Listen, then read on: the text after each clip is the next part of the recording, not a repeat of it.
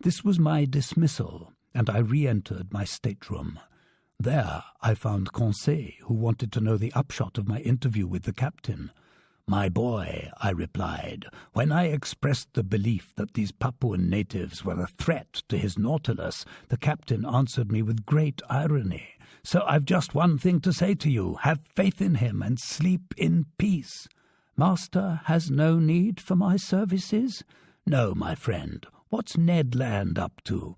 "Begging Master's indulgence," Conseil replied, "but our friend Ned is concocting a kangaroo pie that will be the 8th wonder."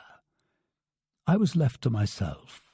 I went to bed, but slept pretty poorly. I kept hearing noises from the savages who were stamping on the platform and letting out deafening yells. The night passed in this way, without the crew ever emerging from their usual inertia. They were no more disturbed by the presence of these man-eaters than soldiers in an armoured fortress are troubled by ants running over the armour plate. I got up at 6 o'clock in the morning. The hatches weren't open, so the air inside hadn't been renewed, but the air tanks were kept full for any eventuality, and would function appropriately to shoot a few cubic meters of oxygen into the Nautilus's thin atmosphere. I worked in my stateroom until noon, without seeing Captain Nemo even for an instant. Nobody on board seemed to be making any preparations for departure.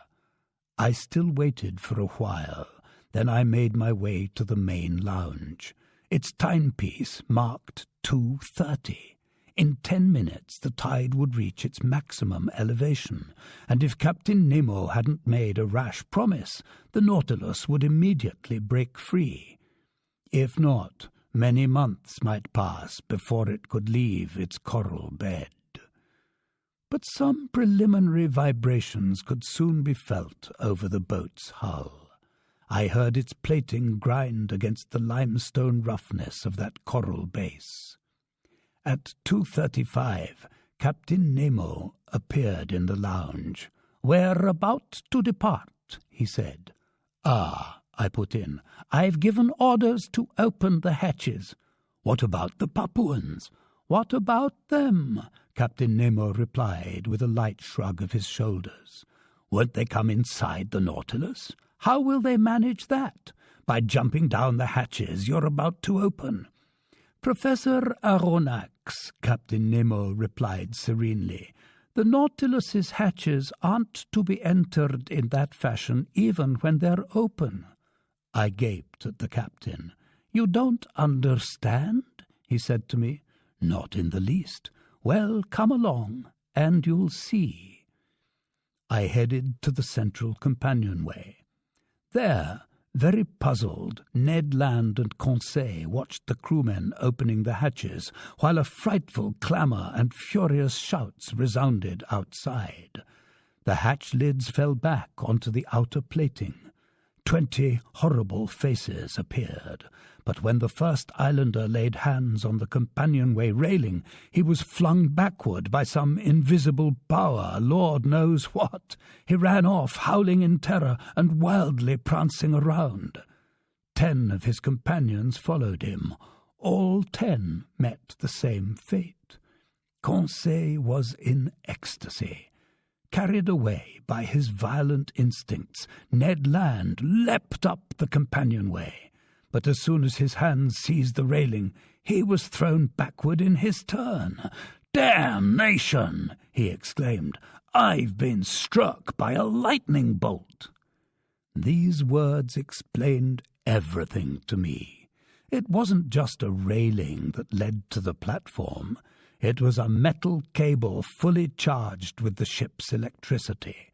Anyone who touched it got a fearsome shock, and such a shock would have been fatal if Captain Nemo had thrown the full current from his equipment into this conducting cable. It could honestly be said that he had stretched between himself and his assailants a network of electricity no one could clear with impunity. Meanwhile, crazed with terror, the unhinged Papuans beat a retreat. As for us, half laughing, we massaged and comforted poor Ned Land, who was swearing like one possessed.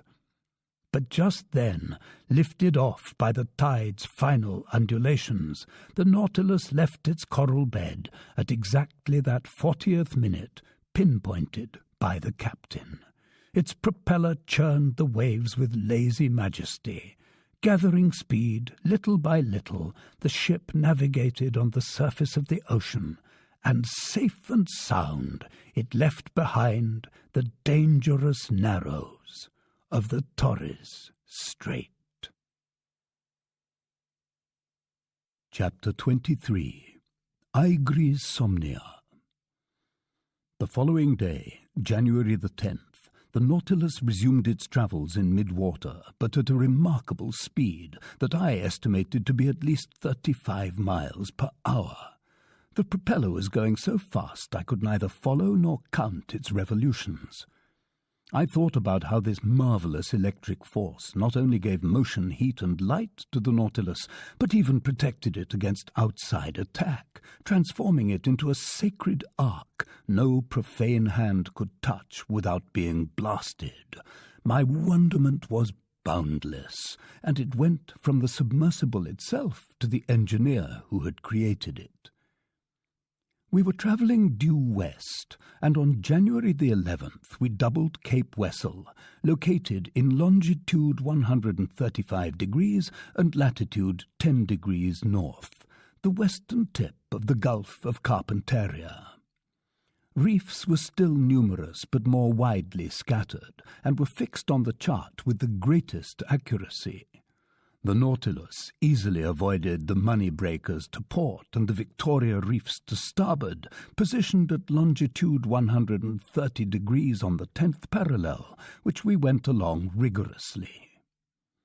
On January the 13th, arriving in the Timor Sea, Captain Nemo raised the island of that name at longitude 122 degrees. This island, whose surface area measures 1,625 square leagues, is governed by Rajas. These aristocrats deem themselves the sons of crocodiles. In other words, descendants with the most exalted origins to which a human being can lay claim. Accordingly, their scaly ancestors infest the island's rivers and are the subjects of special veneration. They are sheltered, nurtured, flattered, pampered, and offered a ritual diet of nubile maidens. And woe to the foreigner who lifts a finger against these sacred saurians. But the Nautilus wanted nothing to do with these nasty animals. Timor Island was visible for barely an instant at noon, while the chief officer determined his position. I also caught only a glimpse of little Roti Island, part of this same group, whose women have a well-established reputation for beauty in the Malaysian marketplace. After our position fix, the Nautilus's latitude bearings were modulated to the southwest. Our prow pointed to the Indian Ocean. Where would Captain Nemo's fancies take us? Would he head up to the shores of Asia? Would he pull nearer to the beaches of Europe? Unlikely choices for a man who avoided populated areas. So would he go down south? Would he double the Cape of Good Hope, then Cape Horn, and push on to the Antarctic Pole? Finally, would he return to the seas of the Pacific, where his Nautilus could navigate freely and easily? Time would tell. After cruising along the Katia, Hibernia, Seringapatam, and Scott reefs, the solid element's last exertions against the liquid element, we were beyond all sight of shore by January the 14th. The Nautilus slowed down in an odd manner, and very unpredictable in its ways. It sometimes swam in the midst of the waters, sometimes drifted on their surface. During this phase of our voyage, Captain Nemo conducted interesting experiments on the different temperatures in various strata of the sea. Under ordinary conditions, such readings are obtained using some pretty complicated instruments whose findings are dubious, to say the least, whether they're thermometric sounding lines whose glass often shatters under the water's pressure, or those devices based on the varying resistance of metals to electric currents. The results so obtained can't be adequately double-checked. By contrast, Captain Nemo would seek the sea's temperature by going himself into its depths, and when he placed his thermometer in contact with the various layers of liquid, he found the sought-for degree immediately and with certainty. And so, by loading up its ballast tanks, or by sinking obliquely with its slanting fins, the Nautilus successively reached depths of 3,000, 4,000, 5,000, 7,000, 9,000, and 10,000 meters, and the ultimate conclusion from these experiments was that, in all latitudes, the sea had a permanent temperature of 4.5 degrees centigrade at a depth of 1,000 meters. I watched these experiments with the most intense fascination. Captain Nemo brought a real passion to them. I often wondered why he took these observations. Were they for the benefit of his fellow man? It was unlikely, because sooner or later his work would perish with him in some unknown sea, unless he intended the results of his experiments for me. But that meant this strange voyage of mine would come to an end, and no such end was in sight. Be that as it may, Captain Nemo also introduced me to the different data he had obtained on the relative densities of the water in our globe's chief seas. From this news I derived some personal enlightenment having nothing to do with science. It happened the morning of January the 15th. The captain, with whom I was strolling on the platform, asked me if I knew how salt water differs in density from sea to sea. I said no, adding that there was a lack of rigorous scientific observations on this subject. "I've taken such observations," he told me, "and I can vouch for their reliability."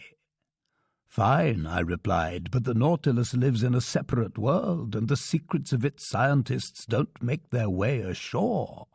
"You're right, Professor," he told me after a few moments of silence. "This is a separate world. It's as alien to the Earth as the planets accompanying our globe around the sun, and we'll never become familiar with the work of scientists on Saturn or Jupiter. But since fate has linked our two lives, I can reveal the results of my observations to you." "I'm all attention, Captain." "You're aware, Professor, that salt water is denser than fresh water, but this density isn't uniform.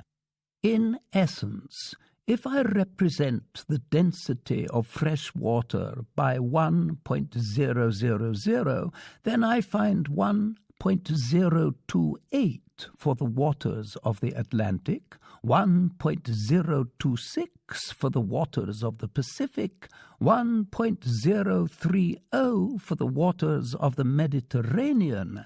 Aha, I thought. So he ventures into the Mediterranean. 1.018 for the waters of the Ionian Sea, and 1.029 for the waters of the Adriatic. Assuredly, the Nautilus didn't avoid the heavily travelled seas of Europe, and from this insight I concluded that the ship would take us back, perhaps very soon, to more civilized shores. I expected Ned Land to greet this news with unfeigned satisfaction. For several days our work hours were spent in all sorts of experiments on the degree of salinity in waters of different depths, or on their electric properties, coloration and transparency. And in every instance, Captain Nemo displayed an ingenuity equalled only by his graciousness toward me.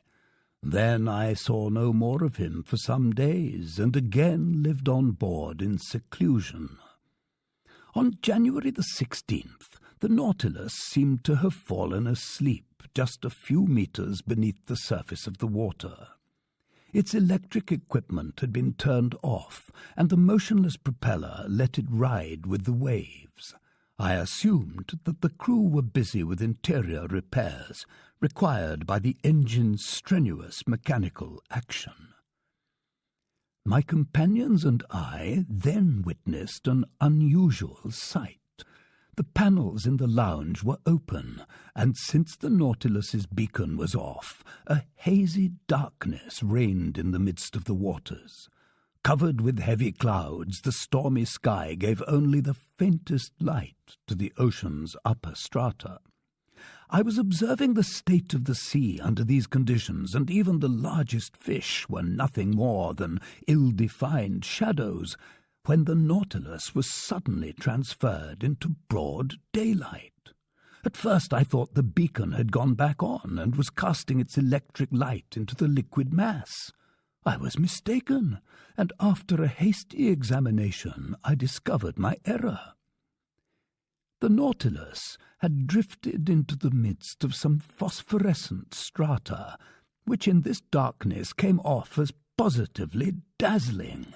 This effect was caused by myriads of tiny luminous animals whose brightness increased when they glided over the metal hull of our submersible. In the midst of these luminous sheets of water, I then glimpsed flashes of light, like those seen inside a blazing furnace from streams of molten lead or from masses of metal brought to a white heat. Flashes so intense that certain areas of the light became shadows by comparison, in a fiery setting from which every shadow should seemingly have been banished. No, this was no longer the calm emission of our usual lighting. This light throbbed with unprecedented vigor and activity. You sensed that it was alive. In essence, it was a cluster of countless open-sea infusoria, or noctiluca, an eighth of an inch wide. Actual globules of transparent jelly, equipped with a thread-like tentacle, up to 25,000 of which have been counted in 30 cubic centimeters of water. And the power of their light was increased by those glimmers unique to medusas, starfish, common jellyfish, angel wing clams, and other phosphorescent zoophytes, which were saturated with grease from organic matter decomposed by the sea, and perhaps with mucus secreted by fish. For several hours the Nautilus drifted in this brilliant tide, and our wonderment grew when we saw huge marine animals cavorting in it like the fire-dwelling salamanders of myth. In the midst of these flames that didn't burn, I could see swift, elegant porpoises, the tireless pranksters of the seas, and sailfish 3 meters long, those shrewd heralds of hurricanes, whose fearsome broadswords sometimes banged against the lounge window. Then smaller fish appeared, miscellaneous triggerfish, leatherjacks, unicornfish, and 100 others that left stripes on this luminous atmosphere in their course.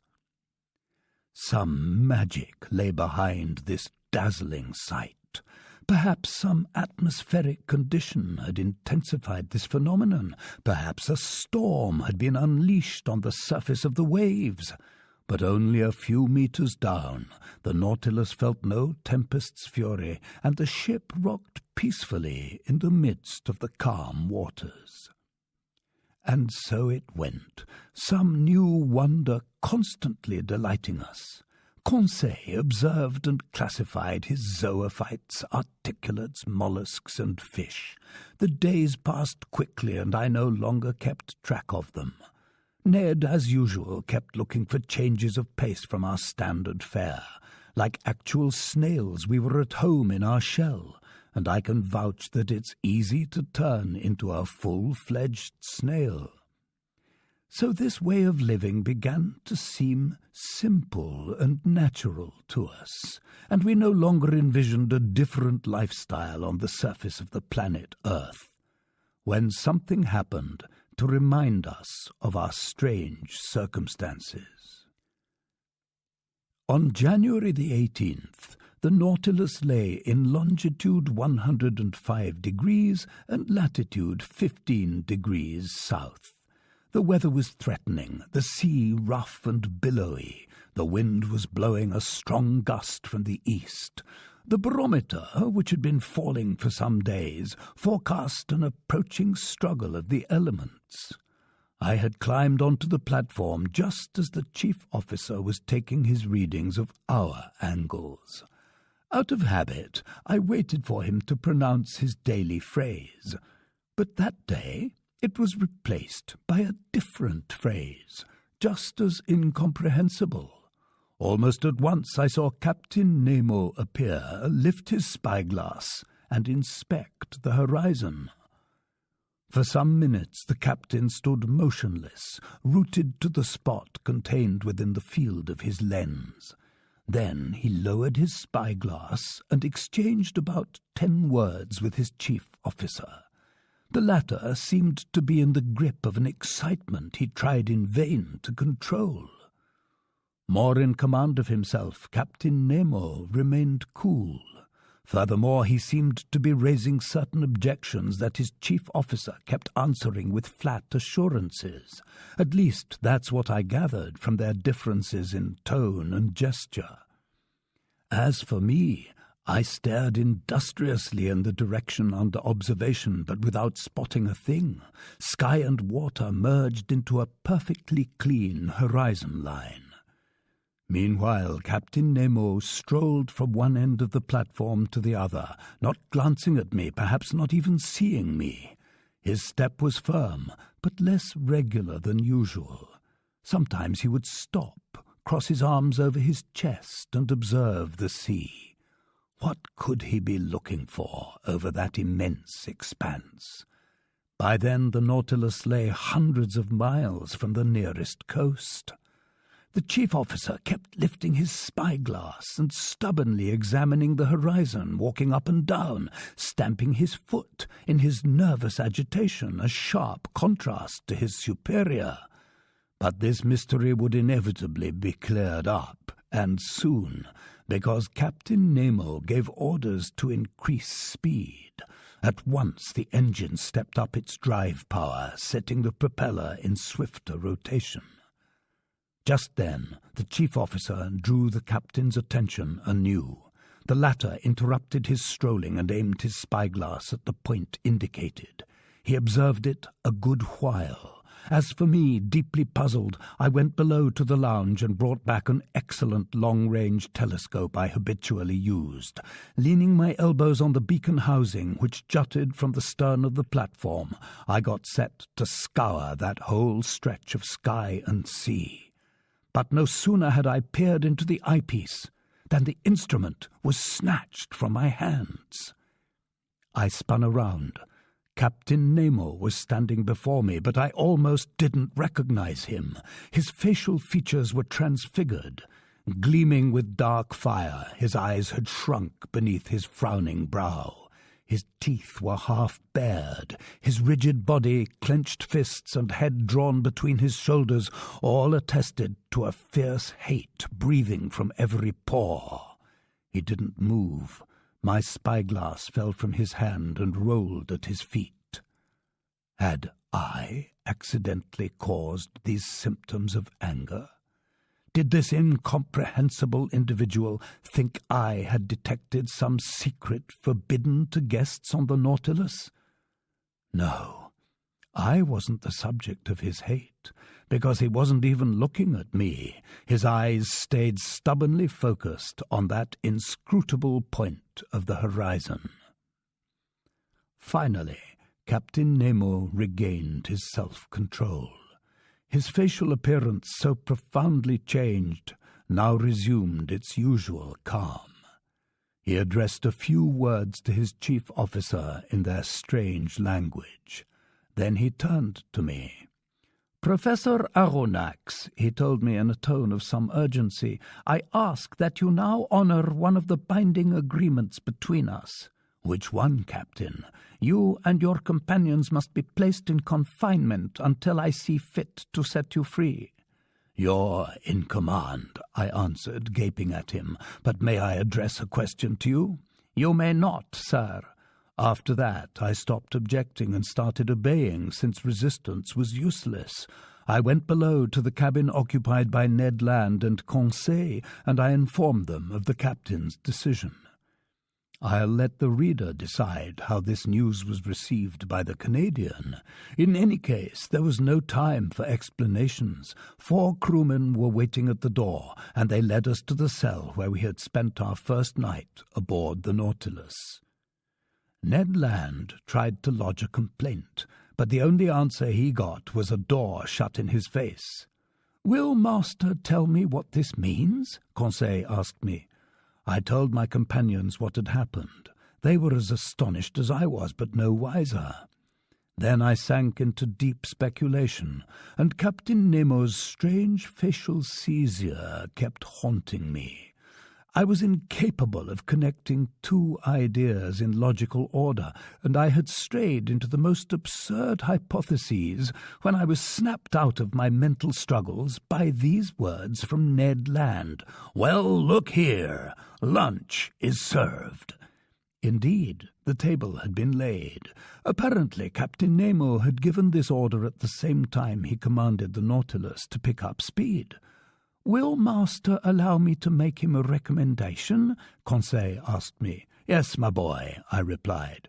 "Well, Master needs to eat his lunch. It's prudent, because we have no idea what the future holds." "You're right, Conseil." "Unfortunately," Ned Land said, "they've only given us the standard menu."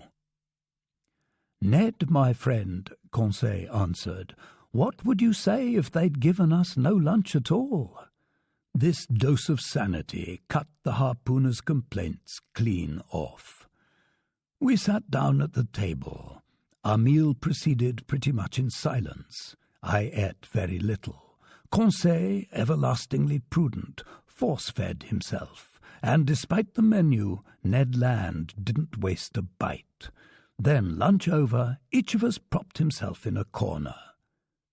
Just then, the luminous globe lighting our cell went out, leaving us in profound darkness.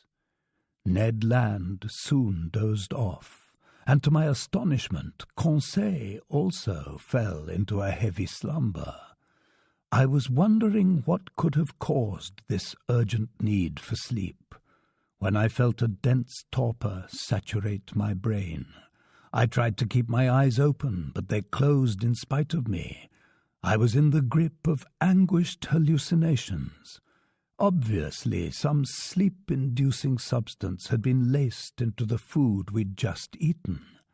So imprisonment wasn't enough to conceal Captain Nemo's plans from us. Sleep was needed as well. Then I heard the hatches close. The sea's undulations, which had been creating a gentle rocking motion, now ceased. Had the Nautilus left the surface of the ocean? Was it re-entering the motionless strata deep in the sea? I tried to fight off this drowsiness. It was impossible. My breathing grew weaker. I felt a mortal chill freeze my dull, nearly paralyzed limbs. Like little domes of lead, my lids fell over my eyes. I couldn't raise them. A morbid sleep full of hallucinations seized my whole being. Then the visions disappeared and left me in utter oblivion. Chapter 24. The Coral Realm. The next day I woke up with my head unusually clear. Much to my surprise, I was in my stateroom. No doubt my companions had been put back in their cabin without noticing it any more than I had. Like me, they would have no idea what took place during the night, and to unravel this mystery I could count only on some future happenstance. I then considered leaving my stateroom. Was I free or still a prisoner? Perfectly free. I opened my door, headed down the gangways, and climbed the central companionway. Hatches that had been closed the day before were now open. I arrived on the platform. Ned Land and Conseil were there waiting for me. I questioned them. They knew nothing. Lost in a heavy sleep of which they had no memory, they were quite startled to be back in their cabin. As for the Nautilus, it seemed as tranquil and mysterious as ever. It was cruising on the surface of the waves at a moderate speed. Nothing seemed to have changed on board. Ned Land observed the sea with his penetrating eyes. It was deserted. The Canadian sighted nothing new on the horizon, neither sail nor shore. A breeze was blowing noisily from the west, and dishevelled by the wind, long billows made the submersible roll very noticeably. After renewing its air, the Nautilus stayed at an average depth of 15 meters, enabling it to return quickly to the surface of the waves. And, contrary to custom, it executed such a maneuver several times during that day of January the 19th. The chief officer would then climb onto the platform, and his usual phrase would ring through the ship's interior. As for Captain Nemo, he didn't appear. Of the other men on board, I saw only my emotionless steward, who served me with his usual mute efficiency. Near 2 o'clock, I was busy organizing my notes in the lounge when the captain opened the door and appeared. I bowed to him. He gave me an almost imperceptible bow in return without saying a word to me. I resumed my work, hoping he might give me some explanation of the previous afternoon's events. He did nothing of the sort. I stared at him. His face looked exhausted. His reddened eyes hadn't been refreshed by sleep. His facial features expressed profound sadness, real chagrin. He walked up and down, sat and stood, picked up a book at random, discarded it immediately, consulted his instruments without taking his customary notes, and seemed unable to rest easy for an instant. Finally, he came over to me and said, "Are you a physician, Professor Aronnax?" This inquiry was so unexpected that I stared at him a good while without replying. "Are you a physician?" he repeated. "Several of your scientific colleagues took their degrees in medicine, such as Gratiolet, Mouquin-Tendon, and others." "That's right," I said. "I am a doctor. I used to be on call at the hospitals. I was in practice for several years before joining the museum." "Excellent, sir." My reply obviously pleased Captain Nemo, but not knowing what he was driving at, I waited for further questions, ready to reply as circumstances dictated. "Professor Aronnax," the captain said to me, "would you consent to give your medical attentions to one of my men?" "Someone is sick?" "Yes, I'm ready to go with you." "Come." I admit that my heart was pounding. Lord knows why, but I saw a definite connection between this sick crewman and yesterday's happenings, and the mystery of those events concerned me at least as much as the man's sickness. Captain Nemo led me to the Nautilus's stern and invited me into a cabin located next to the sailors' quarters. On a bed there lay a man some 40 years old with strongly moulded features, the very image of an Anglo-Saxon. I bent over him. Not only was he sick, he was wounded. Swathed in blood-soaked linen, his head was resting on a folded pillow. I undid the linen bandages, while the wounded man gazed with great staring eyes and let me proceed without making a single complaint. It was a horrible wound. The cranium had been smashed open by some blunt instrument, leaving the naked brains exposed, and the cerebral matter had suffered deep abrasions. Blood clots had formed in this dissolving mass, taking on the colour of wine dregs. Both contusion and concussion of the brain had occurred. The sick man's breathing was laboured, and muscle spasms quivered in his face. Cerebral inflammation was complete and had brought on a paralysis of movement and sensation. I took the wounded man's pulse. It was intermittent. The body's extremities were already growing cold, and I saw that death was approaching without any possibility of my holding it in check. After dressing the poor man's wound, I redid the linen bandages around his head, and I turned to Captain Nemo. "How did he get this wound?" I asked him. "That's not important," the captain replied evasively. "The Nautilus suffered a collision that cracked one of the engine levers, and it struck this man. My chief officer was standing beside him. This man leapt forward to intercept the blow. A brother lays down his life for his brother, a friend for his friend. What could be simpler? That's the law for everyone on board the Nautilus. But what's your diagnosis of his condition?" I hesitated to speak my mind. "You may talk freely," the captain told me. "This man doesn't understand French." I took a last look at the wounded man. Then I replied, "This man will be dead in 2 hours. Nothing can save him?" "Nothing." Captain Nemo clenched his fists, and tears slid from his eyes, which I had thought incapable of weeping. For a few moments more I observed the dying man, whose life was ebbing little by little. He grew still more pale under the electric light that bathed his deathbed. I looked at his intelligent head, furrowed with premature wrinkles that misfortune, perhaps misery, had etched long before. I was hoping to detect the secret of his life in the last words that might escape from his lips. "You may go, Professor Aronnax," Captain Nemo told me. I left the captain in the dying man's cabin, and I repaired to my stateroom, very moved by this scene. All day long I was aquiver with gruesome forebodings.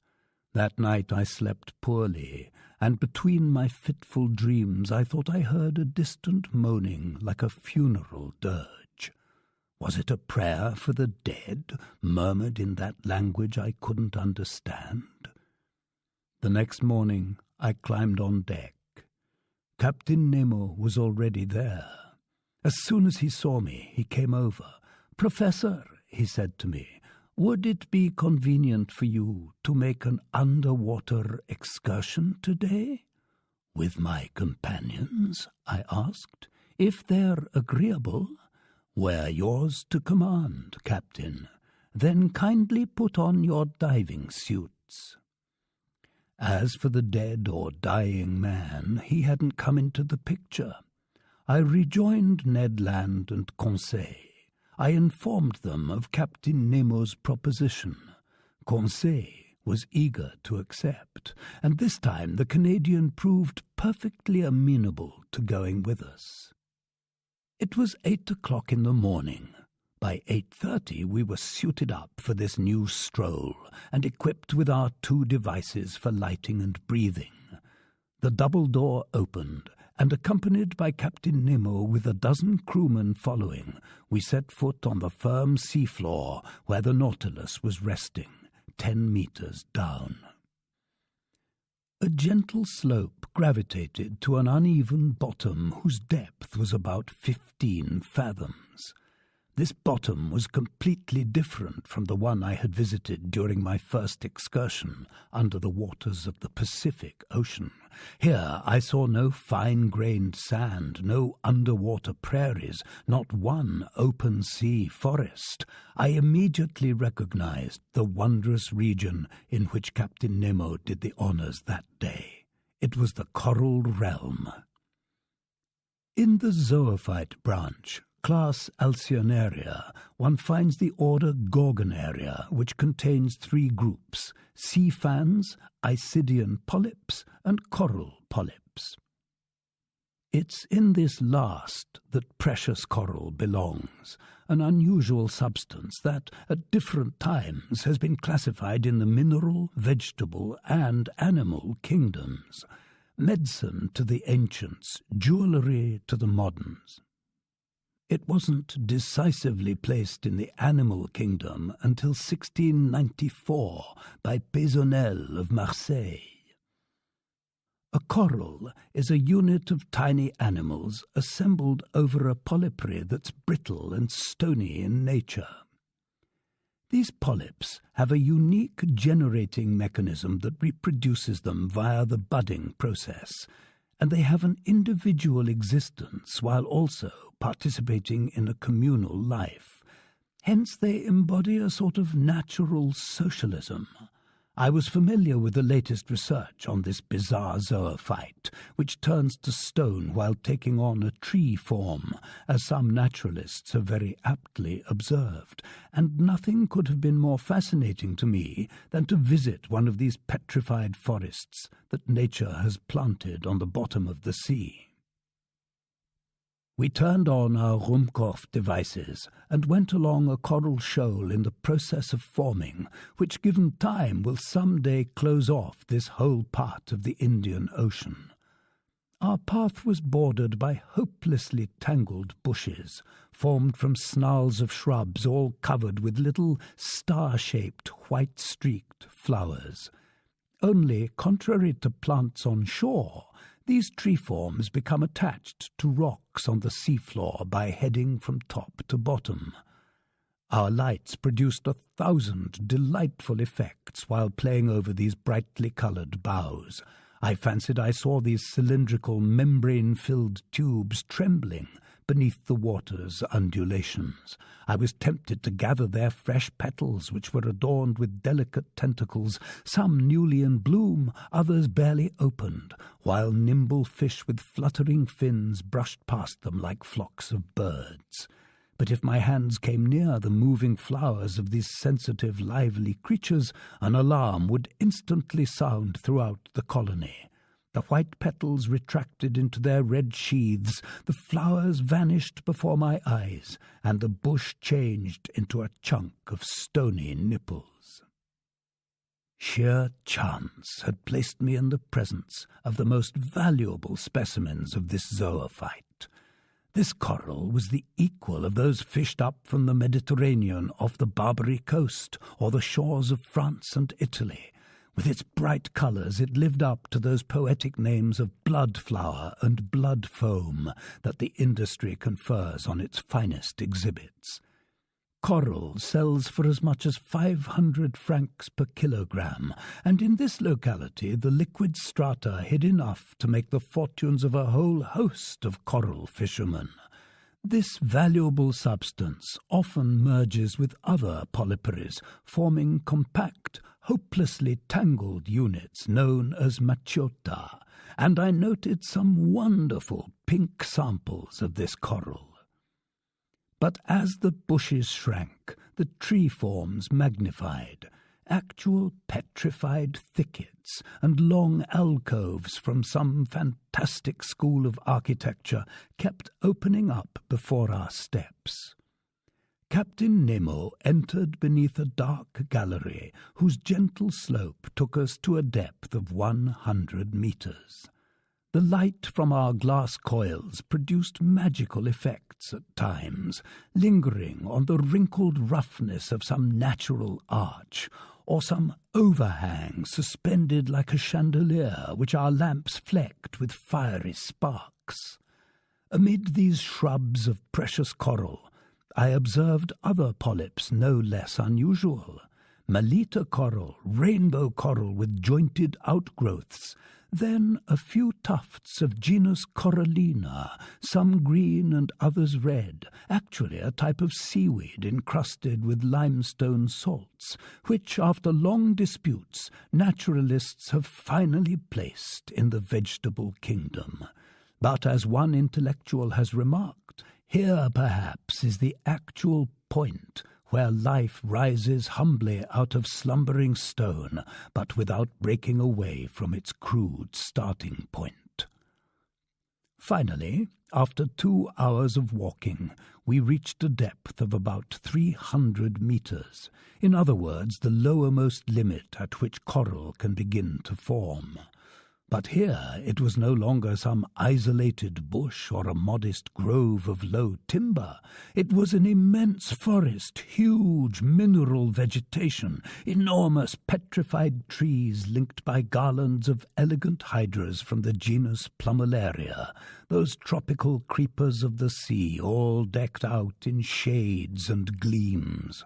We passed freely under their lofty boughs, lost up in the shadows of the waves, while at our feet organ-pipe coral, stony coral, star coral, fungus coral, and sea anemone from the genus Caryophylla formed a carpet of flowers, all strewn with dazzling gems. What an indescribable sight! Oh, if only we could share our feelings! Why were we imprisoned behind these masks of metal and glass? Why were we forbidden to talk with each other? At least let us lead the lives of the fish that populate this liquid element, or better yet, the lives of amphibians which can spend long hours either at sea or on shore, travelling through their double domain as their whims dictate. Meanwhile, Captain Nemo had called a halt. My companions and I stopped walking, and turning around, I saw the crewmen form a semicircle around their leader. Looking with greater care, I observed that 4 of them were carrying on their shoulders an object that was oblong in shape. At this locality, we stood in the centre of a huge clearing surrounded by the tall tree forms of this underwater forest. Our lamps cast a sort of brilliant twilight over the area, making inordinately long shadows on the sea floor. Past the boundaries of the clearing, the darkness deepened again, relieved only by little sparkles given off by the sharp crests of coral. Ned Land and Conseil stood next to me. We stared, and it dawned on me that I was about to witness a strange scene. Observing the sea floor, I saw that it swelled at certain points from low bulges that were encrusted with limestone deposits and arranged with a symmetry that betrayed the hand of man. In the middle of the clearing, on a pedestal of roughly piled rocks, there stood a cross of coral, extending long arms you would have thought were made of petrified blood. At a signal from Captain Nemo, one of his men stepped forward, and, a few feet from this cross, detached a mattock from his belt and began to dig a hole. I finally understood. This clearing was a cemetery, this hole a grave, that oblong object the body of the man who must have died during the night. Captain Nemo and his men had come to bury their companion in this communal resting place on the inaccessible ocean floor. No, my mind was reeling as never before. Never had ideas of such impact raced through my brain. I didn't want to see what my eyes saw. Meanwhile, the grave digging went slowly. Fish fled here and there as their retreat was disturbed. I heard the pick ringing on the limestone soil, its iron tip sometimes giving off sparks when it hit a stray piece of flint on the sea bottom. The hole grew longer, wider, and soon was deep enough to receive the body. Then the pallbearers approached. Wrapped in white fabric made from filaments of the fan muscle, the body was lowered into its watery grave.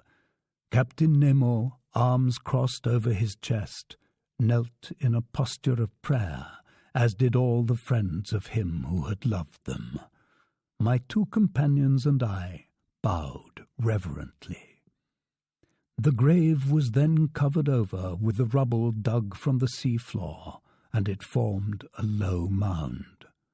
When this was done, Captain Nemo and his men stood up. Then they all approached the grave, sank again on bended knee, and extended their hands in a sign of final farewell. Then the funeral party went back up the path to the Nautilus, returning beneath the arches of the forest, through the thickets, along the coral bushes, going steadily higher. Finally the ship's rays appeared. Their luminous trail guided us to the Nautilus. By 1 o'clock we had returned. After changing clothes, I climbed onto the platform, and in the grip of dreadfully obsessive thoughts, I sat next to the beacon. Captain Nemo rejoined me. I stood up and said to him, "So, as I predicted, that man died during the night." "Yes, Professor Aronnax," Captain Nemo replied, "and now he rests beside his companions in that coral cemetery." "Yes, forgotten by the world, but not by us. We dig the graves, then entrust the polyps with sealing away our dead for eternity." And with a sudden gesture, the captain hid his face in his clenched fists, vainly trying to hold back a sob. Then he added, "There lies our peaceful cemetery, hundreds of feet beneath the surface of the waves. At least, Captain, your dead can sleep serenely there, out of the reach of sharks." "Yes, sir," Captain Nemo replied solemnly, "of sharks and men."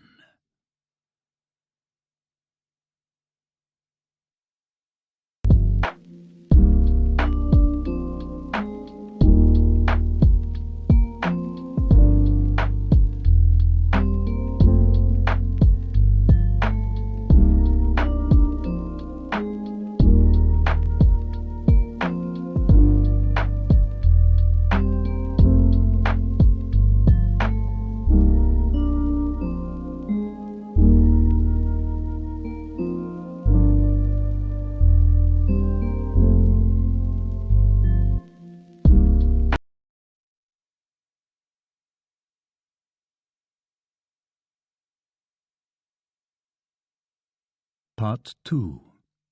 Chapter 1. The Indian Ocean. Now we begin the second part of this voyage under the seas. The first ended in that moving scene at the coral cemetery, which left a profound impression on my mind. And so Captain Nemo would live out his life entirely in the heart of this immense sea, and even his grave lay ready in its impenetrable depths. There the last sleep of the Nautilus's occupants, friends bound together in death as in life, would be disturbed by no monster of the deep. No man either, the captain had added, always that same fierce, implacable defiance of human society. As for me, I was no longer content with the hypotheses that satisfied Conseil. That fine lad persisted in seeing the Nautilus's commander as merely one of those unappreciated scientists who repay humanity's indifference with contempt. For Conseil, the captain was still a misunderstood genius, who, tired of the world's deceptions, had been driven to take refuge in this inaccessible environment where he was free to follow his instincts. But to my mind, this hypothesis explained only one side of Captain Nemo. In fact, the mystery of that last afternoon when we were locked in prison and put to sleep, the captain's violent precaution of snatching from my grasp a spyglass poised to scour the horizon, and the fatal wound given that man during some unexplained collision suffered by the Nautilus, all led me down a plain trail. No, Captain Nemo wasn't content simply to avoid humanity. His fearsome submersible served not only his quest for freedom, but also perhaps it was used in Lord knows what schemes of dreadful revenge. Right now, nothing is clear to me. I still glimpse only glimmers in the dark, and I must limit my pen, as it were, to taking dictation from events. But nothing binds us to Captain Nemo. He believes that escaping from the Nautilus is impossible. We are not even constrained by our word of honor. No promises fetter us. We are simply captives, prisoners masquerading under the name guests for the sake of everyday courtesy. Even so, Ned Land hasn't given up all hope of recovering his freedom. He's sure to take advantage of the first chance that comes his way. No doubt I will do likewise. And yet I will feel some regret at making off with the Nautilus's secrets so generously unveiled for us by Captain Nemo. Because ultimately, should we detest or admire this man, is he the persecutor or the persecuted? And in all honesty, before I leave him forever, I want to finish this underwater tour of the world, whose first stages have been so magnificent. I want to observe the full series of these wonders gathered under the seas of our globe. I want to see what no man has seen yet, even if I must pay for this insatiable curiosity with my life. What are my discoveries to date? Nothing, relatively speaking, since so far we've covered only 6,000 leagues across the Pacific. Nevertheless, I'm well aware that the Nautilus is drawing near to populated shores, and if some chance for salvation becomes available to us, it would be sheer cruelty to sacrifice my companions to my passion for the unknown. I must go with them, perhaps even guide them. But will this opportunity ever arise? The human being, robbed of his free will, craves such an opportunity, but the scientist, forever inquisitive, dreads it.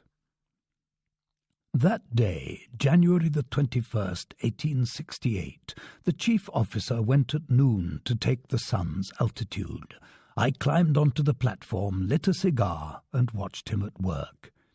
It seemed obvious to me that this man didn't understand French, because I made several remarks in a loud voice that were bound to provoke him to some involuntary show of interest had he understood them, but he remained mute and emotionless.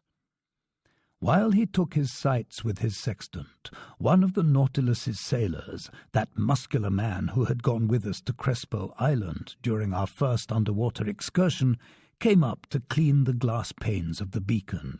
I then examined the fittings of this mechanism, whose power was increased 100-fold by biconvex lenses that were designed like those in a lighthouse and kept its rays productively focused. This electric lamp was so constructed as to yield its maximum illuminating power.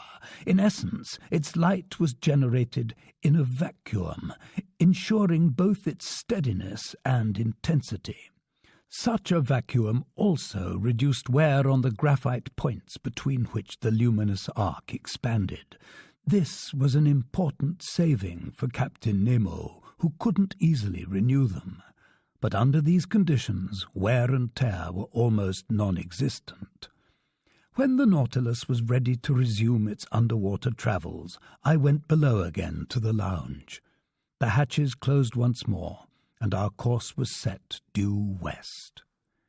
We then ploughed the waves of the Indian Ocean, vast liquid plains with an area of 550 million hectares, whose waters are so transparent it makes you dizzy to lean over their surface.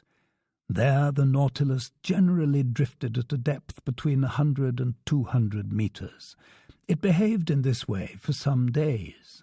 To anyone without my grand passion for the sea, these hours would surely have seemed long and monotonous. But my daily strolls on the platform, where I was revived by the life-giving ocean air, the sights in the rich waters beyond the lounge windows, the books to be read in the library, and the composition of my memoirs, took up all my time and left me without a moment of weariness or boredom. All in all, we enjoyed a highly satisfactory state of health. The diet on board agreed with us perfectly, and for my part I could easily have gone without those changes of pace that Ned Land, in a spirit of protest, kept taxing his ingenuity to supply us. What's more, in this constant temperature we didn't even have to worry about catching colds. Besides, the ship had a good stock of the madrepore Dendrophilia, known in Provence by the name sea fennel, and a poultice made from the dissolved flesh of its polyps will furnish an excellent cough medicine. For some days we saw a large number of aquatic birds with webbed feet, known as gulls or sea mews. Some were skilfully slain, and when cooked in a certain fashion they make a very acceptable platter of water game. Among the great wind riders, carried over long distances from every shore and resting on the waves from their exhausting flights, I spotted some magnificent albatross, birds belonging to the longipens, long-winged family, whose discordant calls sound like the braying of an ass. The totipalms, fully webbed family, was represented by swift frigate birds, nimbly catching fish at the surface, and by numerous tropic birds of the genus Phaeton, among others the red-tailed tropic bird, the size of a pigeon, its white plumage shaded with pink tints that contrasted with its dark-hued wings. The Nautilus's nets hauled up several types of sea turtle from the hawksbill genus with arching backs whose scales are highly prized. Diving easily, these reptiles can remain a good while underwater by closing the fleshy valves located at the external openings of their nasal passages. When they were captured, some hawksbills were still asleep inside their carapaces, a refuge from other marine animals. The flesh of these turtles was nothing memorable, but their eggs made an excellent feast. As for fish, they always filled us with wonderment. When, staring through the open panels, we could unveil the secrets of their aquatic lives. I noted several species I hadn't previously been able to observe. I'll mention chiefly some trunkfish unique to the Red Sea, the Sea of the East Indies, and that part of the ocean washing the coasts of equinoctial America. Like turtles, armadillos, sea urchins, and crustaceans, these fish are protected by armor plate that's neither chalky nor stony, but actual bone. Sometimes this armor takes the shape of a solid triangle, sometimes that of a solid quadrangle.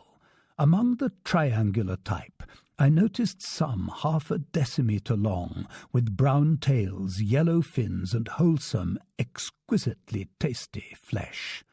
I even recommend that they be acclimatized to fresh water, a change incidentally that a number of saltwater fish can make with ease. I'll also mention some quadrangular trunkfish topped by 4 large protuberances along the back. Trunkfish sprinkled with white spots on the underside of the body, which make good house pets like certain birds. Boxfish armed with stings formed by extensions of their bony crusts, and whose odd grunting has earned them the nickname sea pigs. Then some trunkfish known as dromedaries, with tough, leathery flesh and big conical humps. From the daily notes kept by Monsieur Conseil, I also retrieve certain fish from the genus Tetradon, unique to these seas, southern puffers with red backs and white chests, distinguished by 3 lengthwise rows of filaments, and jugfish 7 inches long, decked out in the brightest colours. Then, as specimens of other genera, blowfish resembling a dark brown egg, furrowed with white bands and lacking tails, globefish, genuine porcupines of the sea, armed with stings and able to inflate themselves until they look like a pincushion bristling with needles, seahorses common to every ocean, flying dragonfish with long snouts and highly distended pectoral fins shaped like wings, which enable them, if not to fly, at least to spring into the air. Spatula-shaped paddlefish, whose tails are covered with many scaly rings, snipefish with long jaws, excellent animals, 25 centimetres long and gleaming with the most cheerful colours, bluish-grey dragonets with wrinkled heads, myriads of leaping blennies with black stripes and long pectoral fins gliding over the surface of the water with prodigious speed, delicious sailfish that can hoist their fins in a favourable current like so many unfurled sails, splendid nursery fish on which nature has lavished yellow, azure, silver and gold, yellow mackerel with wings made of filaments, bullheads forever spattered with mud, which make distinct hissing sounds, sea robins whose livers are thought to be poisonous, ladyfish that can flutter their eyelids, finally archerfish with long tubular snouts,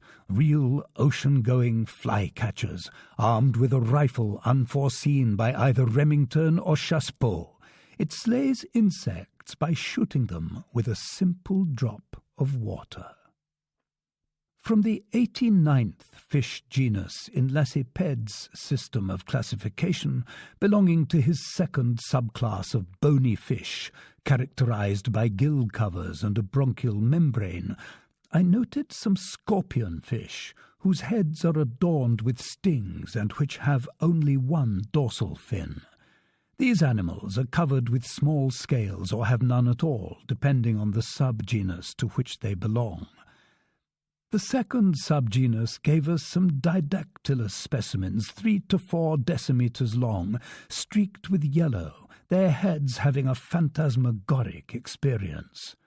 As for the first subgenus, it furnished several specimens of that bizarre fish aptly nicknamed toadfish, whose big head is sometimes gouged with deep cavities, sometimes swollen with protuberances, bristling with stings and strewn with nodules. It sports hideously irregular horns. Its body and tail are adorned with callosities. Its stings can inflict dangerous injuries. It's repulsive and horrible. From January the 21st to the 23rd, the Nautilus travelled at the rate of 250 leagues in 24 hours, hence 540 miles at 22 miles per hour. If, during our trip, we were able to identify these different varieties of fish, it's because they were attracted by our electric light and tried to follow alongside. But most of them were outdistanced by our speed and soon fell behind. Temporarily, however, a few managed to keep pace in the Nautilus's waters. On the morning of the 24th, in latitude 12 degrees 5 south and longitude 94 degrees 33, we raised Keeling Island, a madreporic upheaving planted with magnificent coconut trees, which had been visited by Mr. Darwin and Captain Fitzroy. The Nautilus cruised along a short distance off the shore of this desert island. Our dragnets brought up many specimens of polyps and echinoderms, plus some unusual shells from the branch mollusca. Captain Nemo's treasures were enhanced by some valuable exhibits from the delphinulus snail species, to which I joined some pointed star coral, a sort of parasitic polypary that often attaches itself to seashells.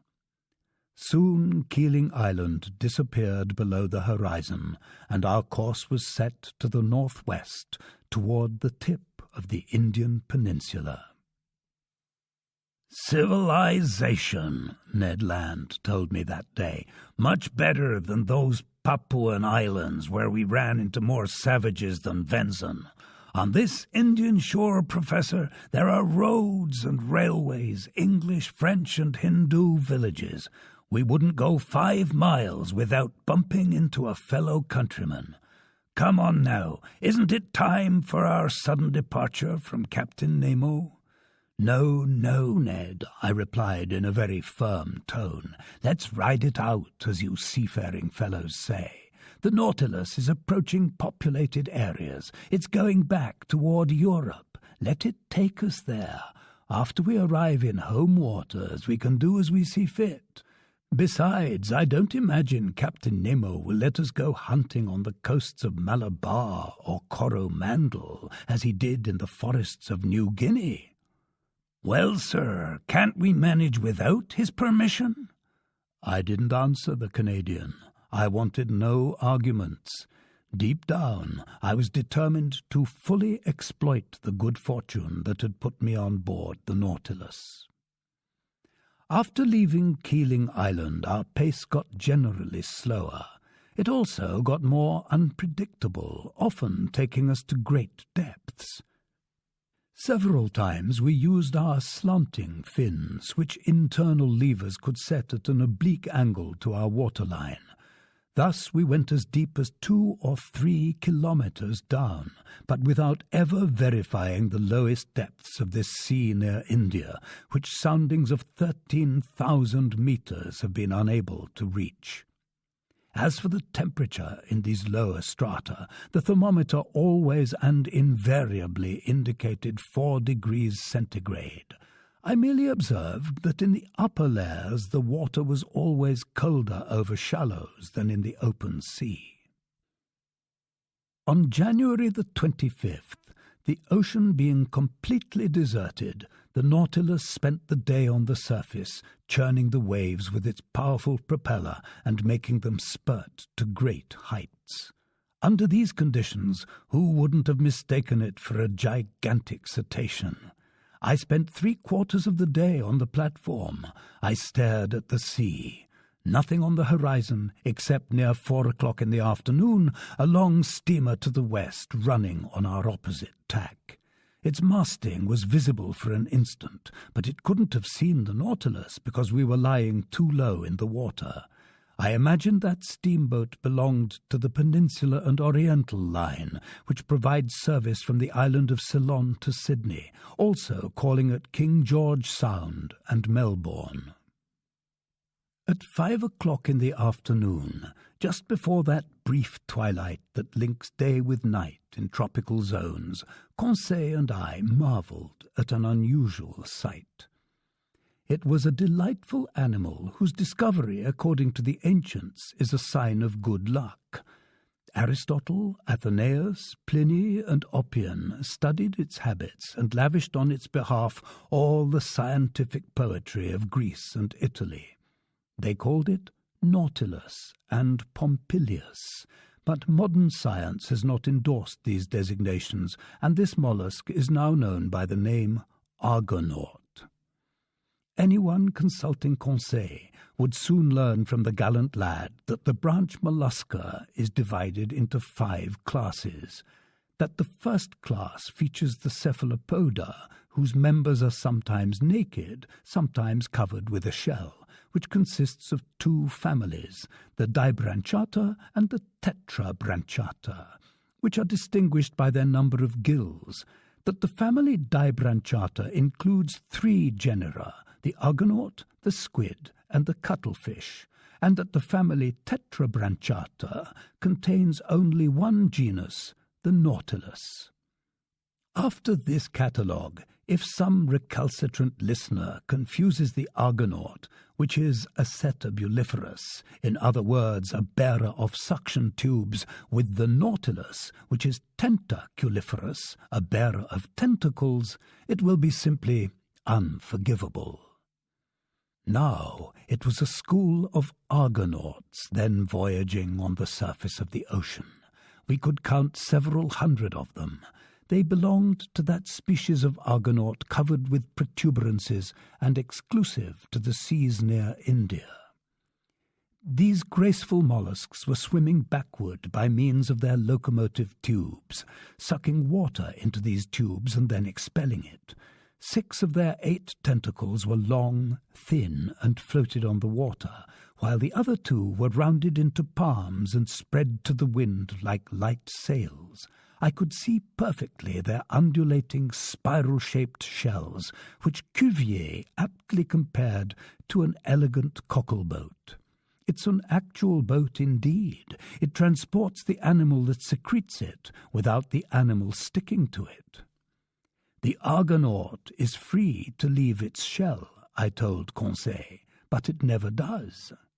Not unlike Captain Nemo, Conseil replied sagely, which is why he should have christened his ship the Argonaut.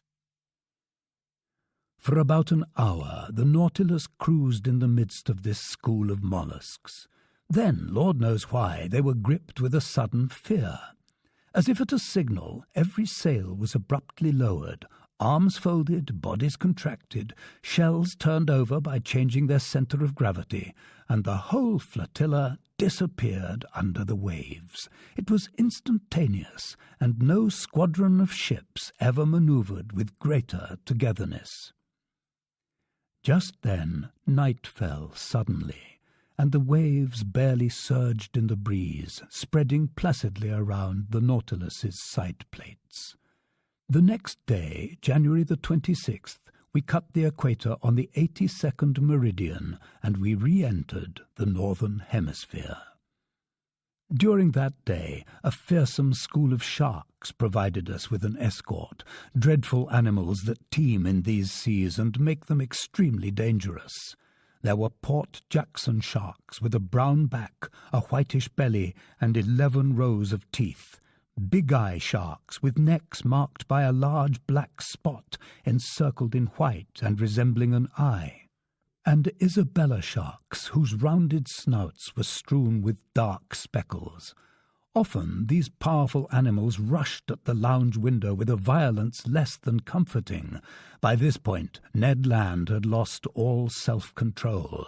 He wanted to rise to the surface of the waves and harpoon the monsters, especially certain smooth hound sharks, whose mouths were paved with teeth arranged like a mosaic, and some big 5-meter tiger sharks that insisted on personally provoking him.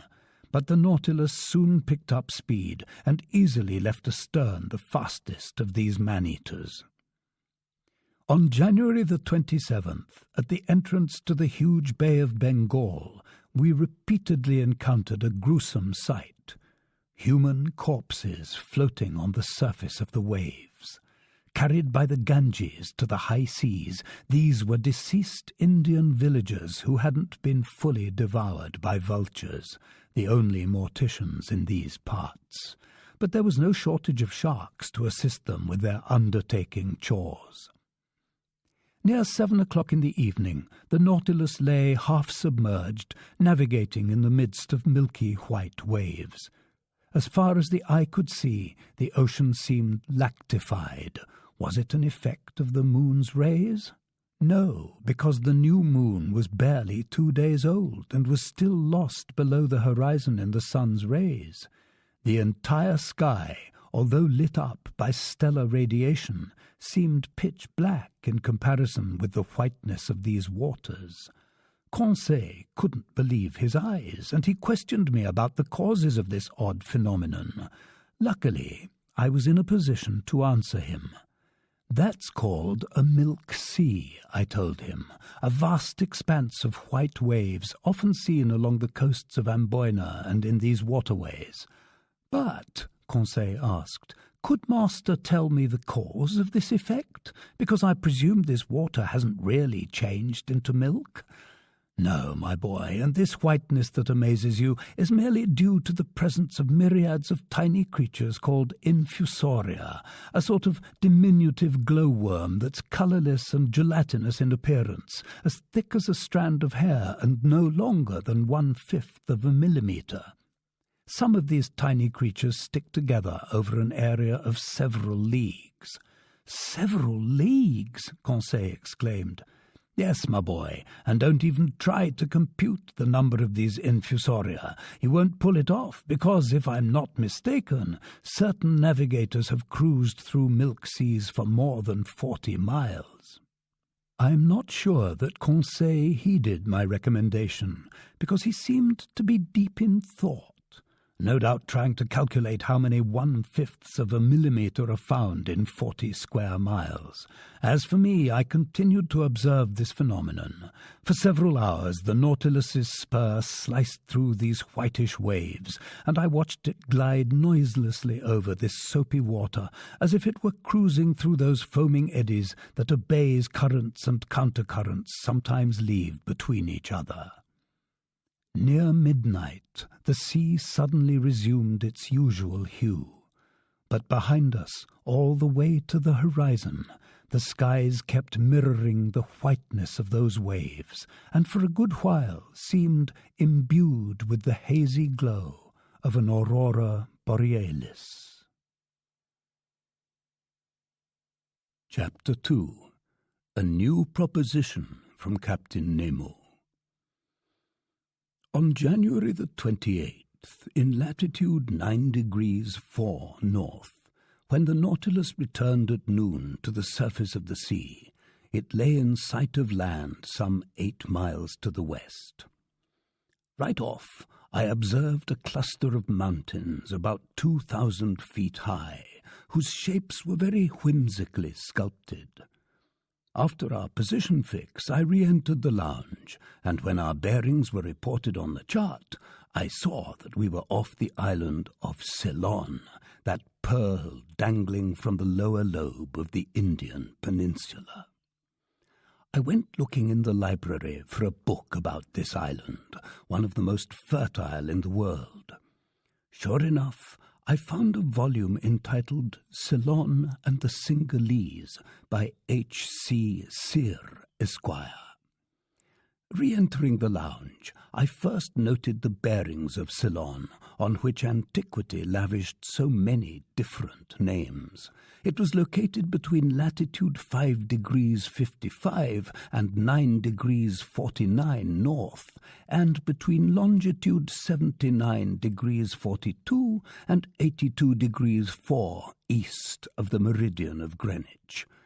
Its length is 275 miles, its maximum width 150 miles, its circumference 900 miles, its surface area 24,448 square miles, in other words, a little smaller than that of Ireland. Just then, Captain Nemo and his chief officer appeared.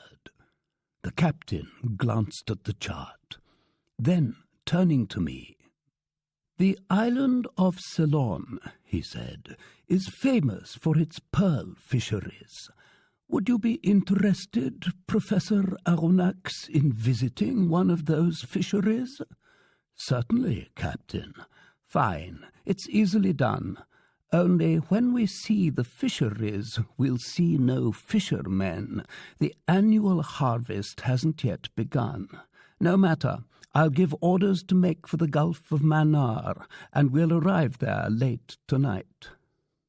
The captain said a few words to his chief officer, who went out immediately. Soon the Nautilus re-entered its liquid element, and the pressure gauge indicated that it was staying at a depth of 30 feet. With the chart under my eyes, I looked for the Gulf of Mannar. I found it by the 9th parallel off the northwestern shores of Ceylon. It was formed by the long curve of Little Mannar Island. To reach it, we had to go all the way up Ceylon's west coast. "Professor," Captain Nemo then told me, "there are pearl fisheries in the Bay of Bengal, the seas of the East Indies, the seas of China and Japan, plus those seas south of the United States, the Gulf of Panama and the Gulf of California. But it's off Ceylon that such fishing reaps its richest rewards. No doubt we'll be arriving a little early. Fishermen gather in the Gulf of Mannar only during the month of March, and for 30 days some 300 boats concentrate on the lucrative harvest of these treasures from the sea. Each boat is manned by 10 oarsmen and 10 fishermen. The latter divide into 2 groups, dive in rotation, and descend to a depth of 12 meters with the help of a heavy stone clutched between their feet and attached by a rope to their boat." "You mean," I said, "that such primitive methods are still all that they use?" "All," Captain Nemo answered me. "Although these fisheries belong to the most industrialized people in the world, the English, to whom the Treaty of Amiens granted them in 1802. Yet it strikes me that diving suits like yours could perform yeoman's service in such work."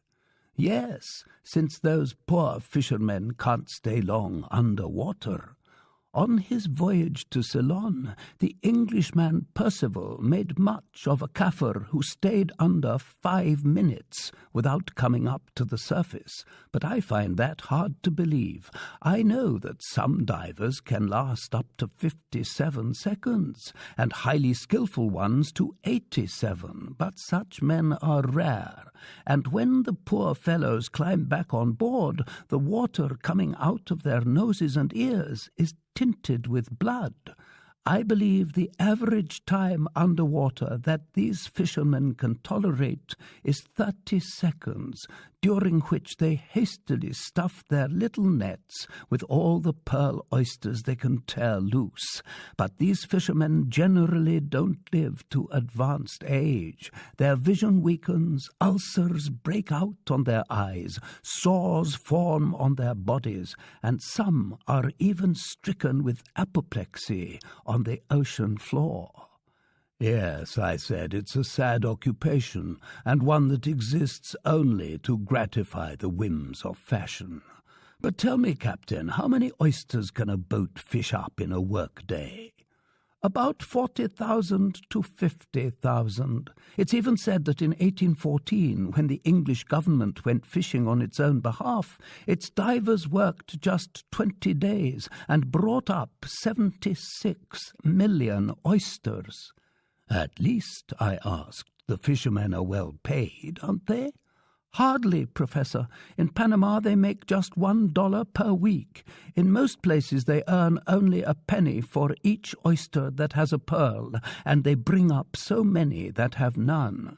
"Only 1 penny to those poor people who make their employers rich? That's atrocious." "On that note, Professor," Captain Nemo told me, "you and your companions will visit the Mannar Oyster Bank, and if by chance some eager fisherman arrives early, well, we can watch him at work." "That suits me, Captain.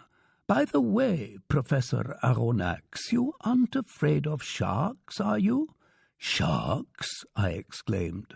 This struck me as a pretty needless question, to say the least. "Well," Captain Nemo went on, "I admit, Captain, I'm not yet on very familiar terms with that genus of fish." "We're used to them, the rest of us," Captain Nemo answered, "and in time you will be too. Anyhow, we'll be armed, and on our way we might hunt a man-eater or two. It's a fascinating sport. So, Professor, I'll see you tomorrow, bright and early." This said in a carefree tone, Captain Nemo left the lounge. If you're invited to hunt bears in the Swiss mountains, you might say, "Oh, good, I get to go bear hunting tomorrow." If you're invited to hunt lions on the Atlas Plains or tigers in the jungles of India, you might say, "Ha, now's my chance to hunt lions and tigers." But if you're invited to hunt sharks in their native element, you might want to think it over before accepting. As for me, I passed a hand over my brow, where beads of cold sweat were busy forming. Let's think this over, I said to myself, and let's take our time. Hunting otters in underwater forests, as we did in the forests of Crespo Island, is an acceptable activity. But to roam the bottom of the sea, when you're almost certain to meet man-eaters in the neighborhood, that's another story. I know that in certain countries, particularly the Andaman Islands, Negroes don't hesitate to attack sharks, dagger in one hand and noose in the other. But I also know that many who face those fearsome animals don't come back alive. Besides, I'm not a Negro, and even if I were a Negro, in this instance I don't think a little hesitation on my part would be out of place. And there I was, fantasizing about sharks, envisioning huge jaws armed with multiple rows of teeth and capable of cutting a man in half. I could already feel a definite pain around my pelvic girdle, and how I resented the offhand manner in which the captain had extended his deplorable invitation. You would have thought it was an issue of going into the woods on some harmless fox hunt. Thank heavens, I said to myself, Conseil will never want to come along, and that'll be my excuse for not going with the captain. As for Ned Land, I admit I felt less confident of his wisdom. Danger, however great, held a perennial attraction for his aggressive nature. I went back to reading Sear's book, but I leafed through it mechanically. Between the lines I kept seeing fearsome, wide-open jaws. Just then, Conseil and the Canadian entered with a calm, even gleeful air. Little did they know what was waiting for them. "Ye gods, sir," Ned Land told me, "your Captain Nemo, the devil take him, has just made us a very pleasant proposition." "Oh," I said, "you know about—" "With all due respect to Master," Conseil replied, "the Nautilus's commander has invited us, together with Master, for a visit tomorrow to Ceylon's magnificent pearl fisheries. He did so in the most cordial terms, and conducted himself like a true gentleman." "He didn't tell you anything else?" "Nothing, sir," the Canadian replied. "He said you'd already discussed this little stroll." "Indeed," I said, "but didn't he give you any details on—" "Not a one, Mr. Naturalist. You will be going with us, right?" "Me? Why, yes, certainly, of course. I can see that you like the idea, Mr. Land." "Yes, it will be a really unusual experience." "And possibly dangerous?" I added in an insinuating tone. "Dangerous?" Ned Land replied. "A simple trip to an oyster bank?" Assuredly, Captain Nemo hadn't seen fit to plant the idea of sharks in the minds of my companions. For my part, I stared at them with anxious eyes, as if they were already missing a limb or two. Should I alert them? Yes, surely, but I hardly knew how to go about it. "Would Master," Conseil said to me, "give us some background on pearl fishing?" "On the fishing itself?" I asked. "Or on the occupational hazards that—" "On the fishing," the Canadian replied. "Before we tackle the terrain, it helps to be familiar with it." "All right, sit down, my friends, and I'll teach you everything I myself have just been taught by the Englishman H.C. Sear." Ned and Conseil took seats on a couch, and right off the Canadian said to me, "Sir, just what is a pearl exactly?" "My gallant Ned," I replied, "for poets a pearl is a tear from the sea. For Orientals it's a drop of solidified dew.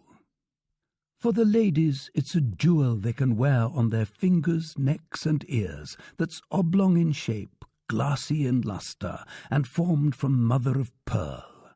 For chemists, it's a mixture of calcium phosphate and calcium carbonate with a little gelatin protein. And finally, for naturalists, it's a simple festering secretion from the organ that produces mother-of-pearl in certain bivalves. Branch Mollusca, Conseil said. Class Acephala, order Testacea. Correct, my scholarly Conseil.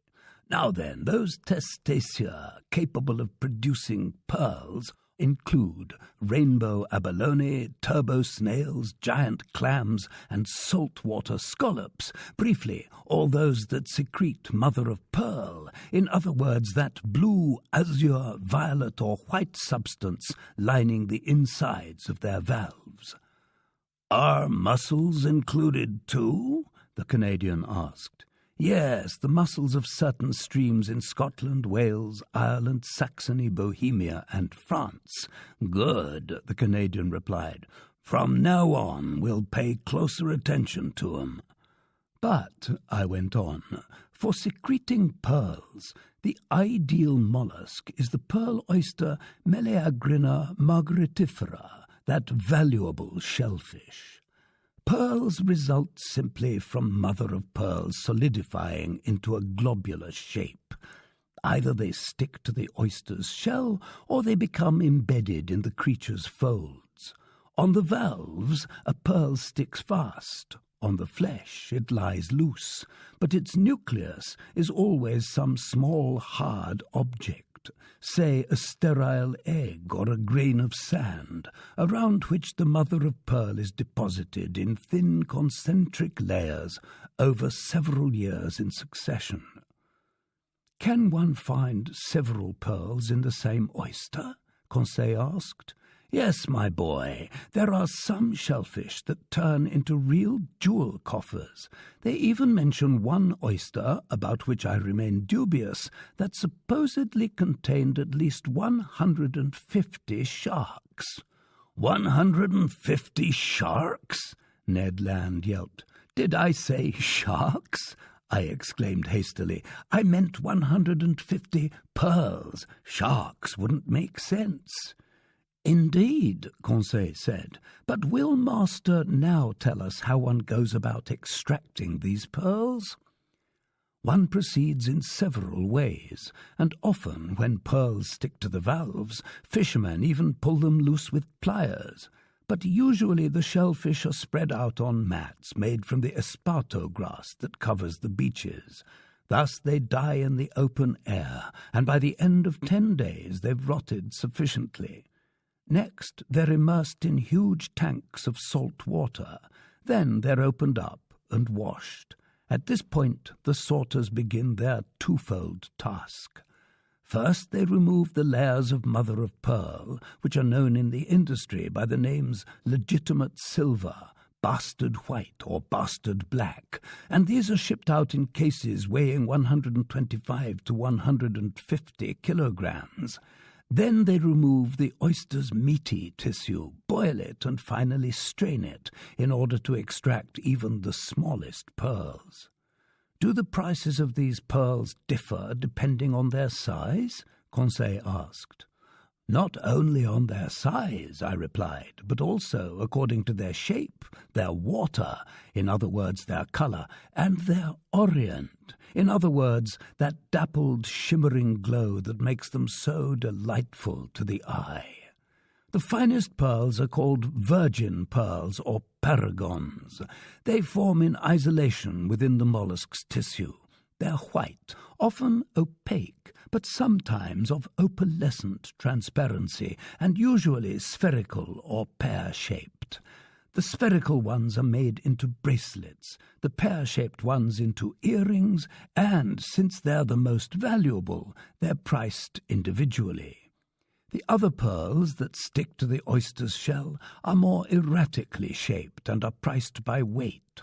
Finally, classed in the lowest order, the smallest pearls are known by the name seed pearls. They are priced by the measuring cup and are used mainly in the creation of embroidery for church vestments. "But it must be a long, hard job sorting out these pearls by size," the Canadian said. "No, my friend, that task is performed with 11 strainers or sieves that are pierced with different numbers of holes. Those pearls staying in the strainers with 20 to 80 holes are in the first order. Those not slipping through the sieves, pierced with 100 to 800 holes, are in the second order. Finally, those pearls for which one uses strainers pierced with 900 to 1,000 holes make up the seed pearls." "How ingenious," Conseil said, "to reduce dividing and classifying pearls to a mechanical operation. And could Master tell us the profits brought in by harvesting these banks of pearl oysters?" "According to Sears' book," I replied, "these Ceylon fisheries are farmed annually for a total profit of 3 million man-eaters." "Francs," Conseil rebuked. "Yes, francs, 3 million francs," I went on. "But I don't think these fisheries bring in the returns they once did. Similarly, the Central American fisheries used to make an annual profit of 4 million francs during the reign of King Charles V, but now they bring in only 2/3 of that amount. All in all, it's estimated that 9 million francs is the current yearly return for the whole pearl harvesting industry." "But," Conseil asked, "haven't certain famous pearls been quoted at extremely high prices?" "Yes, my boy. They say Julius Caesar gave Servilia a pearl worth 120,000 francs in our currency." "I've even heard stories," the Canadian said, "about some lady in ancient times who drank pearls in vinegar." "Cleopatra," Conseil shot back. "It must have tasted pretty bad," Ned Land added. "Abominable, Ned, my friend," Conseil replied. "But when a little glass of vinegar is worth 1,500,000 francs, its taste is a small price to pay." "I'm sorry I didn't marry the gal," the Canadian said, throwing up his hands with an air of discouragement. "Ned Land married to Cleopatra?" Conseil exclaimed. "But I was all set to tie the knot, Conseil," the Canadian replied in all seriousness, "and it wasn't my fault the whole business fell through. I even bought a pearl necklace for my fiancée, Kate Tender, but she married somebody else instead. Well, that necklace cost me only $1.50, but you can absolutely trust me on this, Professor. Its pearls were so big they wouldn't have gone through that strainer with 20 holes." "My gallant Ned," I replied, laughing, "those were artificial pearls, ordinary glass beads whose insides were coated with essence of Orient." "Wow," the Canadian replied. "That essence of Orient must sell for quite a large sum." "As little as 0. It comes from the scales of a European carp. It's nothing more than a silver substance that collects in the water and is preserved in ammonia. It's worthless." "Maybe that's why Kate Tender married somebody else," replied Mr. Land philosophically. "But," I said, getting back to pearls of great value, "I don't think any sovereign ever possessed one superior to the pearl owned by Captain Nemo." "This one," Conseil said, pointing to a magnificent jewel in its glass case. "Exactly, and I'm certainly not far off when I estimate its value at 2 million, francs," Conseil said quickly. "Yes," I said, 2 million francs, and no doubt all it cost our captain was the effort to pick it up."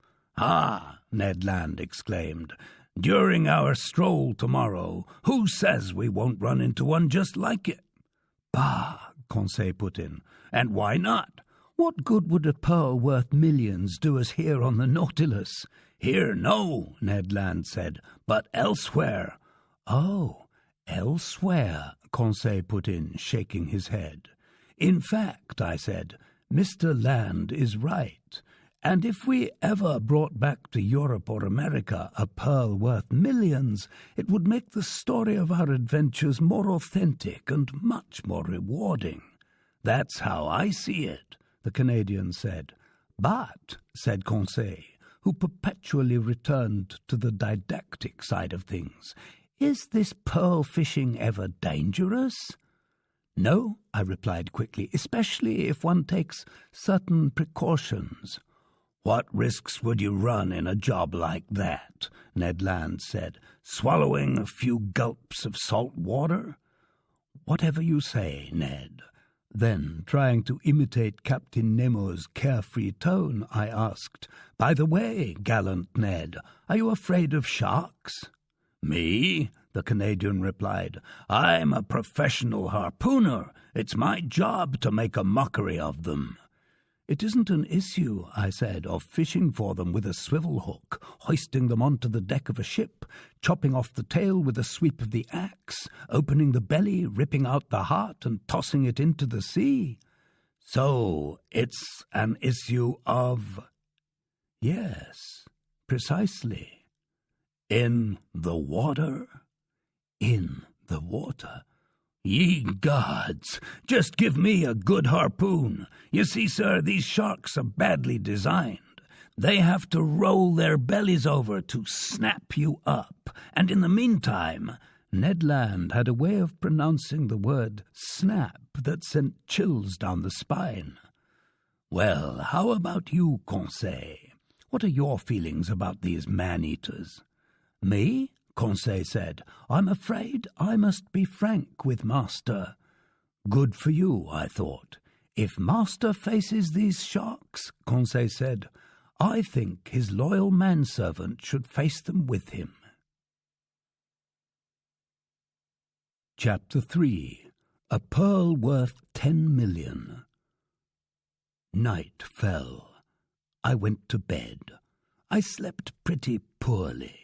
Man-eaters played a major role in my dreams, and I found it more or less appropriate that the French word for shark, requin, has its linguistic roots in the word requiem. The next day at 4 o'clock in the morning I was awakened by the steward whom Captain Nemo had placed expressly at my service. I got up quickly, dressed, and went into the lounge. Captain Nemo was waiting for me. Professor Aronnax, he said to me, are you ready to start? I'm ready. Kindly follow me. What about my companions, Captain? They've been alerted and are waiting for us. Aren't we going to put on our diving suits? I asked. Not yet. I haven't let the Nautilus pull too near the coast, and we're fairly well out from the Manar oyster bank. But I have the skiff ready, and it will take us to the exact spot where we'll disembark, which will save us a pretty long trek. It's carrying our diving equipment, and we'll suit up just before we begin our underwater exploring. Captain Nemo took me to the central companionway whose steps led to the platform. Ned and Conseil were there, enraptured with the pleasure trip getting under way.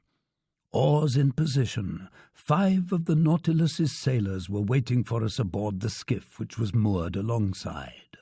The night was still dark. Layers of clouds cloaked the sky and left only a few stars in view.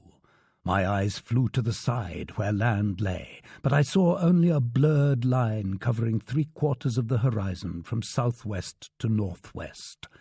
Going up Ceylon's west coast during the night, the Nautilus lay west of the bay, or rather that gulf formed by the mainland and Manar Island.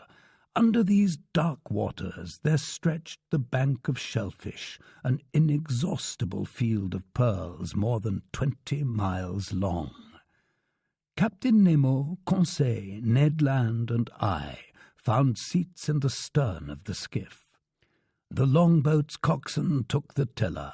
His 4 companions leaned into their oars. The moorings were cast off, and we pulled clear. The skiff headed southward. The oarsmen took their time. I watched their strokes vigorously catch the water, and they always waited 10 seconds before rowing again, following the practice used in most navies. While the longboat coasted, drops of liquid flicked from the oars and hit the dark troughs of the waves, pitter-pattering like splashes of molten lead. Coming from well out, a mild swell made the skiff roll gently, and a few cresting billows lapped at its bow. We were silent. What was Captain Nemo thinking? Perhaps that this approaching shore was too close for comfort, contrary to the Canadian's views in which it still seemed too far away. As for Conseil, he had come along out of simple curiosity. Near 5:30, the first glimmers of light on the horizon defined the upper lines of the coast with greater distinctness. Fairly flat to the east, it swelled a little toward the south. 5 miles still separated it from us, and its beach merged with the misty waters. Between us and the shore, the sea was deserted, not a boat, not a diver. Profound solitude reigned over this gathering place of pearl fishermen. As Captain Nemo had commented, we were arriving in these waterways a month too soon. At 6 o'clock, the day broke suddenly, with that speed unique to tropical regions which experience no real dawn or dusk. The sun's rays pierced the cloud curtain gathered on the easterly horizon, and the radiant orb rose swiftly. I could clearly see the shore, which featured a few sparse trees here and there. The skiff advanced toward Mannar Island, which curved to the south. Captain Nemo stood up from his thwart and studied the sea. At his signal, the anchor was lowered, but its chain barely ran because the bottom lay no more than a meter down, and this locality was one of the shallowest spots near the bank of shellfish. Instantly the skiff wheeled around under the ebb tide's outbound thrust. "Here we are, Professor Aronnax," Captain Nemo then said. "You observe this confined bay? A month from now, in this very place, the numerous fishing boats of the harvesters will gather, and these are the waters their divers will ransack so daringly. This bay is felicitously laid out for their type of fishing. It's sheltered from the strongest winds, and the sea is never very turbulent here. Highly favorable conditions for diving work. Now let's put on our underwater suits, and we'll begin our stroll." I didn't reply, and while staring at these suspicious waves, I began to put on my heavy aquatic clothes, helped by the longboat's sailors. Captain Nemo and my 2 companions suited up as well. None of the Nautilus's men were to go with us on this new excursion. Soon we were imprisoned up to the neck in india-rubber clothing, and straps fastened the air devices onto our backs. As for the Ruhmkorff device, it didn't seem to be in the picture. Before inserting my head into its copper capsule, I commented on this to the captain. "Our lighting equipment would be useless to us," the captain answered me. "We won't be going very deep, and the sun's rays will be sufficient to light our way. Besides, it's unwise to carry electric lanterns under these waves. Their brightness might unexpectedly attract certain dangerous occupants of these waterways." As Captain Nemo pronounced these words, I turned to Conseil and Ned Land, but my 2 friends had already encased their craniums in their metal headgear, and they could neither hear nor reply. I had one question left to address to Captain Nemo. "What about our weapons?" I asked him. "Our rifles?" "Rifles? What for? Don't your mountaineers attack bears dagger in hand? And isn't steel surer than lead? Here's a sturdy blade. Slip it under your belt and let's be off." I stared at my companions. They were armed in the same fashion. And Ned Land was also brandishing an enormous harpoon he had stowed in the skiff before leaving the Nautilus.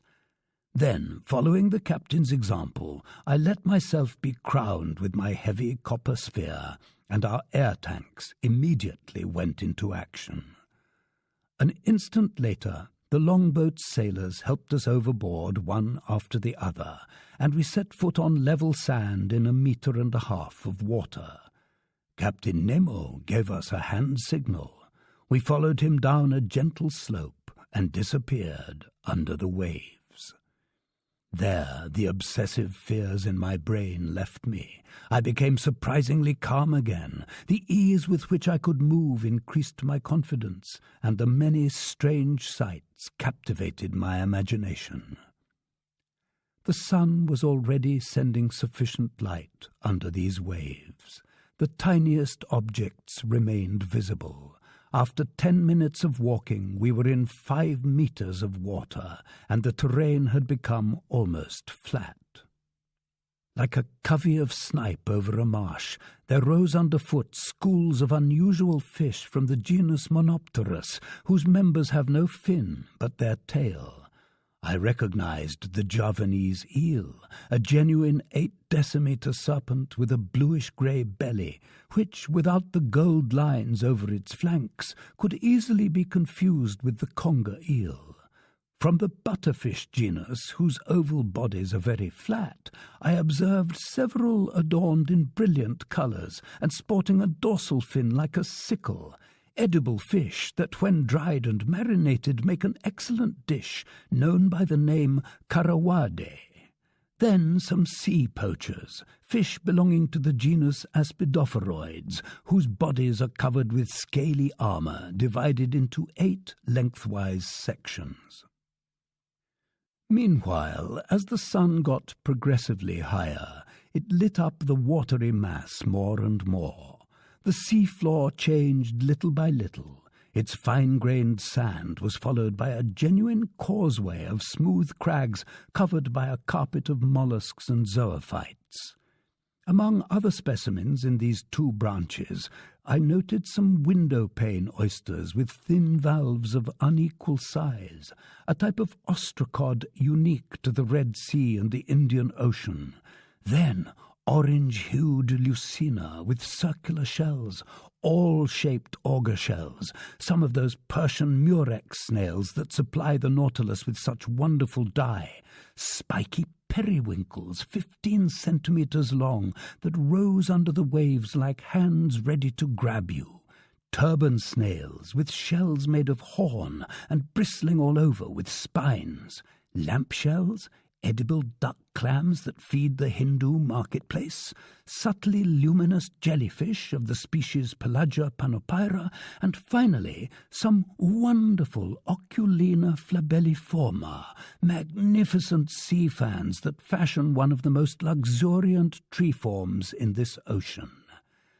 In the midst of this moving vegetation, under arbours of water plants, there raced legions of clumsy articulates, in particular some fanged frog crabs, whose carapaces form a slightly rounded triangle, robber crabs exclusive to these waterways, and horrible parthenope crabs whose appearance was repulsive to the eye.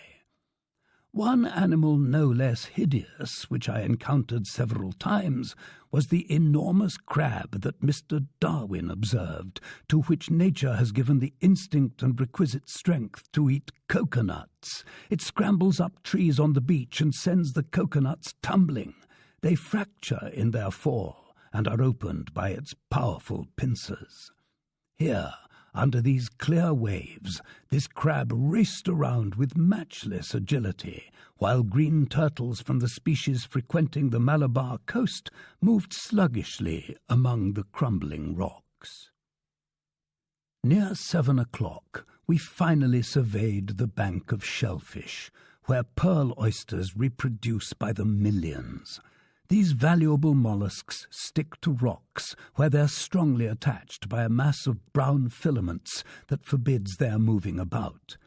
In this respect, oysters are inferior even to mussels, to whom nature has not denied all talent for locomotion. The shellfish Meleagrina, that womb for pearls whose valves are nearly equal in size, has the shape of a round shell with thick walls and a very rough exterior. Some of these shells were furrowed with flaky greenish bands that radiated down from the top. These were the young oysters. The others had rugged black surfaces, measured up to 15 centimetres in width, and were 10 or more years old. Captain Nemo pointed to this prodigious heap of shellfish, and I saw that these mines were genuinely inexhaustible, since nature's creative powers are greater than man's destructive instincts. True to those instincts, Ned Land greedily stuffed the finest of these mollusks into a net he carried at his side. But we couldn't stop. We had to follow the captain, who headed down trails seemingly known only to himself. The seafloor rose noticeably, and when I lifted my arms, sometimes they would pass above the surface of the sea. Then the level of the oyster bank would lower unpredictably. Often we went around tall, pointed rocks rising like pyramids. In their dark crevices, huge crustaceans, aiming their long legs like heavy artillery, watched us with unblinking eyes, while underfoot there crept millipedes, bloodworms, arisha worms, and annelid worms, whose antennas and tubular tentacles were incredibly long. Just then, a huge cave opened up in our path. Hollowed from a picturesque pile of rocks whose smooth heights were completely hung with underwater flora. At first, this cave looked pitch black to me. Inside, the sun's rays seemed to diminish by degrees. Their hazy transparency was nothing more than drowned light. Captain Nemo went in. We followed him. My eyes soon grew accustomed to this comparative gloom. I distinguished the unpredictably contoured springings of a vault, supported by natural pillars firmly based on a granite foundation, like the weighty columns of Tuscan architecture. Why had our incomprehensible guide taken us into the depths of this underwater crypt? I would soon find out. After going down a fairly steep slope, our feet trod the floor of a sort of circular pit. There, Captain Nemo stopped, and his hand indicated an object that I hadn't yet noticed. It was an oyster of extraordinary dimensions, a titanic giant clam, a holy water font that could have held a whole lake, a basin more than 2 meters wide, hence even bigger than the one adorning the Nautilus's lounge. I approached this phenomenal mollusk. Its mass of filaments attached it to a table of granite, and there it grew by itself in the midst of the cave's calm waters. I estimated the weight of this giant clam at 300 kilograms. Hence, such an oyster held 15 kilos of meat, and you'd need the stomach of King Gargantua to eat a couple dozen.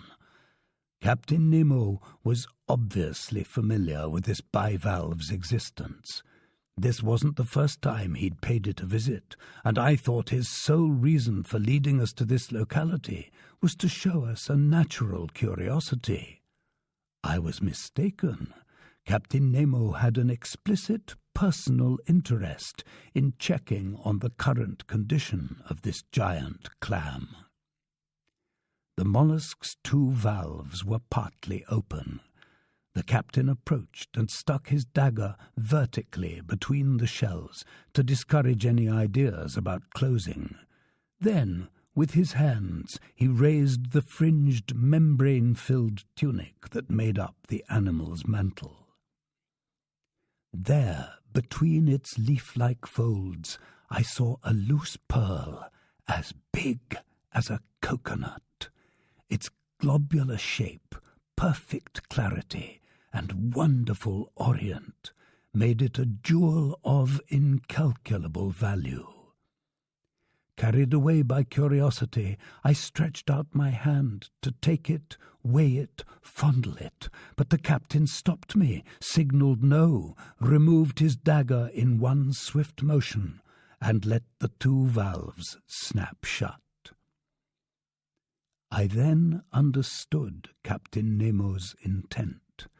By leaving the pearl buried beneath the giant clam's mantle, he allowed it to grow imperceptibly. With each passing year, the mollusk's secretions added new concentric layers. The captain alone was familiar with the cave where this wonderful fruit of nature was ripening. He alone reared it, so to speak, in order to transfer it one day to his dearly beloved museum. Perhaps, following the examples of oyster farmers in China and India, he had even predetermined the creation of this pearl by sticking under the mollusk's folds some piece of glass or metal that was gradually covered with mother-of-pearl. In any case, comparing this pearl to others I already knew about, and to those shimmering in the captain's collection, I estimated that it was worth at least 10 million francs. It was a superb natural curiosity rather than a luxurious piece of jewellery, because I don't know of any female ear that could handle it. Our visit to this opulent giant clam came to an end. Captain Nemo left the cave, and we climbed back up the bank of shellfish in the midst of these clear waters, not yet disturbed by divers at work. We walked by ourselves, genuine loiterers, stopping or straying as our fancies dictated. For my part, I was no longer worried about those dangers my imagination had so ridiculously exaggerated. The shallows drew noticeably closer to the surface of the sea, and soon, walking in only a metre of water, my head passed well above the level of the ocean. Conseil rejoined me, and gluing his huge copper capsule to mine, his eyes gave me a friendly greeting. But this lofty plateau measured only a few fathoms, and soon we re-entered our element. I think I've now earned the right to dub it that. 10 minutes later, Captain Nemo stopped suddenly. I thought he'd called a halt so that we could turn and start back. No. With a gesture, he ordered us to crouch beside him at the foot of a wide crevice. His hand motioned toward a spot within the liquid mass, and I looked carefully. 5 meters away, a shadow appeared and dropped to the seafloor. The alarming idea of sharks crossed my mind, but I was mistaken, and once again we didn't have to deal with monsters of the deep. It was a man, a living man, a black Indian fisherman, a poor devil who no doubt had come to gather what he could before harvest time. I saw the bottom of his dinghy moored a few feet above his head. He would dive and go back up in quick succession. A stone cut in the shape of a sugar loaf, which he gripped between his feet while a rope connected it to his boat, seemed to lower him more quickly to the ocean floor. This was the extent of his equipment. Arriving on the seafloor at a depth of about 5 meters, he fell to his knees and stuffed his sack with shellfish gathered at random. Then he went back up, emptied his sack, pulled up his stone, and started all over again, the whole process lasting only 30 seconds. This diver didn't see us. A shadow cast by our crag hid us from his view. And besides, how could this poor Indian ever have guessed that human beings, creatures like himself, were near him under the waters, eavesdropping on his movements, not missing a single detail of his fishing? So he went up and down several times. He gathered only about 10 shellfish per dive, because he had to tear them from the banks where each clung with its tough mass of filaments. And how many of these oysters for which he risked his life would have no pearl in them? I observed him with great care. His movements were systematically executed, and for half an hour no danger seemed to threaten him, so I had gotten used to the sight of this fascinating fishing, when all at once, just as the Indian was kneeling on the sea-floor, I saw him make a frightened gesture, stand, and gather himself to spring back to the surface of the waves. I understood his fear. A gigantic shadow appeared above the poor diver. It was a shark of huge size, moving in diagonally, eyes ablaze, jaws wide open. I was speechless with horror, unable to make a single movement. With one vigorous stroke of its fins, the voracious animal shot toward the Indian, who jumped aside and avoided the shark's bite, but not the thrashing of its tail, because that tail struck him across the chest and stretched him out on the sea-floor. This scene lasted barely a few seconds. The shark returned, rolled over on its back, and was getting ready to cut the Indian in half, when Captain Nemo, who was stationed beside me, suddenly stood up. Then he strode right toward the monster, dagger in hand, ready to fight it at close quarters. Just as it was about to snap up the poor fisherman, the man-eater saw its new adversary, repositioned itself on its belly, and headed swiftly toward him. I can see Captain Nemo's bearing to this day. Bracing himself, he waited for the fearsome man-eater with wonderful composure, and when the latter rushed at him, the captain leapt aside with prodigious quickness, avoided a collision, and sank his dagger into its belly. But that wasn't the end of the story. A dreadful battle was joined. The shark bellowed, so to speak. Blood was pouring into the waves from its wounds. The sea was dyed red, and through this opaque liquid I could see nothing else. Nothing else until the moment when, through a rift in the clouds, I saw the daring captain clinging to one of the animal's fins, fighting the monster at close quarters, belabouring his enemy's belly with stabs of the dagger, yet unable to deliver the deciding thrust. In other words, a direct hit to the heart. In its struggles, the man-eater churned the watery mass so furiously its eddies threatened to knock me over.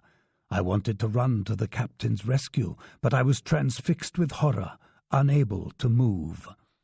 I stared, wild-eyed. I saw the fight enter a new phase. The captain fell to the seafloor, toppled by the enormous mass weighing him down. Then the shark's jaws opened astoundingly wide, like a pair of industrial shears, and that would have been the finish of Captain Nemo, had not Ned Land, quick as thought, rushed forward with his harpoon and driven its dreadful point into the shark's underside. The waves were saturated with masses of blood. The waters shook with the movements of the man-eater, which thrashed around with indescribable fury. Ned Land hadn't missed his target. This was the monster's death rattle. Pierced to the heart, it was struggling with dreadful spasms, whose aftershocks knocked Conseil off his feet. Meanwhile, Ned Land pulled the captain clear. Uninjured, the latter stood up, went right to the Indian, quickly cut the rope binding the man to his stone, took the fellow in his arms, and with a vigorous kick of the heel, rose to the surface of the sea. The three of us followed him, and a few moments later, miraculously safe, we reached the fisherman's longboat. Captain Nemo's first concern was to revive this unfortunate man. I wasn't sure he would succeed. I hoped so, since the poor devil hadn't been under very long, but that stroke from the shark's tail could have been his death blow.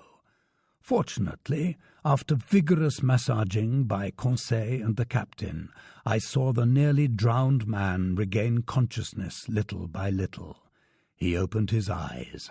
How startled he must have felt, how frightened even, at seeing 4 huge copper craniums leaning over him.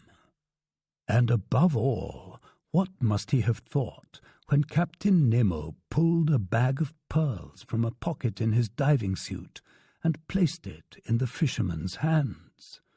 This magnificent benefaction from the man of the waters to the poor Indian from Ceylon was accepted by the latter with trembling hands. His bewildered eyes indicated that he didn't know to what superhuman creatures he owed both his life and his fortune. At the captain's signal, we returned to the bank of shellfish, and retracing our steps, we walked for half an hour until we encountered the anchor connecting the seafloor with the Nautilus's skiff. Back on board, the sailors helped divest us of our heavy copper carapaces. Captain Nemo's first words were spoken to the Canadian. "Thank you, Mr. Land," he told him. "Tit for tat, Captain," Ned Land replied. "I owed it to you." The ghost of a smile glided across the captain's lips, and that was all. "To the Nautilus," he said.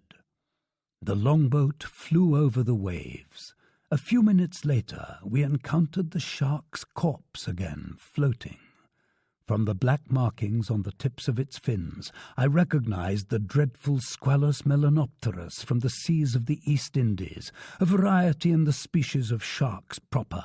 It was more than 25 feet long. Its enormous mouth occupied a third of its body. It was an adult, as could be seen from the 6 rows of teeth forming an isosceles triangle in its upper jaw.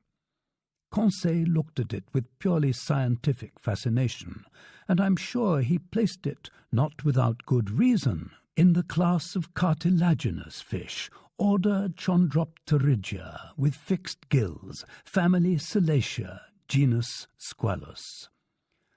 While I was contemplating this inert mass, suddenly a dozen of these voracious melanoptera appeared around our longboat, but paying no attention to us, they pounced on the corpse and quarrelled over every scrap of it.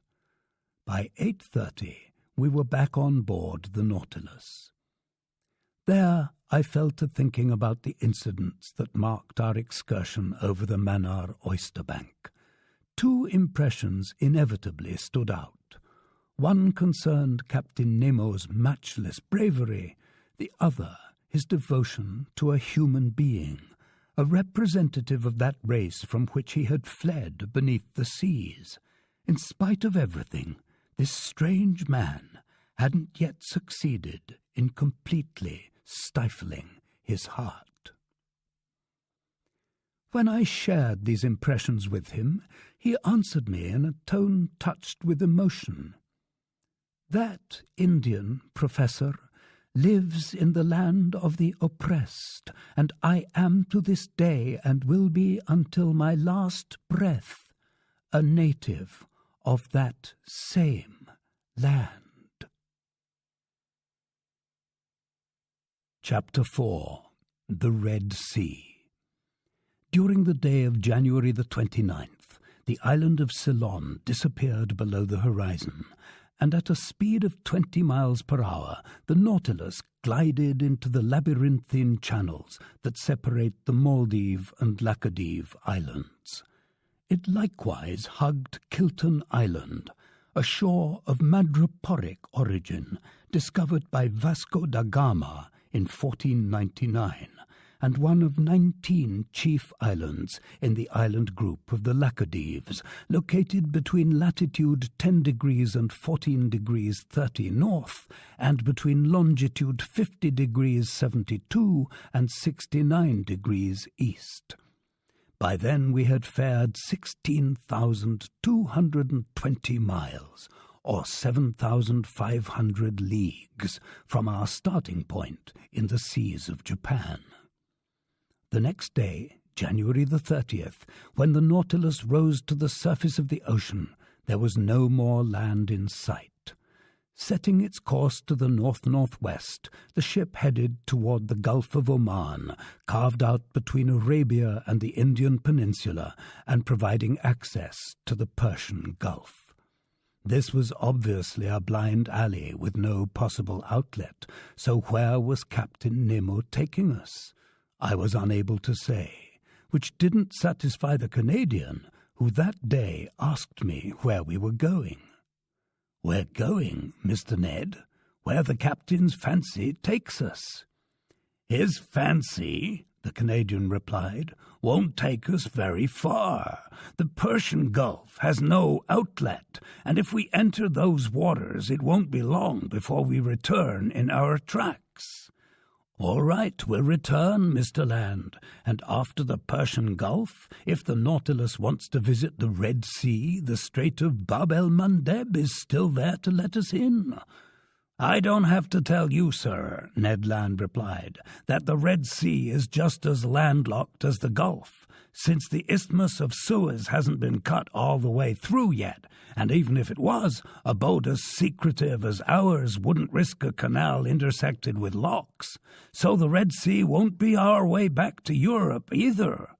"But I didn't say we'd return to Europe." "What do you figure then?" "I figure that after visiting these unusual waterways of Arabia and Egypt, the Nautilus will go back down to the Indian Ocean, perhaps through Mozambique Channel, perhaps off the Mascarene Islands, and then make for the Cape of Good Hope." "And once we're at the Cape of Good Hope," the Canadian asked with typical persistence, "well then, we'll enter that Atlantic Ocean with which we aren't yet familiar." "What's wrong, Ned, my friend? Are you tired of this voyage under the seas? Are you bored with the constantly changing sight of these underwater wonders? Speaking for myself, I'll be extremely distressed to see the end of a voyage so few men will ever have a chance to make."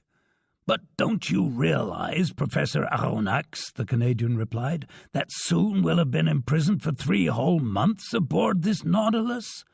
"No, Ned, I didn't realize it. I don't want to realize it, and I don't keep track of every day and every hour." "But when will it be over?" "In its appointed time. Meanwhile, there's nothing we can do about it, and our discussions are futile." "My gallant Ned, if you come and tell me a chance to escape is available to us, then I'll discuss it with you. But that isn't the case, and in all honesty, I don't think Captain Nemo ever ventures into European seas." This short dialogue reveals that in my mania for the Nautilus, I was turning into the spitting image of its commander. As for Ned Land, he ended our talk in his best speechifying style. "That's all fine and dandy, but in my humble opinion, a life in jail is a life without joy." For 4 days, until February the 3rd, the Nautilus inspected the Gulf of Oman at various speeds and depths. It seemed to be travelling at random, as if hesitating over which course to follow, but it never crossed the Tropic of Cancer. After leaving this gulf, we raised Muscat for an instant, the most important town in the country of Oman. I marvelled at its strange appearance in the midst of the black rocks surrounding it, against which the white of its houses and forts stood out sharply. I spotted the rounded domes of its mosques, the elegant tips of its minarets, and its fresh, leafy terraces.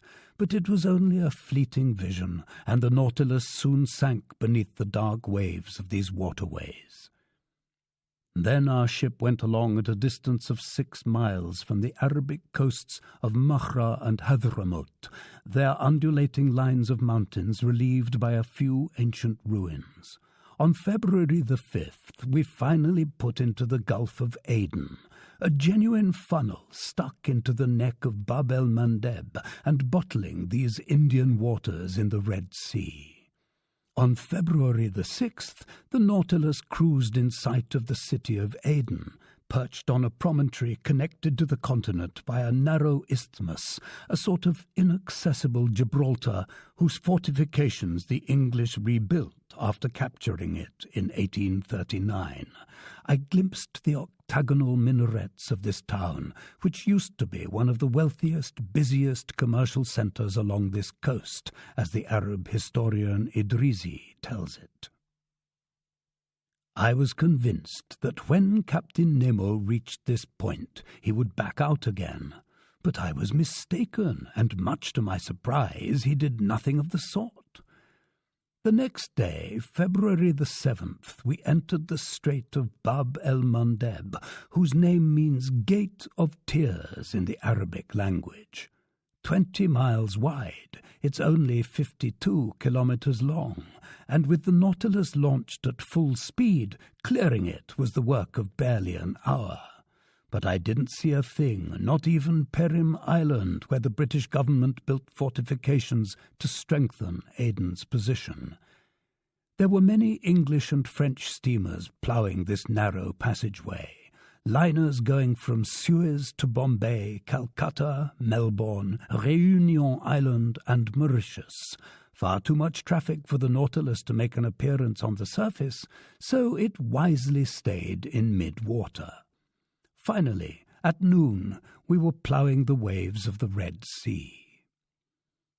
The Red Sea, that great lake, so famous in biblical traditions, seldom replenished by rains, fed by no important rivers, continually drained by a high rate of evaporation, its water level dropping 1.5 meters every year.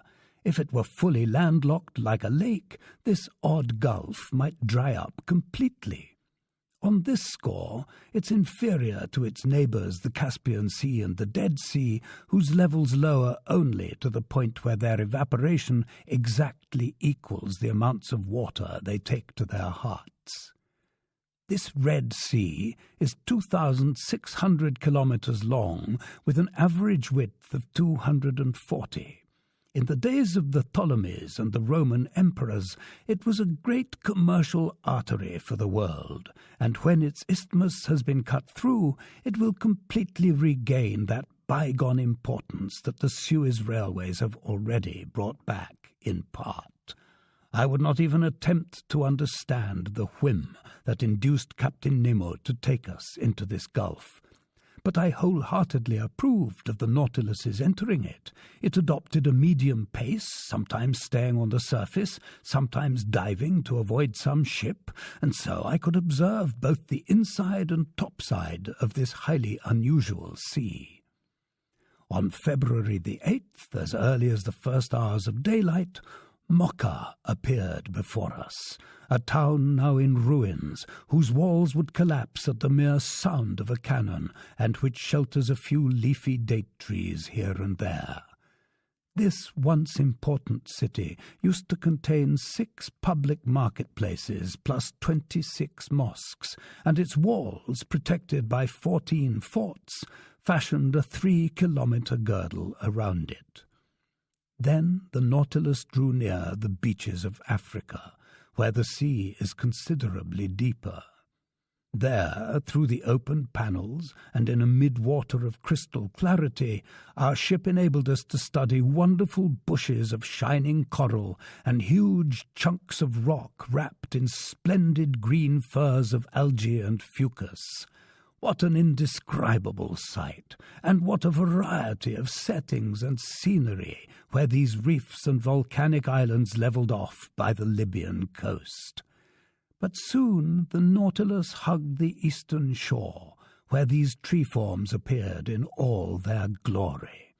This was off the coast of Tehama, and there such zoophyte displays not only flourished below sea level, but they also fashioned picturesque networks that unreeled as high as 10 fathoms above it.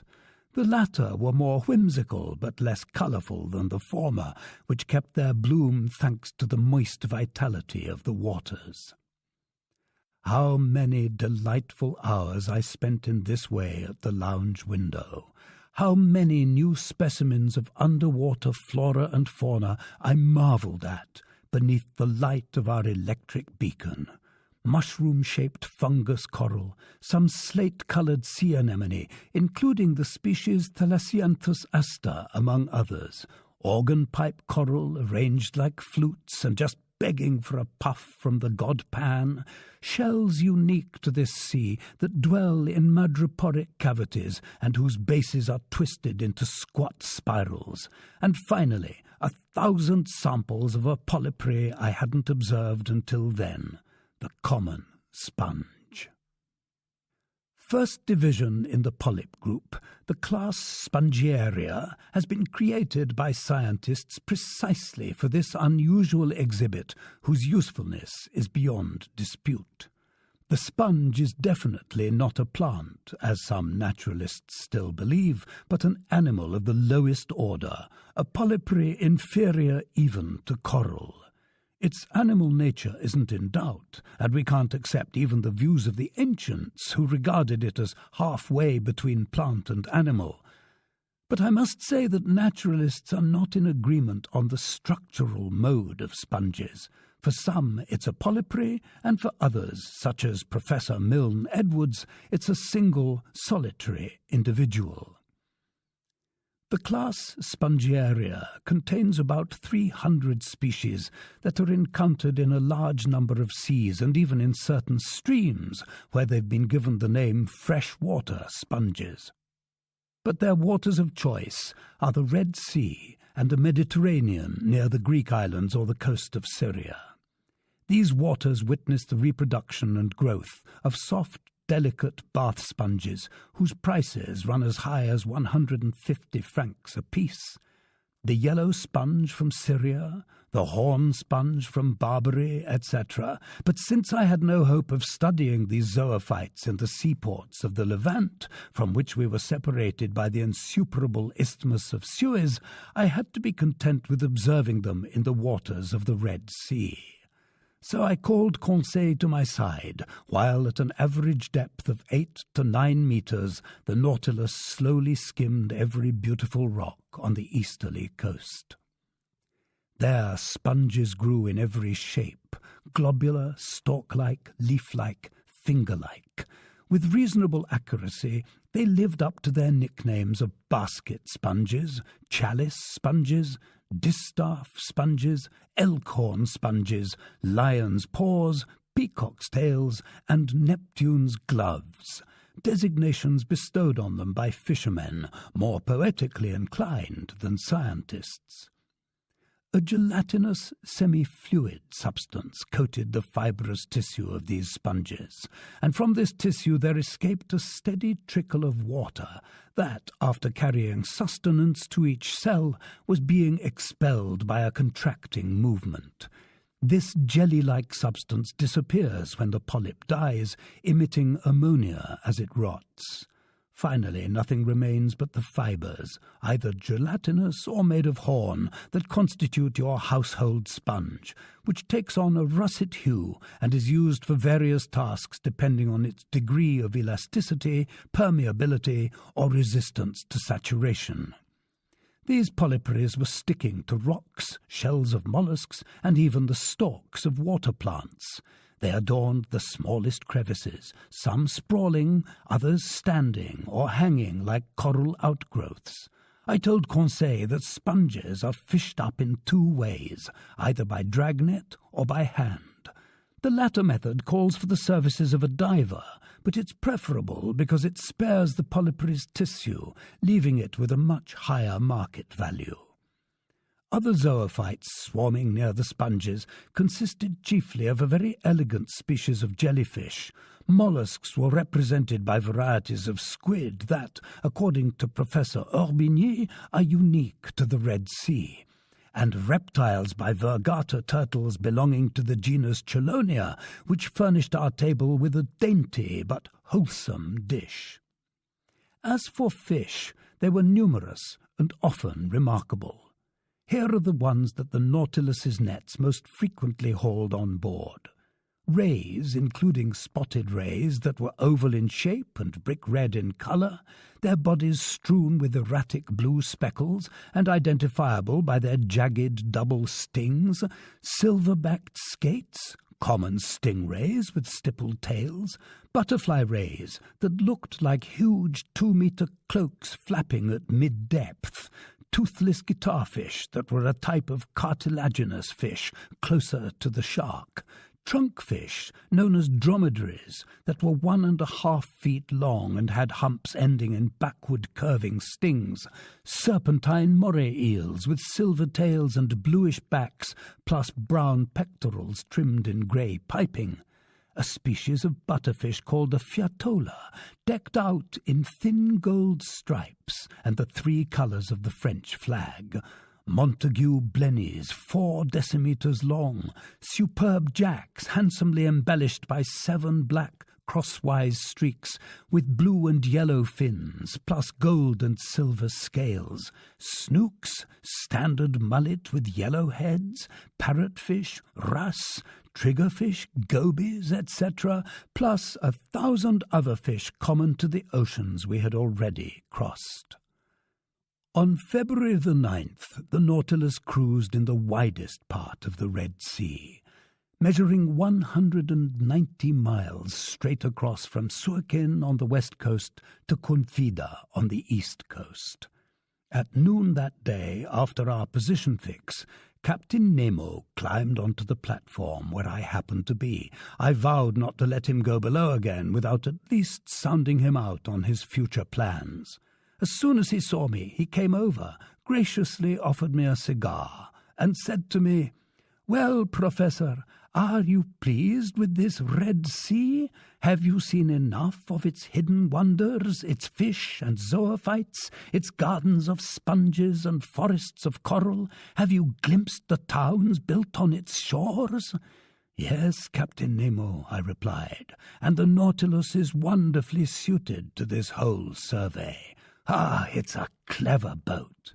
"Yes, sir, clever, daring, and invulnerable. It fears neither the Red Sea's dreadful storms, nor its currents and reefs."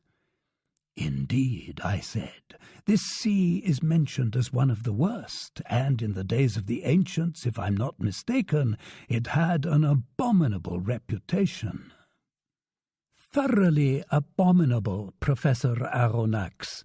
The Greek and Latin historians can find nothing to say in its favour, and the Greek geographer Strabo adds that it's especially rough during the rainy season and the period of summer prevailing winds.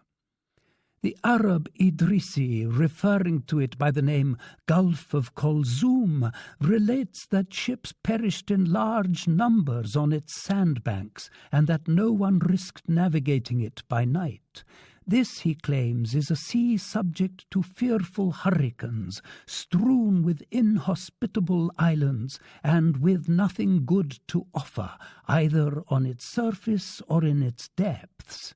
As a matter of fact, the same views can also be found in Arrian, Agatharchides, and Artemidorus. "One can easily see," I answered, "that those historians didn't navigate aboard the Nautilus."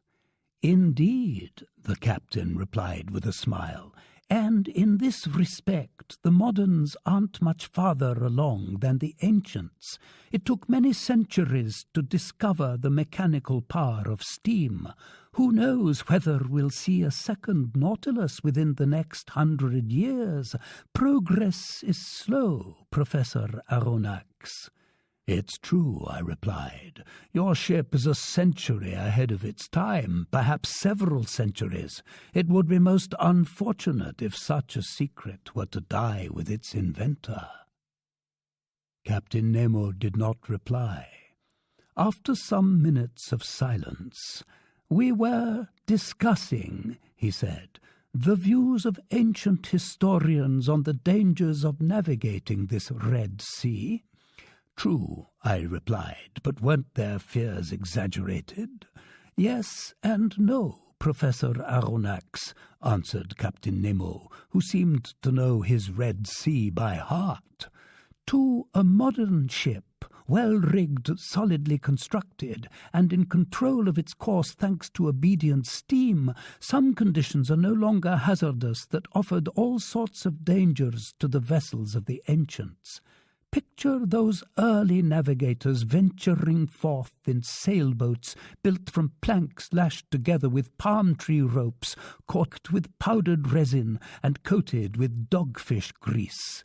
They didn't even have instruments for taking their bearings. They went by guesswork in the midst of currents they barely knew. Under such conditions, shipwrecks had to be numerous. But nowadays, steamers providing service between Suez and the South Seas have nothing to fear from the fury of this gulf, despite the contrary winds of its monsoons.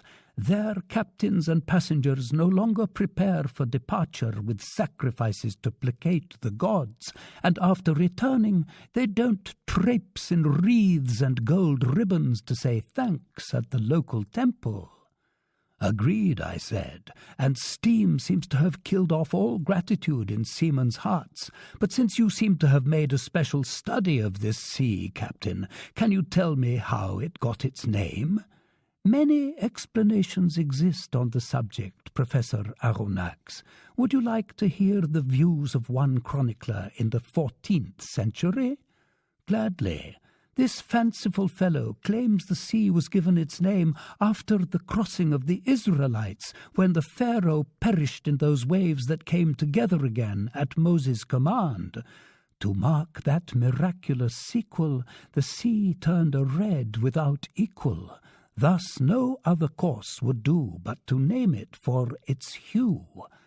"An artistic explanation, Captain Nemo," I replied, "but I'm unable to rest content with it, so I'll ask you for your own personal views." "Here they come. To my thinking, Professor Aronnax, this Red Sea designation must be regarded as a translation of the Hebrew word Edrom, and if the ancients gave it that name, it was because of the unique color of its waters. Until now, however, I've seen only clear waves without any unique hue."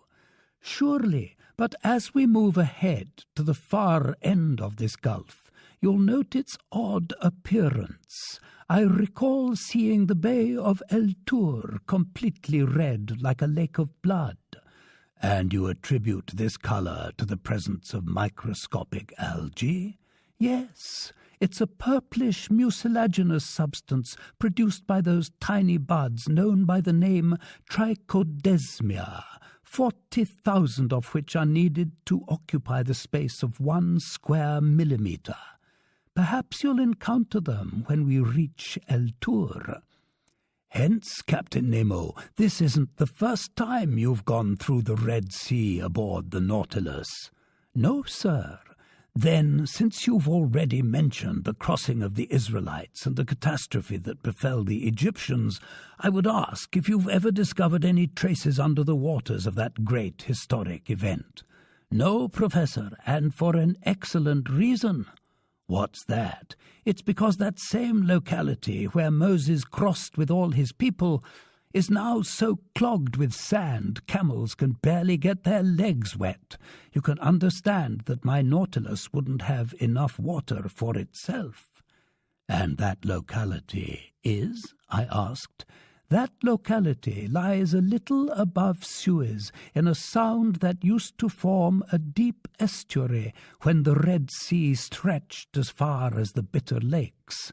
Now, whether or not their crossing was literally miraculous, the Israelites did cross there in returning to the Promised Land, and the Pharaoh's army did perish at precisely that locality. So I think that excavating those sands would bring to light a great many weapons and tools of Egyptian origin." "Obviously," I replied, "and for the sake of archaeology, let's hope that sooner or later such excavations do take place. Once new towns are settled on the isthmus after the Suez Canal has been cut through, a canal, by the way, of little use to a ship such as the Nautilus. "Surely, but of great use to the world at large," Captain Nemo said. "The ancients well understood the usefulness to commerce of connecting the Red Sea with the Mediterranean, but they never dreamed of cutting a canal between the two, and instead they picked the Nile as their link. If we can trust tradition, it was probably Egypt's King Sesostris who started digging the canal needed to join the Nile with the Red Sea. What's certain is that in 615 BC, King Necho II was hard at work on a canal that was fed by Nile water and ran through the Egyptian plains opposite Arabia. This canal could be travelled in 4 days, and it was so wide 2 triple-tiered galleys could pass through it abreast. Its construction was continued by Darius the Great, son of Hystaspes, and probably completed by King Ptolemy II. Strabo saw it used for shipping. But the weakness of its slope between its starting point near Bubastis and the Red Sea left it navigable only a few months out of the year. This canal served commerce until the century of Rome's Antonine emperors.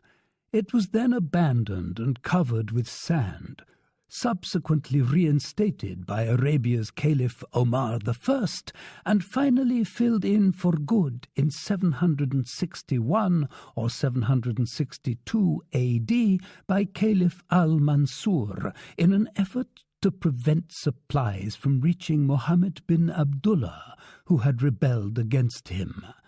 During his Egyptian campaign, your General Napoleon Bonaparte discovered traces of this old canal in the Suez Desert, and when the tide caught him by surprise, he well-nigh perished just a few hours before rejoining his regiment at Hajaroth, the very place where Moses had pitched camp 3,300 years before him.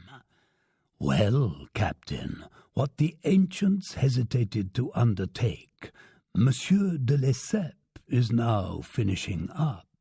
His joining of these 2 seas will shorten the route from Cadiz to the East Indies by 9,000 kilometers, and he'll soon change Africa into an immense island.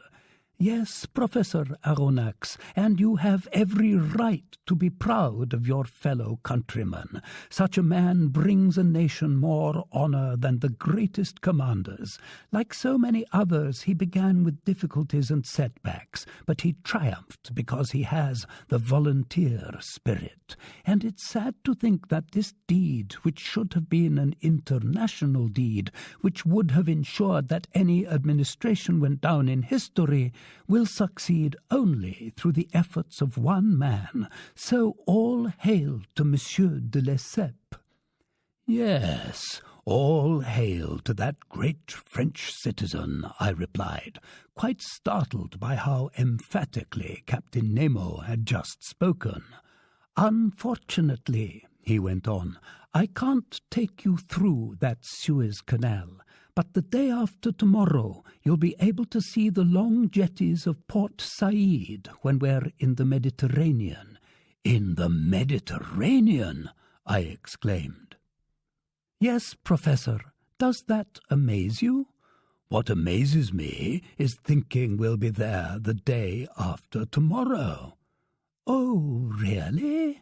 Yes, Captain, although since I've been aboard your vessel I should have formed the habit of not being amazed by anything. But what is it that startles you? The thought of how hideously fast the Nautilus will need to go if it's to double the Cape of Good Hope, circle around Africa, and lie in the open Mediterranean by the day after tomorrow. And who says it will circle Africa, Professor?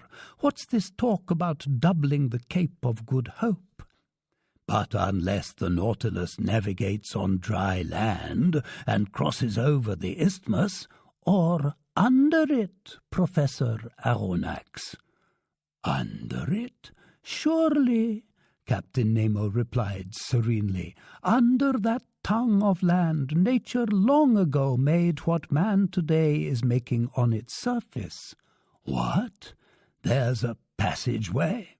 "Yes, an underground passageway that I've named the Arabian Tunnel. It starts below Suez and leads to the Bay of Pelusium." "But isn't that isthmus only composed of quicksand?" "To a certain depth, but at merely 50 meters one encounters a firm foundation of rock." "And it's by luck that you discovered this passageway?" I asked, more and more startled. "Luck plus logic, Professor, and logic even more than luck." "Captain, I hear you, but I can't believe my ears." "Oh, sir, the old saying still holds good. Ores habent et non audient. Not only does this passageway exist, but I've taken advantage of it on several occasions. Without it, I wouldn't have ventured today into such a blind alley as the Red Sea." "Is it indiscreet to ask how you discovered this tunnel?" "Sir," the captain answered me, "there can be no secrets between men who will never leave each other." I ignored this innuendo and waited for Captain Nemo's explanation. "Professor," he told me, "the simple logic of the naturalist led me to discover this passageway, and I alone am familiar with it. I'd noted that in the Red Sea and the Mediterranean there exist a number of absolutely identical species of fish: eels, butterfish, greenfish, bass, jewelfish, flying fish. Certain of this fact, I wondered if there weren't a connection between the two seas. If there were, its underground current had to go from the Red Sea to the Mediterranean simply because of their difference in level. So I caught a large number of fish in the vicinity of Suez. I slipped copper rings around their tails and tossed them back into the sea. A few months later, off the coast of Syria, I recaptured a few specimens of my fish, adorned with their telltale rings. So this proved to me that some connection existed between the two seas. I searched for it with my Nautilus, I discovered it, I ventured into it, and soon, Professor, you also will have cleared my Arabic tunnel. Chapter 5. Arabian Tunnel. The same day, I reported to Conseil and Ned Land that part of the foregoing conversation directly concerning them. When I told them we would be lying in Mediterranean waters within 2 days, Conseil clapped his hands, but the Canadian shrugged his shoulders. "An underwater tunnel?" he exclaimed. "A connection between two seas? Who ever heard of such malarkey?" "Ned, my friend," Conseil replied, "had you ever heard of the Nautilus? No, yet here it is. So don't shrug your shoulders so blithely, and don't discount something with a feeble excuse that you've never heard of it." "We'll soon see," Ned Land shot back, shaking his head. "After all, I'd like nothing better than to believe in your captain's little passageway, and may heaven grant it really does take us to the Mediterranean." The same evening, at latitude 21 degrees 30 north, the Nautilus was afloat on the surface of the sea and drawing nearer to the Arab coast. I spotted Jeddah, an important financial center for Egypt, Syria, Turkey, and the East Indies. I could distinguish with reasonable clarity the overall effect of its buildings, the ships made fast along its wharves, and those bigger vessels whose draught of water required them to drop anchor at the port's offshore mooring. The sun, fairly low on the horizon, struck full force on the houses in this town, accenting their whiteness. Outside the city limits, some wood or reed huts indicated the quarter where the Bedouins lived. Soon Jidda faded into the shadows of evening, and the Nautilus went back beneath the mildly phosphorescent waters. The next day, February the 10th, several ships appeared, running on our opposite tack. The Nautilus resumed its underwater navigating, but at the moment of our noon sights the sea was deserted, and the ship rose again to its waterline. With Ned and Conseil, I went to sit on the platform. The coast to the east looked like a slightly blurred mass in a damp fog. Leaning against the sides of the skiff, we were chatting of one thing and another, when Ned Land stretched his hand toward a point in the water, saying to me, "See anything out there, Professor?" "No, Ned," I replied, "but you know I don't have your eyes." "Take a good look," Ned went on. "There, ahead to starboard, almost level with the beacon. Don't you see a mass that seems to be moving around?" "Right," I said, after observing carefully. "I can make out something like a long blackish object on the surface of the water." "A second Nautilus?" Conseil said. "No," the Canadian replied. "Unless I'm badly mistaken, that's some marine animal." "Are there whales in the Red Sea?" Conseil asked. "Yes, my boy," I replied. "They're sometimes found here." "That's no whale," continued Ned Land, whose eyes never strayed from the object they had sighted. "We're old chums, whales and I couldn't mistake their little ways." "Let's wait and see," Conseil said. "The Nautilus is heading in that direction, and we'll soon know what we're in for." In fact, that blackish object was soon only a mile away from us. It looked like a huge reef stranded in mid-ocean. What was it? I still couldn't make up my mind. "Oh, it's moving off, it's diving," Ned Land exclaimed. "Damnation, what can that animal be? It doesn't have a forked tail like baleen whales or sperm whales, and its fins look like sawed-off limbs." "But in that case," I put in. "Good Lord," the Canadian went on, "it's rolled over on its back and it's raising its breasts in the air." "It's a siren," Conseil exclaimed. "With all due respect to Master, it's an actual mermaid." That word siren put me back on track, and I realized that the animal belonged to the order Sirenia, marine creatures that legends have turned into mermaids, half woman, half fish. "No," I told Conseil, "that's no mermaid. It's an unusual creature of which only a few specimens are left in the Red Sea. That's a dugong. Order Sirenia, group Pisciforma, subclass Monodelphia, class Mammalia, branch Vertebrata," Conseil replied. And when Conseil has spoken, there's nothing else to be said. Meanwhile, Ned Land kept staring. His eyes were gleaming with desire at the sight of that animal. His hands were ready to hurl a harpoon. You would have thought he was waiting for the right moment to jump overboard and attack the creature in its own element. "Oh, sir," he told me in a voice trembling with excitement, "I've never killed anything like that." His whole being was concentrated in this last word. Just then, Captain Nemo appeared on the platform. He spotted the dugong. He understood the Canadian's frame of mind and addressed him directly. "If you held a harpoon, Mr. Land, wouldn't your hands be itching to put it to work?" "Positively, sir." "And just for one day, would it displease you to return to your fisherman's trade and add this cetacean to the list of those you've already hunted down?" "It wouldn't displease me one bit." "All right, you can try your luck." "Thank you, sir," Ned Land replied, his eyes ablaze. "Only," the captain went on, "I urge you to aim carefully at this animal in your own personal interest." "Is the dugong dangerous to attack?" I asked, despite the Canadian's shrug of the shoulders. "Yes, sometimes," the captain replied.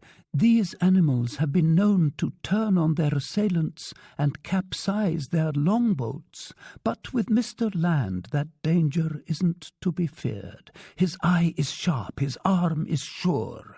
If I recommend that he aim carefully at this dugong, it's because the animal is justly regarded as fine game, and I know Mr. Land doesn't despise a choice morsel."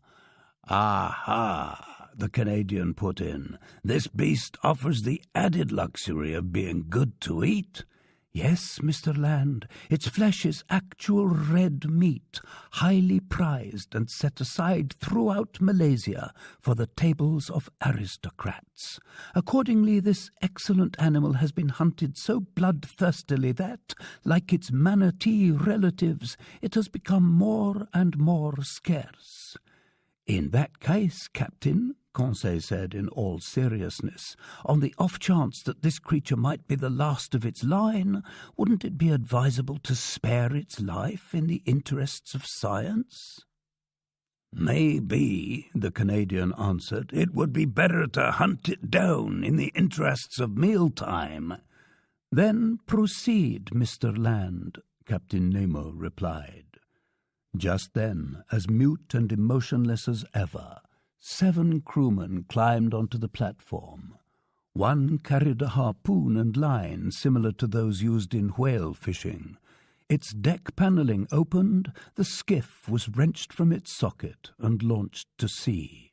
6 rowers sat on the thwarts, and the coxswain took the tiller. Ned, Conseil, and I found seats in the stern. "Aren't you coming, Captain?" I asked. "No, sir, but I wish you happy hunting." The skiff pulled clear, and carried off by its 6 oars, it headed swiftly toward the dugong, which by then was floating 2 miles from the Nautilus. Arriving within a few cable lengths of the cetacean, our longboat slowed down, and the sculls dipped noiselessly into the tranquil waters. Harpoon in hand, Ned Land went to take his stand in the skiff's bow. Harpoons used for hunting whales are usually attached to a very long rope that pays out quickly when the wounded animal drags it with him. But this rope measured no more than about 10 fathoms, and its end had simply been fastened to a small barrel that, while floating, would indicate the dugong's movements beneath the waters. I stood up and could clearly observe the Canadian's adversary. This dugong, which also boasts the name Halicor, closely resembled a manatee. Its oblong body ended in a very long caudal fin, and its lateral fins in actual fingers. It differs from the manatee in that its upper jaw is armed with 2 long pointed teeth that form diverging tusks on either side. This dugong that Ned Land was preparing to attack was of colossal dimensions, easily exceeding 7 meters in length. It didn't stir and seemed to be sleeping on the surface of the waves, a circumstance that should have made it easier to capture. The skiff approached cautiously to within 3 fathoms of the animal. The oars hung suspended above their rowlocks. I was crouching, his body leaning slightly back. Ned Land brandished his harpoon with expert hands. Suddenly, a hissing sound was audible, and the dugong disappeared. Although the harpoon had been forcefully hurled, it apparently had hit only water. "Damnation!" exclaimed the furious Canadian. "I missed it." "No," I said, "the animal's wounded. There's its blood, but your weapon didn't stick in its body." "My harpoon! Get my harpoon!" Ned Land exclaimed. The sailors went back to their sculling, and the coxswain steered the longboat toward the floating barrel. We fished up the harpoon, and the skiff started off in pursuit of the animal. The latter returned from time to time to breathe at the surface of the sea. Its wound hadn't weakened it because it went with tremendous speed. Driven by energetic arms, the longboat flew on its trail. Several times we got within a few fathoms of it, and the Canadian hovered in readiness to strike, but then the dugong would steal away with a sudden dive, and it proved impossible to overtake the beast. I'll let you assess the degree of anger consuming our impatient Ned Land. He hurled at the hapless animal the most potent swear words in the English language. For my part, I was simply distressed to see this dugong outwit our every scheme. We chased it unflaggingly for a full hour, and I began to think it would prove too difficult to capture, when the animal got the untimely idea of taking revenge on us, a notion it would soon have cause to regret. It wheeled on the skiff to assault us in its turn. This maneuver did not escape the Canadian. "Watch out," he said. The coxswain pronounced a few words in his bizarre language, and no doubt he alerted his men to keep on their guard. Arriving within 20 feet of the skiff, the dugong stopped, sharply sniffing the air with its huge nostrils, pierced not at the tip of its muzzle, but on its top side. Then it gathered itself and sprang at us. The skiff couldn't avoid the collision.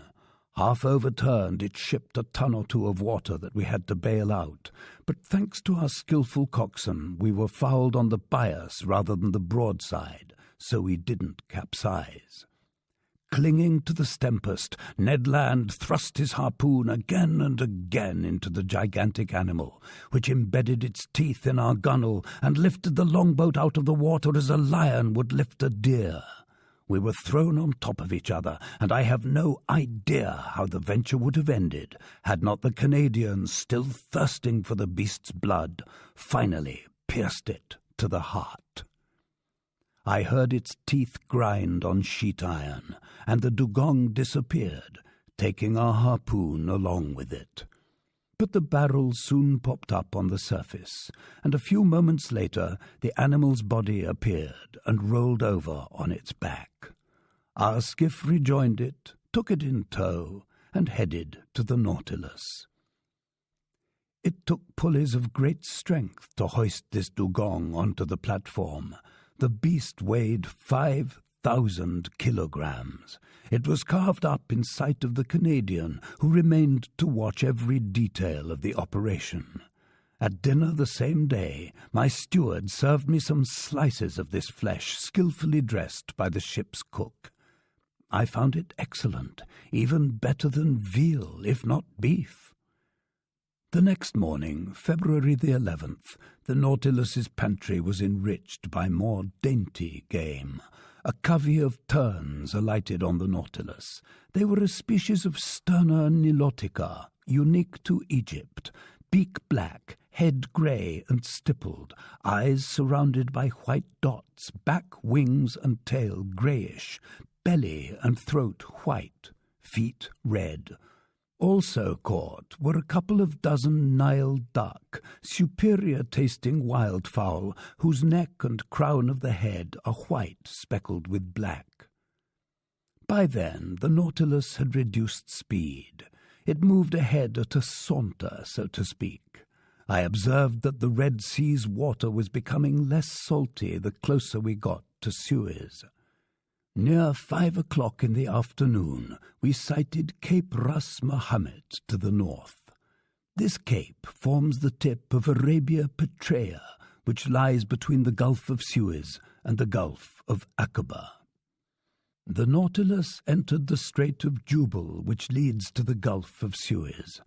I could clearly make out a high mountain crowning Ras Mohammed between the two gulfs. It was Mount Horeb, that biblical Mount Sinai on whose summit Moses met God face to face, that summit the mind's eye always pictures as wreathed in lightning. At 6 o'clock, sometimes afloat and sometimes submerged, the Nautilus passed well out from El Tur, which sat at the far end of a bay whose waters seemed to be dyed red, as Captain Nemo had already mentioned.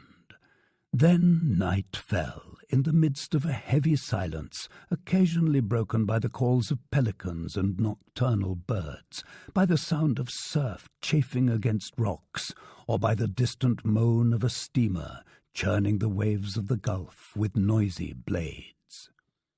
From 8 to 9 o'clock, the Nautilus stayed a few meters beneath the waters. According to my calculations, we had to be quite close to Suez. Through the panels in the lounge, I spotted rocky bottoms brightly lit by our electric rays. It seemed to me that the strait was getting narrower and narrower. At 9:15, when our boat returned to the surface, I climbed onto the platform. I was quite impatient to clear Captain Nemo's tunnel, couldn't sit still, and wanted to breathe the fresh night air. Soon, in the shadows, I spotted a pale signal light glimmering a mile away, half discoloured by mist. "A floating lighthouse," said someone next to me. I turned and discovered the captain. "That's the floating signal light of Suez," he went on. "It won't be long before we reach the entrance to the tunnel." "It can't be very easy to enter it." "No, sir. Accordingly, I'm in the habit of staying in the pilot house and directing manoeuvres myself. And now, if you'll kindly go below, Professor Aronnax, the Nautilus is about to sink beneath the waves, and it will only return to the surface after we've cleared the Arabian Tunnel." I followed Captain Nemo. The hatch closed, the ballast tanks filled with water, and the submersible sank some 10 meters down. Just as I was about to repair to my stateroom, the captain stopped me. "Professor," he said to me, "would you like to go with me to the wheelhouse?" I was afraid to ask, I replied. "Come along then. This way you'll learn the full story about this combination underwater and underground navigating." Captain Nemo led me to the central companionway. In mid-stair, he opened a door, went along the upper gangways, and arrived at the wheelhouse, which, as you know, stands at one end of the platform.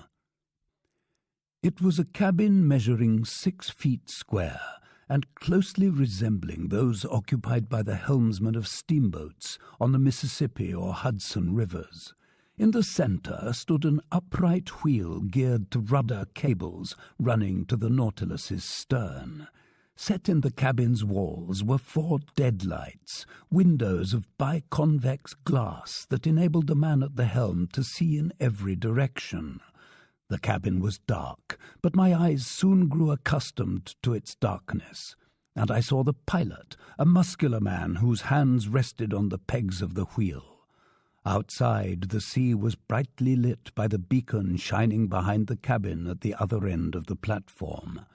"Now," Captain Nemo said, "let's look for our passageway." Electric wires linked the pilot house with the engine room, and from this cabin the captain could simultaneously signal heading and speed to his Nautilus. He pressed a metal button, and at once the propeller slowed down significantly. I stared in silence at the high, sheer wall we were skirting just then, the firm base of the sandy mountains on the coast. For an hour we went along it in this fashion, staying only a few meters away. Captain Nemo never took his eyes off the 2 concentric circles of the compass hanging in the cabin. At a mere gesture from him, the helmsman would instantly change the Nautilus's heading. Standing by the port deadlight, I spotted magnificent coral substructures, zoophytes, algae, and crustaceans with enormous quivering claws that stretched forth from crevices in the rock. At 10:15, Captain Nemo himself took the helm. Dark and deep, a wide gallery opened ahead of us. The Nautilus was brazenly swallowed up. Strange rumblings were audible along our sides. It was the water of the Red Sea, hurled toward the Mediterranean by the tunnel's slope. Our engines tried to offer resistance by churning the waves with propeller in reverse, but the Nautilus went with the torrent as swift as an arrow. Along the narrow walls of this passageway I saw only brilliant streaks, hard lines, fiery furrows, all scrawled by our speeding electric light. With my hand I tried to curb the pounding of my heart.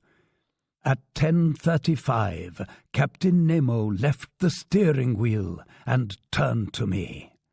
"The Mediterranean," he told me. In less than 20 minutes, swept along by the torrent, the Nautilus had just cleared the Isthmus of Suez. Chapter 6. The Greek Islands. At sunrise the next morning, February the 12th, the Nautilus rose to the surface of the waves. I rushed onto the platform. The hazy silhouette of Pelusium was outlined 3 miles to the south. A torrent had carried us from one sea to the other. But although that tunnel was easy to descend, going back up must have been impossible. Near 7 o'clock, Ned and Conseil joined me. Those 2 inseparable companions had slept serenely, utterly unaware of the Nautilus's feat. "Well, Mr. Naturalist," the Canadian asked in a gently mocking tone, "and how about that Mediterranean?" "We're floating on its surface, Ned, my friend." "What?" Conseil put in. "Last night?" "Yes, last night, in a matter of minutes, we cleared that insuperable isthmus." "I don't believe a word of it," the Canadian replied. "And you're in the wrong, Mr. Land," I went on. "That flat coastline curving southward is the coast of Egypt." "Tell it to the Marines, sir," answered the stubborn Canadian. "But if master says so," Conseil told him, "then so be it." "What's more, Ned," I said, "Captain Nemo himself did the honours in his tunnel, and I stood beside him in the pilot-house while he steered the Nautilus through that narrow passageway." "You hear, Ned?" Conseil said. "And you, Ned, who have such good eyes," I added. "You can spot the jetties of Port Said stretching out to sea." The Canadian looked carefully. "Correct," he said. "You're right, Professor, and your captain's a Superman. We're in the Mediterranean." "Fine. So now let's have a chat about our little doings, if you please, but in such a way that nobody overhears." I could easily see what the Canadian was driving at. In any event, I thought it best to let him have his chat, and we all 3 went to sit next to the beacon, where we were less exposed to the damp spray from the billows. "Now, Ned, we're all ears," I said. "What have you to tell us?" "What I've got to tell you is very simple," the Canadian replied. "We're in Europe, and before Captain Nemo's whims take us deep into the polar seas or back to Oceania, I say we should leave this Nautilus." I confess that such discussions with the Canadian always baffled me. I didn't want to restrict my companion's freedom in any way, and yet I had no desire to leave Captain Nemo. Thanks to him and his submersible, I was finishing my undersea research by the day, and I was rewriting my book on the great ocean depths in the midst of its very element. Would I ever again have such an opportunity to observe the ocean's wonders? Absolutely not. So I couldn't entertain this idea of leaving the Nautilus before completing our course of inquiry. "Ned, my friend," I said, "answer me honestly. Are you bored with this ship? Are you sorry that fate has cast you into Captain Nemo's hands?" The Canadian paused for a short while before replying. Then, crossing his arms, "Honestly," he said, "I'm not sorry about this voyage under the seas. I'll be glad to have done it. But in order to have done it, it has to finish. That's my feeling." "It will finish, Ned. Where and when?" Where, I don't know. When, I can't say. Or rather, I suppose it will be over when these seas have nothing more to teach us. Everything that begins in this world must inevitably come to an end. I think as Master does, Conseil replied, and it's extremely possible that after crossing every sea on the globe, Captain Nemo will bid the three of us a fond farewell. Bid us a fond farewell? The Canadian exclaimed. You mean bid us to a fare-thee-well? Let's not exaggerate, Mr. Land, I went on. We have nothing to fear from the captain, but neither do I share Conseil's views. We're privy to the Nautilus's secrets, and I don't expect that its commander, just to set us free, will meekly stand by while we spread those secrets all over the world. But in that case, what do you expect? The Canadian asked. That we'll encounter advantageous conditions for escaping just as readily in 6 months as now. Great Scott! Ned Land put in. And where, if you please, will we be in 6 months, Mr. Naturalist? Perhaps here, perhaps in China. You know how quickly the Nautilus moves. It crosses oceans like swallows cross the air, or express trains continents. It doesn't fear heavily travelled seas. Who can say it won't hug the coasts of France, England, or America, where an escape attempt could be carried out just as effectively as here?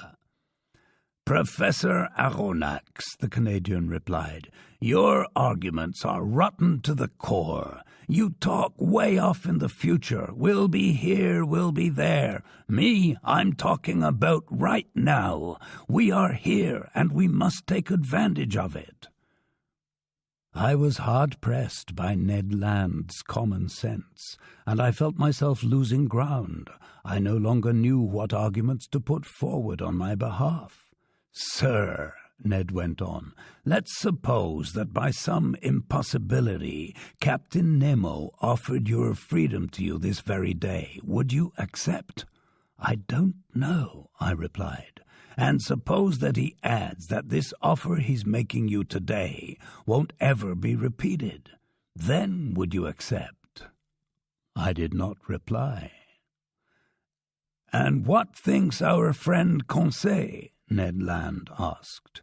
Your friend Conseil, the fine lad replied serenely, has nothing to say for himself. He's a completely disinterested party on this question.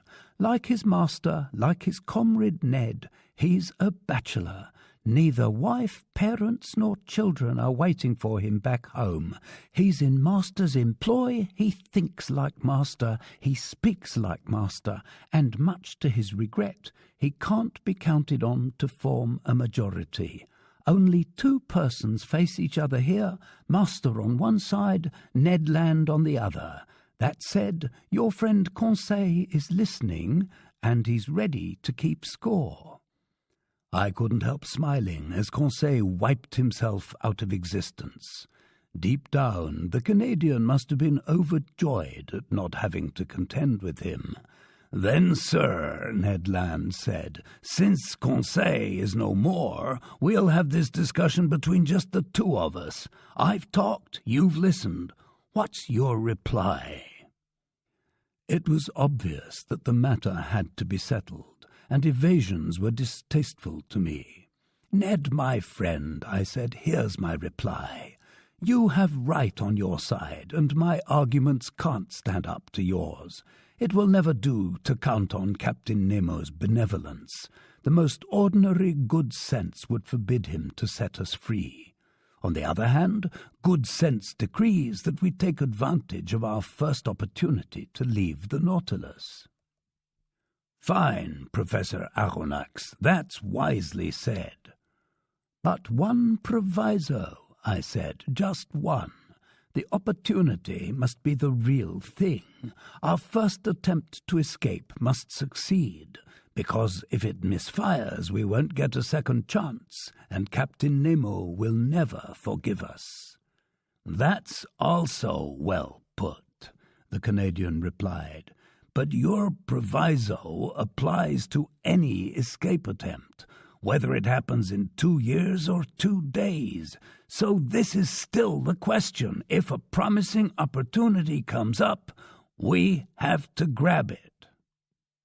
"Agreed. And now, Ned, will you tell me what you mean by a promising opportunity?"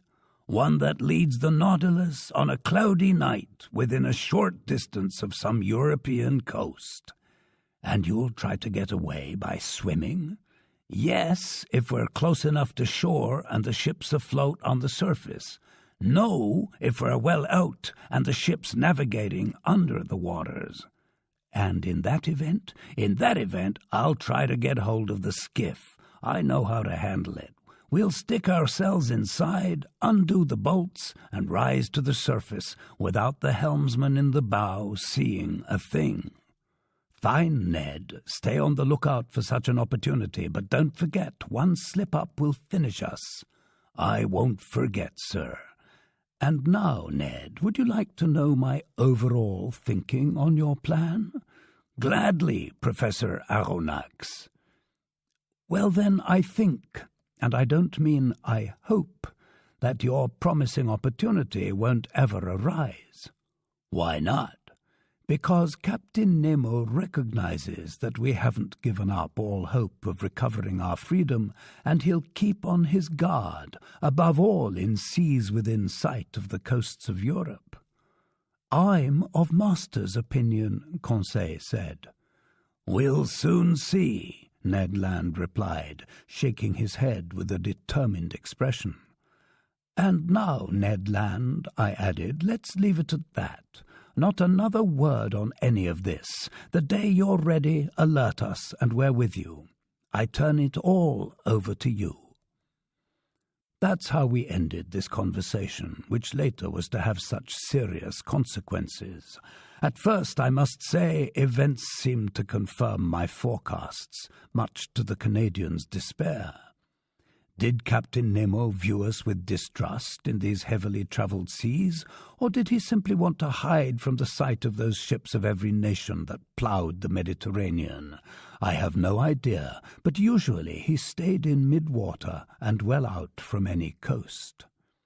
Either the Nautilus surfaced only enough to let its pilot-house emerge, or it slipped away to the lower depths, although between the Greek islands and Asia Minor we didn't find bottom even at 2,000 meters down. Accordingly, I became aware of the Isle of Carpathos, one of the Sporades Islands, only when Captain Nemo placed his finger over a spot on the world map and quoted me this verse from Virgil: "Est in Carpathio Neptuni gurgite vates, Caeruleus Proteus." It was indeed that bygone abode of Proteus, the old shepherd of King Neptune's flocks, an island located between Rhodes and Crete, which Greeks now call Carpathos, Italians Scarpanto. Through the lounge window I could see only its granite bedrock. The next day, February the 14th, I decided to spend a few hours studying the fish of this island group, but for whatever reason the panels remained hermetically sealed. After determining the Nautilus's heading, I noted that it was proceeding toward the ancient island of Crete, also called Candia. At the time I had shipped aboard the Abraham Lincoln, this whole island was in rebellion against its tyrannical rulers, the Ottoman Empire of Turkey. But since then I had absolutely no idea what happened to this revolution, and Captain Nemo, deprived of all contact with the shore, was hardly the man to keep me informed. So I didn't allude to this event when that evening I chanced to be alone with the captain in the lounge. Besides, he seemed silent and preoccupied.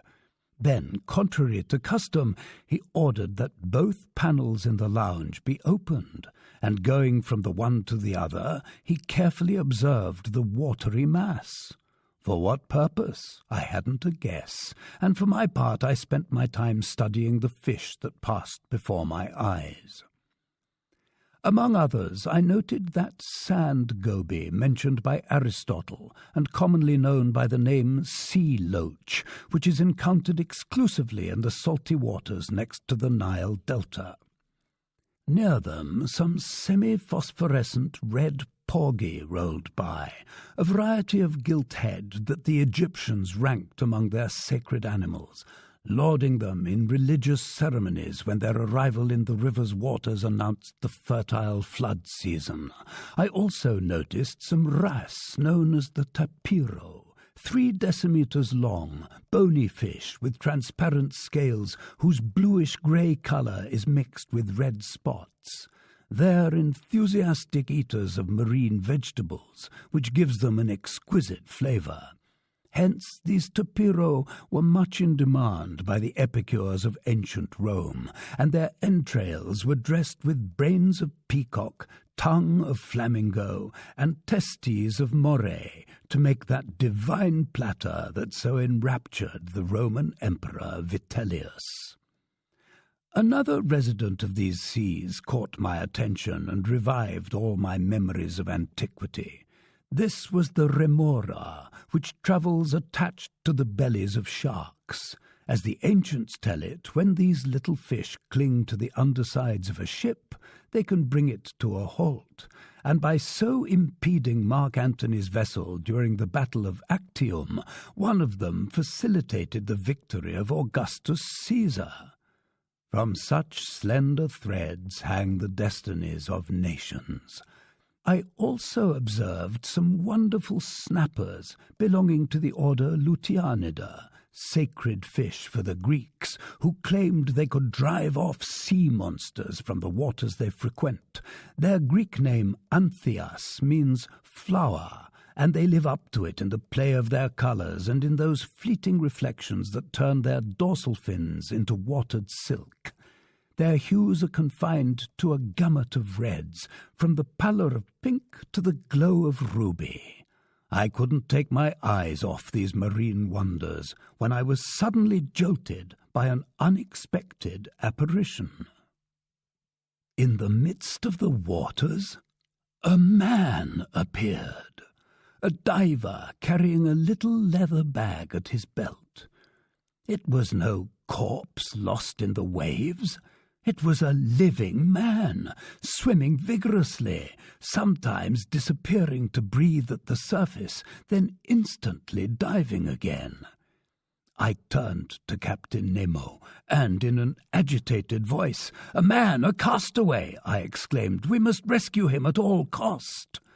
The captain didn't reply, but went to lean against the window.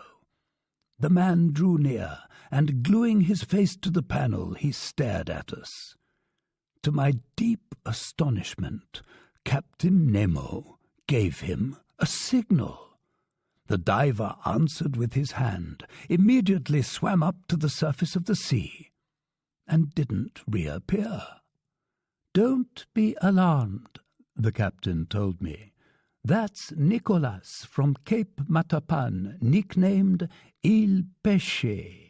He's well known throughout the Cyclades Islands, a bold diver. Water is his true element, and he lives in the sea more than on shore, going constantly from one island to another, even to Crete." "You know him, Captain?" "Why not, Professor Aronnax?" This said, Captain Nemo went to a cabinet standing near the lounge's left panel. Next to this cabinet, I saw a chest bound with hoops of iron, its lid bearing a copper plaque that displayed the Nautilus's monogram with its motto, Mobilis in mobili. Just then, ignoring my presence, the captain opened this cabinet, a sort of safe that contained a large number of ingots. They were gold ingots, and they represented an enormous sum of money. Where had this precious metal come from? How had the captain amassed this gold? And what was he about to do with it? I didn't pronounce a word. I gaped. Captain Nemo took out the ingots one by one and arranged them methodically inside the chest, filling it to the top, at which point I estimate that it held more than 1,000 kilograms of gold. In other words, close to 5 million francs. After securely fastening the chest, Captain Nemo wrote an address on its lid in characters that must have been modern Greek. This done, the captain pressed a button whose wiring was in communication with the crew's quarters. 4 men appeared and, not without difficulty, pushed the chest out of the lounge. Then I heard them hoist it up the iron companionway by means of pulleys. Just then, Captain Nemo turned to me. "You were saying, Professor?" he asked me. "I wasn't saying a thing, Captain." "Then, sir, with your permission, I'll bid you good evening." And with that, Captain Nemo left the lounge. I re-entered my stateroom, very puzzled, as you can imagine. I tried in vain to fall asleep. I kept searching for a relationship between the appearance of the diver and that chest filled with gold. Soon, from certain rolling and pitching movements, I sensed that the Nautilus had left the lower strata and was back on the surface of the water. Then I heard the sound of footsteps on the platform. I realized that the skiff was being detached and launched to sea. For an instant it bumped the Nautilus's side. Then all sounds ceased. 2 hours later, the same noises, the same comings and goings were repeated. Hoisted on board, the longboat was readjusted into its socket, and the Nautilus plunged back beneath the waves. So those millions had been delivered to their address. At what spot on the continent? Who was the recipient of Captain Nemo's gold? The next day I related the night's events to Conseil and the Canadian, events that had aroused my curiosity to a fever pitch. My companions were as startled as I was. "But where does he get those millions?" Ned Land asked. To this, no reply was possible. After breakfast, I made my way to the lounge and went about my work. I wrote up my notes until 5 o'clock in the afternoon. Just then, was it due to some personal indisposition, I felt extremely hot and had to take off my jacket made of fan muscle fabric. A perplexing circumstance, because we weren't in the low latitudes, and besides, once the Nautilus was submerged, it shouldn't be subject to any rise in temperature. I looked at the pressure gauge. It marked a depth of 60 feet, a depth beyond the reach of atmospheric heat. I kept on working, but the temperature rose to the point of becoming unbearable. Could there be a fire on board? I wondered. I was about to leave the lounge when Captain Nemo entered. He approached the thermometer, consulted it, and turned to me. 42 degrees centigrade, he said. "I've detected as much, Captain," I replied, "and if it gets even slightly hotter, we won't be able to stand it." "Oh, Professor, it won't get any hotter unless we want it to." "You mean you can control this heat?" "No, but I can back away from the fireplace producing it." "So it's outside?" "Surely. We're cruising in a current of boiling water." "It can't be," I exclaimed. "Look." The panels had opened, and I could see a completely white sea around the Nautilus. Steaming sulphurous fumes uncoiled in the midst of waves bubbling like water in a boiler. I leaned my hand against one of the windows, but the heat was so great I had to snatch it back. "Where are we?" I asked. "Near the island of Santorini, Professor. the captain answered me, "and right in the channel that separates the volcanic islets of Nea Kameni and Palea Kameni. I wanted to offer you the unusual sight of an underwater eruption." "I thought," I said, "that the formation of such new islands had come to an end." "Nothing ever comes to an end in these volcanic waterways," Captain Nemo replied, "and thanks to its underground fires, our globe is continuously under construction in these regions. According to the Latin historians Cassiodorus and Pliny, by the year 19 of the Christian era, a new island, the divine Thera, had already appeared in the very place these islets have more recently formed. Then Thera sank under the waves, only to rise and sink once more in the year 69 A.D. From that day to this, such plutonic construction work has been in abeyance. But on February the 3rd, 1866, a new islet named George Island emerged in the midst of sulphurous steam near Nea Kameni and was fused to it on the 6th of the same month. 7 days later, on February the 13th, the islet of Aphroessa appeared, leaving a 10-meter channel between itself and Nea Kameni. I was in these seas when that phenomenon occurred, and I was able to observe its every phase. The islet of Aphroessa was circular in shape, measuring 300 feet in diameter and 30 feet in height. It was made of black, glassy lava mixed with bits of feldspar.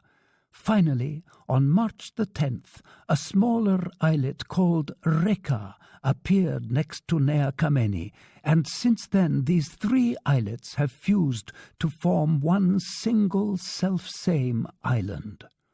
"What about this channel we're in right now?" I asked. "Here it is," Captain Nemo replied, showing me a chart of the Greek islands. "You observe that I've entered the new islets in their place. But will this channel fill up one day?" "Very likely, Professor Aronnax, because since 1866, 8 little lava islets have surged up in front of the port of St. Nicholas on Palea Kameni, so it's obvious that Nea and Palea will join in days to come. In the middle of the Pacific, tiny infusoria build continents, but here they're built by volcanic phenomena.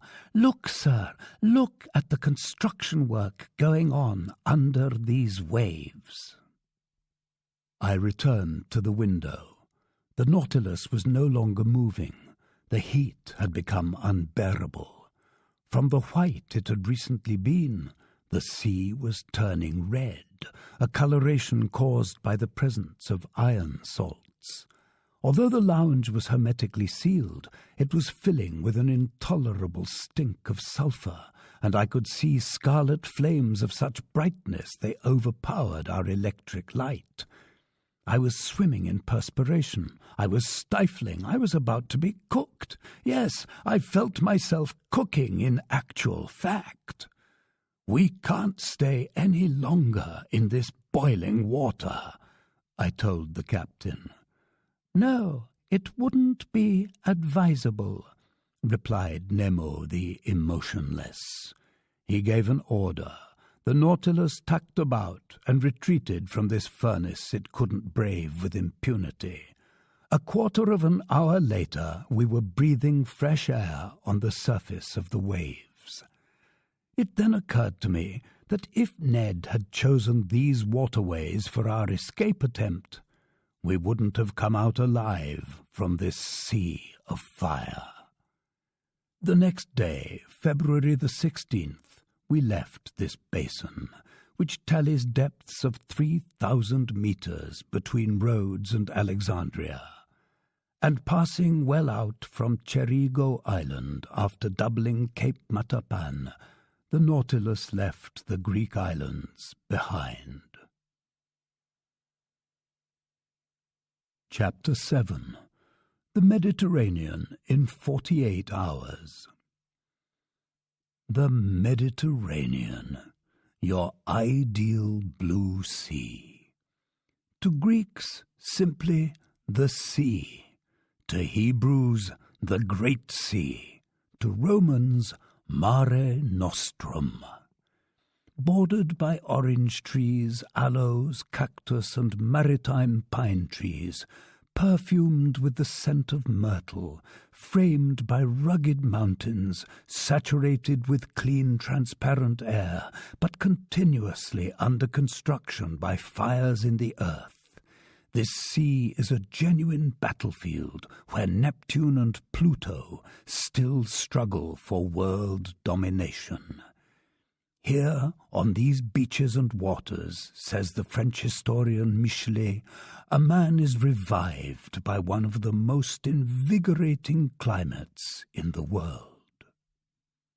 But as beautiful as it was, I could get only a quick look at this basin whose surface area comprises 2 million square kilometers. Even Captain Nemo's personal insights were denied me, because that mystifying individual didn't appear one single time during our high-speed crossing. I estimate that the Nautilus covered a track of some 600 leagues under the waves of this sea, and this voyage was accomplished in just 24 hours times 2. Departing from the waterways of Greece on the morning of February the 16th, we cleared the Strait of Gibraltar by sunrise on the 18th. It was obvious to me that this Mediterranean, pinned in the middle of those shores he wanted to avoid, gave Captain Nemo no pleasure.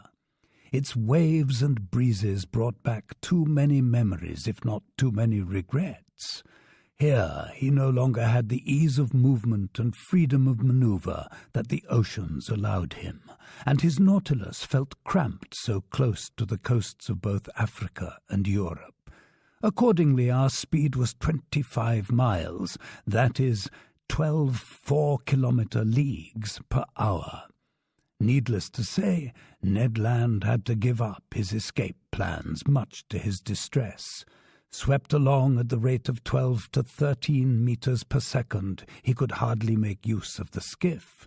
Leaving the Nautilus under these conditions would have been like jumping off a train racing at this speed, a rash move, if there ever was one. Moreover, to renew our air supply, the submersible rose to the surface of the waves only at night, and relying solely on compass and log, it steered by dead reckoning. Inside the Mediterranean, then, I could catch no more of its fast-passing scenery than a traveller might see from an express train. In other words, I could view only the distant horizons, because the foregrounds flashed by like lightning. But Conseil and I were able to observe those Mediterranean fish whose powerful fins kept pace for a while in the Nautilus's waters. We stayed on watch before the lounge windows, and our notes enable me to reconstruct in a few words the ichthyology of this sea. Among the various fish inhabiting it, some I viewed, others I glimpsed, and the rest I missed completely because of the Nautilus's speed. Kindly allow me to sort them out using this whimsical system of classification. It will at least convey the quickness of my observations. In the midst of the watery mass, brightly lit by our electric beams, there snaked past one of those 1-meter lampreys that are common to nearly every clime. A type of ray from the genus Oxyrhynchus, 5 feet wide, had a white belly with a spotted ash-grey back and was carried along by the currents like a huge wide-open shawl. Other rays passed by so quickly I couldn't tell if they deserved that name eagle ray coined by the ancient Greeks, or those designations of rat ray, bat ray, and toad ray that modern fishermen have inflicted on them. Dogfish known as topes, 12 feet long and especially feared by divers, were racing with each other.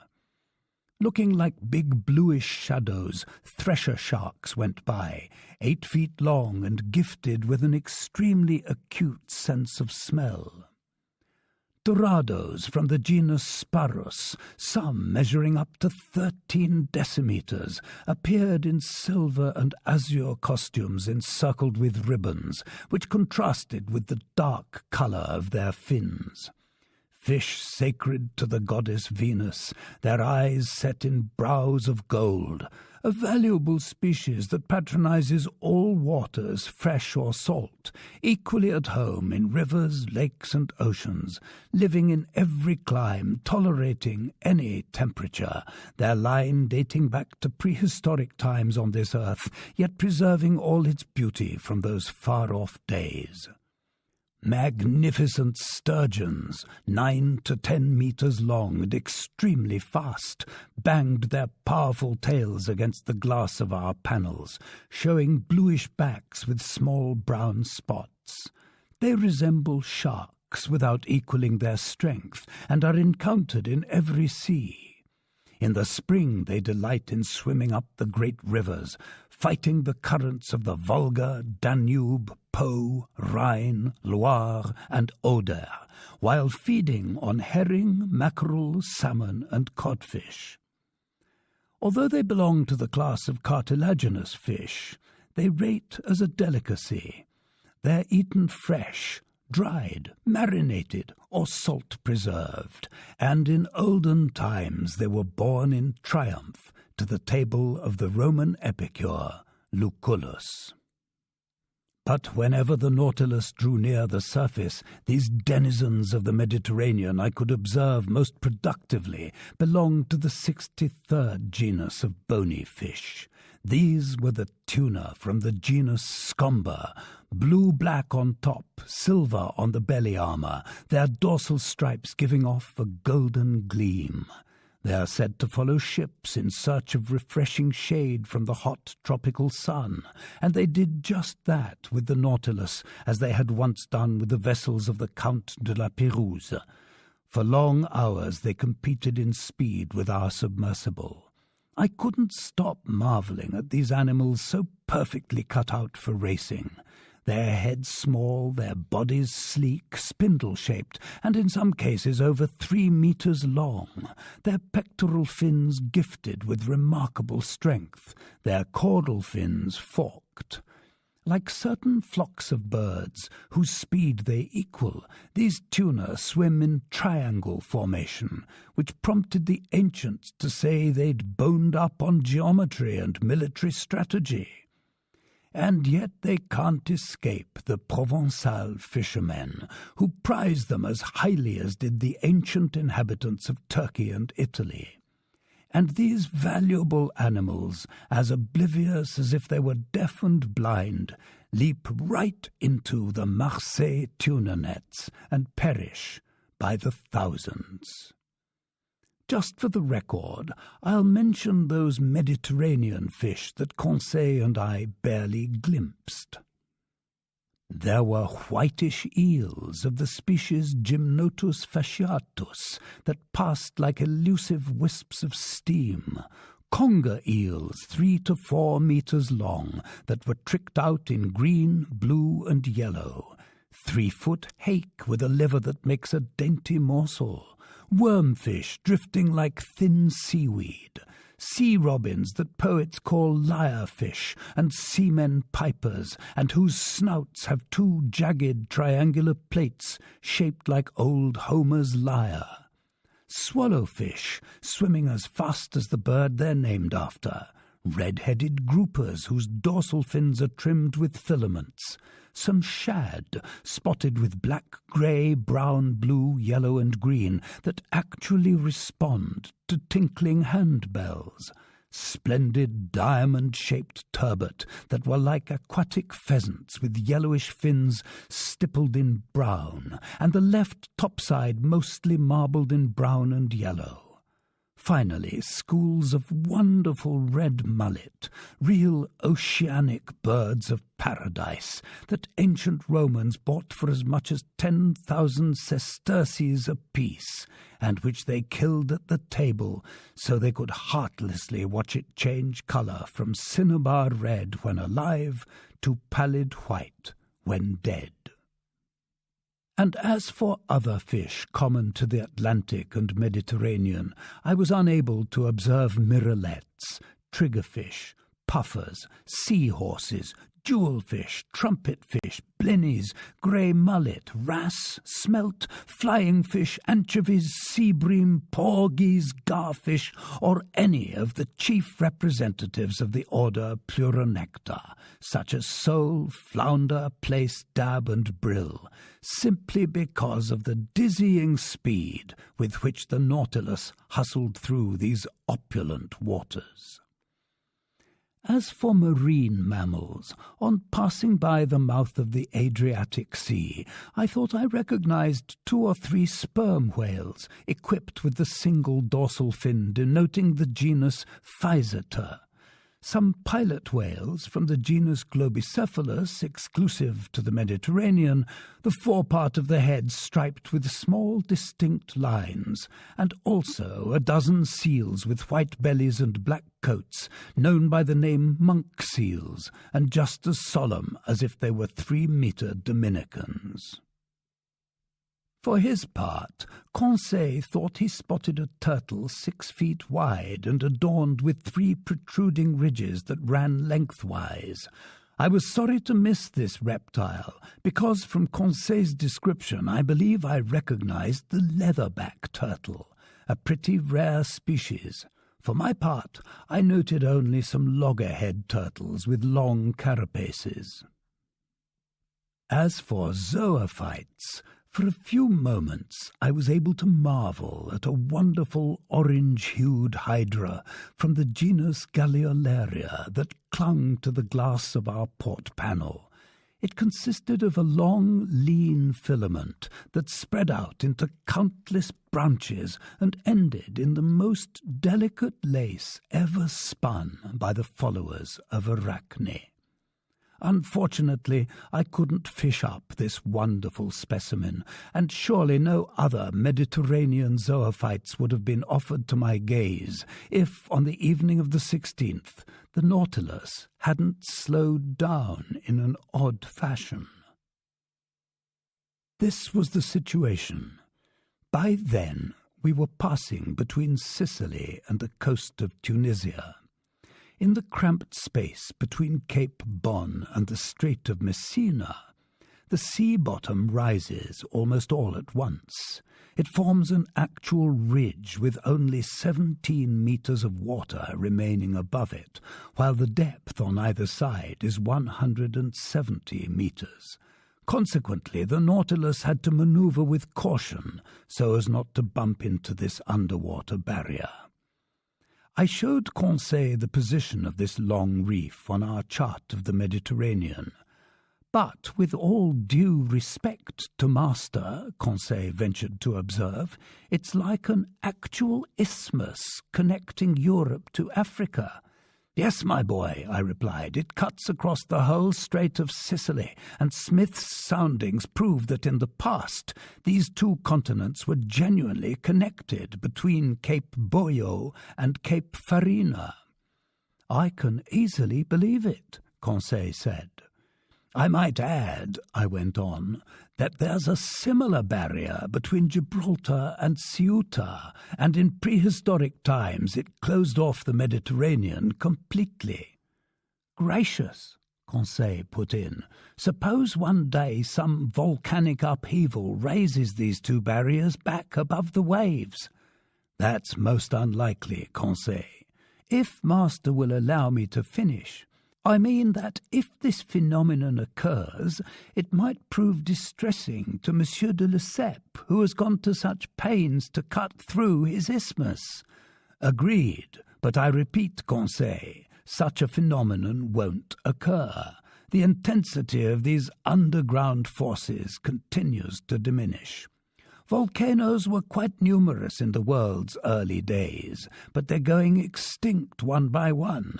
The heat inside the Earth is growing weaker. The temperature in the globe's lower strata is cooling appreciably every century, and to our globe's detriment, because its heat is its life. But the sun isn't enough, Conseil. Can it restore heat to a corpse? Not that I've heard. Well, my friend, someday the Earth will be just such a cold corpse. Like the moon, which long ago lost its vital heat, our globe will become lifeless and unlivable. In how many centuries? Conseil asked. In hundreds of thousands of years, my boy. Then we have ample time to finish our voyage, Conseil replied, if Ned Land doesn't mess things up. Thus reassured, Conseil went back to studying the shallows that the Nautilus was skimming at moderate speed.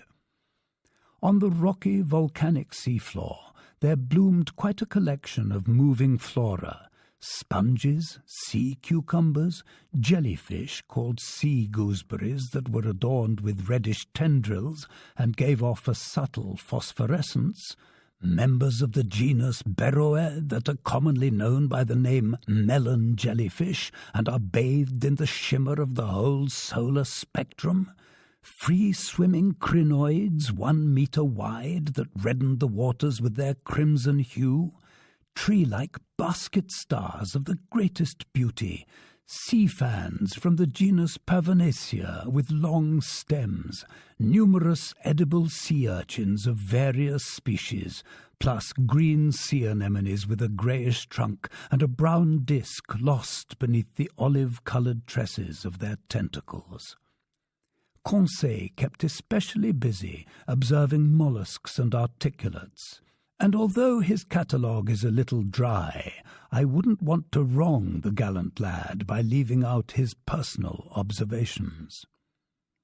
From the branch Mollusca, he mentions numerous comb-shaped scallops, hoof-like spiny oysters piled on top of each other, triangular coquina, three-pronged glass snails with yellow fins and transparent shells, orange snails from the genus Plurobranchus that looked like eggs spotted or speckled with greenish dots, members of the genus Aplysia, also known by the name sea hares, other sea hares from the genus Dolabella, plump paper bubble shells, umbrella shells exclusive to the Mediterranean, abalone, whose shell produces a mother-of-pearl much in demand, pilgrim scallops, saddle shells, that diners in the French province of Languedoc are said to like better than oysters, some of those cockle shells so dear to the citizens of Marseille,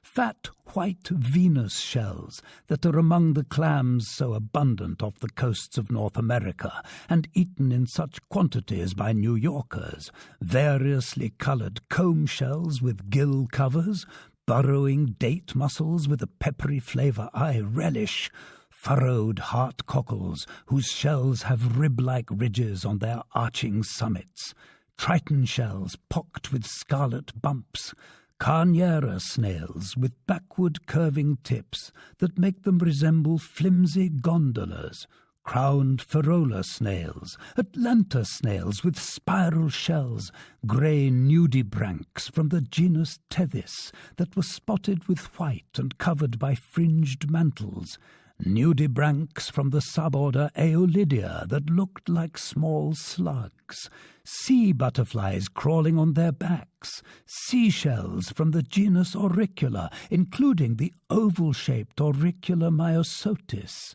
tan wentle-trap snails, common periwinkles, violet snails, cineraria snails, rock borers, ear shells, cabochon snails, Pandora shells, etc. As for the articulates, in his notes Conseil has very appropriately divided them into 6 classes, 3 of which belong to the marine world. These classes are the Crustacea, Cirripedia, and Annelida. Crustaceans are divided into 9 orders, and the first of these consists of the decapods. In other words, animals whose head and thorax are usually fused, whose cheek and mouth mechanism is made up of several pairs of appendages, and whose thorax has 4, 5, or 6 pairs of walking legs. Conseil used the methods of our mentor, Professor Milne Edwards, who puts the decapods in 3 divisions: Brachyura, Macrura, and Anomura. These names may look a tad fierce, but they're accurate and appropriate. Among the Brachyura, Conseil mentions some Amanthia crabs, whose fronts were armed with 2 big diverging tips.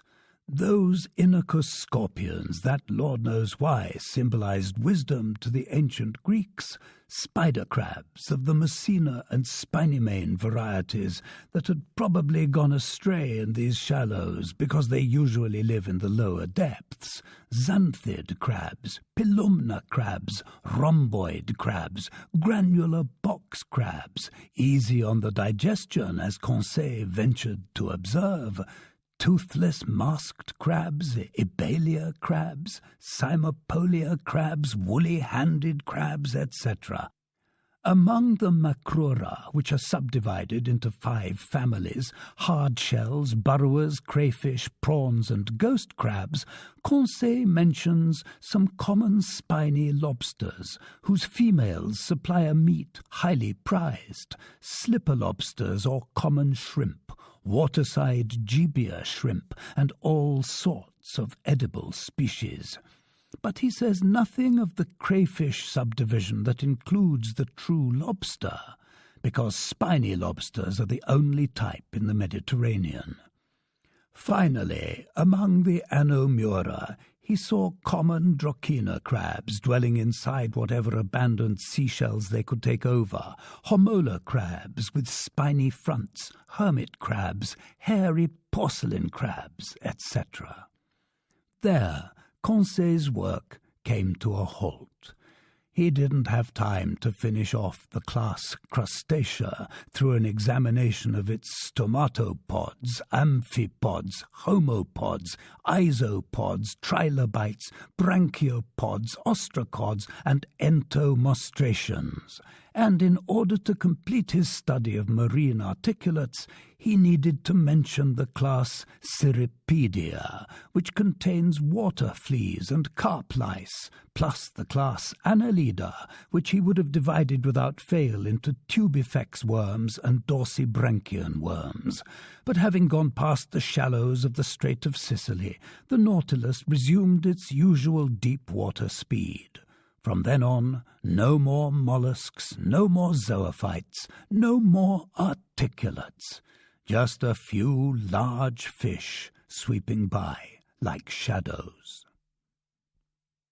During the night of February the 16th to the 17th, we entered the second Mediterranean basin, whose maximum depth we found at 3,000 meters. The Nautilus, driven downward by its propeller and slanting fins, descended to the lowest strata of this sea. There, in place of natural wonders, the watery mass offered some thrilling and dreadful scenes to my eyes. In essence, we were then crossing that part of the whole Mediterranean so fertile in casualties. From the coast of Algiers to the beaches of Provence, how many ships have wrecked, how many vessels have vanished. Compared to the vast liquid plains of the Pacific, the Mediterranean is a mere lake, but it's an unpredictable lake with fickle waves, today kindly and affectionate to those frail single masters drifting between a double ultramarine of sky and water. Tomorrow, bad-tempered and turbulent, agitated by the winds, demolishing the strongest ships, beneath sudden waves that smash down with a headlong wallop. So, in our swift cruise through these deep strata, how many vessels I saw lying on the sea floor, some already caked with coral, others clad only in a layer of rust, plus anchors, cannons, shells, iron fittings, propeller blades, parts of engines, cracked cylinders, staved-in boilers, then hulls floating in mid-water, here upright, there overturned. Some of these wrecked ships had perished in collisions, others from hitting granite reefs. I saw a few that had sunk straight down, their masting still upright, their rigging stiffened by the water. They looked like they were at anchor by some immense open offshore mooring where they were waiting for their departure time. When the Nautilus passed between them, covering them with sheets of electricity, they seemed ready to salute us with their colours and send us their serial numbers. But no, nothing but silence and death filled this field of catastrophes. I observed that these Mediterranean depths became more and more cluttered with such gruesome wreckage as the Nautilus drew nearer to the Strait of Gibraltar. By then the shores of Africa and Europe were converging, and in this narrow space collisions were commonplace. There I saw numerous iron undersides, the phantasmagoric ruins of steamers, some lying down, others rearing up like fearsome animals. One of these boats made a dreadful first impression. Sides torn open, funnel bent, paddle wheels stripped to the mountings, rudder separated from the stempest and still hanging from an iron chain, the board on its stern eaten away by marine salts. How many lives were dashed in this shipwreck? How many victims were swept under the waves? Had some sailor on board lived to tell the story of this dreadful disaster? Or do the waves still keep this casualty a secret? It occurred to me, Lord knows why, that this boat buried under the sea might have been the Atlas, lost with all hands some 20 years ago and never heard from again. Oh, what a gruesome tale these Mediterranean depths could tell, this huge boneyard where so much wealth has been lost, where so many victims have met their deaths. Meanwhile, briskly unconcerned, the Nautilus ran at full propeller through the midst of these ruins. On February the 18th, near 3 o'clock in the morning, it hove before the entrance to the Strait of Gibraltar. There are two currents here, an upper current, long known to exist, that carries the ocean's waters into the Mediterranean basin, then a lower countercurrent, the only present-day proof of its existence being logic. In essence, the Mediterranean receives a continual influx of water, not only from the Atlantic, but from rivers emptying into it. Since local evaporation isn't enough to restore the balance, the total amount of added water should make this sea's level higher every year. Yet this isn't the case, and we're naturally forced to believe in the existence of some lower current that carries the Mediterranean surplus through the Strait of Gibraltar and into the Atlantic basin. And so it turned out. The Nautilus took full advantage of this countercurrent. It advanced swiftly through this narrow passageway. For an instant I could glimpse the wonderful ruins of the Temple of Hercules buried under sea, as Pliny and Avianus have mentioned, together with the flat island they stand on. And a few minutes later we were floating on the waves of the Atlantic. Chapter 8. The Bay of Vigo. The Atlantic. A vast expanse of water, whose surface area is 25 million square miles, with a length of 9,000 miles and an average width of 2,700. a major sea nearly unknown to the ancients, except perhaps the Carthaginians, those Dutchmen of antiquity who went along the west coasts of Europe and Africa on their commercial junkets. An ocean whose parallel winding shores form an immense perimeter fed by the world's greatest rivers, the St. Lawrence, Mississippi, Amazon, Plata, Orinoco, Niger, Senegal, Elbe, Loire, and Rhine, which bring it waters from the most civilized countries as well as the most undeveloped areas. A magnificent plain of waves, ploughed continuously by ships of every nation, shaded by every flag in the world, and ending in those two dreadful headlands so feared by navigators, Cape Horn and the Cape of Tempests. The Nautilus broke these waters with the edge of its spur after doing nearly 10,000 leagues in 3.5 months, a track longer than a great circle of the earth. Where were we heading now, and what did the future have in store for us? Emerging from the Strait of Gibraltar, the Nautilus took to the high seas. It returned to the surface of the waves, so our daily strolls on the platform were restored to us. I climbed onto it instantly, Ned Land and Conseil along with me. 12 miles away, Cape St. Vincent was hazily visible, the southwestern tip of the Hispanic Peninsula. The wind was blowing a pretty strong gust from the south. The sea was swelling and surging. Its waves made the Nautilus roll and jerk violently. It was nearly impossible to stand up on the platform, which was continuously buffeted by this enormously heavy sea. After inhaling a few breaths of air, we went below once more. I repaired to my stateroom. Conseil returned to his cabin, but the Canadian, looking rather worried, followed me. Our quick trip through the Mediterranean hadn't allowed him to put his plans into execution, and he could barely conceal his disappointment. After the door to my stateroom was closed, he sat and stared at me silently. "Ned, my friend," I told him, "I know how you feel, but you mustn't blame yourself. Given the way the Nautilus was navigating, it would have been sheer insanity to think of escaping." Ned Land didn't reply. His pursed lips and frowning brow indicated that he was in the grip of his monomania. "Look here," I went on, "as yet there's no cause for despair. We're going up the coast of Portugal. France and England aren't far off, and there we'll easily find refuge.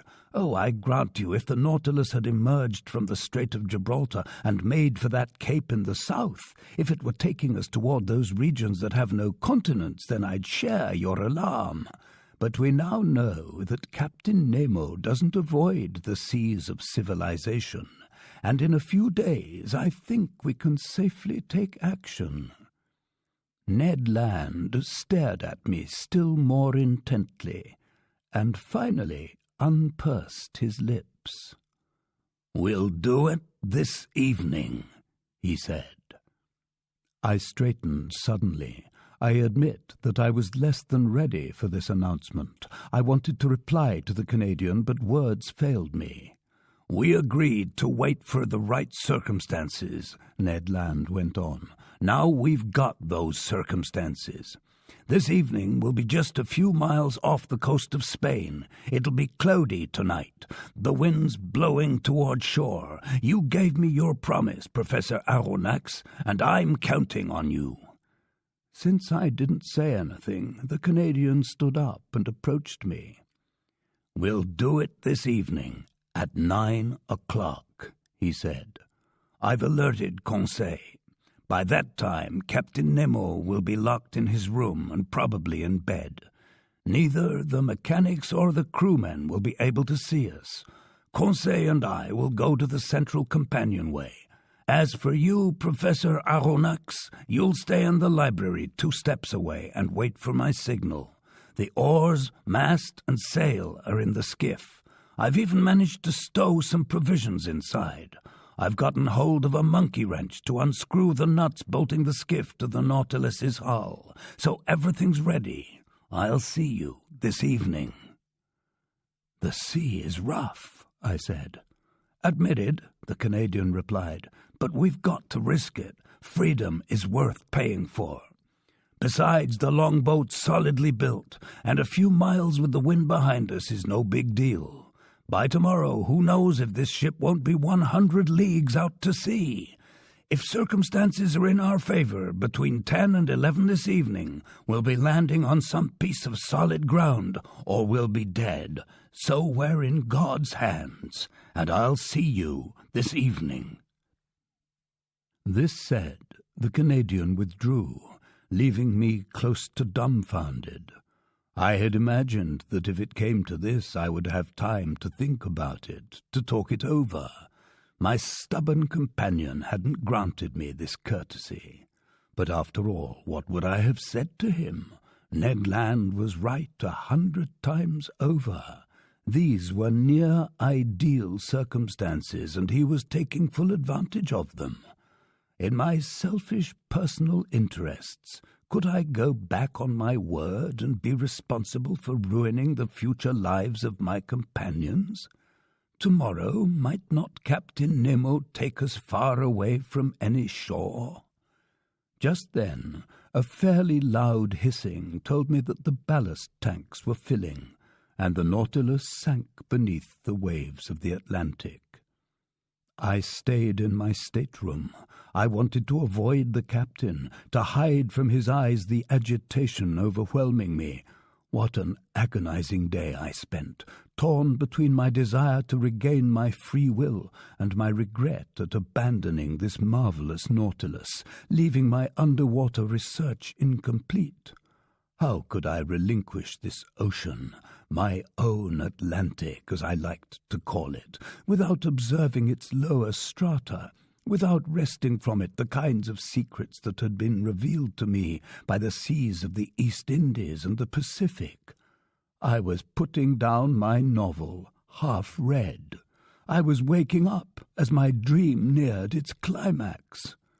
How painfully the hours passed, as I sometimes envisioned myself safe on shore with my companions, or, despite my better judgment, as I sometimes wished that some unforeseen circumstances would prevent Ned Land from carrying out his plans.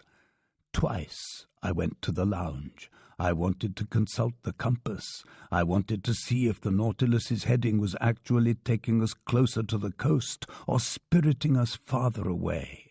But no, the Nautilus was still in Portuguese waters. Heading north, it was cruising along the ocean's beaches. So I had to resign myself to my fate and get ready to escape. My baggage wasn't heavy. My notes, nothing more. As for Captain Nemo, I wondered what he would make of our escaping, what concern or perhaps what distress it might cause him, and what he would do in the twofold event of our attempt either failing or being found out. Certainly I had no complaints to register with him. On the contrary, never was hospitality more wholehearted than his.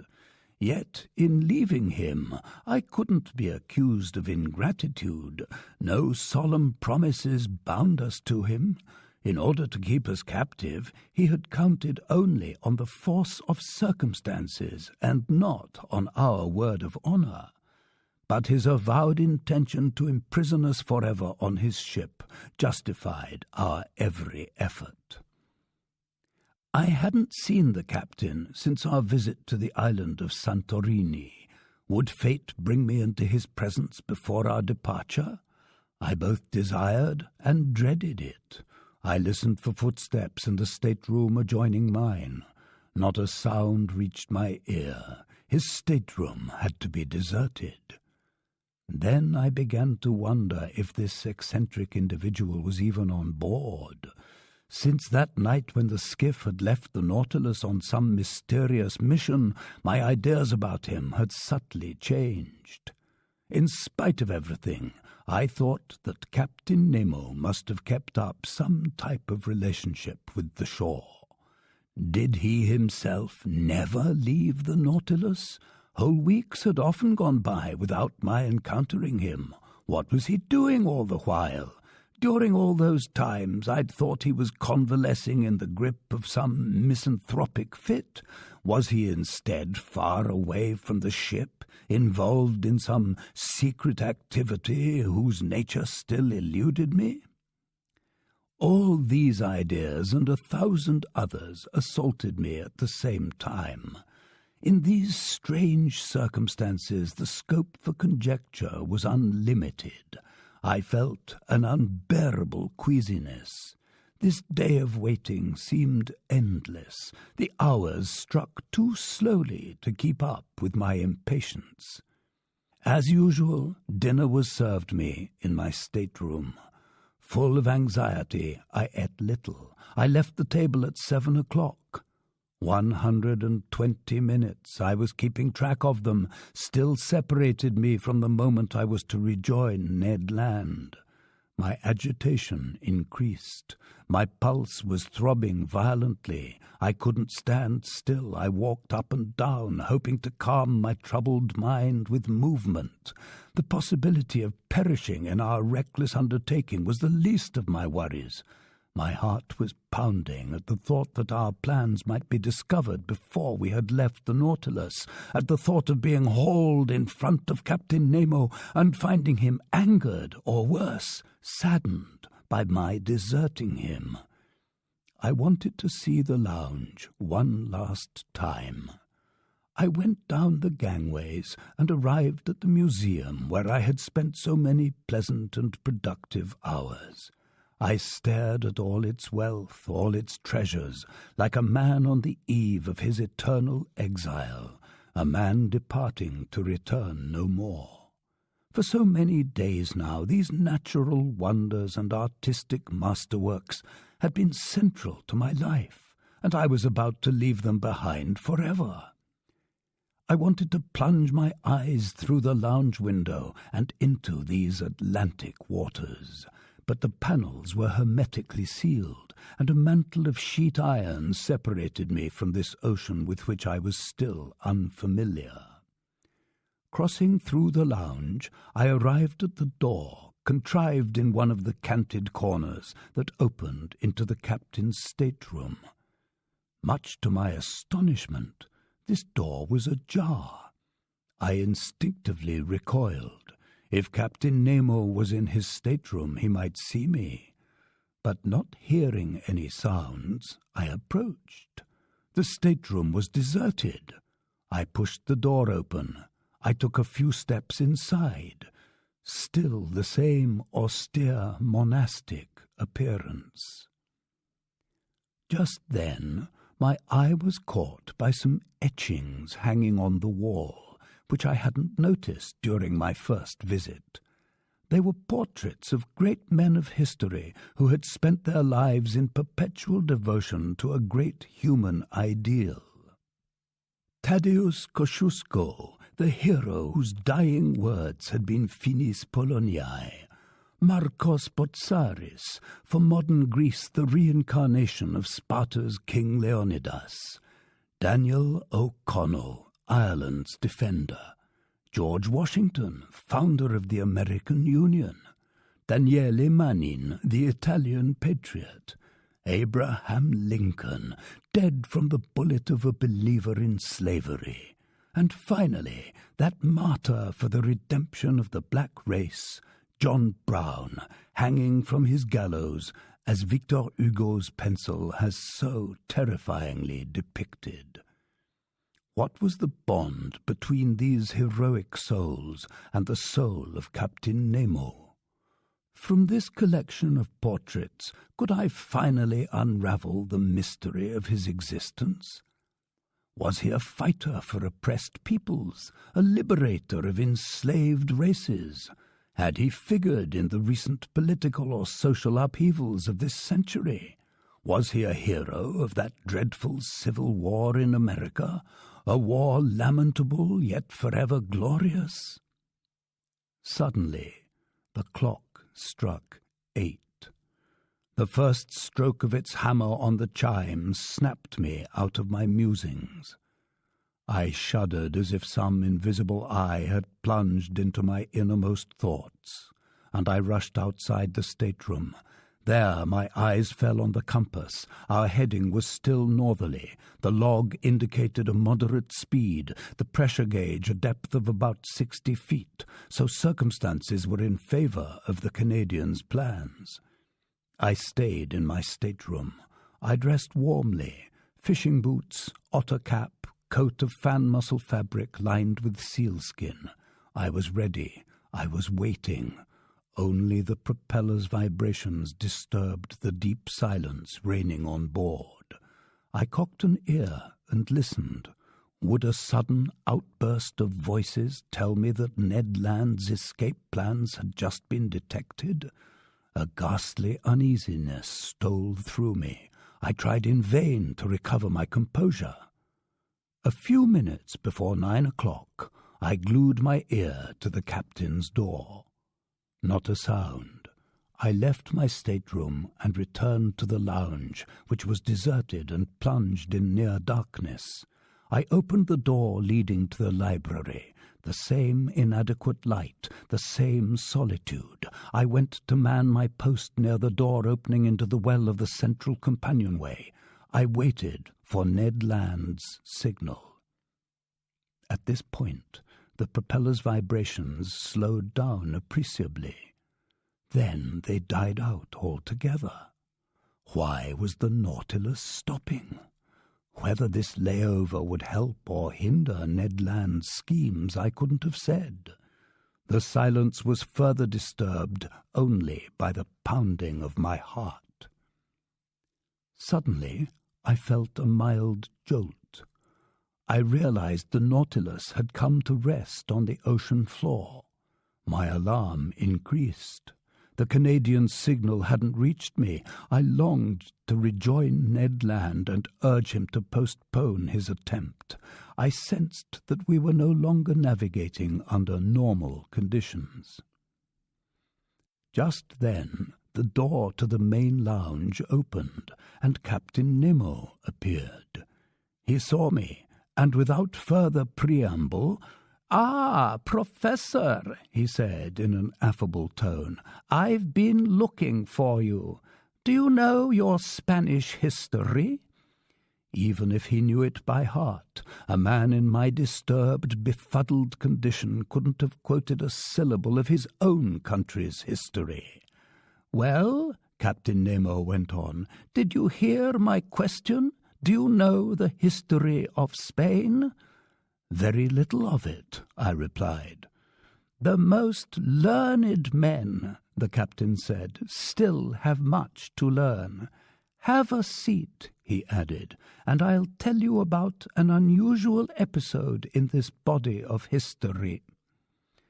The captain stretched out on a couch, and I mechanically took a seat near him but half in the shadows. "Professor," he said, "listen carefully. This piece of history concerns you in one definite respect, because it will answer a question you've no doubt been unable to resolve."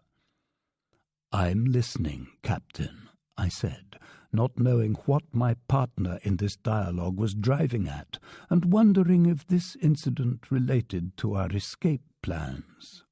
"Professor," Captain Nemo went on, "if you're amenable, we'll go back in time to 1702. You're aware of the fact that in those days your King Louis XIV thought an imperial gesture would suffice to humble the Pyrenees in the dust, so he inflicted his grandson, the Duke of Anjou, on the Spaniards. Reigning more or less poorly under the name King Philip V, this aristocrat had to deal with mighty opponents abroad. In essence, the year before, the royal houses of Holland, Austria, and England had signed a treaty of alliance at The Hague, aiming to wrest the Spanish crown from King Philip V and to place it on the head of an archduke whom they prematurely dubbed King Charles III. Spain had to withstand these allies, but the country had practically no army or navy. Yet it wasn't short of money, provided that its galleons, laden with gold and silver from America, could enter its ports. Now then, late in 1702, Spain was expecting a rich convoy, which France ventured to escort with a fleet of 23 vessels, under the command of Admiral de Chateau-Renaud, because by that time the Allied navies were roving the Atlantic. This convoy was supposed to put into Cadiz, but after learning that the English fleet lay across those waterways, the admiral decided to make for a French port. The Spanish commanders in the convoy objected to this decision. They wanted to be taken to a Spanish port, if not to Cadiz, then to the Bay of Vigo, located on Spain's northwest coast and not blockaded. Admiral de Chateau-Renaud was so indecisive as to obey this directive, and the galleons entered the Bay of Vigo. Unfortunately, this bay forms an open offshore mooring that's impossible to defend, so it was essential to hurry and empty the galleons before the Allied fleets arrived, and there would have been ample time for this unloading if a wretched question of trade agreements hadn't suddenly come up. "Are you clear on the chain of events?" Captain Nemo asked me. "Perfectly clear," I said, not yet knowing why I was being given this history lesson. "Then I'll continue. Here's what came to pass. The tradesmen of Cadiz had negotiated a charter whereby they were to receive all merchandise coming from the West Indies. Now then, unloading the ingots from those galleons at the port of Vigo would have been a violation of their rights. So they lodged a complaint in Madrid, and they obtained an order from the indecisive King Philip V. Without unloading, the convoy would stay in custody at the offshore mooring of Vigo until the enemy fleets had retreated. Now then, just as this decision was being handed down, English vessels arrived in the Bay of Vigo on October the 22nd, 1702. Despite his inferior forces, Admiral de Chateau-Renaud fought courageously. But when he saw that the convoy's wealth was about to fall into enemies' hands, he burned and scuttled the galleons, which went to the bottom with their immense treasures. Captain Nemo stopped. I admit it, I still couldn't see how this piece of history concerned me. "Well?" I asked him. "Well, Professor Aronnax," Captain Nemo answered me, "we're actually in that Bay of Vigo, and all that's left is for you to probe the mysteries of the place." The captain stood up and invited me to follow him. I'd had time to collect myself. I did so. The lounge was dark, but the sea's waves sparkled through the transparent windows. I stared. Around the Nautilus for a half-mile radius, the waters seemed saturated with electric light. The sandy bottom was clear and bright. Dressed in diving suits, crewmen were busy clearing away half-rotted barrels and disemboweled trunks in the midst of the dingy hulks of ships.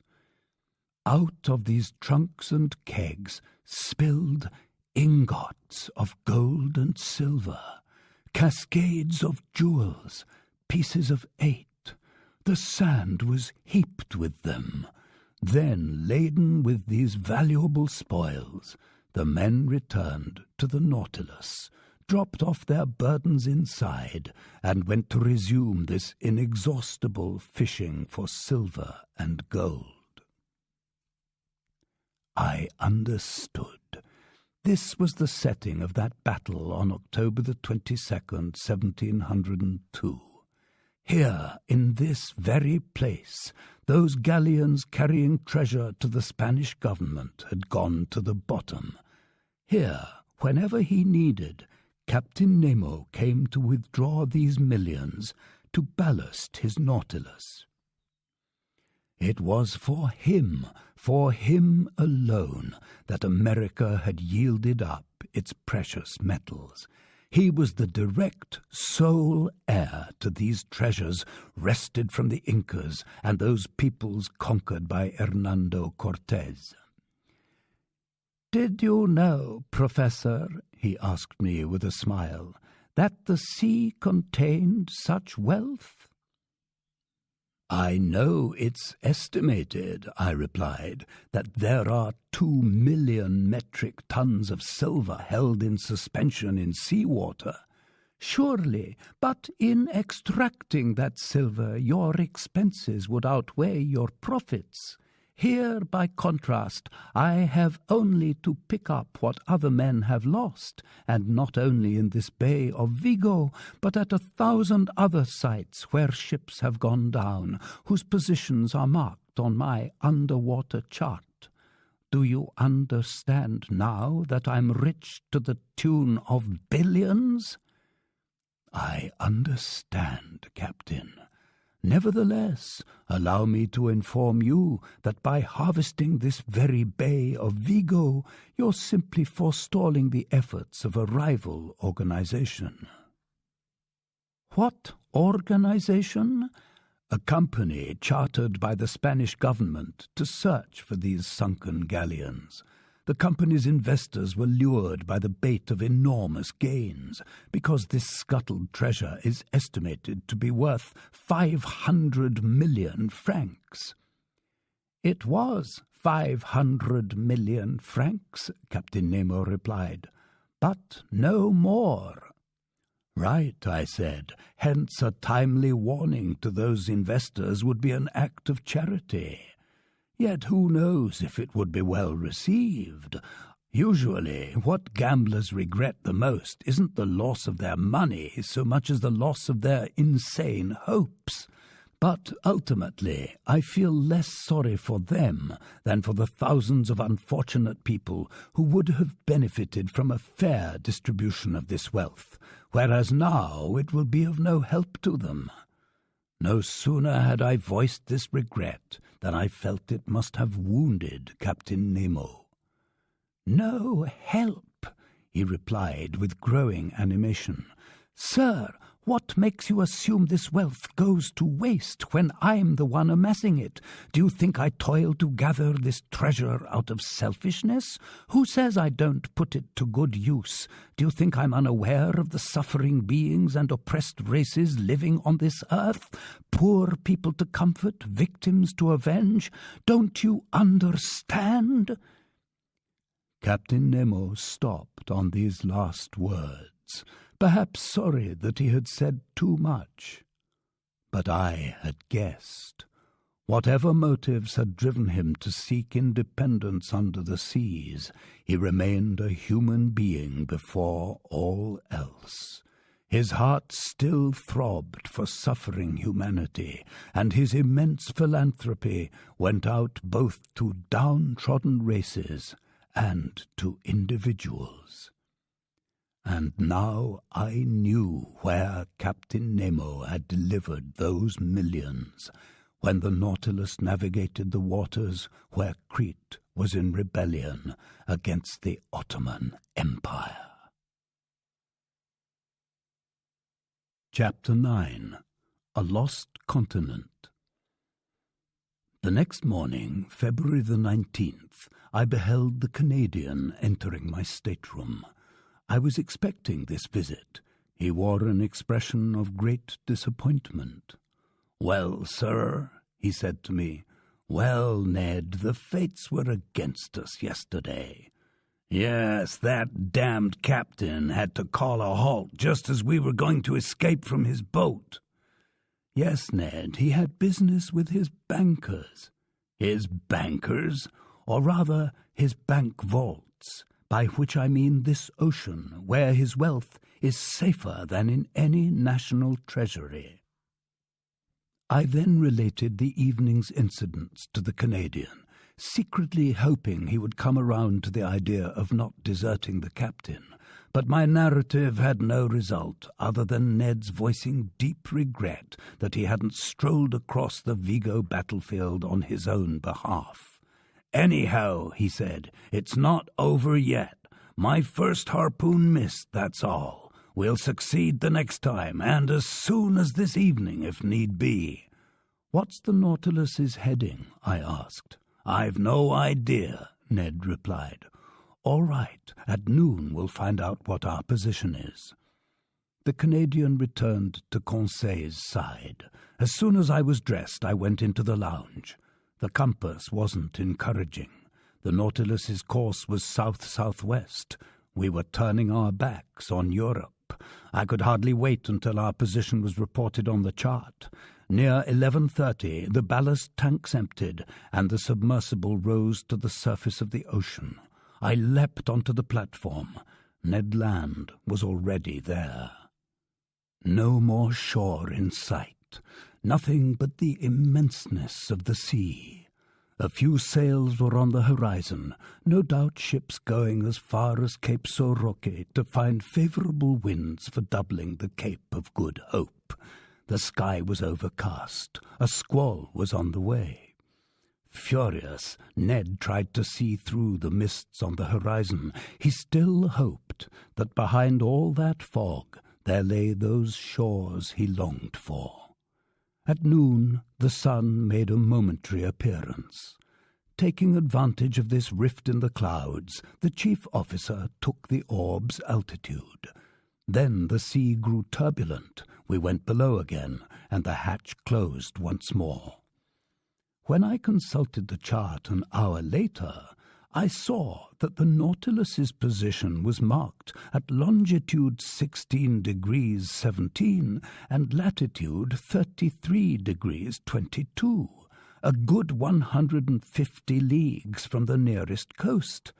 It wouldn't do to even dream of escaping, and I'll let the reader decide how promptly the Canadian threw a tantrum when I ventured to tell him our situation. As for me, I wasn't exactly grief-stricken. I felt as if a heavy weight had been lifted from me, and I was able to resume my regular tasks in a state of comparative calm. Near 11 o'clock in the evening, I received a most unexpected visit from Captain Nemo. He asked me very graciously if I felt exhausted from our vigil the night before. I said no. "Then, Professor Aronnax, I propose an unusual excursion." "Propose away, Captain." "So far you've visited the ocean depths only by day and under sunlight. Would you like to see these depths on a dark night?" "Very much. I warn you, this will be an exhausting stroll. We'll need to walk long hours and scale a mountain. The roads aren't terribly well kept up." "Everything you say, Captain, just increases my curiosity. I'm ready to go with you." "Then come along, Professor, and we'll go and put on our diving suits." Arriving at the wardrobe, I saw that neither my companions nor any crewmen would be coming with us on this excursion. Captain Nemo hadn't even suggested my fetching Ned or Conseil. In a few moments we had put on our equipment. Air tanks, abundantly charged, were placed on our backs. But the electric lamps were not in readiness. I commented on this to the captain. "They'll be useless to us," he replied. I thought I hadn't heard him right, but I couldn't repeat my comment because the captain's head had already disappeared into its metal covering. I finished harnessing myself. I felt an alpenstock being placed in my hand, and a few minutes later, after the usual procedures, we set foot on the floor of the Atlantic, 300 meters down. Midnight was approaching. The waters were profoundly dark, but Captain Nemo pointed to a reddish spot in the distance, a sort of wide glow shimmering about 2 miles from the Nautilus. What this fire was, what substances fed it, how and why it kept burning in the liquid mass, I couldn't say. Anyhow, it lit our way, although hazily, but I soon grew accustomed to this unique gloom, and in these circumstances I understood the uselessness of the Ruhmkorff device. Side by side, Captain Nemo and I walked directly toward this conspicuous flame. The level seafloor rose imperceptibly. We took long strides, helped by our alpenstocks, but in general our progress was slow, because our feet kept sinking into a kind of slimy mud mixed with seaweed and assorted flat stones. As we moved forward, I heard a kind of pitter-patter above my head. Sometimes this noise increased and became a continuous crackle. I soon realized the cause. It was a heavy rainfall rattling on the surface of the waves. Instinctively I worried that I might get soaked. By water, in the midst of water. I couldn't help smiling at this outlandish notion. But to tell the truth, wearing these heavy diving suits, you no longer feel the liquid element. You simply think you're in the midst of air a little denser than air on land, that's all. After half an hour of walking, the seafloor grew rocky. Jellyfish, microscopic crustaceans, and sea-pen coral lit it faintly with their phosphorescent glimmers.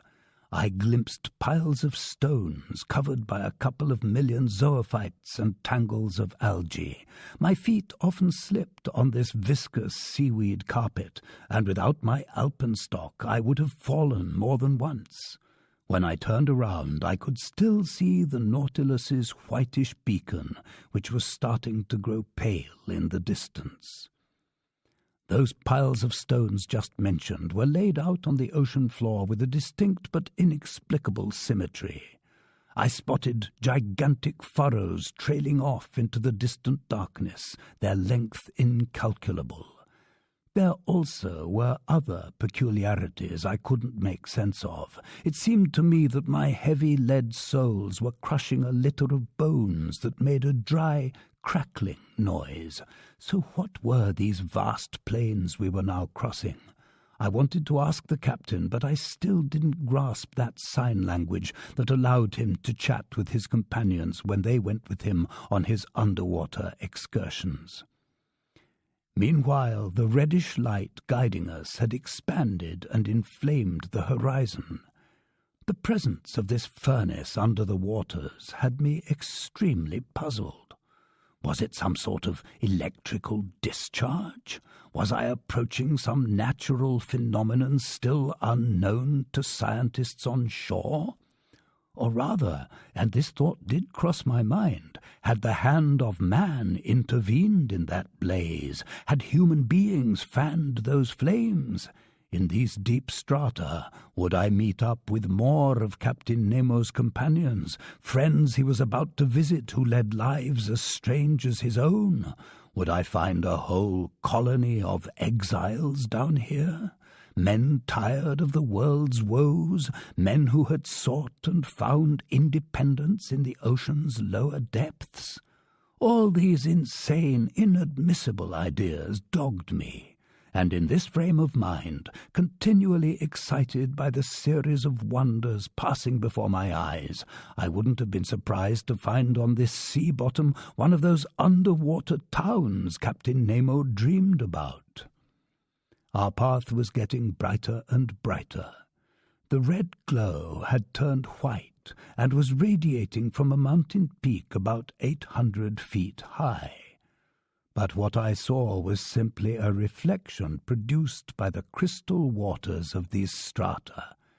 The furnace that was the source of this inexplicable light occupied the far side of the mountain. In the midst of the stone mazes furrowing this Atlantic seafloor, Captain Nemo moved forward without hesitation. He knew this dark path. No doubt he had often travelled it and was incapable of losing his way. I followed him with unshakable confidence. He seemed like some spirit of the sea, and as he walked ahead of me I marvelled at his tall figure, which stood out in black against the glowing background of the horizon. It was 1 o'clock in the morning. We arrived at the mountain's lower gradients. But in grappling with them we had to venture up difficult trails through a huge thicket. Yes, a thicket of dead trees, trees without leaves, without sap, turned to stone by the action of the waters, and crowned here and there by gigantic pines. It was like a still erect coal-field, its roots clutching broken soil, its boughs clearly outlined against the ceiling of the waters like thin black paper cutouts. Picture a forest clinging to the sides of a peak in the Harz Mountains, but a submerged forest. The trails were cluttered with algae and fucus plants, hosts of crustaceans swarming among them. I plunged on, scaling rocks, straddling fallen tree trunks, snapping marine creepers that swayed from one tree to another, startling the fish that flitted from branch to branch. Carried away, I didn't feel exhausted any more. I followed a guide who was immune to exhaustion. What a sight! How can I describe it? How can I portray these woods and rocks in this liquid setting, their lower parts dark and sullen, their upper parts tinted red in this light whose intensity was doubled by the reflecting power of the waters? We scaled rocks that crumbled behind us, collapsing in enormous sections with the hollow rumble of an avalanche. To our right and left there were carved, gloomy galleries where the eye lost its way. Huge glades opened up, seemingly cleared by the hand of man, and I sometimes wondered whether some residents of these underwater regions would suddenly appear before me. But Captain Nemo kept climbing. I didn't want to fall behind. I followed him boldly. My alpenstock was a great help.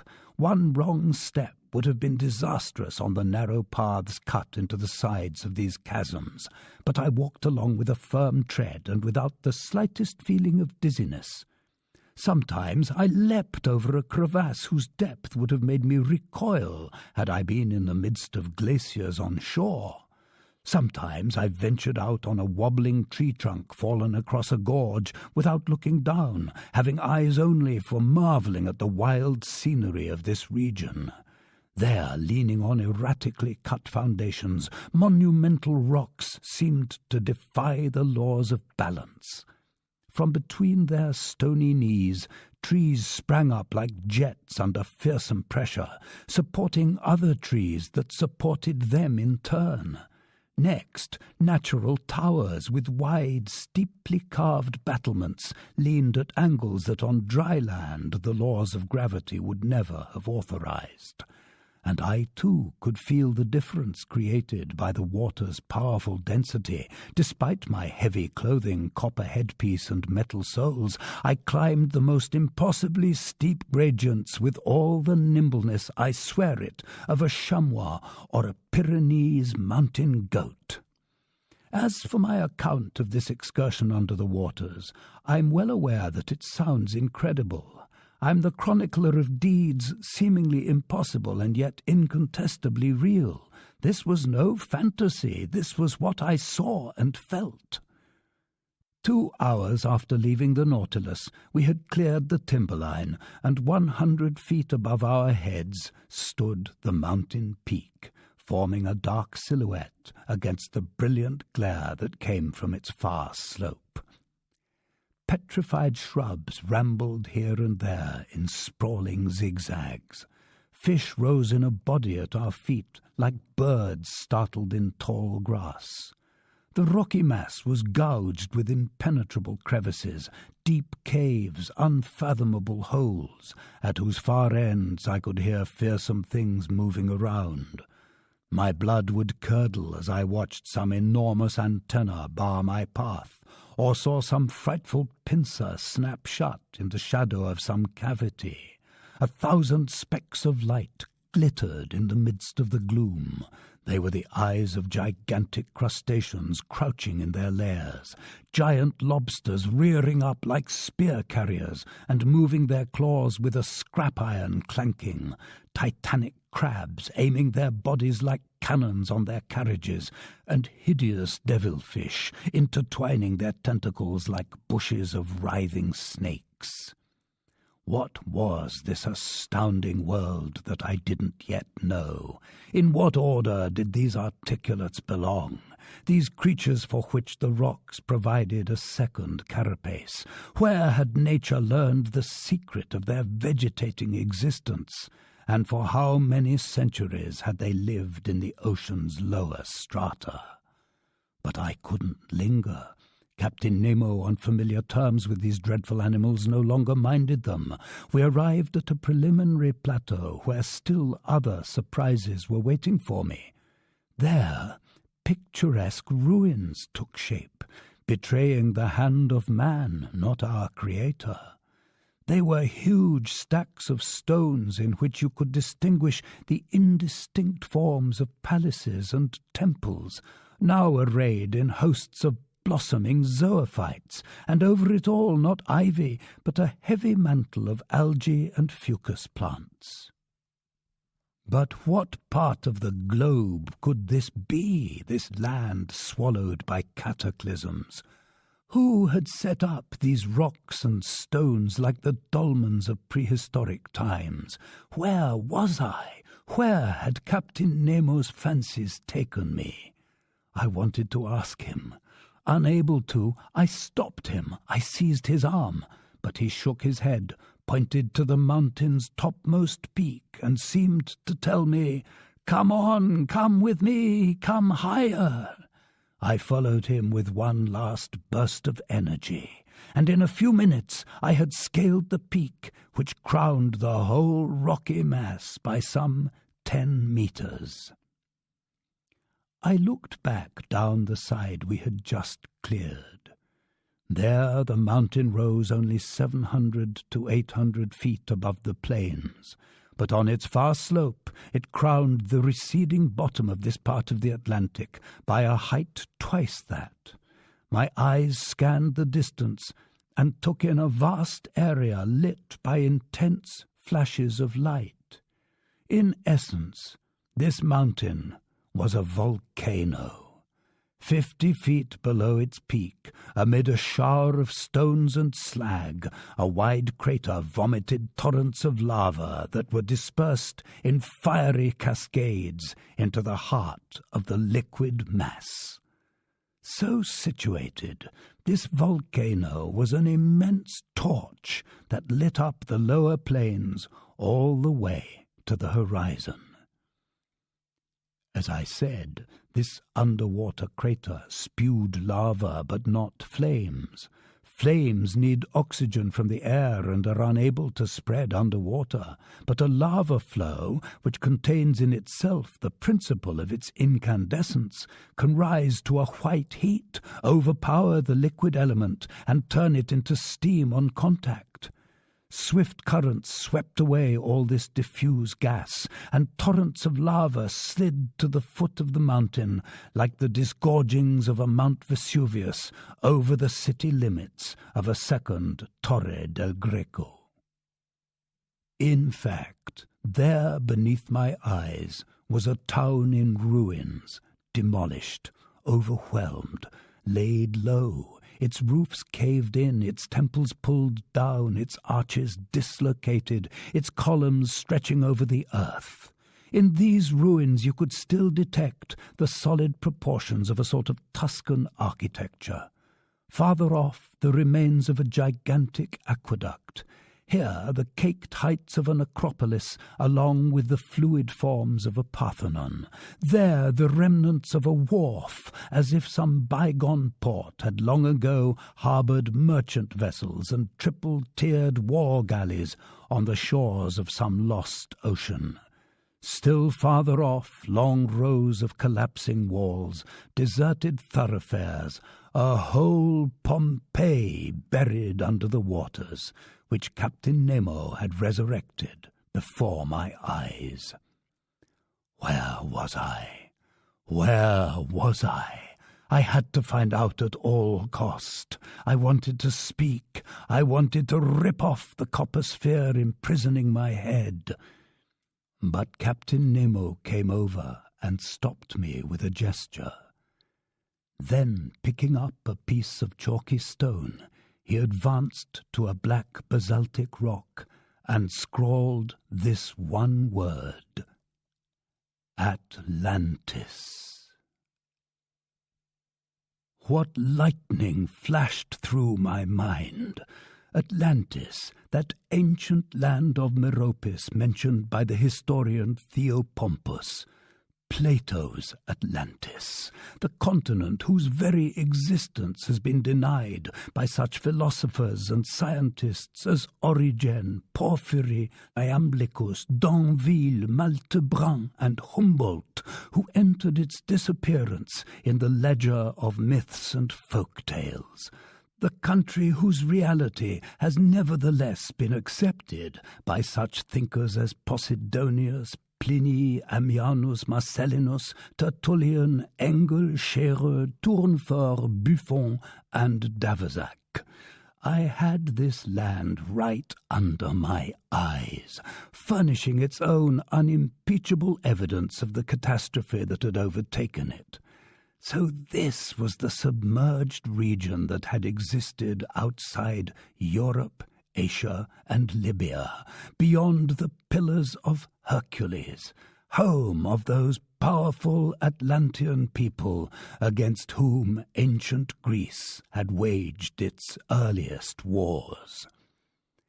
The writer whose narratives record the lofty deeds of those heroic times is Plato himself. His dialogues Timaeus and Critias were drafted with the poet and legislator Solon as their inspiration, as it were.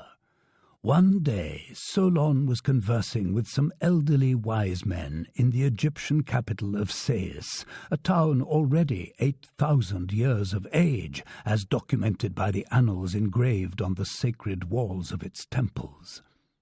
One of these elders related the history of another town, 1,000 years older still. This original city of Athens, 90 centuries old, had been invaded and partly destroyed by the Atlanteans. These Atlanteans, he said, resided on an immense continent greater than Africa and Asia combined, taking in an area that lay between latitude 12 degrees and 40 degrees north. Their dominion extended even to Egypt. They tried to enforce their rule as far as Greece, but they had to retreat before the indomitable resistance of the Hellenic people. Centuries passed, a cataclysm occurred, floods, earthquakes, a single night and day were enough to obliterate this Atlantis, whose highest peaks, Madeira, the Azores, the Canaries, the Cape Verde Islands, still emerge above the waves. These were the historical memories that Captain Nemo's scrawl sent rushing through my mind. Thus, led by the strangest of fates, I was treading underfoot one of the mountains of that continent. My hands were touching ruins many thousands of years old, contemporary with prehistoric times. I was walking in the very place where contemporaries of early man had walked. My heavy soles were crushing the skeletons of animals from the age of fable, animals that used to take cover in the shade of these trees now turned to stone. Oh, why was I so short of time?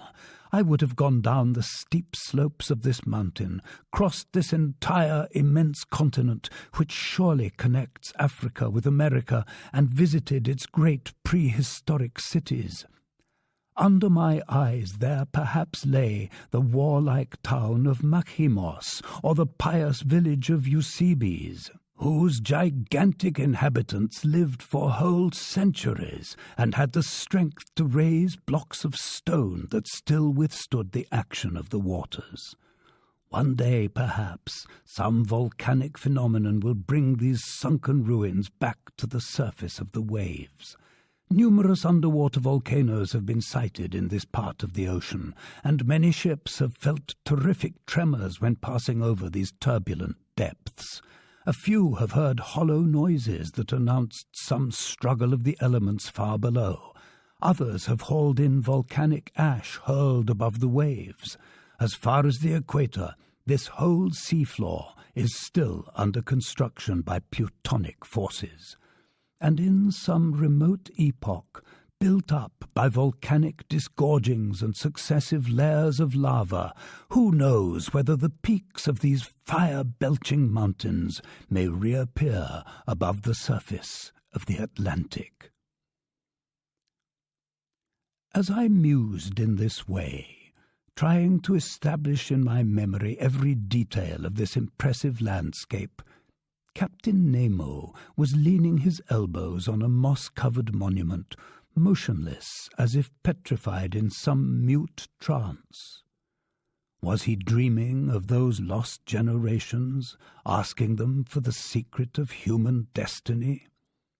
Was it here that this strange man came to revive himself, basking in historical memories, reliving that bygone life, he who had no desire for our modern one? I would have given anything to know his thoughts, to share them, understand them. We stayed in this place an entire hour, contemplating its vast plains in the lava's glow, which sometimes took on a startling intensity. Inner boilings sent quick shivers running through the mountain's crust. Noises from deep underneath, clearly transmitted by the liquid medium, reverberated with majestic amplitude. Just then the moon appeared for an instant through the watery mass, casting a few pale rays over this submerged continent. It was only a fleeting glimmer, but its effect was indescribable. The captain stood up and took one last look at these immense plains. Then his hand signaled me to follow him. We went swiftly down the mountain. Once past the petrified forest, I could see the Nautilus's beacon twinkling like a star. The captain walked straight toward it, and we were back on board, just as the first glimmers of dawn were whitening the surface of the ocean. Chapter 10. The Underwater Coalfields. The next day, February the 20th, I overslept. I was so exhausted from the night before, I didn't get up until 11 o'clock. I dressed quickly. I hurried to find out the Nautilus's heading.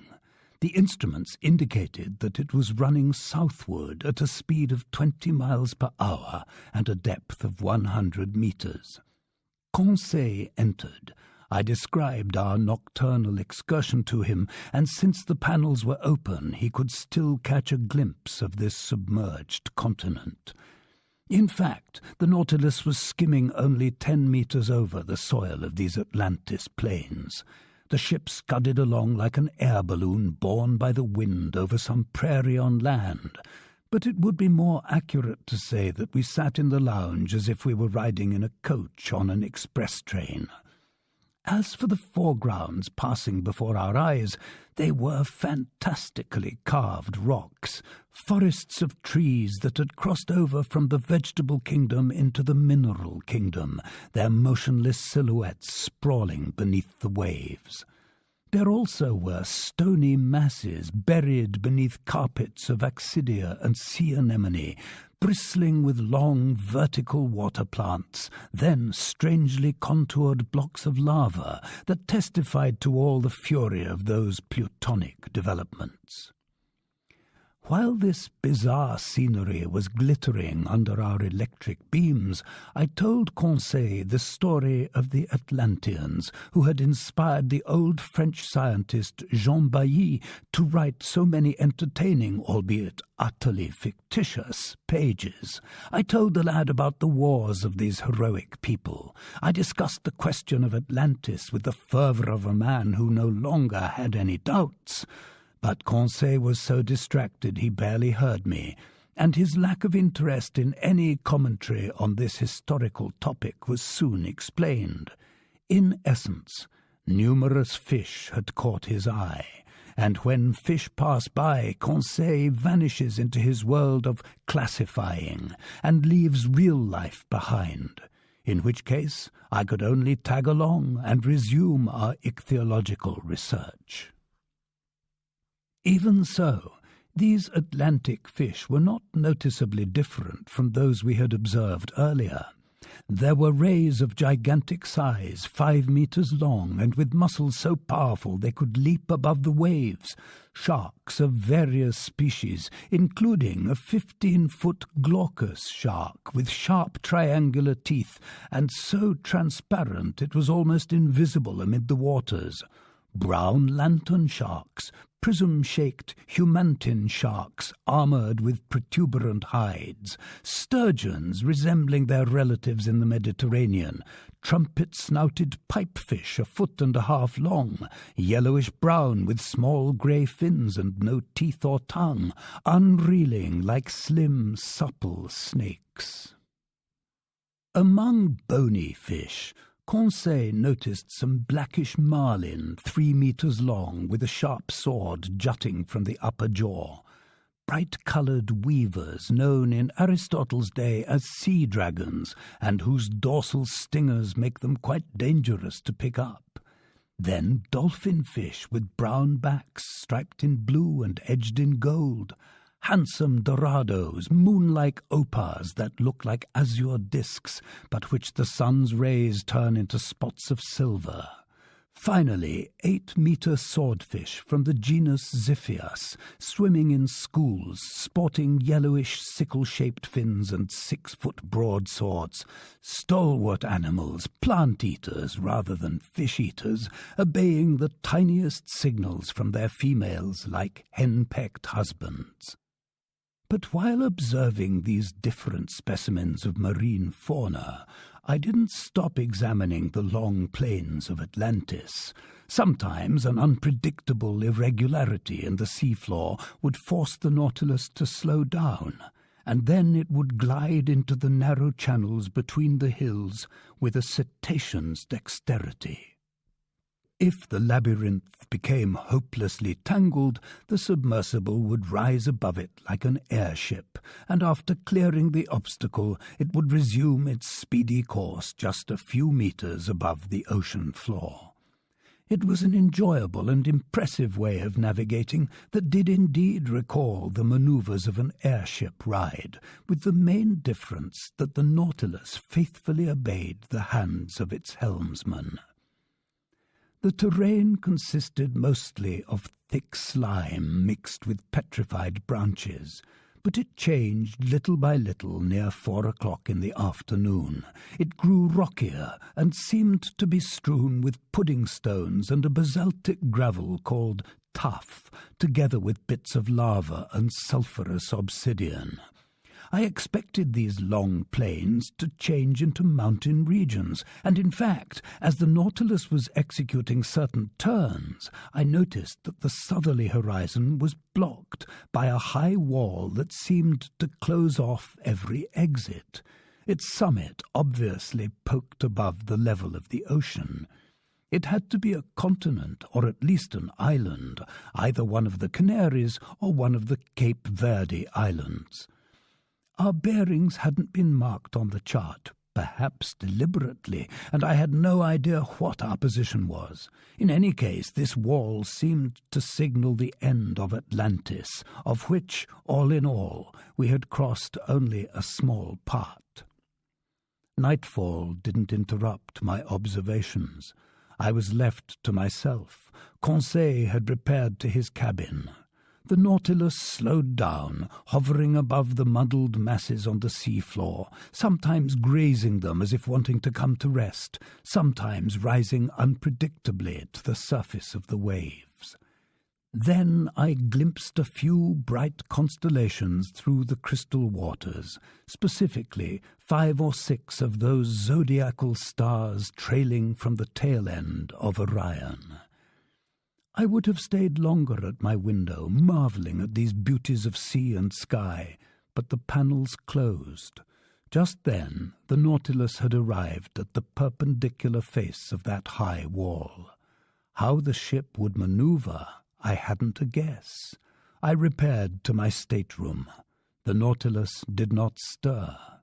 I fell asleep with the firm intention of waking up in just a few hours. But it was 8 o'clock the next day when I returned to the lounge.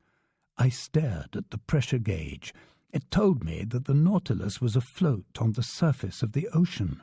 Furthermore, I heard the sound of footsteps on the platform. Yet there were no rolling movements to indicate the presence of waves undulating above me. I climbed as far as the hatch. It was open.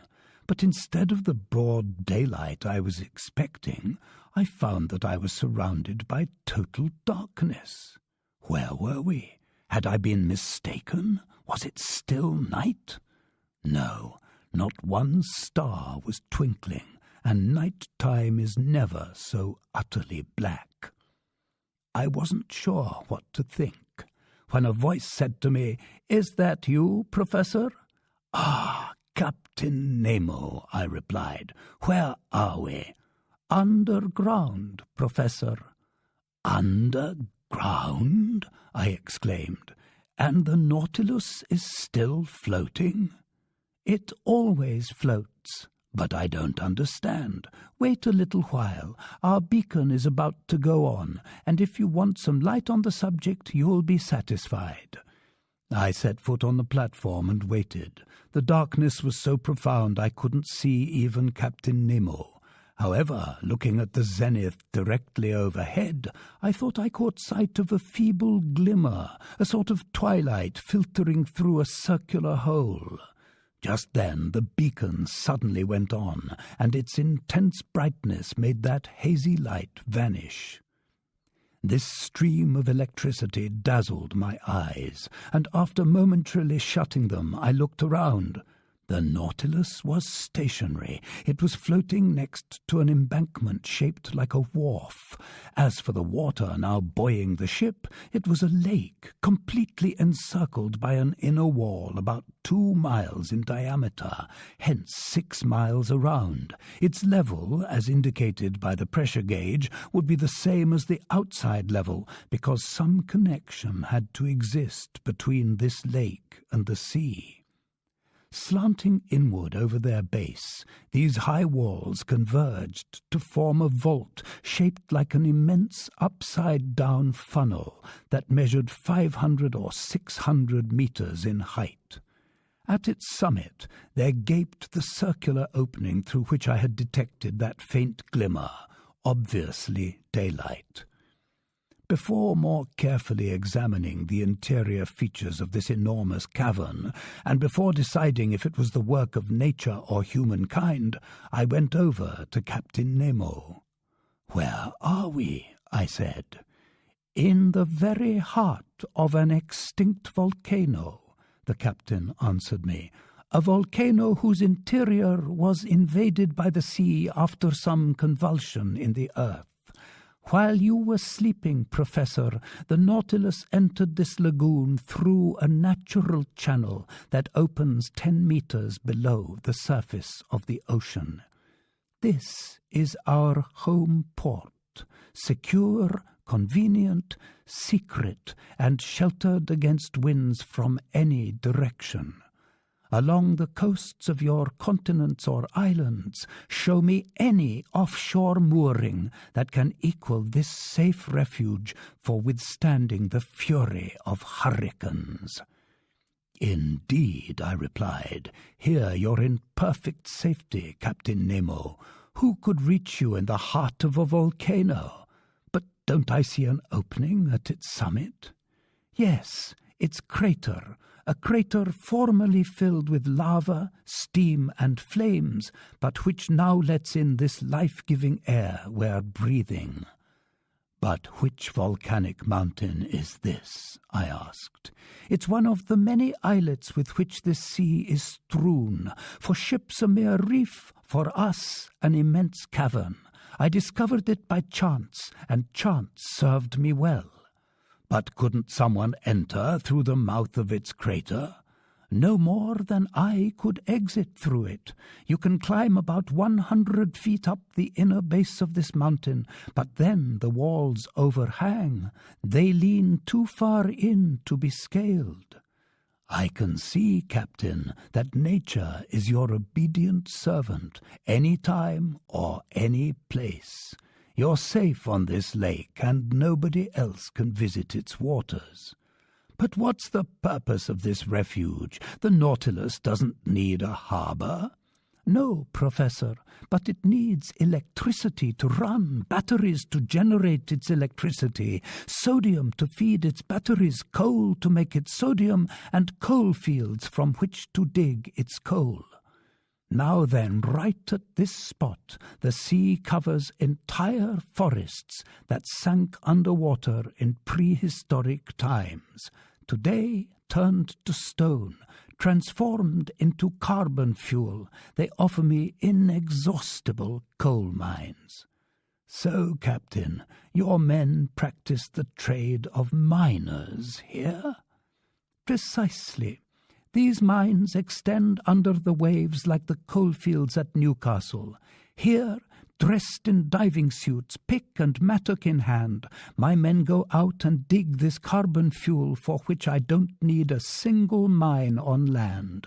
When I burn this combustible to produce sodium, the smoke escaping from the mountain's crater gives it the appearance of a still active volcano. And will we see your companions at work? No, at least not this time, because I'm eager to continue our underwater tour of the world. Accordingly, I'll rest content with drawing on my reserve stock of sodium. We'll stay here long enough to load it on board. In other words, a single workday, then we'll resume our voyage. So, Professor Aronnax, if you'd like to explore this cavern and circle its lagoon, seize the day. I thanked the captain and went to look for my two companions who hadn't yet left their cabin. I invited them to follow me, not telling them where we were. They climbed onto the platform. Conseil, whom nothing could startle, saw it as a perfectly natural thing to fall asleep under the waves and wake up under a mountain.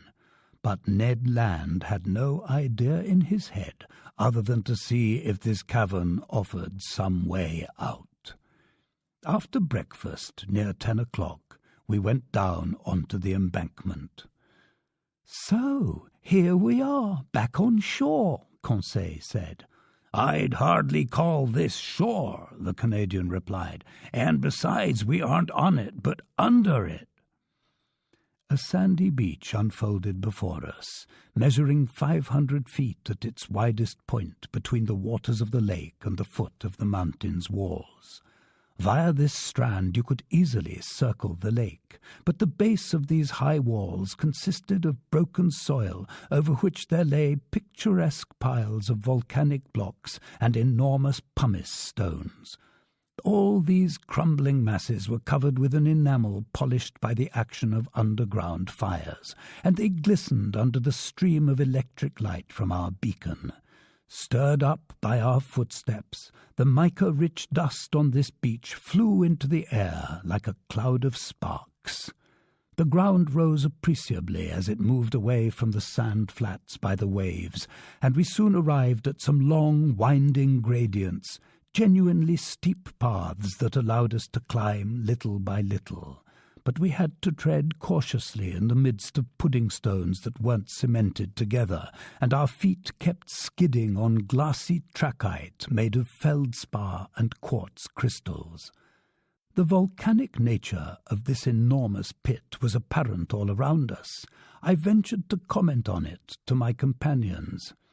"Can you picture," I asked them, "what this funnel must have been like when it was filled with boiling lava, and the level of that incandescent liquid rose right to the mountain's mouth, like cast iron up the insides of a furnace?" "I can picture it perfectly," Conseil replied, "but will master tell me why this huge smelter suspended operations, and how it is that an oven was replaced by the tranquil waters of a lake?" "In all likelihood, Conseil, because some convulsion created an opening below the surface of the ocean, the opening that serves as a passageway for the Nautilus. Then the waters of the Atlantic rushed inside the mountain. There ensued a dreadful struggle between the elements of fire and water, a struggle ending in King Neptune's favour. But many centuries have passed since then, and this submerged volcano has changed into a peaceful cavern." "That's fine," Ned Land answered. "I accept the explanation. But in our personal interests, I'm sorry this opening the professor mentions wasn't made above sea level." "But Ned, my friend," Conseil answered, "if it weren't an underwater passageway, the Nautilus couldn't enter it." "And I might add, Mr. Land," I said, "that the waters wouldn't have rushed under the mountain, and the volcano would still be a volcano, so you have nothing to be sorry about." Our climb continued. The gradients got steeper and narrower. Sometimes they were cut across by deep pits that had to be cleared. Masses of overhanging rock had to be gotten around. You slid on your knees, you crept on your belly. But helped by the Canadian's strength and Conseil's dexterity, we overcame every obstacle. At an elevation of about 30 meters, the nature of the terrain changed without becoming any easier. Pudding stones and trachyte gave way to black basaltic rock. Here, lying in slabs all swollen with blisters, there shaped like actual prisms and arranged into a series of columns that supported the springings of this immense vault, a wonderful sample of natural architecture. Then, among this basaltic rock, there snaked long, hardened lava flows, inlaid with veins of bituminous coal, and in places covered by wide carpets of sulphur. The sunshine coming through the crater had grown stronger, shedding a hazy light over all the volcanic waste forever buried in the heart of this extinct mountain. But when we had ascended to an elevation of about 250 feet, we were stopped by insurmountable obstacles. The converging inside walls changed into overhangs, and our climb into a circular stroll. At this topmost level, the vegetable kingdom began to challenge the mineral kingdom. Shrubs and even a few trees emerged from crevices in the walls. I recognized some spurges that let their caustic purgative sap trickle out. There were heliotropes, very remiss at living up to their sun-worshipping reputations, since no sunlight ever reached them. Their clusters of flowers drooped sadly, their colours and scents were faded. Here and there chrysanthemums sprouted timidly at the feet of aloes with long, sad, sickly leaves. But between these lava flows I spotted little violets that still gave off a subtle fragrance, and I confess that I inhaled it with delight. The soul of a flower is its scent, and those splendid water plants, flowers of the sea, have no souls. We had arrived at the foot of a sturdy clump of dragon trees which were splitting the rocks with exertions of their muscular roots, when Ned Land exclaimed, "Oh, sir, a hive!" "A hive?" I answered with a gesture of utter disbelief. "Yes, a hive," the Canadian repeated, "with bees buzzing around." I went closer, and was forced to recognize the obvious. At the mouth of a hole cut in the trunk of a dragon tree, there swarmed thousands of these ingenious insects, so common to all the Canary Islands, where their output is especially prized. Naturally enough, the Canadian wanted to lay in a supply of honey, and it would have been ill-mannered of me to say no. He mixed sulphur with some dry leaves, set them on fire with a spark from his tinderbox, and proceeded to smoke the bees out. Little by little, the buzzing died down, and the disembowelled hive yielded several pounds of sweet honey. Ned Land stuffed his haversack with it. "When I've mixed this honey with our breadfruit batter," he told us, "I'll be ready to serve you a delectable piece of cake." "But of course," Conseil put in, "it will be gingerbread." "I'm all for gingerbread," I said, "but let's resume this fascinating stroll." At certain turns in the trail we were going along, the lake appeared in its full expanse. The ship's beacon lit up that whole placid surface, which experienced neither ripples nor undulations. The Nautilus lay perfectly still. On its platform and on the embankment, crewmen were bustling around, black shadows that stood out clearly in the midst of the luminous air. Just then we went around the highest ridge of these rocky foothills that supported the vault. Then I saw that bees weren't the animal kingdom's only representatives inside this volcano. Here and in the shadows, birds of prey soared and whirled, flying away from nests perched on tips of rock. There were sparrowhawks with white bellies and screeching kestrels. With all the speed their stilt-like legs could muster, fine fat bustards scampered over the slopes.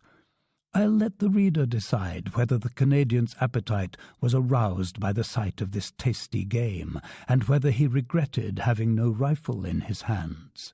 He tried to make stones do the work of bullets, and after several fruitless attempts he managed to wound one of these magnificent bustards. To say he risked his life 20 times in order to capture this bird is simply the unadulterated truth. But he fared so well, the animal went into his sack to join the honeycombs. By then we were forced to go back down to the beach because the ridge had become impossible. Above us the yawning crater looked like the wide mouth of a well. From where we stood, the sky was pretty easy to see, and I watched clouds race by, dishevelled by the west wind, letting tatters of mist trail over the mountain's summit. Proof positive that those clouds kept at a moderate altitude, because this volcano didn't rise more than 1,800 feet above the level of the ocean. Half an hour after the Canadian's latest exploits, we were back on the inner beach. There, the local flora was represented by a wide carpet of samphire, a small umbelliferous plant that keeps quite nicely, which also boasts the names glasswort, saxifrage, and sea fennel. Conseil picked a couple of bunches. As for the local fauna, it included thousands of crustaceans of every type. Lobsters, hermit crabs, prawns, mysid shrimps, daddy-long-legs, rock crabs, and a prodigious number of seashells such as cowries, murex snails, and limpets. In this locality there gaped the mouth of a magnificent cave. My companions and I took great pleasure in stretching out on its fine-grained sand. Fire had polished the sparkling enamel of its inner walls, sprinkled all over with mica-rich dust. Ned Land tapped these walls and tried to probe their thickness. I couldn't help smiling. Our conversation then turned to his everlasting escape plans, and without going too far, I felt I could offer him this hope. Captain Nemo had gone down south only to replenish his sodium supplies, so I hoped he would now hug the coasts of Europe and America, which would allow the Canadian to try again with a greater chance of success. We were stretched out in this delightful cave for an hour. Our conversation, lively at the outset, then languished. A definite drowsiness overcame us. Since I saw no good reason to resist the call of sleep, I fell into a heavy doze. I dreamed, one doesn't choose his dreams, that my life had been reduced to the vegetating existence of a simple mollusk. It seemed to me that this cave made up my double-valved shell. Suddenly, Conseil's voice startled me awake. "Get up! Get up!" shouted the fine lad. "What is it?" I asked in a sitting position. "The water's coming up to us." I got back on my feet. Like a torrent, the sea was rushing into our retreat, and since we definitely were not mollusks, we had to clear out. In a few seconds we were safe on top of the cave. "What happened?" Conseil asked. "Some new phenomenon?" "Not quite, my friends," I replied. "It was the tide, merely the tide, which well nigh caught us by surprise, just as it did Sir Walter Scott's hero. The ocean outside is rising, and by a perfectly natural law of balance, the level of this lake is also rising. We've gotten off with a mild dunking. Let's go and change clothes on the Nautilus." 3/4 of an hour later, we had completed our circular stroll and were back on board. Just then, the crewmen finished loading the sodium supplies, and the Nautilus could have departed immediately. But Captain Nemo gave no orders. Would he wait for nightfall and exit through his underwater passageway in secrecy? Perhaps. Be that as it may, by the next day the Nautilus had left its home port and was navigating well out from any shore, a few meters beneath the waves of the Atlantic. Chapter 11. The Sargasso Sea. The Nautilus didn't change direction. For the time being, then, we had to set aside any hope of returning to European seas. Captain Nemo kept his prow pointing south. Where was he taking us? I was afraid to guess. That day the Nautilus crossed an odd part of the Atlantic Ocean. No one is unaware of the existence of that great warm-water current known by name as the Gulf Stream. After emerging from channels off Florida, it heads towards Spitzbergen.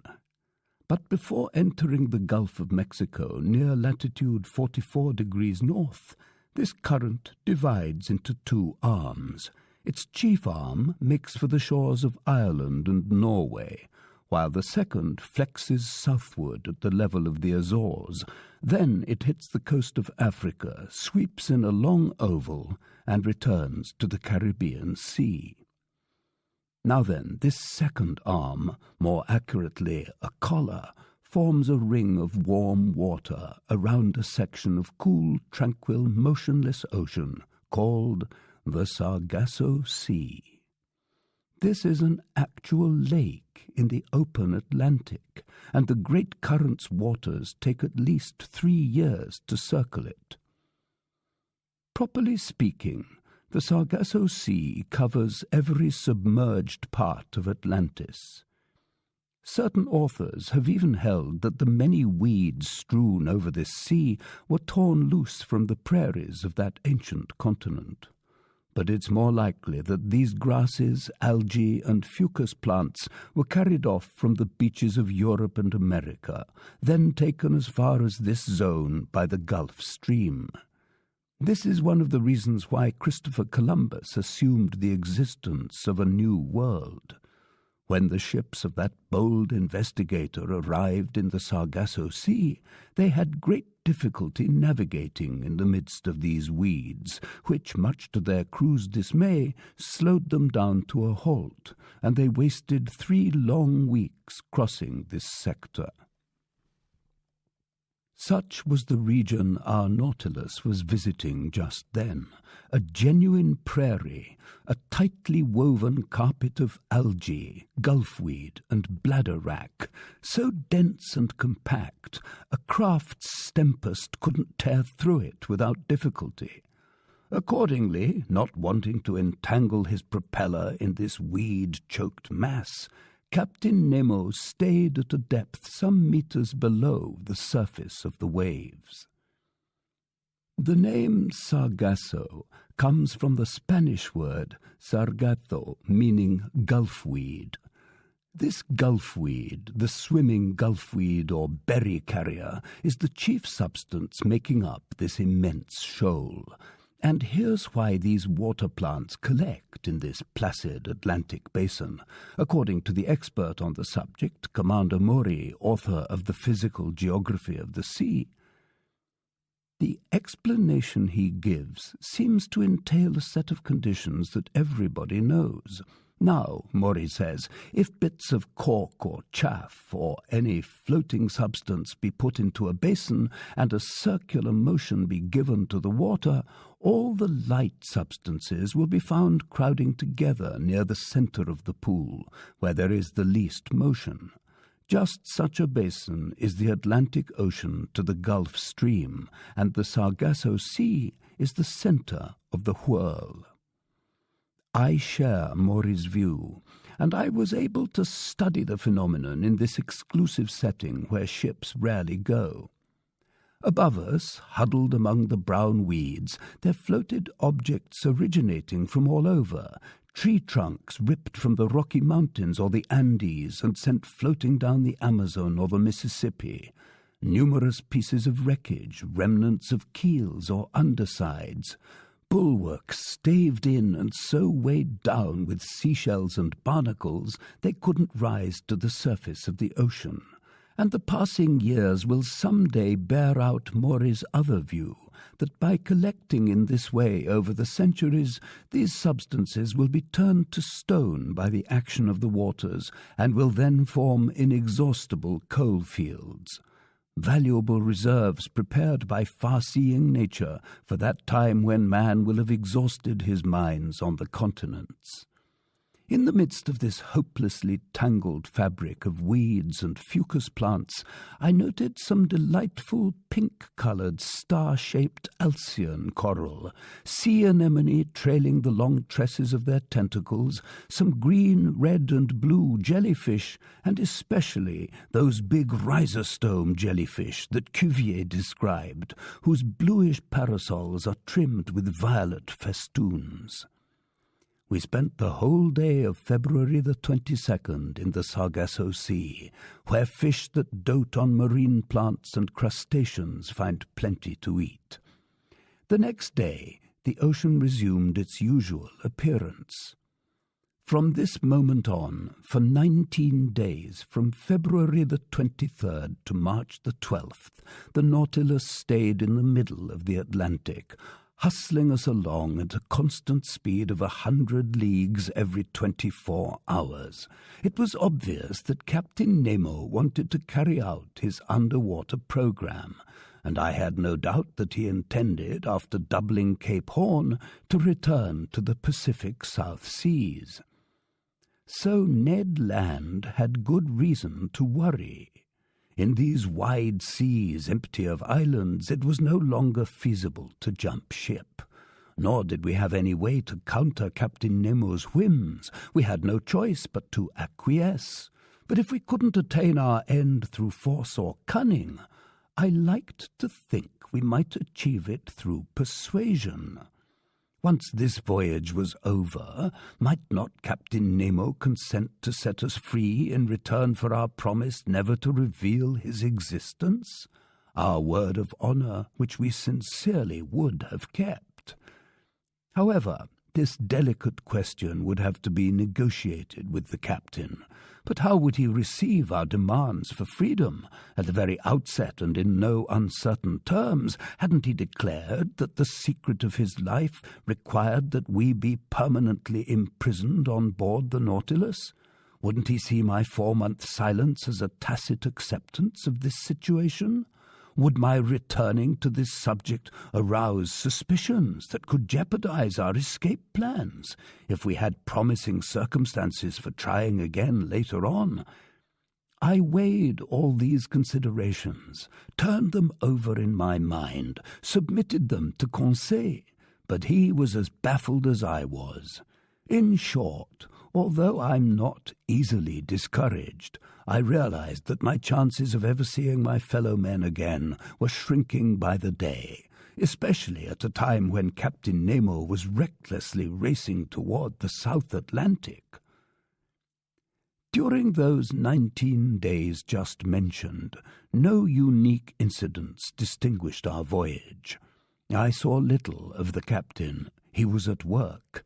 In the library I often found books he had left open, especially books on natural history. He had thumbed through my work on the great ocean depths, and the margins were covered with his notes, which sometimes contradicted my theories and formulations. But the captain remained content with this method of refining my work, and he rarely discussed it with me. Sometimes I heard melancholy sounds reverberating from the organ, which he played very expressively, but only at night, in the midst of the most secretive darkness, while the Nautilus slumbered in the wilderness of the ocean. During this part of our voyage, we navigated on the surface of the waves for entire days. The sea was nearly deserted. A few sailing ships laden for the East Indies were heading toward the Cape of Good Hope. One day we were chased by the longboats of a whaling vessel, which undoubtedly viewed us as some enormous baleen whale of great value. But Captain Nemo didn't want these gallant gentlemen wasting their time and energy, so he ended the hunt by diving beneath the waters. This incident seemed to fascinate Ned Land intensely. I'm sure the Canadian was sorry that these fishermen couldn't harpoon our sheet-iron cetacean and mortally wound it. During this period, the fish Conseil and I observed differed little from those we had already studied in other latitudes. Chief among them were specimens of that dreadful cartilaginous genus that's divided into 3 subgenera, numbering at least 32 species. Striped sharks 5 meters long, the head squat and wider than the body, the caudal fin curved, the back with 7 big black parallel lines running lengthwise. Then purlon sharks, ash-grey, pierced with 7 gill openings, furnished with a single dorsal fin placed almost exactly in the middle of the body. Some big dogfish also passed by, a voracious species of shark if there ever was one. With some justice, fishermen's yarns aren't to be trusted, but here's what a few of them relate. Inside the corpse of one of these animals there were found a buffalo head and a whole calf. In another, 2 tuna and a sailor in uniform. In yet another, a soldier with his sabre. In another, finally, a horse with its rider. In candor, none of these sounds like divinely inspired truth, but the fact remains that not a single dogfish let itself get caught in the Nautilus's nets, so I can't vouch for their veracity. Schools of elegant, playful dolphins swam alongside for entire days. They went in groups of 5 or 6, hunting in packs like wolves over the countryside. Moreover, they're just as voracious as dogfish, if I can believe a certain Copenhagen professor who says that from one dolphin's stomach he removed 13 porpoises and 15 seals. True, it was a killer whale belonging to the biggest known species, whose length sometimes exceeds 24 feet. The family Delphinia numbers 10 genera, and the dolphins I saw were akin to the genus Delphinorhynchus, remarkable for an extremely narrow muzzle, 4 times as long as the cranium.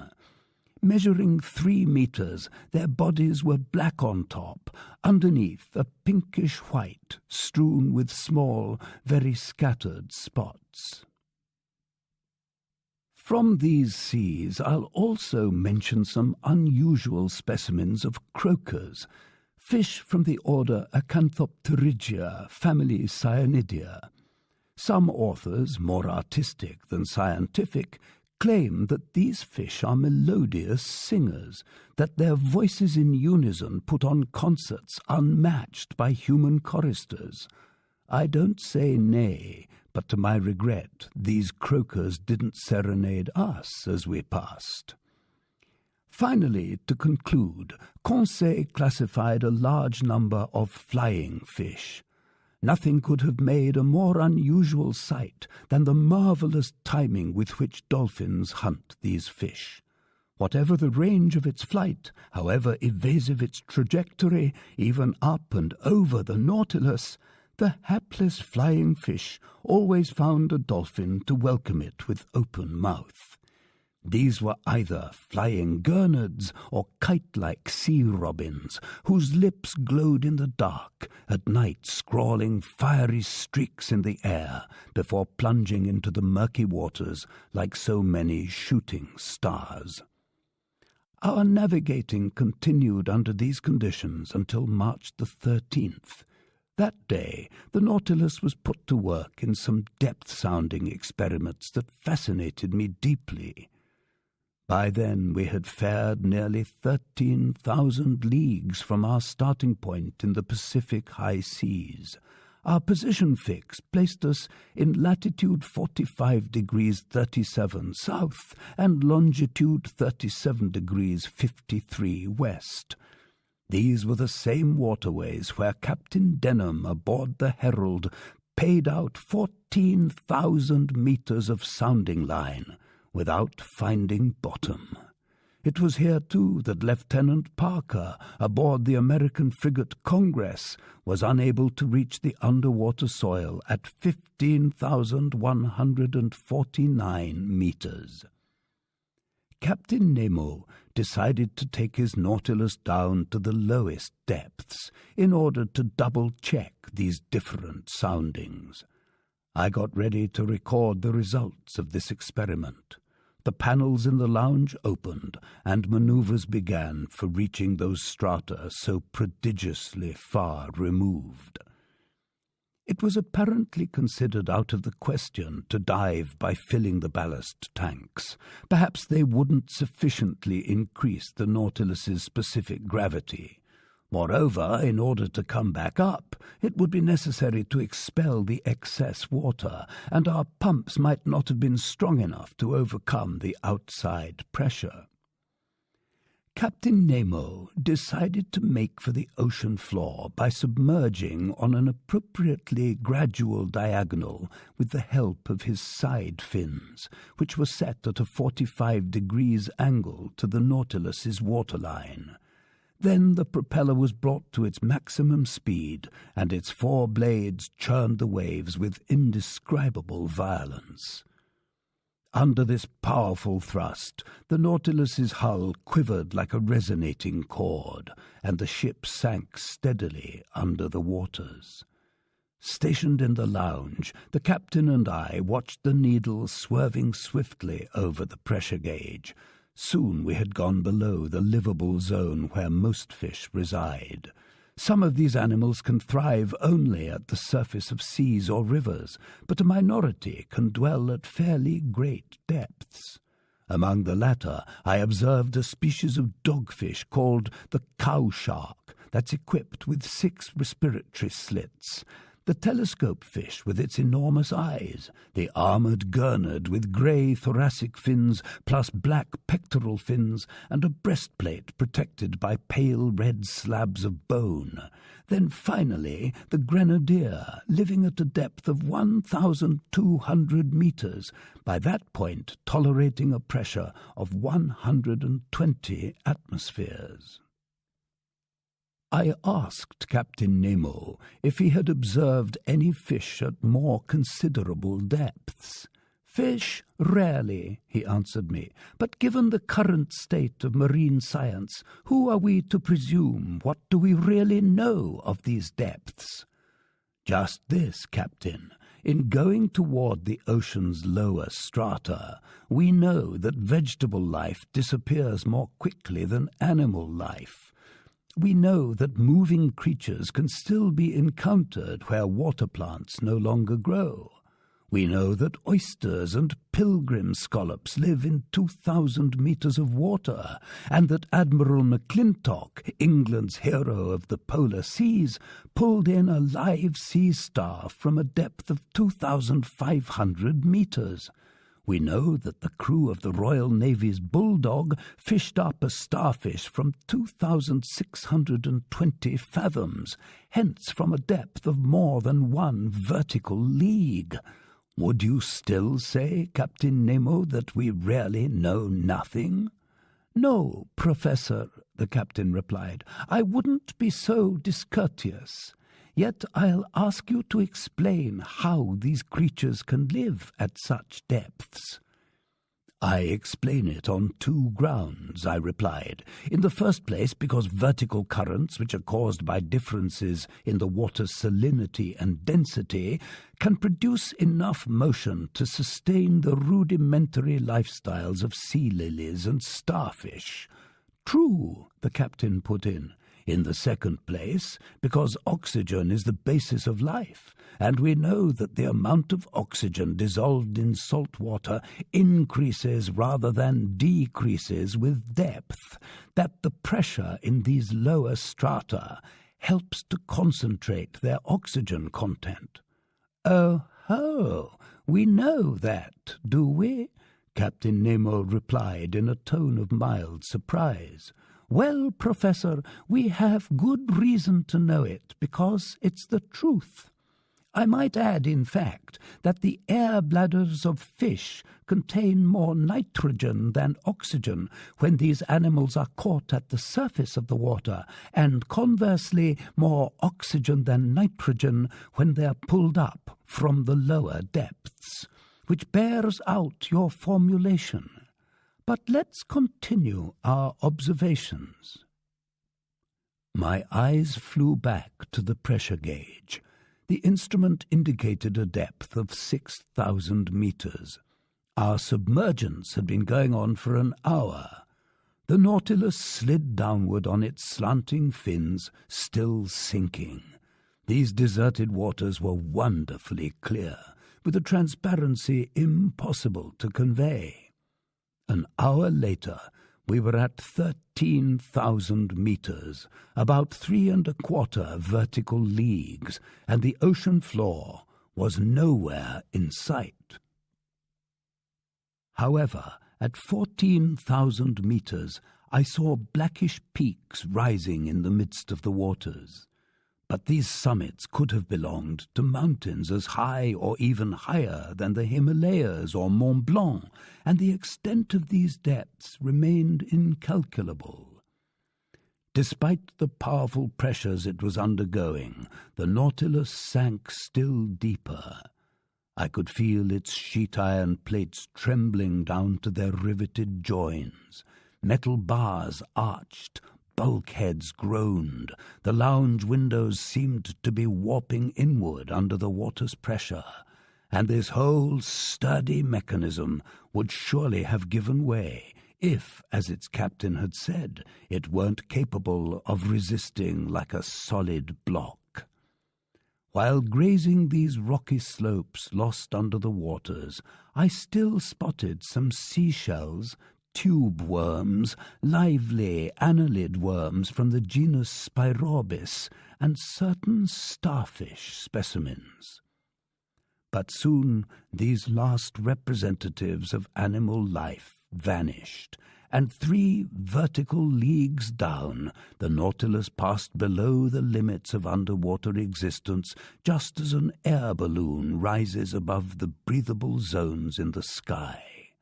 We reached a depth of 16,000 meters, 4 vertical leagues, and by then the Nautilus's plating was tolerating a pressure of 1,600 atmospheres. In other words, 1,600 kilograms per each square centimeter on its surface. "What an experience!" I exclaimed, "travelling these deep regions where no man has ever ventured before. Look, Captain, look at these magnificent rocks, these uninhabited caves, these last global haunts where life is no longer possible. What unheard-of scenery, and why are we reduced to preserving it only as a memory?" "Would you like," Captain Nemo asked me, "to bring back more than just a memory?" "What do you mean?" "I mean that nothing could be easier than taking a photograph of this underwater region." Before I had time to express the surprise this new proposition caused me, a camera was carried into the lounge at Captain Nemo's request. The liquid setting, electrically lit, unfolded with perfect clarity through the wide-open panels. No shadows, no blurs, thanks to our artificial light. Not even sunshine could have been better for our purposes. With the thrust of its propeller curbed by the slant of its fins, the Nautilus stood still. The camera was aimed at the scenery on the ocean floor, and in a few seconds we had a perfect negative. In a print of the positive, you can view these primordial rocks that have never seen the light of day, this nether granite that forms the powerful foundation of our globe, the deep caves cut into the stony mass, the outlines of incomparable distinctness whose far edges stand out in black as if from the brush of certain Flemish painters. In the distance is a mountainous horizon, a wondrously undulating line that makes up the background of this landscape.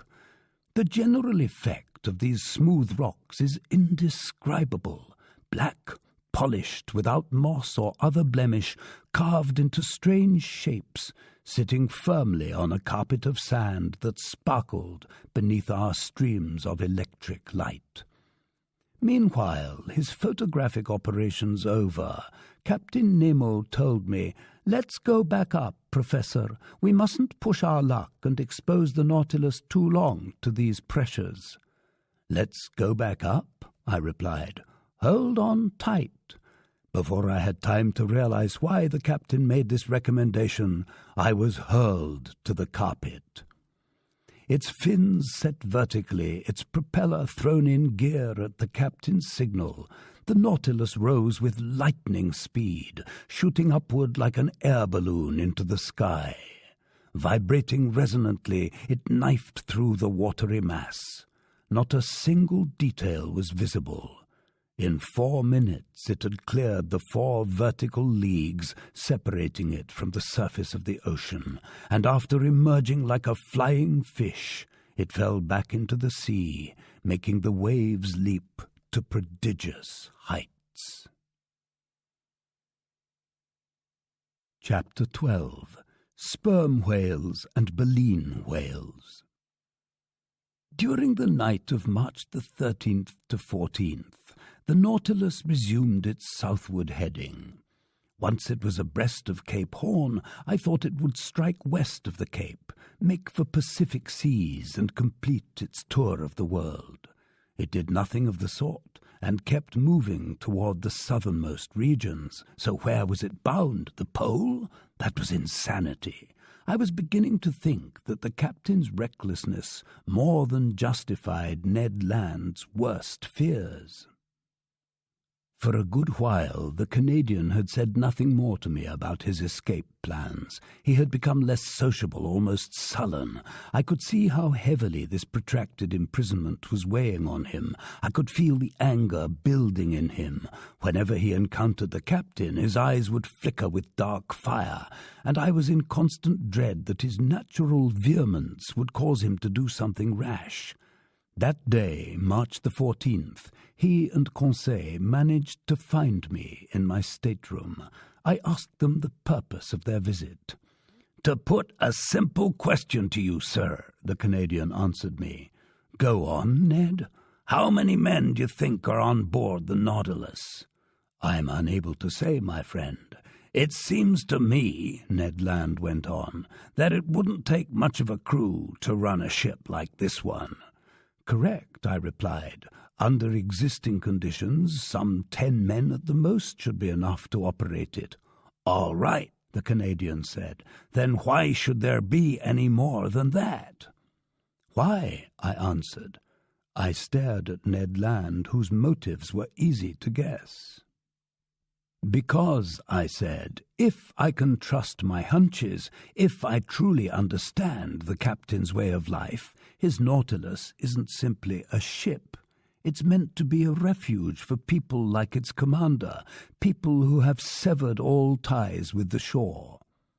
"Perhaps," Conseil said, "but in a nutshell the Nautilus can hold only a certain number of men, so couldn't Master estimate their maximum?" "How, Conseil?" "By calculating it. Master is familiar with the ship's capacity, hence the amount of air it contains. On the other hand, Master knows how much air each man consumes in the act of breathing, and he can compare this data with the fact that the Nautilus must rise to the surface every 24 hours. Conseil didn't finish his sentence, but I could easily see what he was driving at. "I follow you," I said. "But while they're simple to do, such calculations can give only a very uncertain figure." "No problem," the Canadian went on insistently. "Then here's how to calculate it," I replied. "In 1 hour, each man consumes the oxygen contained in 100 liters of air. Hence, during 24 hours, the oxygen contained in 2,400 liters. Therefore, we must look for the multiple of 2,400 liters of air that gives us the amount found in the Nautilus." "Precisely," Conseil said. "Now then," I went on, "the Nautilus's capacity is 1,500 metric tons, and that of a ton is 1,000 liters. So the Nautilus holds 1,500,000 liters of air, which, divided by 2,400, I did a quick pencil calculation, gives us the quotient of 625, which is tantamount to saying that the air contained in the Nautilus would be exactly enough for 625 men over 24 hours. 625, Ned repeated. "But rest assured," I added, "that between passengers, seamen, or officers we don't total 1/10 of that figure." "Which is still too many for 3 men," Conseil muttered. "So, my poor Ned, I can only counsel patience." "And," Conseil replied, "even more than patience, resignation." Conseil had said the true word. "Even so," he went on, "Captain Nemo can't go south forever. He'll surely have to stop, if only at the Ice Bank, and he'll return to the seas of civilization. Then it will be time to resume Ned Land's plans." The Canadian shook his head, passed his hand over his brow, made no reply, and left us. "With Master's permission, I'll make an observation to him," Conseil then told me.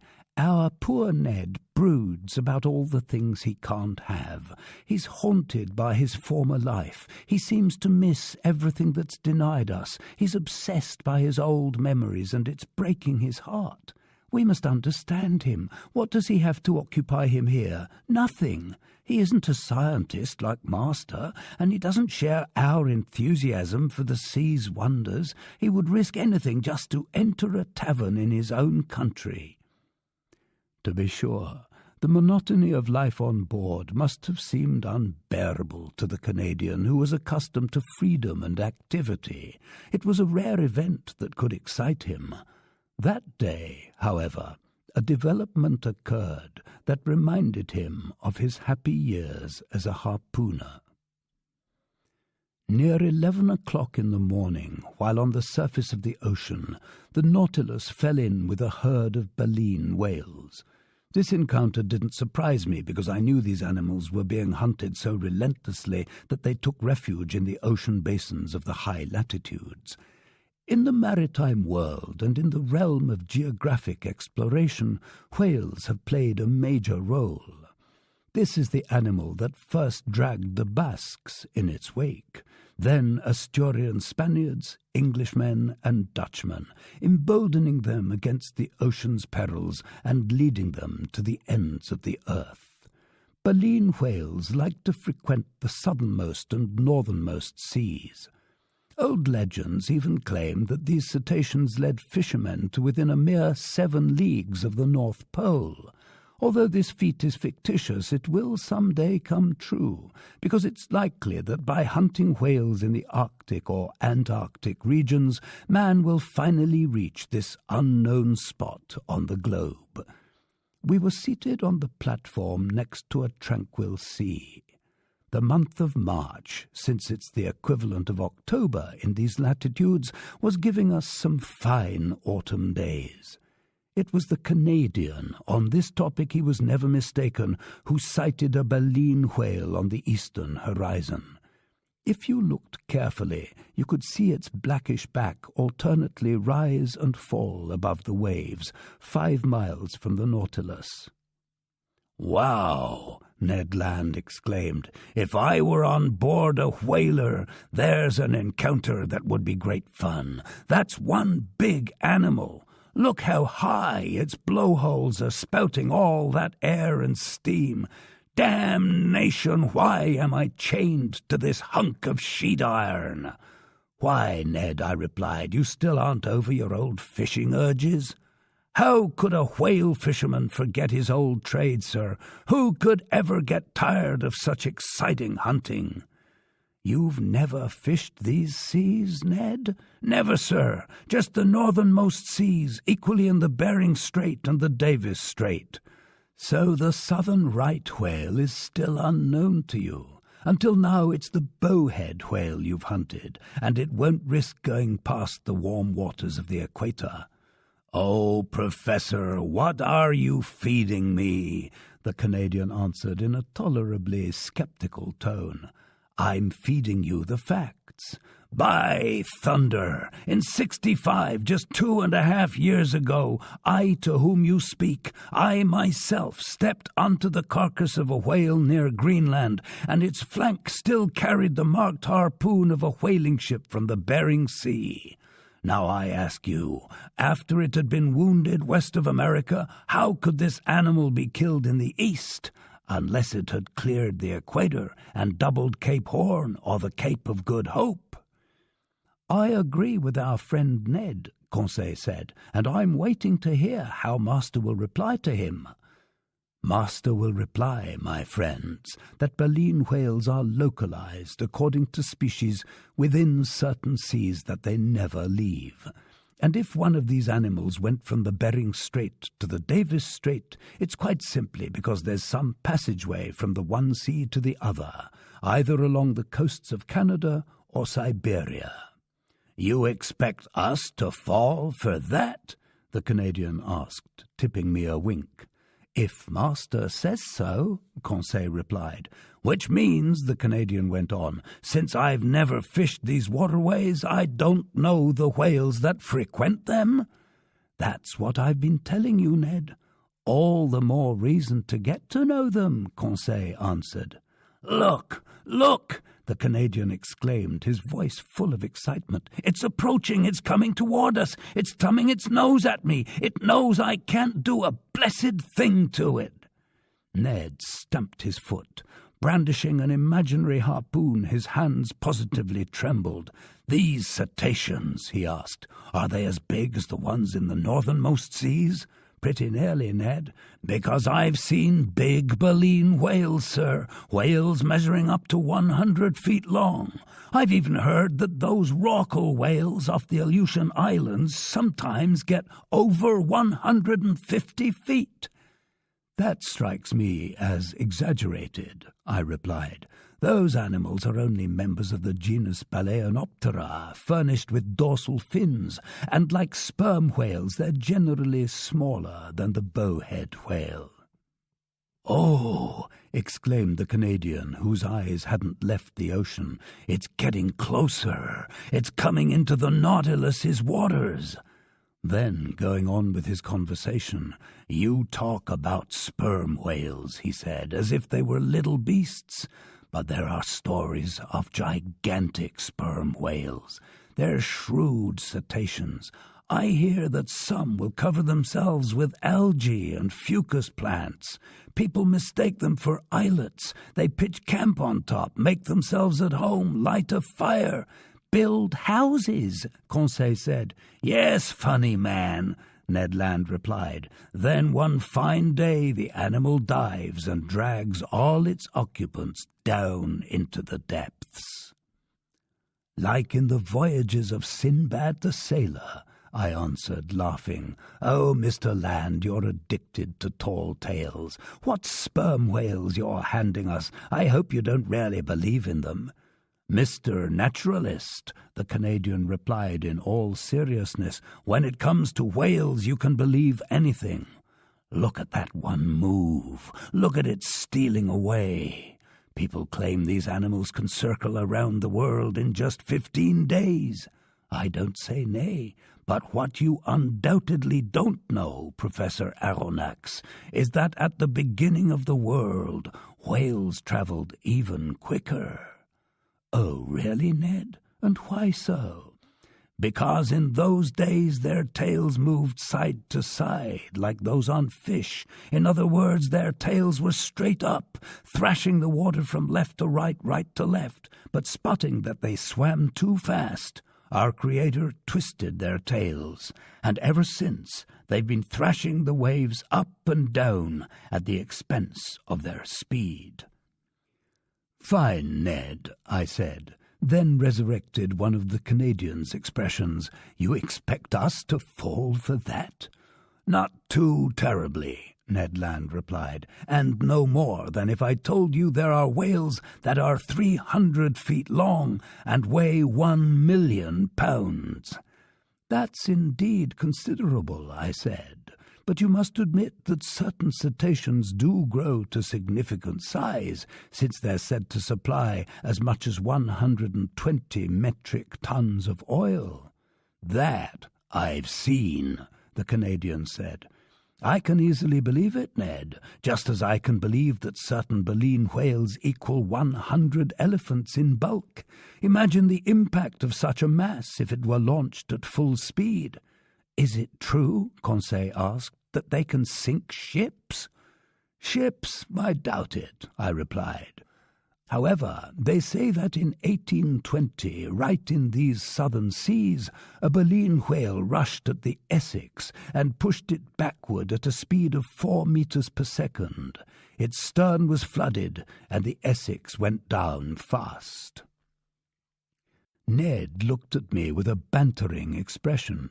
"Speaking for myself," he said, "I once got walloped by a whale's tail. In my longboat, needless to say. My companions and I were launched to an altitude of 6 meters, but next to the professor's whale, mine was just a baby."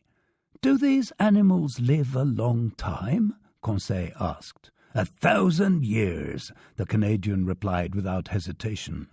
"And how, Ned," I asked, "do you know that's so?" "Because people say so." "And why do people say so?" "Because people know so." "No, Ned, people don't know so, they suppose so. And here's the logic with which they back up their beliefs. When fishermen first hunted whales 400 years ago, these animals grew to bigger sizes than they do today. Reasonably enough, it's assumed that today's whales are smaller because they haven't had time to reach their full growth.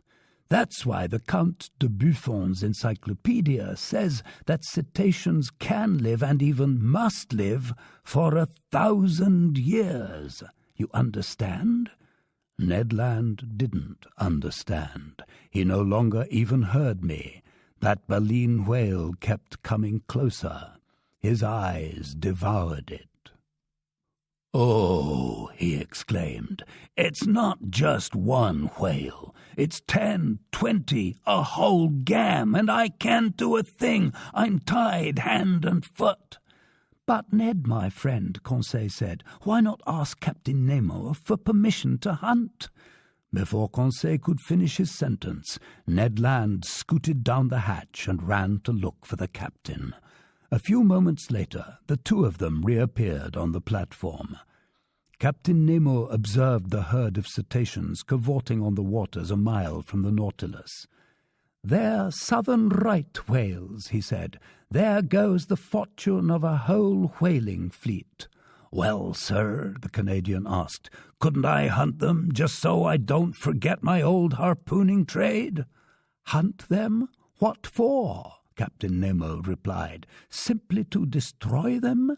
We have no use for whale oil on this ship." "But, sir," the Canadian went on, "in the Red Sea you authorized us to chase a dugong." "There it was an issue of obtaining fresh meat for my crew. Here it would be killing for the sake of killing. I'm well aware that's a privilege reserved for mankind, but I don't allow such murderous pastimes. When your peers, Mr. Land, destroy decent, harmless creatures like the southern right whale or the bowhead whale, they commit a reprehensible offence. Thus they've already depopulated all of Baffin Bay, and they'll wipe out a whole class of useful animals. So leave these poor cetaceans alone. They have quite enough natural enemies, such as sperm whales, swordfish, and sawfish, without you meddling with them." I'll let the reader decide what faces the Canadian made during this lecture on hunting ethics. Furnishing such arguments to a professional harpooner was a waste of words. Ned Land stared at Captain Nemo and obviously missed his meaning. But the captain was right. Thanks to the mindless, barbaric bloodthirstiness of fishermen, the last baleen whale will someday disappear from the ocean. Ned Land whistled Yankee Doodle between his teeth, stuffed his hands in his pockets, and turned his back on us. Meanwhile, Captain Nemo studied the herd of cetaceans, then addressed me. "I was right to claim that baleen whales have enough natural enemies without counting man. These specimens will soon have to deal with mighty opponents.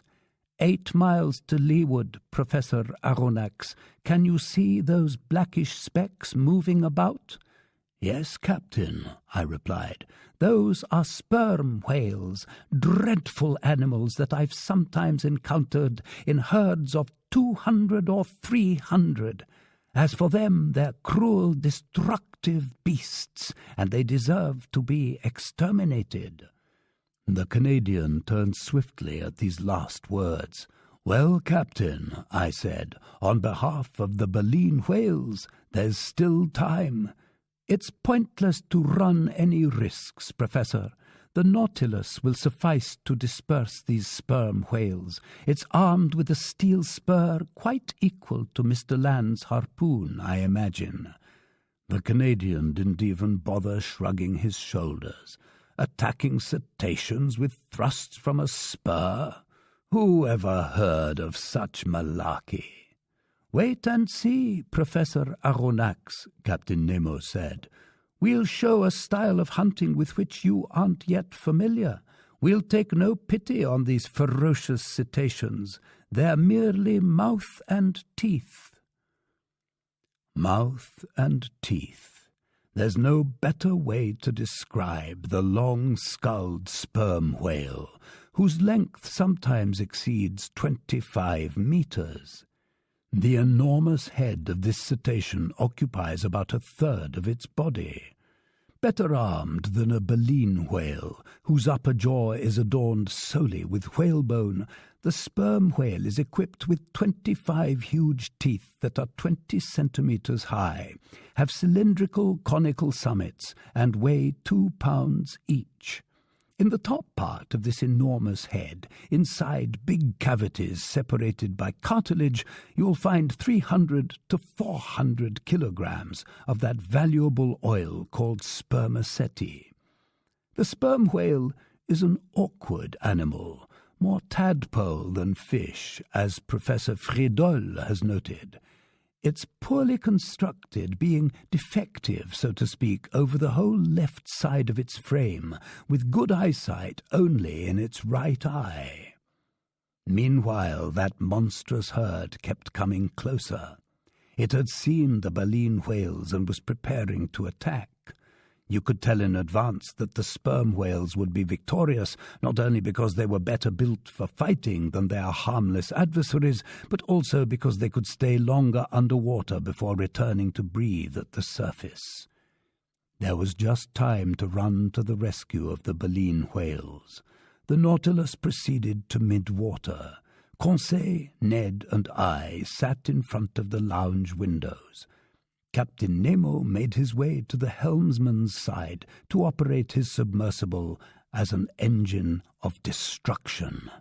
Soon I felt the beats of our propeller getting faster, and we picked up speed. The battle between sperm whales and baleen whales had already begun when the Nautilus arrived. It maneuvered to cut into the herd of long-skulled predators. At first, the latter showed little concern at the sight of this new monster meddling in the battle, but they soon had to sidestep its thrusts. What a struggle! Ned Land quickly grew enthusiastic and even ended up applauding. Brandished in its captain's hands, the Nautilus was simply a fearsome harpoon. He hurled it at those fleshy masses and ran them clean through, leaving behind 2 squirming animal halves. As for those daunting strokes of the tail hitting our sides, the ship never felt them, no more than the collisions it caused. One sperm whale exterminated, it ran at another, tacked on the spot so as not to miss its prey, went ahead or astern, obeyed its rudder, dived when the cetacean sank to deeper strata, rose with it when it returned to the surface, struck it head-on or slantwise, hacked at it or tore it, and from every direction and at any speed skewered it with its dreadful spur. What bloodshed! What a hubbub on the surface of the waves! What sharp hisses and snorts, unique to these frightened animals! Their tails churned the normally peaceful strata into actual billows. This Homeric slaughter dragged on for an hour, and the long-skulled predators couldn't get away. Several times 10 or 12 of them teamed up, trying to crush the Nautilus with their sheer mass. Through the windows you could see their enormous mouths paved with teeth, their fearsome eyes. Losing all self-control, Ned Land hurled threats and insults at them. You could feel them clinging to the submersible like hounds atop a wild boar in the underbrush. But by forcing the pace of its propeller, the Nautilus carried them off, dragged them under, or brought them back to the upper level of the waters, untroubled by their enormous weight or their powerful grip. Finally, this mass of sperm whales thinned out. The waves grew tranquil again. I felt us rising to the surface of the ocean. The hatch opened, and we rushed onto the platform. The sea was covered with mutilated corpses. A fearsome explosion couldn't have slashed, torn, or shredded these fleshy masses with greater violence. We were floating in the midst of gigantic bodies, bluish on the back, whitish on the belly, and all deformed by enormous protuberances. A few frightened sperm whales were fleeing toward the horizon. The waves were dyed red over an area of several miles, and the Nautilus was floating in the middle of a sea of blood. Captain Nemo rejoined us. "Well, Mr. Land?" he said. "Well, sir," replied the Canadian, whose enthusiasm had subsided, "it's a dreadful sight for sure. But I'm a hunter, not a butcher, and this is plain butchery." "It was a slaughter of destructive animals," the captain replied, "and the Nautilus is no butcher knife." "I prefer my harpoon," the Canadian answered. "To each his own," the captain replied, staring intently at Ned Land.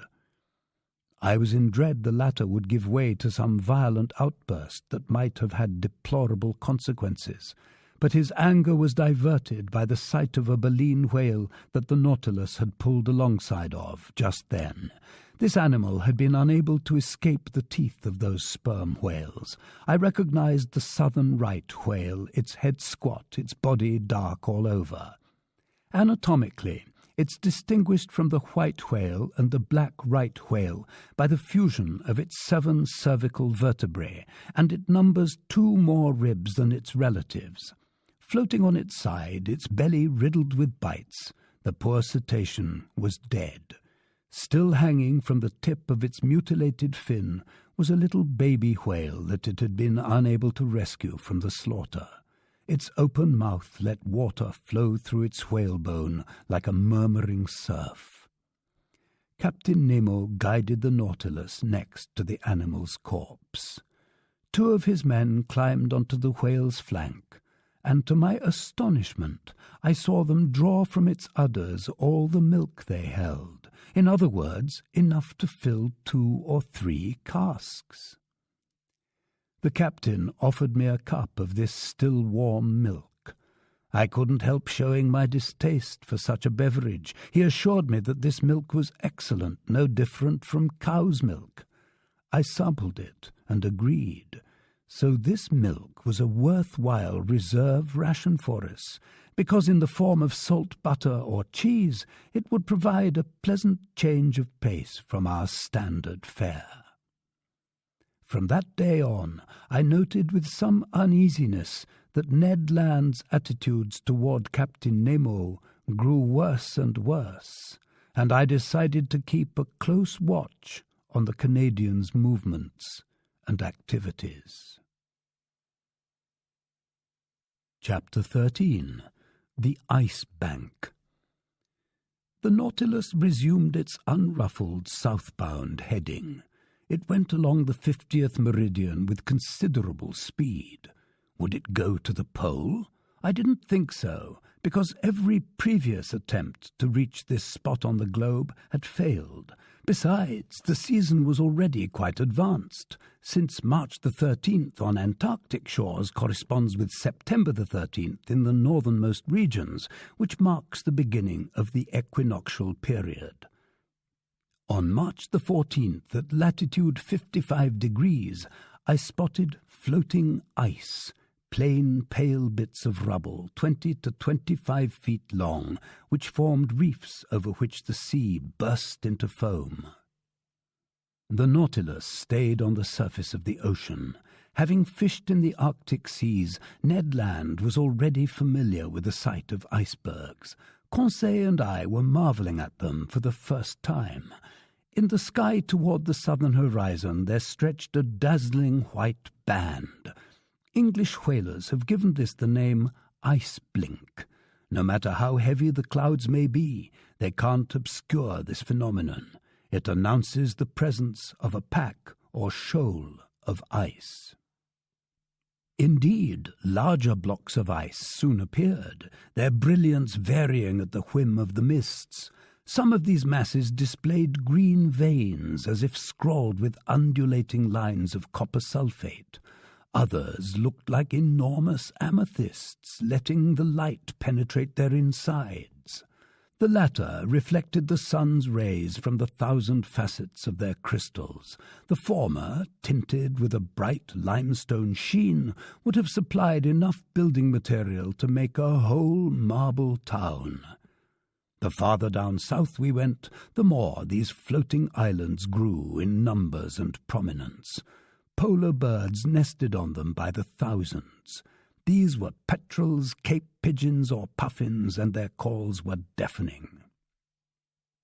Mistaking the Nautilus for the corpse of a whale, some of them alighted on it and prodded its resonant sheet iron with pecks of their beaks. During this navigating in the midst of the ice, Captain Nemo often stayed on the platform. He observed these deserted waterways carefully. I saw his calm eyes sometimes perk up. In these polar seas forbidden to man, did he feel right at home, the lord of these unreachable regions? Perhaps, but he didn't say. He stood still, reviving only when his pilot's instincts took over.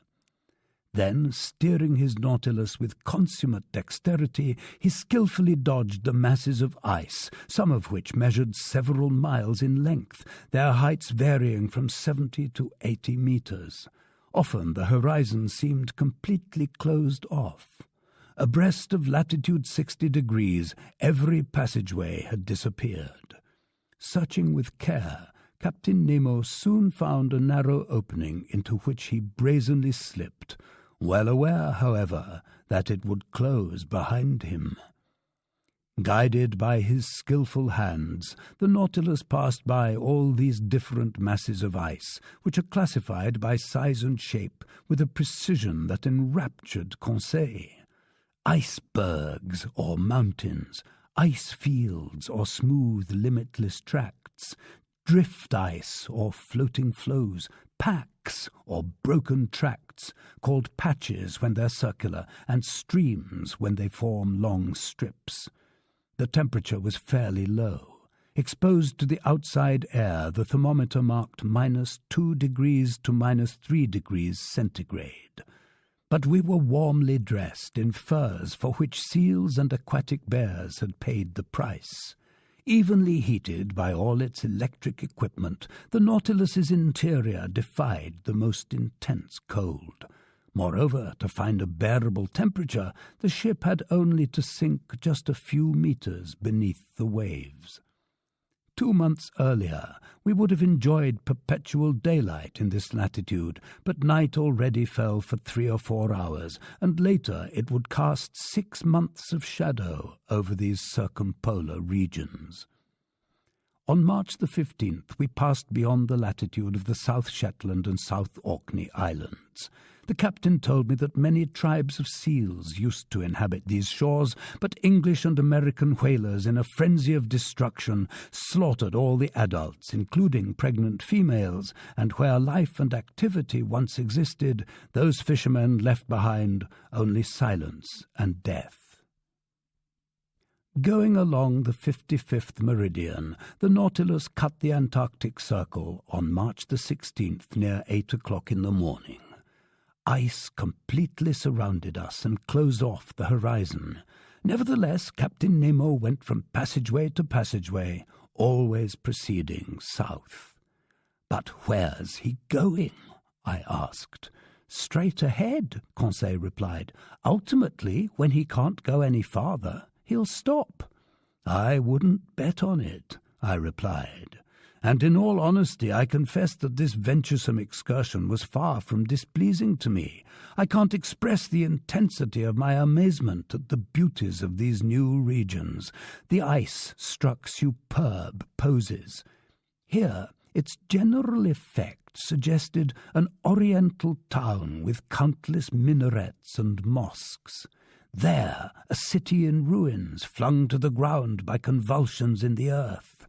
These views were varied continuously by the sun's oblique rays, or were completely swallowed up by grey mists in the middle of blizzards. Then explosions, cave-ins, and great iceberg somersaults would occur all around us, altering the scenery like the changing landscape in a diorama. If the Nautilus was submerged during these losses of balance, we heard the resulting noises spread under the waters with frightful intensity, and the collapse of these masses created daunting eddies down to the ocean's lower strata. The Nautilus then rolled and pitched like a ship left to the fury of the elements. Often, no longer seeing any way out, I thought we were imprisoned for good, but Captain Nemo, guided by his instincts, discovered new passageways from the tiniest indications. He was never wrong when he observed slender threads of bluish water streaking through these ice fields. Accordingly, I was sure that he had already risked his Nautilus in the midst of the Antarctic seas. However, during the day of March the 16th, these tracts of ice completely barred our path. It wasn't the ice bank as yet, just huge ice fields cemented together by the cold. This obstacle couldn't stop Captain Nemo, and he launched his ship against the ice fields with hideous violence. The Nautilus went into these brittle masses like a wedge, splitting them with dreadful cracklings. It was an old-fashioned battering ram propelled with infinite power. Hurled aloft, ice rubble fell back around us like hail. Through brute force alone, the submersible carved out a channel for itself. Carried away by its momentum, the ship sometimes mounted on top of these tracts of ice and crushed them with its weight, or at other times, when cooped up beneath the ice fields, it split them with simple pitching movements, creating wide punctures. Violent squalls assaulted us during the daytime. Thanks to certain heavy mists, we couldn't see from one end of the platform to the other. The wind shifted abruptly to every point on the compass. The snow was piling up in such packed layers it had to be chipped loose with blows from picks. Even in a temperature of merely -5 degrees centigrade, every outside part of the Nautilus was covered with ice. A ship's rigging would have been unusable because all its tackle would have jammed in the grooves of the pulleys. Only a craft without sails, driven by an electric motor that needed no coal, could face such high latitudes. Under these conditions, the barometer generally stayed quite low. It fell as far as 73.5 centimeters. Our compass indications no longer offered any guarantees. The deranged needles would mark contradictory directions as we approached the southern magnetic pole, which doesn't coincide with the South Pole proper. In fact, according to the astronomer Hans Steen, this magnetic pole is located fairly close to latitude 70 degrees and longitude 130 degrees, or, abiding by the observations of Louis Isidore Duperrey, in longitude 135 degrees and latitude 70 degrees 30. Hence we had to transport compasses to different parts of the ship, take many readings, and strike an average. Often we could chart our course only by guesswork, a less than satisfactory method in the midst of these winding passageways whose landmarks change continuously. At last, on March the 18th, after 20 futile assaults, the Nautilus was decisively held in check. No longer was it an ice stream, patch, or field. It was an endless, immovable barrier formed by ice mountains fused to each other. "The Ice Bank," the Canadian told me. For Ned Land, as well as for every navigator before us, I knew that this was the great insurmountable obstacle.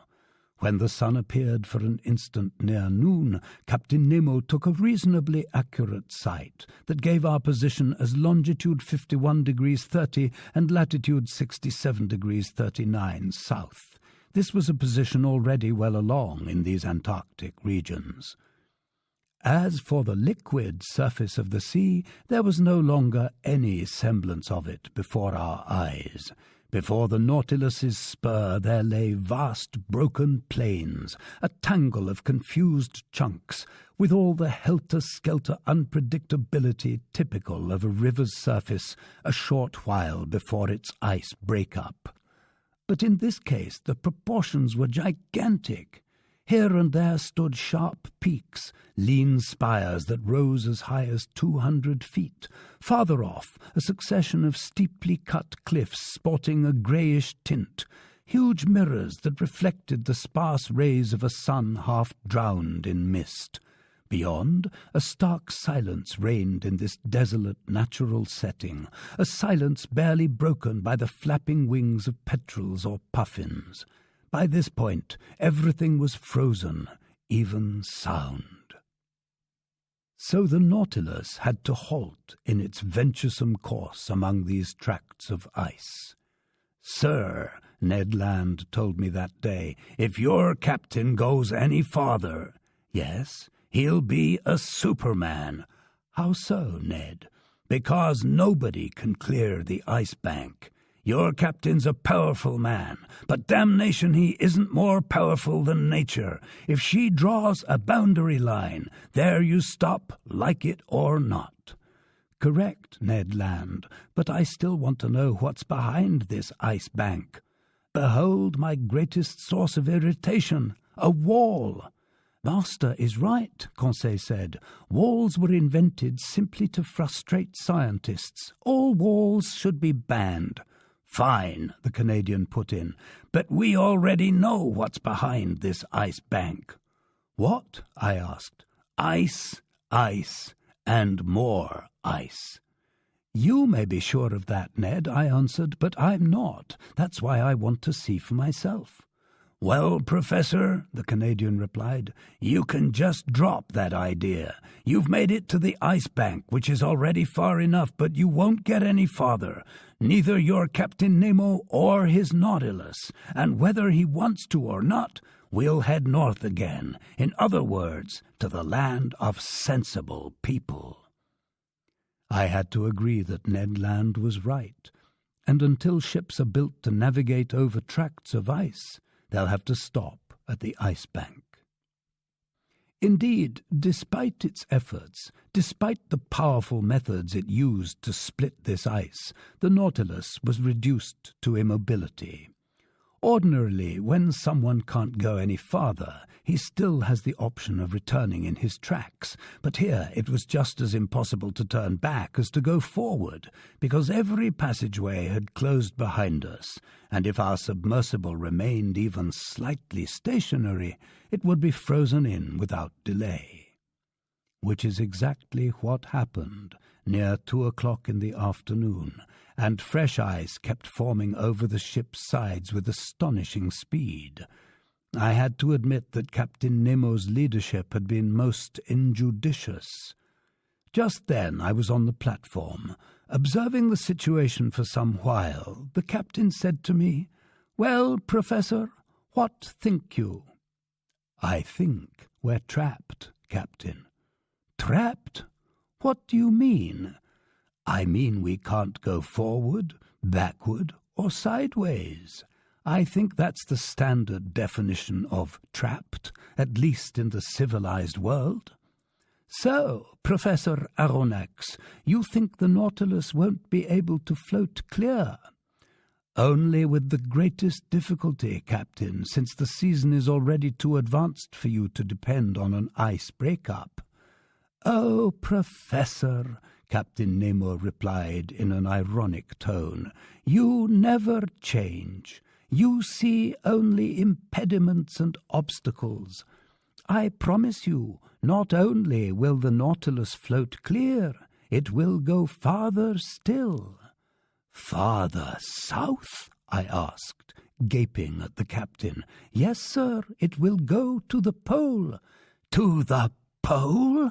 I exclaimed, unable to keep back a movement of disbelief. "Yes," the captain replied coolly, "the Antarctic pole, that unknown spot crossed by every meridian on the globe. As you know, I do whatever I like with my Nautilus." Yes, I did know that. I knew this man was daring to the point of being foolhardy. But to overcome all the obstacles around the South Pole, even more unattainable than the North Pole, which still hadn't been reached by the boldest navigators, wasn't this an absolutely insane undertaking, one that could occur only in the brain of a madman? It then dawned on me to ask Captain Nemo if he had already discovered this pole which no human being had ever trod underfoot. "No, sir," he answered me, "but we'll discover it together. Where others have failed, I'll succeed. Never before has my Nautilus cruised so far into these southernmost seas, but I repeat, it will go farther still." "I'd like to believe you, Captain," I went on in a tone of some sarcasm. "Oh, I do believe you. Let's forge ahead. There are no obstacles for us. Let's shatter this ice bank. Let's blow it up. And if it still resists, let's put wings on the Nautilus and fly over it." "Over it, Professor?" Captain Nemo replied serenely. "No, not over it, but under it." "Under it!" I exclaimed. A sudden insight into Captain Nemo's plans had just flashed through my mind. I understood. The marvelous talents of his Nautilus would be put to work once again in this superhuman undertaking. "I can see we're starting to understand each other, Professor," Captain Nemo told me with a half-smile. "You already glimpse the potential. Myself, I'd say the success of this attempt. Maneuvers that aren't feasible for an ordinary ship are easy for the Nautilus. If a continent emerges at the pole, we'll stop at that continent. But on the other hand, if open sea washes the pole, we'll go to that very place." "Right," I said, carried away by the captain's logic. "Even though the surface of the sea has solidified into ice, its lower strata are still open, thanks to that divine justice that puts the maximum density of salt water 1 degree above its freezing point. And if I'm not mistaken, the submerged part of this ice bank is in a 4-to-1 ratio to its emerging part." "Very nearly, Professor. For each foot of iceberg above the sea, there are 3 more below. Now then, since these ice mountains don't exceed a height of 100 meters, they'll sink only to a depth of 300 meters. And what are 300 meters to the Nautilus? A mere nothing, sir. We could even go to greater depths and find that temperature layer common to all ocean water, and there we'd brave with impunity the -30 degrees or -40 degrees cold on the surface." "True, sir, very true," I replied with growing excitement. "Our sole difficulty," Captain Nemo went on, "lies in our staying submerged for several days without renewing our air supply." "That's all," I answered. "The Nautilus has huge air tanks. We'll fill them up and they'll supply all the oxygen we need." "Good thinking, Professor Aronnax," the captain replied with a smile. "But since I don't want to be accused of foolhardiness, I'm giving you all my objections in advance." "You have more?" "Just one. If a sea exists at the South Pole, it's possible this sea may be completely frozen over, so we couldn't come up to the surface." "My dear sir, have you forgotten that the Nautilus is armed with a fearsome spur? Couldn't it be launched diagonally against those tracts of ice which would break open from the impact?" "Ah, Professor, you're full of ideas today." "Besides, Captain," I added with still greater enthusiasm, "why wouldn't we find open sea at the South Pole just as at the North Pole? The cold temperature poles and the geographical poles don't coincide in either the northern or southern hemispheres, and until proof to the contrary, we can assume these 2 spots on the Earth feature either a continent or an ice-free ocean." "I think as you do, Professor Aronnax," Captain Nemo replied. "I'll only point out that after raising so many objections against my plan, you're now crushing me under arguments in its favor." Captain Nemo was right. I was outdoing him in daring. It was I who was sweeping him to the pole. I was leading the way. I was out in front. But no, you silly fool. Captain Nemo already knew the pros and cons of this question, and it amused him to see you flying off into impossible fantasies. Nevertheless, he didn't waste an instant. At his signal, the chief officer appeared. The two men held a quick exchange in their incomprehensible language, and either the chief officer had been alerted previously, or he found the plan feasible, because he showed no surprise. But as unemotional as he was, he couldn't have been more impeccably emotionless than Conseil when I told the fine lad our intention of pushing on to the South Pole. He greeted my announcement with the usual "as master wishes," and I had to be content with that. As for Ned Land, no human shoulders ever executed a higher shrug than the pair belonging to our Canadian. "Honestly, sir," he told me, "you and your Captain Nemo, I pity you both. But we will go to the pole, Mr. Land. Maybe, but you won't come back." And Ned Land re-entered his cabin. "To keep from doing something desperate," he said as he left me. Meanwhile, preparations for this daring attempt were getting under way. The Nautilus's powerful pumps forced air down into the tanks and stored it under high pressure. Near 4 o'clock, Captain Nemo informed me that the platform hatches were about to be closed. I took a last look at the dense ice bank we were going to conquer. The weather was fair, the skies reasonably clear, the cold quite brisk, namely -12 degrees centigrade. But after the wind had lulled, this temperature didn't seem too unbearable.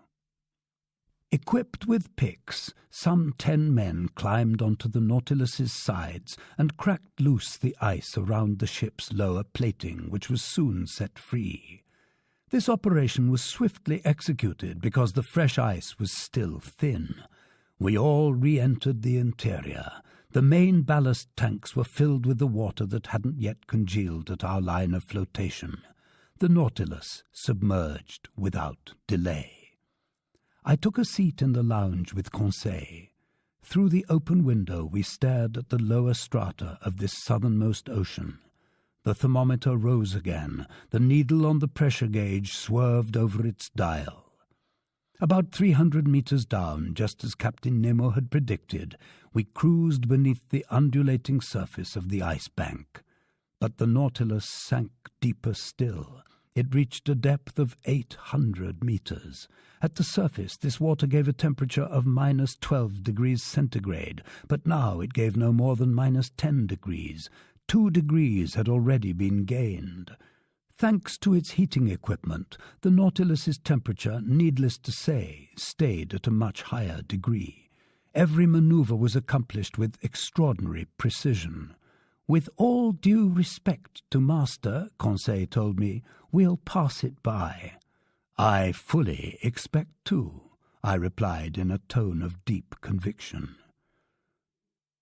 Now in open water, the Nautilus took a direct course to the pole without veering from the 52nd meridian. From 67 degrees 30 to 90 degrees, 22.5 degrees of latitude were left to cross. In other words, slightly more than 500 leagues. The Nautilus adopted an average speed of 26 miles per hour, the speed of an express train. If it kept up this pace, 40 hours would do it for reaching the pole. For part of the night, the novelty of our circumstances kept Conseil and me at the lounge window. The sea was lit by our beacon's electric rays, but the depths were deserted. Fish didn't linger in these imprisoned waters. Here they found merely a passageway for going from the Antarctic Ocean to open sea at the pole. Our progress was swift. You could feel it in the vibrations of the long steel hull. Near 2 o'clock in the morning, I went to snatch a few hours of sleep. Conseil did likewise. I didn't encounter Captain Nemo while going down the gangways. I assumed that he was keeping to the pilot house. The next day, March the 19th, at 5 o'clock in the morning, I was back at my post in the lounge. The electric log indicated that the Nautilus had reduced speed. By then it was rising to the surface, but cautiously, while slowly emptying its ballast tanks. My heart was pounding. Would we emerge into the open and find the polar air again? No. A jolt told me that the Nautilus had bumped the underbelly of the ice bank, still quite thick to judge from the hollowness of the accompanying noise. Indeed, we had struck bottom, to use nautical terminology, but in the opposite direction and at a depth of 3,000 feet. That gave us 4,000 feet of ice overhead, in which 1,000 feet emerged above water. So the ice bank was higher here than we had found it on the outskirts, a circumstance less than encouraging. Several times that day the Nautilus repeated the same experiment, and always it bumped against this surface that had formed a ceiling above it. At certain moments the ship encountered ice at a depth of 900 meters, denoting a thickness of 1,200 meters, of which 300 meters rose above the level of the ocean. This height had tripled since the moment the Nautilus had dived beneath the waves. I meticulously noted these different depths, obtaining the underwater profile of this upside-down mountain chain that stretched beneath the sea. By evening there was still no improvement in our situation. The ice stayed between 400 and 500 meters deep. It was obviously shrinking, but what a barrier still lay between us and the surface of the ocean. By then it was 8 o'clock.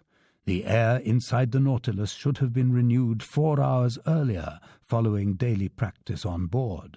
But I didn't suffer very much, although Captain Nemo hadn't yet made demands on the supplementary oxygen in his air tanks. That night my sleep was fitful. Hope and fear besieged me by turns. I got up several times. The Nautilus continued groping.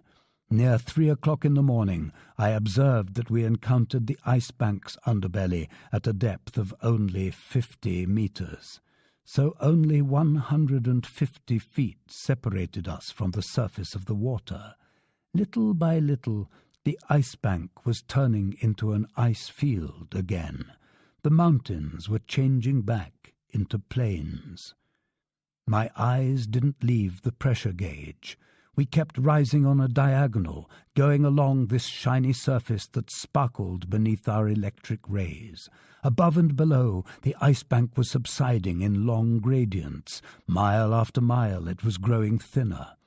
Finally, at 6 o'clock in the morning, on that memorable day of March the 19th, the lounge door opened. Captain Nemo appeared. "Open sea," he told me. Chapter 14. The South Pole. I rushed up onto the platform. Yes, open sea. Barely a few sparse floes, some moving icebergs, a sea stretching into the distance, hosts of birds in the air, and myriads of fish under the waters, which varied from intense blue to olive green depending on the depth. The thermometer marked 3 degrees centigrade. It was as if a comparative springtime had been locked up behind that ice bank, whose distant masses were outlined on the northern horizon. "Are we at the pole?" I asked the captain, my heart pounding. "I've no idea," he answered me. "At noon we'll fix our position." "But will the sun show through this mist?" I said, staring at the greyish sky. "No matter how faintly it shines, it will be enough for me," the captain replied. To the south, 10 miles from the Nautilus, a solitary islet rose to a height of 200 meters. We proceeded toward it, but cautiously, because this sea could have been strewn with reefs. In an hour we had reached the islet. 2 hours later we had completed a full circle around it. It measured 4 to 5 miles in circumference.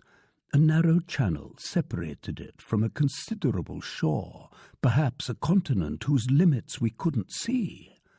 The existence of this shore seemed to bear out Commander Maury's hypotheses. In essence, this ingenious American has noted that between the South Pole and the 60th parallel, the sea is covered with floating ice of dimensions much greater than any found in the North Atlantic. From this fact, he drew the conclusion that the Antarctic Circle must contain considerable shores, since icebergs can't form on the high seas but only along coastlines. According to his calculations, this frozen mass enclosing the southernmost pole forms a vast ice cap whose width must reach 4,000 kilometers. Meanwhile, to avoid running aground, the Nautilus halted 3 cable lengths from a strand crowned by superb piles of rocks. The skiff was launched to sea. 2 crewmen carrying instruments, the captain, Conseil, and I were on board. It was 10 o'clock in the morning. I hadn't seen Ned land. No doubt in the presence of the South Pole, the Canadian hated having to eat his words. A few strokes of the oar brought the skiff to the sand where it ran aground. Just as Conseil was about to jump ashore, I held him back. "Sir," I told Captain Nemo, "to you belongs the honor of first setting foot on this shore." "Yes, sir," the captain replied, "and if I have no hesitation in treading this polar soil, it's because no human being until now has left a footprint here." So saying, he leapt lightly onto the sand. His heart must have been throbbing with intense excitement. He scaled an overhanging rock that ended in a small promontory, and there, mute and motionless, with crossed arms and blazing eyes, he seemed to be laying claim to these southernmost regions. After spending 5 minutes in this trance, he turned to us. "Whenever you're ready, sir," he called to me. I got out, Conseil at my heels, leaving the 2 men in the skiff. Over an extensive area, the soil consisted of that igneous gravel called tuff, reddish in colour, as if made from crushed bricks. The ground was covered with slag, lava flows, and pumice stones. Its volcanic origin was unmistakable. In certain localities, thin smoke holes gave off a sulphurous odour, showing that the inner fires still kept their wide-ranging power. Nevertheless, when I scaled a high escarpment, I could see no volcanoes within a radius of several miles. In these Antarctic districts, as is well known, Sir James Clark Ross had found the craters of Mount Erebus and Mount Terror in fully active condition on the 167th meridian at latitude 77 degrees 32. The vegetation on this desolate continent struck me as quite limited. A few lichens of the species Usnea melanoxanthera sprawled over the black rocks. The whole meagre flora of this region consisted of certain microscopic buds, rudimentary diatoms made up of a type of cell positioned between 2 quartz-rich shells, plus long purple and crimson fucus plants, buoyed by small air bladders and washed up on the coast by the surf. The beach was strewn with mollusks, small mussels, limpets, smooth heart-shaped cockles, and especially some sea butterflies with oblong membrane-filled bodies whose heads are formed from 2 rounded lobes. I also saw myriads of those northernmost sea butterflies 3 centimetres long, which a baleen whale can swallow by the thousands in one gulp. The open waters at the shoreline were alive with these delightful pteropods, true butterflies of the sea. Among other zoophytes present in these shallows, there were a few coral tree forms that, according to Sir James Clark Ross, live in these Antarctic seas at depths as great as 1,000 metres. Then small Alcyon coral, belonging to the species Procellaria pelagica. Also, a large number of starfish unique to these climes, plus some feather stars spangling the sand. But it was in the air that life was superabundant. There various species of birds flew and fluttered by the thousands, deafening us with their calls. Crowding the rocks, other fowl watched without fear as we passed and pressed familiarly against our feet. These were auks, as agile and supple in water, where they are sometimes mistaken for fast bonito, as they are clumsy and heavy on land. They uttered outlandish calls and participated in numerous public assemblies that featured much noise but little action.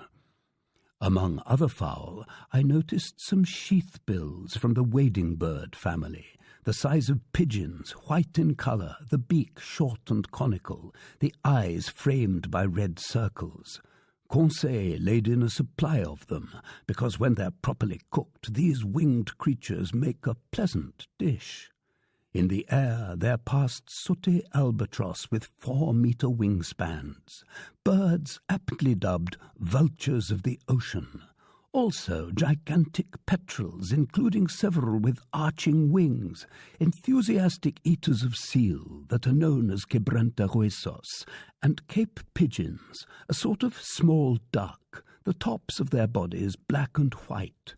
In short, a whole series of petrels, some whitish with wings trimmed in brown, others blue and exclusive to these Antarctic seas. The former so oily, I told Conseil, that inhabitants of the Faroe Islands simply fit the bird with a wick, then light it up. With that minor addition, Conseil replied, these fowl would make perfect lamps. After this we should insist that nature equip them with wicks in advance. Half a mile farther on, the ground was completely riddled with penguin nests, egg-laying burrows from which numerous birds emerged. Later, Captain Nemo had hundreds of them hunted because their black flesh is highly edible. They brayed like donkeys, the size of a goose with slate-coloured bodies, white undersides, and lemon-coloured neckbands. These animals let themselves be stoned to death without making any effort to get away. Meanwhile, the mists didn't clear, and by 11 o'clock the sun still hadn't made an appearance. Its absence disturbed me. Without it, no sights were possible. Then how could we tell whether we had reached the pole? When I rejoined Captain Nemo, I found him leaning silently against a piece of rock and staring at the sky. He seemed impatient, baffled. But what could we do? This daring and powerful man couldn't control the sun as he did the sea. Noon arrived without the orb of day appearing for a single instant. You couldn't even find its hiding place behind the curtain of mist. And soon this mist began to condense into snow. "Until tomorrow," the captain said simply, and we went back to the Nautilus amid flurries in the air. During our absence the nets had been spread, and I observed with fascination the fish just hauled on board. The Antarctic seas serve as a refuge for an extremely large number of migratory fish that flee from storms in the subpolar zones, in truth only to slide down the gullets of porpoises and seals. I noted some 1 decimeter southern bullhead, a species of whitish cartilaginous fish overrun with bluish-grey stripes and armed with stings. Then some Antarctic rabbit-fish, 3 feet long, the body very slender, the skin a smooth silver white. the head rounded, the top side furnished with 3 fins, the snout ending in a trunk that curved back toward the mouth. I sampled its flesh, but found it tasteless, despite Conseil's views, which were largely approving. The blizzard lasted until the next day. It was impossible to stay on the platform. From the lounge where I was writing up the incidents of this excursion to the polar continent, I could hear the calls of petrel and albatross cavorting in the midst of the turmoil. The Nautilus didn't stay idle, and cruising along the coast, it advanced some 10 miles farther south, amid the half-light left by the sun as it skimmed the edge of the horizon. The next day, March the 20th, it stopped snowing. The cold was a little more brisk. The thermometer marked -2 degrees centigrade. The mist had cleared, and on that day I hoped our noon sights could be accomplished. Since Captain Nemo hadn't yet appeared, only Conseil and I were taken ashore by the skiff. The soil's nature was still the same, volcanic. Traces of lava, slag, and basaltic rock were everywhere, but I couldn't find the crater that had vomited them up. There, as yonder, myriads of birds enlivened this part of the polar continent, but they had to share their dominion with huge herds of marine mammals that looked at us with gentle eyes. These were seals of various species, some stretched out on the ground, others lying on drifting ice floes, several leaving or re-entering the sea. Having never dealt with man, they didn't run off at our approach, and I counted enough of them thereabouts to provision a couple of 100 ships.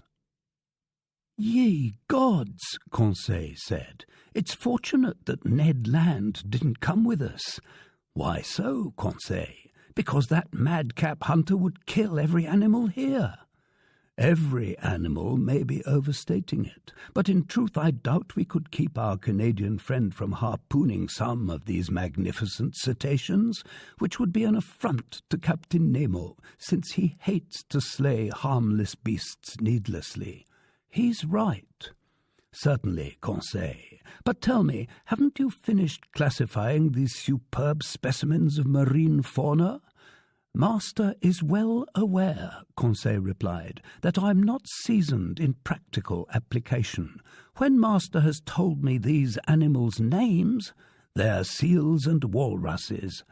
"2 genera," our scholarly Conseil hastened to say, "that belong to the family Pinnipedia.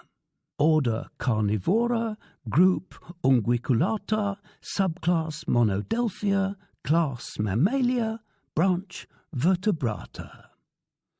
"Very nice, Conseil," I replied, "but these 2 genera of seals and walruses are each divided into species, and if I'm not mistaken, we now have a chance to actually look at them.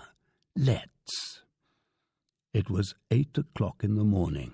We had 4 hours to ourselves before the sun could be productively observed. I guided our steps toward a huge bay that made a crescent-shaped incision in the granite cliffs along the beach. There, all about us, I swear that the shores and ice floes were crowded with marine mammals as far as the eye could see, and I involuntarily looked around for old Proteus, that mythological shepherd who guarded King Neptune's immense flocks. To be specific, these were seals.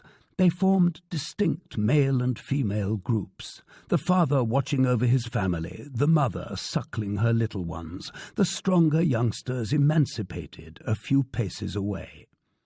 When these mammals wanted to relocate, they moved in little jumps made by contracting their bodies, clumsily helped by their imperfectly developed flippers, which, as with their manatee relatives, form actual forearms. In the water, their ideal element, I must say these animals swim wonderfully, thanks to their flexible backbones, narrow pelvises, close-cropped hair, and webbed feet. Resting on shore, they assumed extremely graceful positions. Consequently, their gentle features, their sensitive expressions equal to those of the loveliest women, their soft, limpid eyes, their charming poses, led the ancients to glorify them by metamorphosing the males into sea gods and the females into mermaids.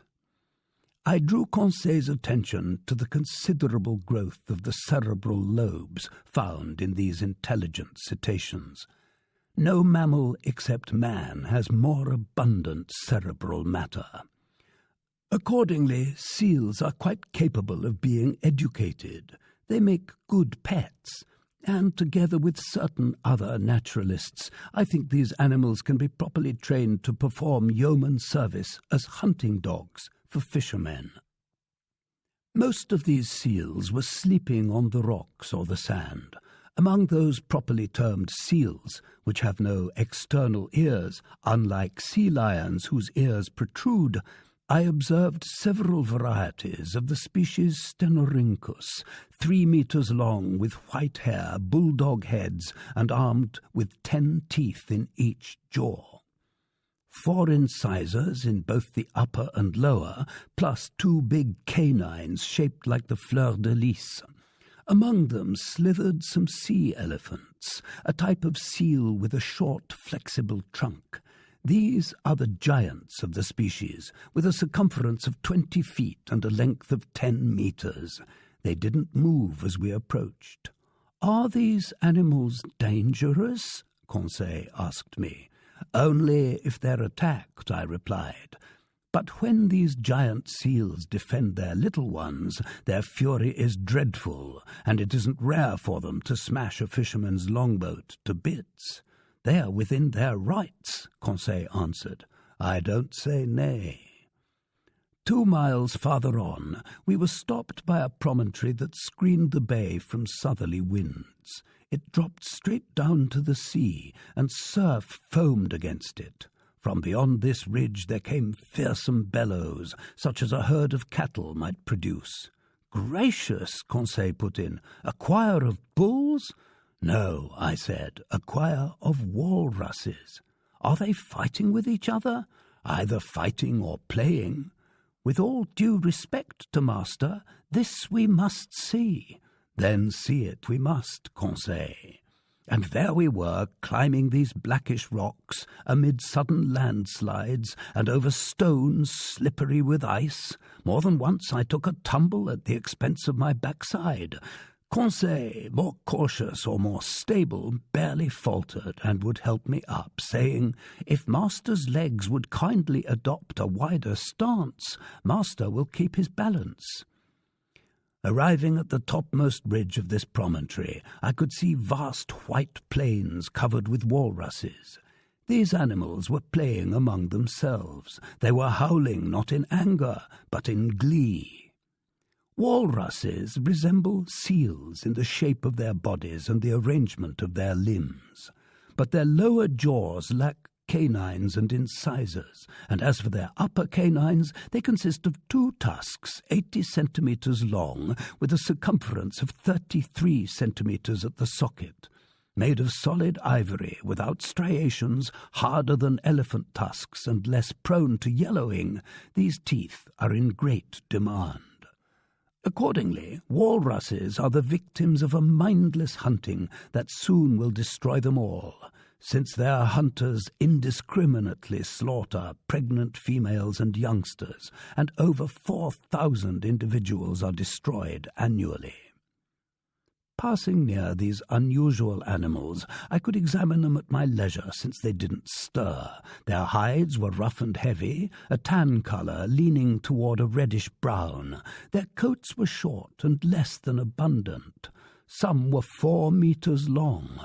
More tranquil and less fearful than their northern relatives, they posted no sentinels on guard duty at the approaches to their campsite. After examining this community of walruses, I decided to return in my tracks. It was 11 o'clock, and if Captain Nemo found conditions favourable for taking his sights, I wanted to be present at the operation. But I held no hopes that the sun would make an appearance that day. It was hidden from our eyes by clouds squeezed together on the horizon. Apparently the jealous orb didn't want to reveal this inaccessible spot on the globe to any human being. Yet I decided to return to the Nautilus. We went along a steep, narrow path that ran over the cliff's summit. By 11:30 we had arrived at our landing place. The beached skiff had brought the captain ashore. I spotted him standing on a chunk of basalt. His instruments were beside him. His eyes were focused on the northern horizon, along which the sun was sweeping in its extended arc. I found a place near him and waited without speaking. Noon arrived, and just as on the day before, the sun didn't put in an appearance. It was sheer bad luck. Our noon sights were still lacking. If we couldn't obtain them tomorrow, we would finally have to give up any hope of fixing our position. In essence, it was precisely March the 20th. Tomorrow, the 21st, was the day of the equinox. The sun would disappear below the horizon for 6 months, not counting refraction, and after its disappearance the long polar night would begin. Following the September equinox, the sun had emerged above the northerly horizon, rising in long spirals until December the 21st. At that time, the summer solstice of these southernmost districts, the sun had started back down, and tomorrow it would cast its last rays. I shared my thoughts and fears with Captain Nemo. "You're right, Professor Aronnax," he told me. "If I can't take the sun's altitude tomorrow, I won't be able to try again for another 6 months. But precisely because sailor's luck has led me into these seas on March the 21st, it will be easy to get our bearings if the noonday sun does appear before our eyes." "Why easy, Captain?" "Because when the orb of day sweeps in such long spirals, it's difficult to measure its exact altitude above the horizon, and our instruments are open to committing serious errors." "Then what can you do?"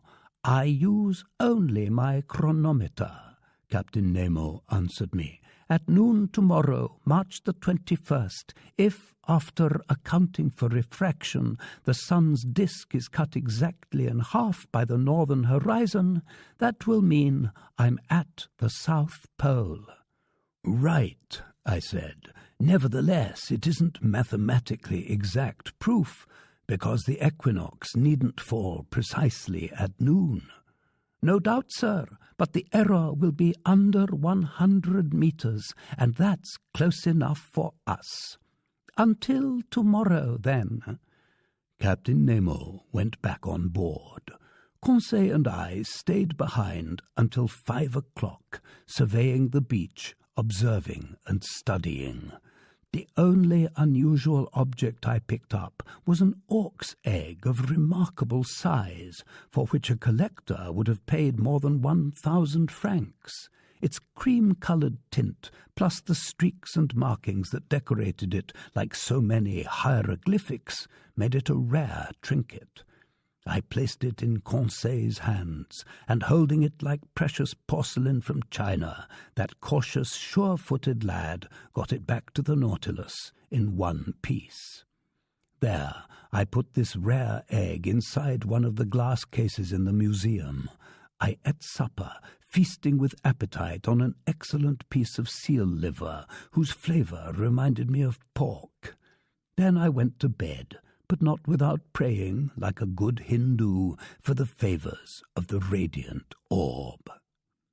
The next day, March the 21st, bright and early at 5 o'clock in the morning, I climbed onto the platform. I found Captain Nemo there. "The weather is clearing a bit," he told me. "I have high hopes. After breakfast we'll make our way ashore and choose an observation post." This issue settled, I went to find Ned Land. I wanted to take him with me. The obstinate Canadian refused, and I could clearly see that his tight-lipped mood and his bad temper were growing by the day. Under the circumstances, I ultimately wasn't sorry that he refused. In truth, there were too many seals ashore, and it would never do to expose this impulsive fisherman to such temptations. Breakfast over, I made my way ashore. The Nautilus had gone a few more miles during the night. It lay well out, a good league from the coast, which was crowned by a sharp peak 400 to 500 meters high. In addition to me, the skiff carried Captain Nemo, 2 crewmen, and the instruments, in other words, a chronometer, a spyglass, and a barometer. During our crossing, I saw numerous baleen whales belonging to the 3 species unique to these southernmost seas. The bowhead whale, or right whale according to the English, which has no dorsal fin, the humpback whale from the genus Balaenoptera, in other words, winged whales, beasts with wrinkled bellies and huge whitish fins that, genus name regardless, do not yet form wings, and the finback whale, yellowish-brown, the swiftest of all cetaceans. This powerful animal is audible from far away when it sends up towering spouts of air and steam that resemble swirls of smoke. Herds of these different mammals were playing about in the tranquil waters, and I could easily see that this Antarctic polar basin now served as a refuge for those cetaceans too relentlessly pursued by hunters. I also noted long, whitish strings of salps, a type of mollusk found in clusters, and some jellyfish of large size that swayed in the eddies of the billows. By 9 o'clock we had pulled up to shore. The sky was growing brighter. Clouds were fleeing to the south. Mists were rising from the cold surface of the water. Captain Nemo headed toward the peak, which he no doubt planned to make his observatory. It was an arduous climb over sharp lava and pumice stones in the midst of air often reeking with sulphurous fumes from the smoke holes. For a man out of practice at treading land, the captain scaled the steepest slopes with a supple agility I couldn't equal, and which would have been envied by hunters of Pyrenees mountain goats. It took us 2 hours to reach the summit of this half-crystal, half-basalt peak. From there, our eyes scanned a vast sea, which scrawled its boundary line firmly against the background of the northern sky. At our feet, dazzling tracts of white. Over our heads, a pale azure clear of mists. North of us, the sun's disk, like a ball of fire already cut into by the edge of the horizon. From the heart of the waters, jets of liquid rising like hundreds of magnificent bouquets. Far off, like a sleeping cetacean, the Nautilus. Behind us to the south and east, an immense shore, a chaotic heap of rocks and ice, whose limits we couldn't see. Arriving at the summit of this peak, Captain Nemo carefully determined its elevation by means of his barometer, since he had to take this factor into account in his noon sights. At 11:45, the sun, by then seen only by refraction, looked like a golden disk, dispersing its last rays over this deserted continent and down to these seas not yet ploughed by the ships of man. Captain Nemo had brought a spyglass with a reticular eyepiece which corrected the sun's refraction by means of a mirror, and he used it to observe the orb sinking little by little along a very extended diagonal that reached below the horizon. I held the chronometer. My heart was pounding mightily. If the lower half of the sun's disk disappeared just as the chronometer said noon, we were right at the pole. "Noon," I called. "The South Pole," Captain Nemo replied in a solemn voice, handing me the spyglass, which showed the orb of day cut into 2 exactly equal parts by the horizon.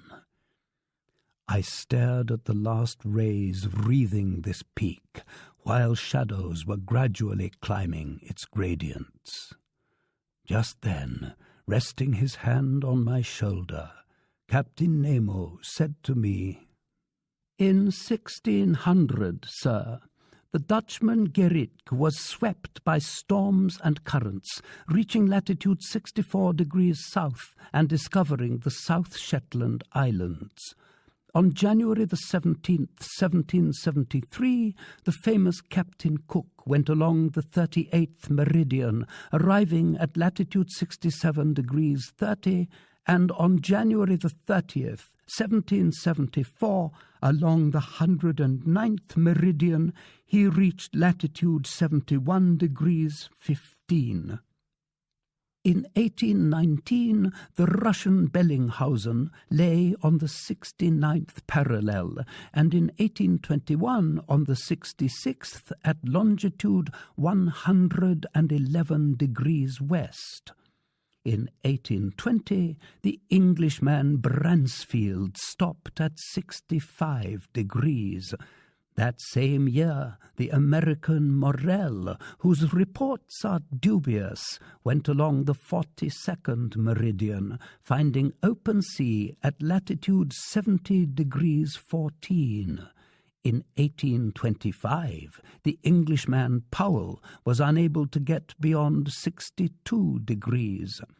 That same year, a humble seal fisherman, the Englishman Weddell, went as far as latitude 72 degrees 14 on the 35th meridian, and as far as 74 degrees 15 on the 36th. In 1829, the Englishman Forster, commander of the Chanticleer, laid claim to the Antarctic continent in latitude 63 degrees 26 and longitude 66 degrees 26. On February the 1st, 1831, the Englishman Biscoe discovered Enderby Land at latitude 68 degrees 50. Adelaide Land at latitude 67 degrees on February the 5th, 1832, and Graham Land at latitude 64 degrees 45 on February the 21st. In 1838, the Frenchman Dumont d'Urville stopped at the Ice Bank in latitude 62 degrees 57, sighting the Louis-Philippe Peninsula. On January the 21st, 2 years later, at a new southerly position of 66 degrees 30, he named the Adélie coast, and 8 days later, the Clary coast at 64 degrees 40. In 1838, the American Wilkes advanced as far as the 69th parallel on the 100th meridian. In 1839, the Englishman Balleny discovered the Sabrina coast at the edge of the polar circle. Lastly, on January the 12th, 1842, with his ships the Erebus and the Terror, the Englishman Sir James Clark Ross found Victoria Land in latitude 70 degrees 56 and longitude 171 degrees 7 east. On the 23rd of that same month, he reached the 74th parallel, a position denoting the farthest south attained until then. On the 27th, he lay at 76 degrees 8.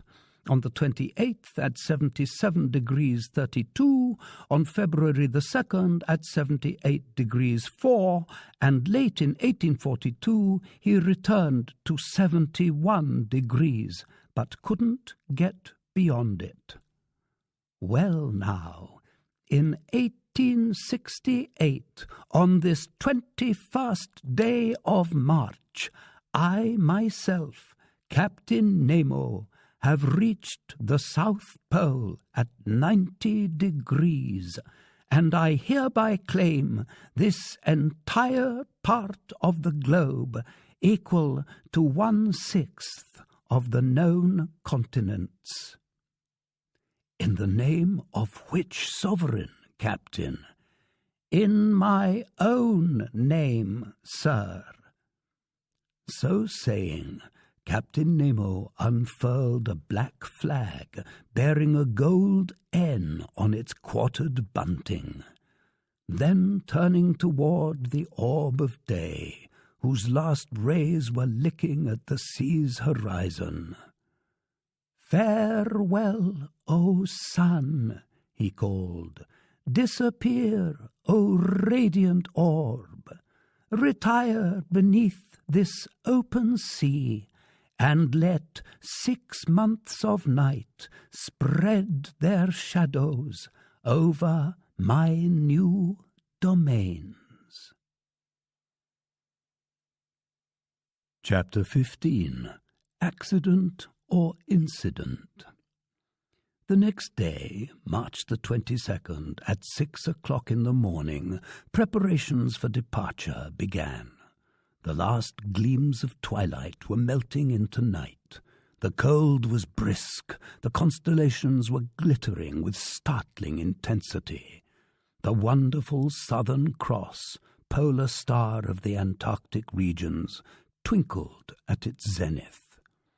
The thermometer marked -12 degrees centigrade, and a fresh breeze left a sharp nip in the air. Ice floes were increasing over the open water. The sea was starting to congeal everywhere. Numerous blackish patches were spreading over its surface, announcing the imminent formation of fresh ice. Obviously, this southernmost basin froze over during its 6-month winter and became utterly inaccessible. What happened to the whales during this period? No doubt they went beneath the ice bank to find more feasible seas. As for seals and walruses, they were accustomed to living in the harshest climates and stayed on in these icy waterways. These animals know by instinct how to gouge holes in the ice fields and keep them continually open. They go to these holes to breathe. Once the birds have migrated northward to escape the cold, these marine mammals remain as sole lords of the polar continent. Meanwhile, the ballast tanks filled with water, and the Nautilus sank slowly. At a depth of 1,000 feet, it stopped. Its propeller churned the waves, and it headed due north at a speed of 15 miles per hour. Near the afternoon, it was already cruising under the immense frozen carapace of the ice bank. As a precaution, the panels in the lounge stayed closed, because the Nautilus's hull could run afoul of some submerged block of ice, so I spent the day putting my notes into final form. My mind was completely wrapped up in my memories of the pole. We had reached that inaccessible spot without facing exhaustion or danger, as if our sea-going passenger carriage had glided there on railroad tracks. And now we had actually started our return journey. Did it still have comparable surprises in store for me? I felt sure it did, so inexhaustible is this series of underwater wonders. As it was, in the 5.5 months since fate had brought us on board, we had cleared 14,000 leagues, and over this track longer than the Earth's equator, so many fascinating or frightening incidents had beguiled our voyage. That hunting trip in the Crespo forests, our running aground in the Torres Strait, the coral cemetery, the pearl fisheries of Ceylon, the Arabic tunnel, the fires of Santorini, those millions in the Bay of Vigo, Atlantis, the South Pole. During the night, all these memories crossed over from one dream to the next, not giving my brain a moment's rest. At 3 o'clock in the morning, I was awakened by a violent collision. I sat up in bed, listening in the darkness, and then was suddenly hurled into the middle of my stateroom. Apparently the Nautilus had gone aground, then heeled over sharply. Leaning against the walls, I dragged myself down the gangways to the lounge whose ceiling lights were on. The furniture had been knocked over. Fortunately, the glass cases were solidly secured at the base and had stood fast. Since we were no longer vertical, the starboard pictures were glued to the tapestries, while those to port had their lower edges hanging a foot away from the wall. So the Nautilus was lying on its starboard side, completely stationary to boot. In its interior I heard the sound of footsteps and muffled voices, but Captain Nemo didn't appear. Just as I was about to leave the lounge, Ned Land and Conseil entered. "What happened?" I instantly said to them. "I came to ask Master that," Conseil replied. "Damnation!" the Canadian exclaimed. "I know full well what happened. The Nautilus has gone aground, and judging from the way it's listing, I don't think it'll pull through like that first time in the Torres Strait." "But," I asked, "are we at least back on the surface of the sea?" "We have no idea," Conseil replied. "It's easy to find out," I answered. I consulted the pressure gauge. Much to my surprise, it indicated a depth of 360 meters. "What's the meaning of this?" I exclaimed. "We must confer with Captain Nemo," Conseil said. "But where do we find him?" Ned Land asked. "Follow me," I told my two companions. We left the lounge. Nobody in the library. Nobody by the central companionway or the crew's quarters. I assumed that Captain Nemo was stationed in the pilot house. Best to wait. The three of us returned to the lounge. I'll skip over the Canadian's complaints. He had good grounds for an outburst. I didn't answer him back, letting him blow off all the steam he wanted. We had been left to ourselves for 20 minutes trying to detect the tiniest noises inside the Nautilus when Captain Nemo entered. He didn't seem to see us. His facial features, usually so emotionless, revealed a certain uneasiness. He studied the compass and pressure gauge in silence, then went and put his finger on the world map at a spot in the sector depicting the southernmost seas. I hesitated to interrupt him, but some moments later, when he turned to me, I threw back at him a phrase he had used in the Torres Strait. "An incident, Captain?" "No, sir," he replied. "This time, an accident." "Serious?" "Perhaps." "Is there any immediate danger?" "No." "The Nautilus has run aground?" "Yes." "And this accident came about through nature's unpredictability, not man's incapacity. No errors were committed in our maneuvers. Nevertheless, we can't prevent a loss of balance from taking its toll. One may defy human laws, but no one can withstand the laws of nature." Captain Nemo had picked an odd time to philosophize. All in all, this reply told me nothing. "May I learn, sir," I asked him, "what caused this accident?" "An enormous block of ice, an entire mountain has toppled over," he answered me. "When an iceberg is eroded at the base by warmer waters or by repeated collisions, its center of gravity rises. Then it somersaults, it turns completely upside down. That's what happened here. When it overturned, one of these blocks hit the Nautilus as it was cruising under the waters. Sliding under our hull, this block then raised us with irresistible power, lifting us into less congested strata where we now lie on our side." "But can't we float the Nautilus clear by emptying its ballast tanks to regain our balance?" "That, sir, is being done right now. You can hear the pumps working. Look at the needle on the pressure gauge. It indicates that the Nautilus is rising, but this block of ice is rising with us. And until some obstacle halts its upward movement, our position won't change." Indeed, the Nautilus kept the same heel to starboard. No doubt it would straighten up once the block came to a halt. out. But before that happened, who knew if we might not hit the underbelly of the ice bank and be hideously squeezed between two frozen surfaces? I mused on all the consequences of this situation.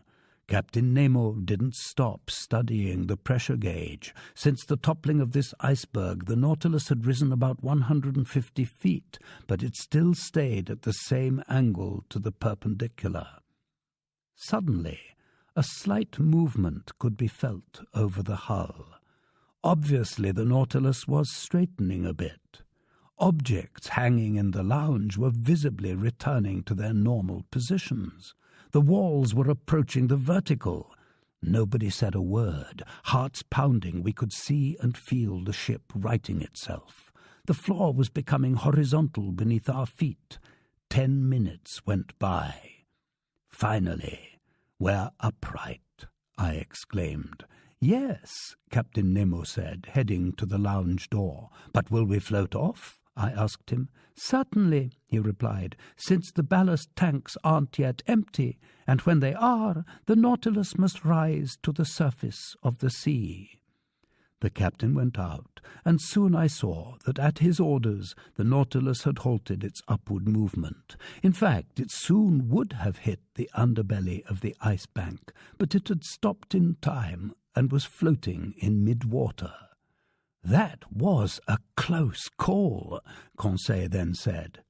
"Yes, we could have been crushed between these masses of ice, or at least imprisoned between them, and then with no way to renew our air supply.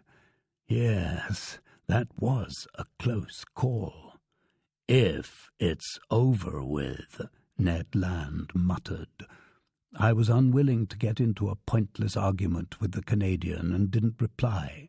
Moreover, the panels opened just then, and the outside light burst through the uncovered windows.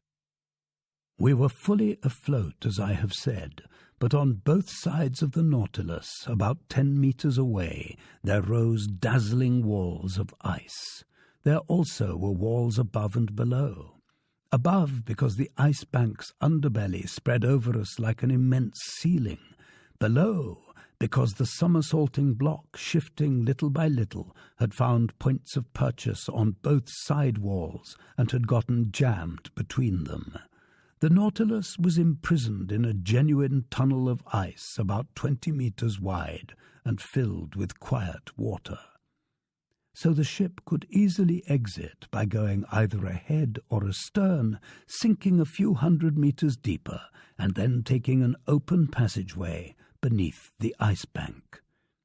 The ceiling lights were off, yet the lounge was still brightly lit. This was due to the reflecting power of the walls of ice, which threw the beams of our beacon right back at us. Words cannot describe the effects produced by our galvanic rays on these huge, whimsically sculpted blocks, whose every angle, ridge, and facet gave off a different glow, depending on the nature of the veins running inside the ice. It was a dazzling mine of gems, in particular sapphires and emeralds, whose jets of blue and green crisscrossed. Here and there, opaline hues of infinite subtlety raced among sparks of light that were like so many fiery diamonds, their brilliance more than any eye could stand.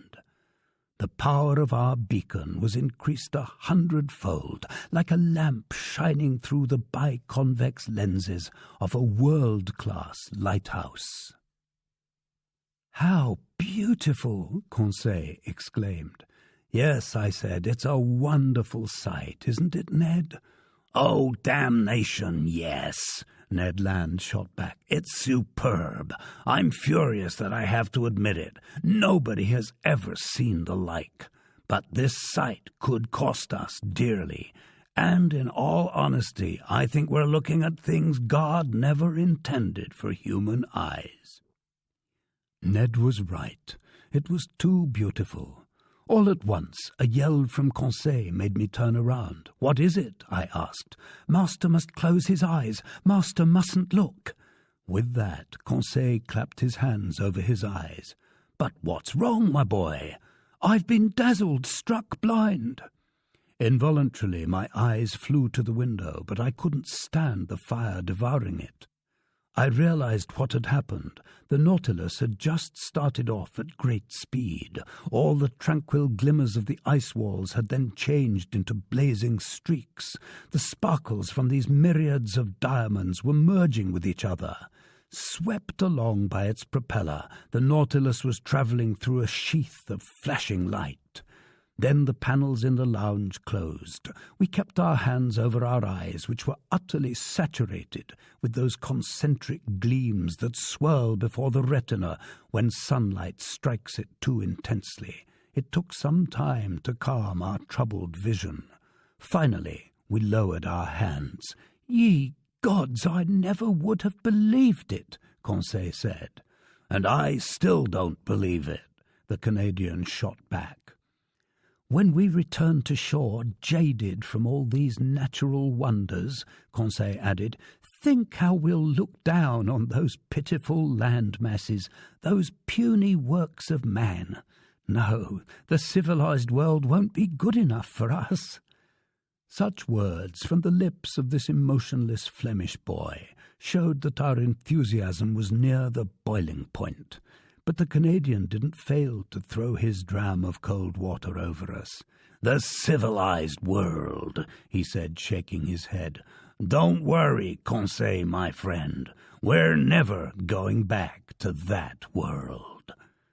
By this point it was 5 o'clock in the morning. Just then there was a collision in the Nautilus's bow. I realized that its spur had just bumped a block of ice. It must have been a faulty maneuver, because this underwater tunnel was obstructed by such blocks and didn't make for easy navigating. So I had assumed that Captain Nemo, in adjusting his course, would go around each obstacle, or would hug the walls and follow the windings of the tunnel. In either case, our forward motion wouldn't receive an absolute check. Nevertheless, contrary to my expectations, the Nautilus definitely began to move backward. "We're going astern?" Conseil said. "Yes," I replied. "Apparently the tunnel has no way out at this end." "And so?" "So," I said, "our manoeuvres are quite simple. We'll return in our tracks and go out by the southern opening. That's all." As I spoke, I tried to sound more confident than I really felt. Meanwhile, the Nautilus accelerated its backward movement, and running with propeller in reverse, it swept us along at great speed. "This'll mean a delay," Ned said. "What are a few hours more or less, so long as we get out?" "Yes," Ned Land repeated, "so long as we get out." I strolled for a little while from the lounge into the library. My companions kept their seats and didn't move. Soon I threw myself down on a couch and picked up a book, which my eyes skimmed mechanically. A quarter of an hour later, Conseil approached me, saying, "Is it deeply fascinating, this volume Master is reading?" "Tremendously fascinating," I replied. "I believe it. Master is reading his own book." "My own book?" Indeed, my hands were holding my own work on the great ocean depths. I hadn't even suspected. I closed the book and resumed my strolling. Ned and Conseil stood up to leave. "Stay here, my friends," I said, stopping them. "Let's stay together until we're out of this blind alley." "As Master wishes," Conseil replied. The hours passed. I often studied the instruments hanging on the lounge wall. The pressure gauge indicated that the Nautilus stayed at a constant depth of 300 meters, the compass that it kept heading south, the log that it was traveling at a speed of 20 miles per hour, an excessive speed in such a cramped area. But Captain Nemo knew that by this point there was no such thing as too fast, since minutes were now worth centuries. At 8:25, a second collision took place, this time astern. I grew pale. My companions came over. I clutched Conseil's hand. Our eyes questioned each other, and more directly than if our thoughts had been translated into words. Just then the captain entered the lounge. I went to him. "Our path is barred to the south?" I asked him. "Yes, sir. When it overturned, that iceberg closed off every exit." "We're boxed in?" "Yes." Chapter 16. Shortage of Air. Consequently, above, below, and around the Nautilus, there were impenetrable frozen walls. We were the Ice Bank's prisoners. The Canadian banged a table with his fearsome fist. Conseil kept still. I stared at the captain. His face had resumed its usual emotionlessness. He crossed his arms. He pondered. The Nautilus did not stir. The captain then broke into speech. "Gentlemen," he said in a calm voice, "there are two ways of dying under the conditions in which we are placed." This inexplicable individual acted like a mathematics professor working out a problem for his pupils. "The first way," he went on, "is death by crushing. The second is death by asphyxiation. I don't mention the possibility of death by starvation because the Nautilus's provisions will certainly last longer than we will. Therefore, let's concentrate on our chances of being crushed or asphyxiated." "As for asphyxiation, Captain," I replied, "that isn't a cause for alarm, because the air tanks are full." "True," Captain Nemo went on, "but they'll supply air for only 2 days. Now then, we've been buried beneath the waters for 36 hours, and the Nautilus's heavy atmosphere already needs renewing. In another 48 hours, our reserve air will be used up." "Well then, Captain, let's free ourselves within 48 hours. "We'll try to, at least, by cutting through one of these walls surrounding us." "Which one?" I asked. "Borings will tell us that. I'm going to ground the Nautilus on the lower shelf. Then my men will put on their diving suits and attack the thinnest of these ice walls." "Can the panels in the lounge be left open?" "Without ill effect. We're no longer in motion." Captain Nemo went out. Hissing sounds soon told me that water was being admitted into the ballast tanks. The Nautilus slowly settled and rested on the icy bottom at a depth of 350 meters, the depth at which the lower shelf of ice lay submerged. "My friends," I said, "we're in a serious predicament, but I'm counting on your courage and energy." "Sir," the Canadian replied, "this is no time to bore you with my complaints. I'm ready to do anything I can for the common good." "Excellent, Ned," I said, extending my hand to the Canadian. "I might add," he went on, "that I'm as handy with a pick as a harpoon. If I can be helpful to the captain, he can use me any way he wants." "He won't turn down your assistance. Come along, Ned." I led the Canadian to the room where the Nautilus's men were putting on their diving suits.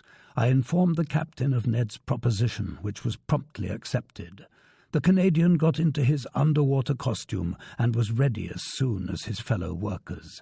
Each of them carried on his back a Rouquayrol device that the air tanks had supplied with a generous allowance of fresh oxygen, a considerable but necessary drain on the Nautilus's reserves.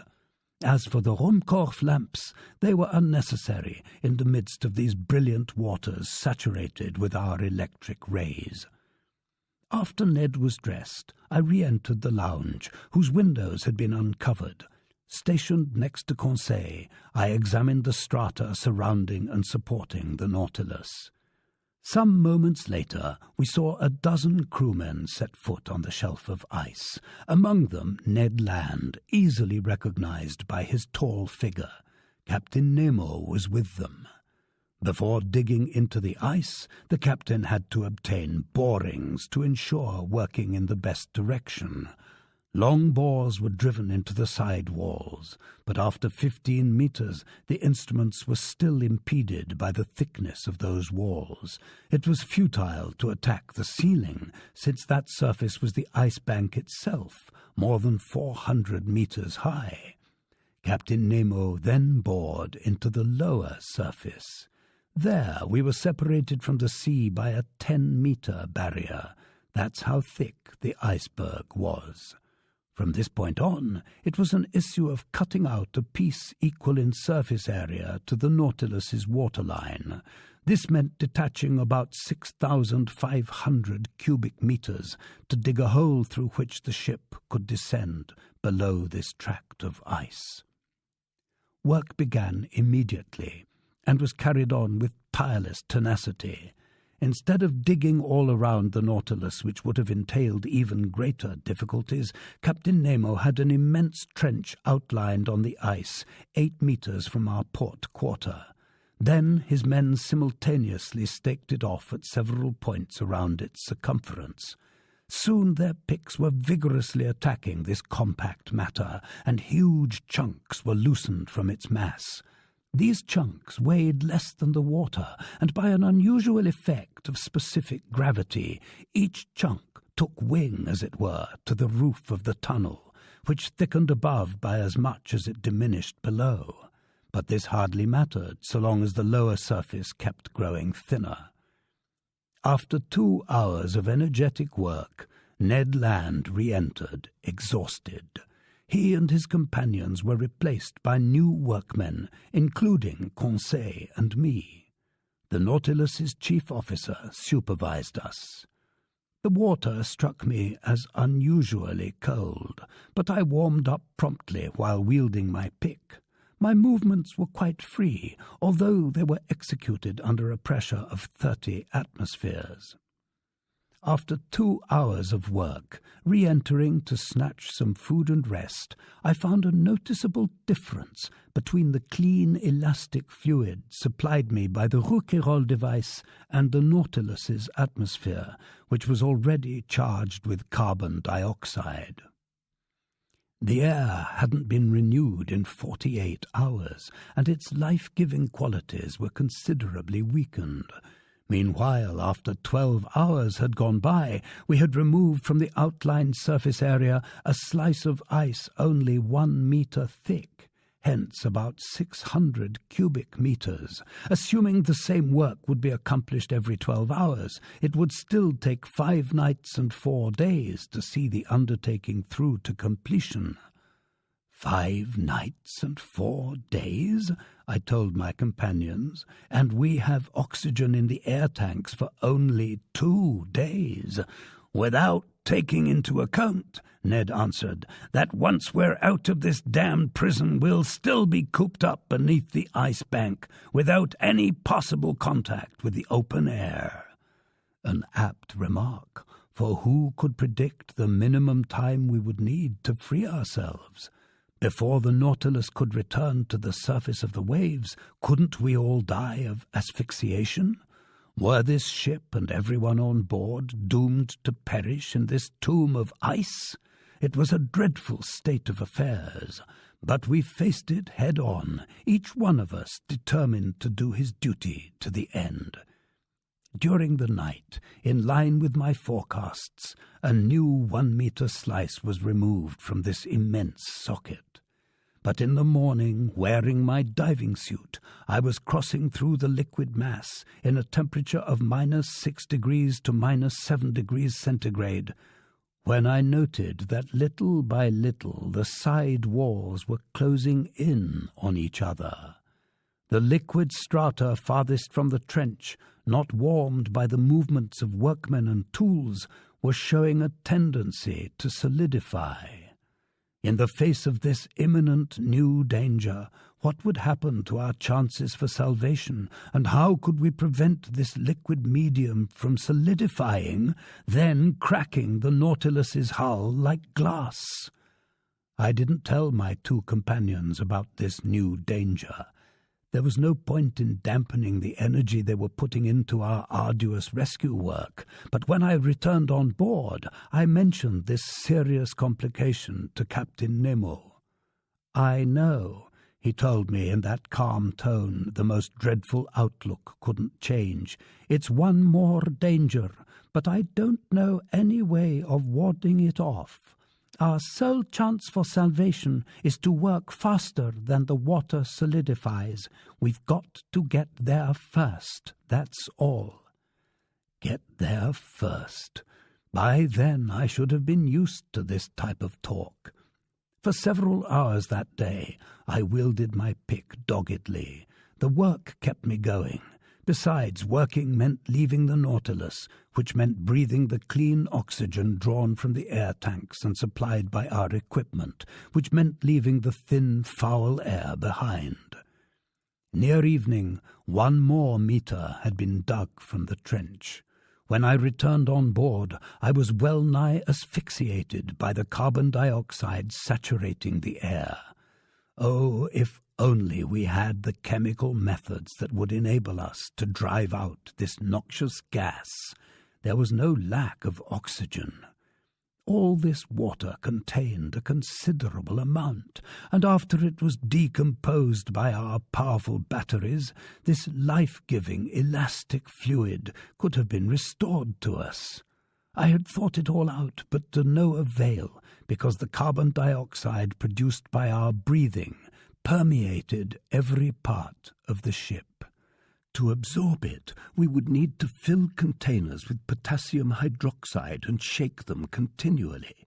But this substance was missing on board, and nothing else could replace it. That evening, Captain Nemo was forced to open the spigots of his air tanks and shoot a few spouts of fresh oxygen through the Nautilus's interior. Without this precaution, we wouldn't have awakened the following morning. The next day, March the 26th, I returned to my miner's trade, working to remove the 5th meter. The ice bank's sidewalls and underbelly had visibly thickened. Obviously, they would come together before the Nautilus could break free. For an instant, I was gripped by despair. My pick nearly slipped from my hands. What was the point of this digging if I was to die smothered and crushed by this water turning to stone, a torture undreamed of by even the wildest savages? I felt like I was lying in the jaws of a fearsome monster, jaws irresistibly closing. Supervising our work, working himself, Captain Nemo passed near me just then. I touched him with my hand and pointed to the walls of our prison. The starboard wall had moved forward to a point less than 4 meters from the Nautilus's hull. The captain understood and gave me a signal to follow him. We returned on board. My diving suit removed, I went with him to the lounge. "Professor Aronnax," he told me, "this calls for heroic measures, or we'll be sealed up in this solidified water as if it was cement." "Yes," I said, "but what can we do?" "Oh," he exclaimed, "if only my Nautilus was strong enough to stand that much pressure without being crushed." "Well?" I asked, not catching the captain's meaning. "Don't you understand," he went on, "that the congealing of this water could come to our rescue? Don't you see that by solidifying it could burst these tracts of ice imprisoning us, just as its freezing can burst the hardest stones? Aren't you aware that this force could be the instrument of our salvation rather than our destruction?" "Yes, Captain, maybe so. But whatever resistance to crushing the Nautilus may have, it still couldn't stand such dreadful pressures, and it would be squashed as flat as a piece of sheet iron." "I know it, sir. So we can't rely on nature to rescue us, only our own efforts. We must counteract this solidification. We must hold it in check.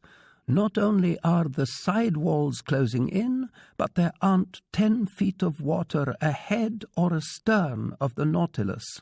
All around us, this freeze is gaining fast." "How long," I asked, "will the oxygen in the air tanks enable us to breathe on board?" The captain looked me straight in the eye. "After tomorrow," he said, "the air tanks will be empty." I broke out in a cold sweat. But why should I have been startled by this reply? On March the 22nd, the Nautilus had dived under the open waters at the pole. It was now the 26th. We had lived off the ship's stores for 5 days, and all remaining breathable air had to be saved for the workmen. Even today, as I write these lines, my sensations are so intense that an involuntary terror sweeps over me, and my lungs still seem short of air. Meanwhile, motionless and silent, Captain Nemo stood lost in thought. An idea visibly crossed his mind, but he seemed to brush it aside. He told himself no. At last, these words escaped his lips. "Boiling water," he muttered. "Boiling water?" I exclaimed. "Yes, sir. We're shut up in a relatively confined area. If the Nautilus's pumps continually injected streams of boiling water into this space, wouldn't that raise its temperature and delay its freezing?" "It's worth trying," I said resolutely. "So let's try it, Professor." By then the thermometer gave -7 degrees centigrade outside. Captain Nemo led me to the galley, where a huge distilling mechanism was at work, supplying drinking water via evaporation. The mechanism was loaded with water, and the full electric heat of our batteries was thrown into coils awash in liquid. In a few minutes the water reached 100 degrees centigrade. It was sent to the pumps, while new water replaced it in the process. The heat generated by our batteries was so intense that after simply going through the mechanism, water drawn cold from the sea arrived boiling hot at the body of the pump. The steaming water was injected into the icy water outside, and after 3 hours had passed, the thermometer gave the exterior temperature as -6 degrees centigrade. That was 1 degree gained. 2 hours later, the thermometer gave only -4 degrees. After I had monitored the operation's progress, double-checking it with many inspections, I told the captain, "It's working." "I think so," he answered me. "We've escaped being crushed. Now we have only asphyxiation to fear." During the night, the water temperature rose to -1 degrees centigrade. The injections couldn't get it to go a single degree higher. But since salt water freezes only at -2 degrees, I was finally assured that there was no danger of it solidifying. By the next day, March the 27th, 6 meters of ice had been torn from the socket. Only 4 meters were left to be removed. That still meant 48 hours of work. The air couldn't be renewed in the Nautilus's interior. Accordingly, that day it kept getting worse. An unbearable heaviness weighed me down. Near 3 o'clock in the afternoon, this agonizing sensation affected me to an intense degree. Yawns dislocated my jaws. My lungs were gasping in their quest for that enkindling elastic fluid required for breathing, now growing scarcer and scarcer. My mind was in a daze. I lay outstretched, strength gone, nearly unconscious. My gallant Conseil felt the same symptoms, suffered the same sufferings, yet never left my side. He held my hand, he kept encouraging me, and I even heard him mutter, "Oh, if only I didn't have to breathe, to leave more air for Master." It brought tears to my eyes to hear him say these words. Since conditions inside were universally unbearable, how eagerly, how happily we put on our diving suits to take our turns working. Picks ran out on that bed of ice. Arms grew weary, hands were rubbed raw. But who cared about exhaustion? What difference were wounds? Life-sustaining air reached our lungs. We could breathe. We could breathe. And yet nobody prolonged his underwater work beyond the time allotted him. His shift over, each man surrendered to a gasping companion the air tank that would revive him. Captain Nemo set the example and was foremost in submitting to this strict discipline. When his time was up, he yielded his equipment to another and re-entered the foul air on board, always calm, unflinching, and uncomplaining. That day, the usual work was accomplished with even greater energy. Over the whole surface area, only 2 meters were left to be removed. Only 2 meters separated us from the open sea. But the ship's air tanks were nearly empty. The little air that remained had to be saved for the workmen, not an atom for the Nautilus. When I returned on board, I felt half suffocated. What a night! I'm unable to depict it. Such sufferings are indescribable. The next day I was short-winded. Headaches and staggering fits of dizziness made me reel like a drunk. My companions were experiencing the same symptoms. Some crewmen were at their last gasp. That day, the 6th of our imprisonment, Captain Nemo concluded that Pix and Mattocks were too slow to deal with the ice layer still separating us from open water, and he decided to crush this layer. The man had kept his energy and composure. He had subdued physical pain with moral strength. He could still think, plan, and act.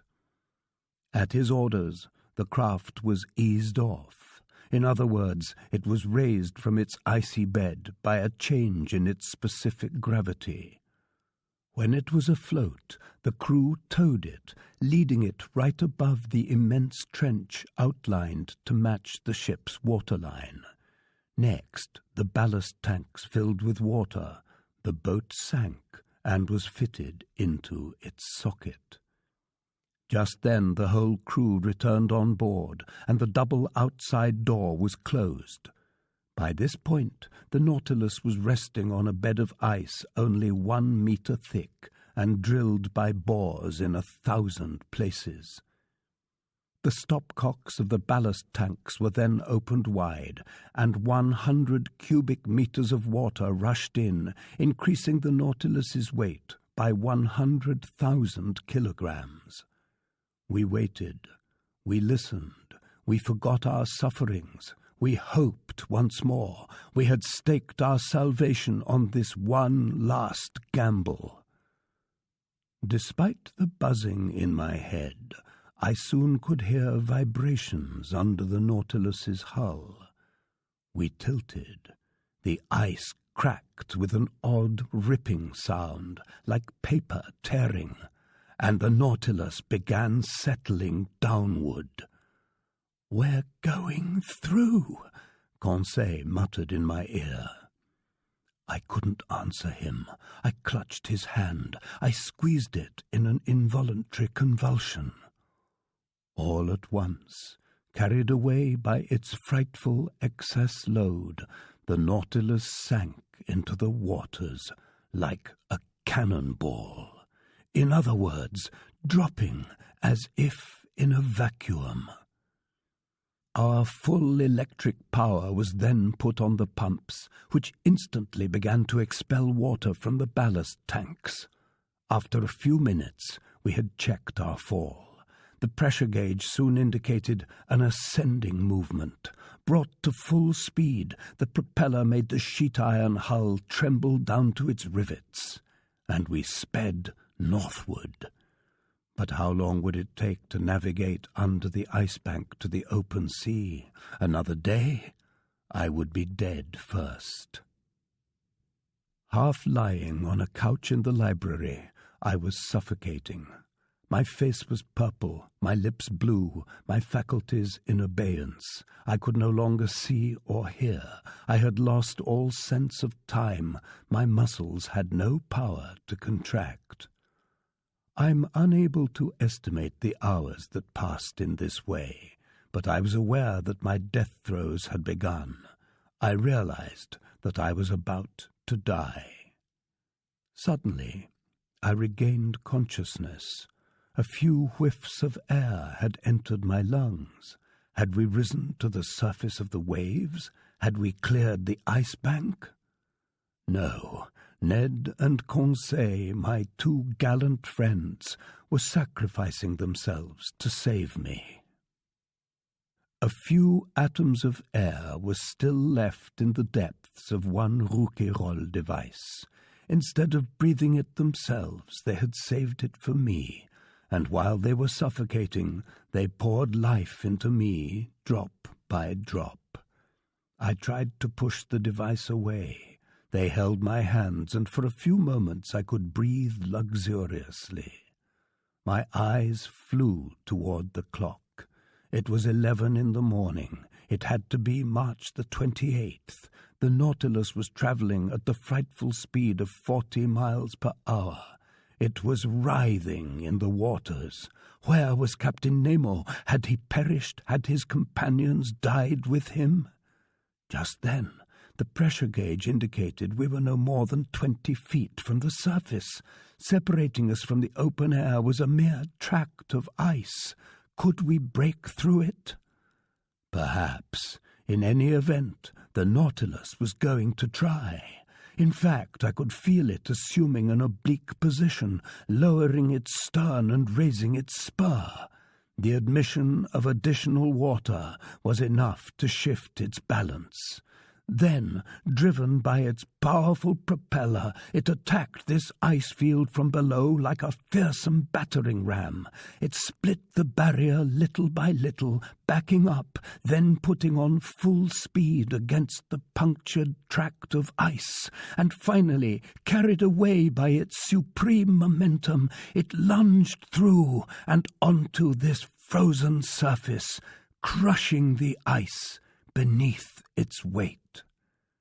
The hatches were opened, or torn off if you prefer, and waves of clean air were admitted into every part of the Nautilus. Chapter 17. From Cape Horn to the Amazon. How I got onto the platform I'm unable to say. Perhaps the Canadian transferred me there. But I could breathe. I could inhale the life-giving sea air. Next to me, my two companions were getting tipsy on the fresh oxygen particles. Poor souls who have suffered from long starvation mustn't pounce heedlessly on the first food given them.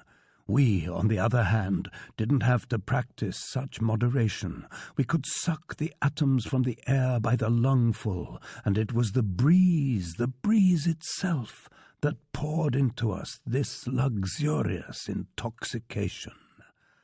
"Ah," Conseil was putting in, "what fine oxygen! Let Master have no fears about breathing. There's enough for everyone." As for Ned Land, he didn't say a word, but his wide-open jaws would have scared off a shark. And what powerful inhalations! The Canadian drew like a furnace going full blast. Our strength returned promptly, and when I looked around, I saw that we were alone on the platform. No crewmen, not even Captain Nemo. Those strange seamen on the Nautilus were content with the oxygen circulating inside. Not one of them had come up to enjoy the open air. The first words I pronounced were words of appreciation and gratitude to my two companions. Ned and Conseil had kept me alive during the final hours of our long death throes, but no expression of thanks could repay them fully for such devotion.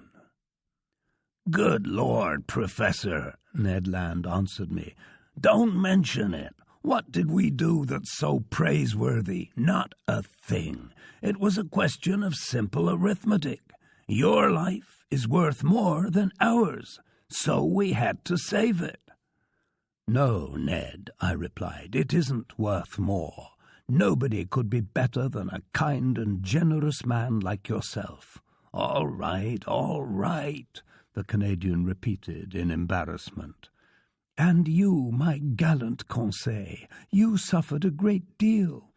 "Not too much, to be candid with Master. I was lacking a few throatfuls of air, but I would have got by. Besides, when I saw Master fainting, it left me without the slightest desire to breathe. It took my breath away in a manner of—" Confounded by this lapse into banality, Conseil left his sentence hanging. "My friends," I replied, very moved, "we're bound to each other forever, and I'm deeply indebted to you." "Which I'll take advantage of," the Canadian shot back. "Eh?" Conseil put in. "Yes," Ned Land went on, "you can repay your debt by coming with me when I leave this infernal Nautilus." "By the way," Conseil said, "are we going in a favourable direction?" "Yes," I replied, "because we're going in the direction of the sun, and here the sun is due north." "Sure," Ned Land went on, "but it remains to be seen whether we'll make for the Atlantic or the Pacific. In other words, whether we'll end up in well-travelled or deserted seas." I had no reply to this, and I feared that Captain Nemo wouldn't take us homeward, but rather into that huge ocean washing the shores of both Asia and America. In this way he would complete his underwater tour of the world, going back to those seas where the Nautilus enjoyed the greatest freedom. But if we returned to the Pacific, far from every populated shore, what would happen to Ned Land's plans? We would soon settle this important point. The Nautilus travelled swiftly. Soon we had cleared the Antarctic Circle, plus the promontory of Cape Horn. We were abreast of the tip of South America by March the 31st at 7 o'clock in the evening. By then, all our past sufferings were forgotten. The memory of that imprisonment under the ice faded from our minds. We had thoughts only of the future. Captain Nemo no longer appeared, neither in the lounge nor on the platform. The positions reported each day on the world map were put there by the chief officer, and they enabled me to determine the Nautilus's exact heading. Now then, that evening, it became obvious, much to my satisfaction, that we were returning north by the Atlantic route. I shared the results of my observations with the Canadian and Conseil. "That's good news," the Canadian replied, "but where's the Nautilus going?" "I'm unable to say, Ned." "After the South Pole, does our captain want to tackle the North Pole, then go back to the Pacific by the notorious Northwest Passage?" "I wouldn't double-dare him," Conseil replied. "Oh, well," the Canadian said, "we'll give him the slip long before then." "In any event," Conseil added, "he's a superman, that Captain Nemo, and we'll never regret having known him." "Especially once we've left him," Ned Land shot back. The next day, April the 1st, when the Nautilus rose to the surface of the waves a few minutes before noon, we raised land to the west. It was Tierra del Fuego, the land of fire, a name given it by early navigators after they saw numerous curls of smoke rising from the natives' huts. This land of fire forms a huge cluster of islands over 30 leagues long and 80 leagues wide, extending between latitude 53 degrees and 56 degrees south, and between longitude 67 degrees 50 and 77 degrees 15 west. Its coastline looked flat, but high mountains rose in the distance. I even thought I glimpsed Mount Sarmiento, whose elevation is 2,070 meters above sea level, a pyramid-shaped block of shale with a very sharp summit, which, depending on whether it's clear or veiled in vapor, predicts fair weather or foul, as Ned Land told me. "A first-class barometer, my friend." "Yes, sir, a natural barometer that didn't let me down when I navigated the narrows of the Strait of Magellan." Just then its peak appeared before us, standing out distinctly against the background of the skies. This forecast fair weather, and so it proved. Going back under the waters, the Nautilus drew near the coast, cruising along it for only a few miles. Through the lounge windows I could see long creepers and gigantic fucus plants, bulb-bearing seaweed of which the open sea at the pole had revealed a few specimens. With their smooth, viscous filaments, they measured as much as 300 meters long, genuine cables more than an inch thick and very tough. They're often used as mooring lines for ships. Another weed, known by the name Velp, and boasting 4-foot leaves, was crammed into the coral concretions and carpeted the ocean floor. It served as both nest and nourishment for myriads of crustaceans and mollusks, for crabs and cuttlefish. Here seals and otters could indulge in a sumptuous meal, mixing meat from fish with vegetables from the sea, like the English with their Irish stews. The Nautilus passed over these lush, luxuriant depths with tremendous speed. Near evening it approached the Falkland Islands, whose rugged summits I recognized the next day. The sea was of moderate depth, so not without good reason I assumed that these two islands, plus the many islets surrounding them, used to be part of the Magellan coastline. The Falkland Islands were probably discovered by the famous navigator John Davis, who gave them the name Davis Southern Islands. Later, Sir Richard Hawkins called them the Maiden Land, after the Blessed Virgin. Subsequently, at the beginning of the 18th century, they were named the Malouines by fishermen from Saint-Malo in Brittany, then finally dubbed the Falklands by the English, to whom they belong today. In these waterways, our nets brought up fine examples of algae, in particular certain fucus plants whose roots were laden with the world's best mussels. Geese and duck alighted by the dozens on the platform, and soon took their places in the ship's pantry. As for fish, I specifically observed some bony fish belonging to the goby genus, especially some gudgeon 2 decimeters long, sprinkled with whitish and yellow spots. I likewise marveled at the numerous medusas, including the most beautiful of their breed, the compass jellyfish, unique to the Falkland Seas.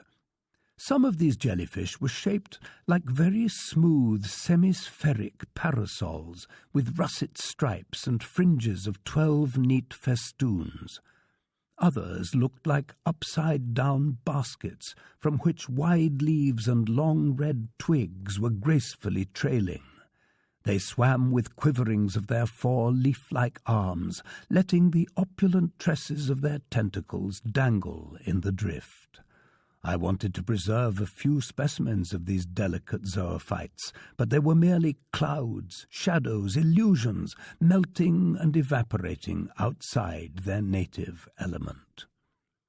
When the last tips of the Falkland Islands had disappeared below the horizon, the Nautilus submerged to a depth between 20 and 25 meters and went along the South American coast. Captain Nemo didn't put in an appearance. We didn't leave these Patagonian waterways until April the 3rd, sometimes cruising under the ocean, sometimes on its surface. The Nautilus passed the wide estuary formed by the mouth of the Rio de la Plata, and on April the 4th we lay abreast of Uruguay, albeit 50 miles out. Keeping to its northerly heading, it followed the long windings of South America. By then, we had fared 16,000 leagues since coming on board in the seas of Japan. Near 11 o'clock in the morning, we cut the Tropic of Capricorn on the 37th meridian, passing well out from Cape Frio. Much to Ned Land's displeasure, Captain Nemo had no liking for the neighborhood of Brazil's populous shores, because he shot by with dizzying speed. Not even the swiftest fish or birds could keep up with us, and the natural curiosities in these seas completely eluded our observation. This speed was maintained for several days, and on the evening of April the 9th, we raised South America's easternmost tip, Cape São Roque. But then the Nautilus veered away again and went looking for the lowest depths of an underwater valley gouged between this cape and Sierra Leone on the coast of Africa. Abreast of the West Indies, this valley forks into 2 arms, and to the north it ends in an enormous depression 9,000 meters deep. From this locality to the Lesser Antilles, the ocean's geologic profile features a steeply cut cliff 6 kilometers high, and abreast of the Cape Verde Islands there's another wall just as imposing. Together, these 2 barricades confine the whole submerged continent of Atlantis. The floor of this immense valley is made picturesque by mountains that furnish these underwater depths with scenic views. This description is based mostly on certain hand-drawn charts kept in the Nautilus's library, charts obviously rendered by Captain Nemo himself from his own personal observations. For 2 days we visited these deep and deserted waters by means of our slanting fins. The Nautilus would do long diagonal dives that took us to every level, but on April the 11th it rose suddenly and the shore reappeared at the mouth of the Amazon River, a huge estuary whose outflow is so considerable it desalts the sea over an area of several leagues.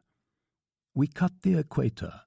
20 miles to the west lay Guyana, French territory where we could easily have taken refuge, but the wind was blowing a strong gust, and the furious billows would not allow us to face them in a mere skiff. No doubt Ned Land understood this, because he said nothing to me.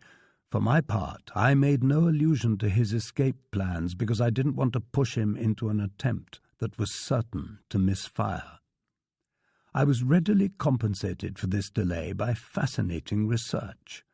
During those 2 days of April the 11th to 12th, the Nautilus didn't leave the surface of the sea, and its trawl brought up a simply miraculous catch of zoophytes, fish, and reptiles. Some zoophytes were dredged up by the chain of our trawl. Most were lovely sea anemone belonging to the family Actinidia, including, among other species, the Fictalis protexta, native to this part of the ocean, a small cylindrical trunk adorned with vertical lines mottled with red spots and crowned by a wondrous blossoming of tentacles. As for mollusks, they consisted of exhibits I had already observed: turret snails, olive shells of the tent olive species with neatly intersecting lines and russet spots standing out sharply against a flesh-coloured background, fanciful spider conches that looked like petrified scorpions, transparent glass snails, argonauts, some highly edible cuttlefish, and certain species of squid that the naturalists of antiquity classified with the flying fish, which are used chiefly as bait for catching cod. As for the fish in these waterways, I noted various species that I hadn't yet had the opportunity to study. Among cartilaginous fish, some brook lamprey, a type of eel 15 inches long, head greenish, fins violet, back bluish-grey, belly a silvery brown strewn with bright spots, iris of the eye encircled in gold, unusual animals that the Amazon's current must have swept out to sea because their natural habitat is fresh water. Stingrays, the snout pointed, the tail long, slender, and armed with an extensive, jagged sting. Small 1-meter sharks with grey and whitish hides, their teeth arranged in several backward curving rows, fish commonly known by the name carpet shark. Batfish, a sort of reddish isosceles triangle 1/2 meter long, whose pectoral fins are attached by fleshy extensions that make these fish look like bats, although an appendage made of horn, located near the nostrils, earns them the nickname of sea unicorns. Lastly, a couple of species of triggerfish, the cucuyo, whose stippled flanks glitter with a sparkling gold colour, and the bright purple leather jacket, whose hues glisten like a pigeon's throat. I'll finish up this catalogue, a little dry but quite accurate, with the series of bony fish I observed. Eels belonging to the genus Apteronotus, whose snow-white snout is very blunt, the body painted a handsome black and armed with a very long, slender, fleshy whip. Long sardines from the genus Odontonathus, like 3 decimeter pike, shining with a bright silver glow. Guaranian mackerel furnished with 2 anal fins. Black-tinted rudderfish that you catch by using torches, fish measuring 2 meters and boasting white, firm, plump meat that when fresh tastes like eel, when dried like smoked salmon. Semi-red wrasse sporting scales only at the bases of their dorsal and anal fins. Grunts on which gold and silver mingle their lustre with that of ruby and topaz. Yellow-tailed gilthead, whose flesh is extremely dainty and whose phosphorescent properties give them away in the midst of the waters. Porgies tinted orange with slender tongues, croakers with gold caudal fins, black surgeonfish, 4-eyed fish from Suriname, etc. This etc. won't keep me from mentioning one more fish that Conseil with good reason will long remember. One of our nets had hauled up a type of very flat ray that weighed some 20 kilograms. With its tail cut off, it would have formed a perfect disc.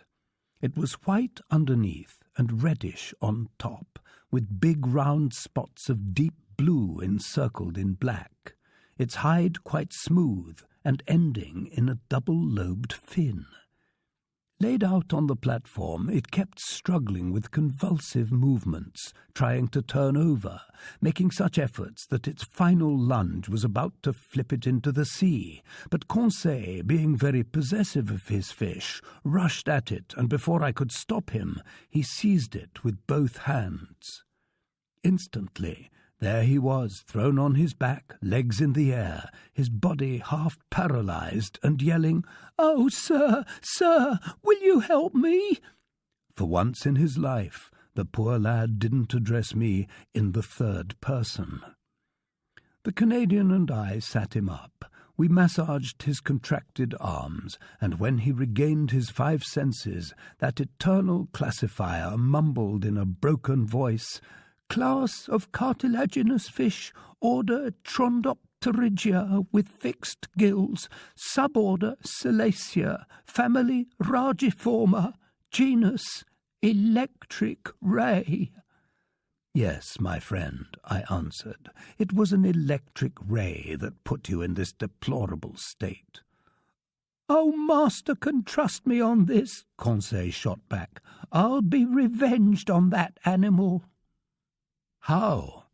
"I'll eat it." Which he did that same evening, but strictly as retaliation, because frankly it tasted like leather.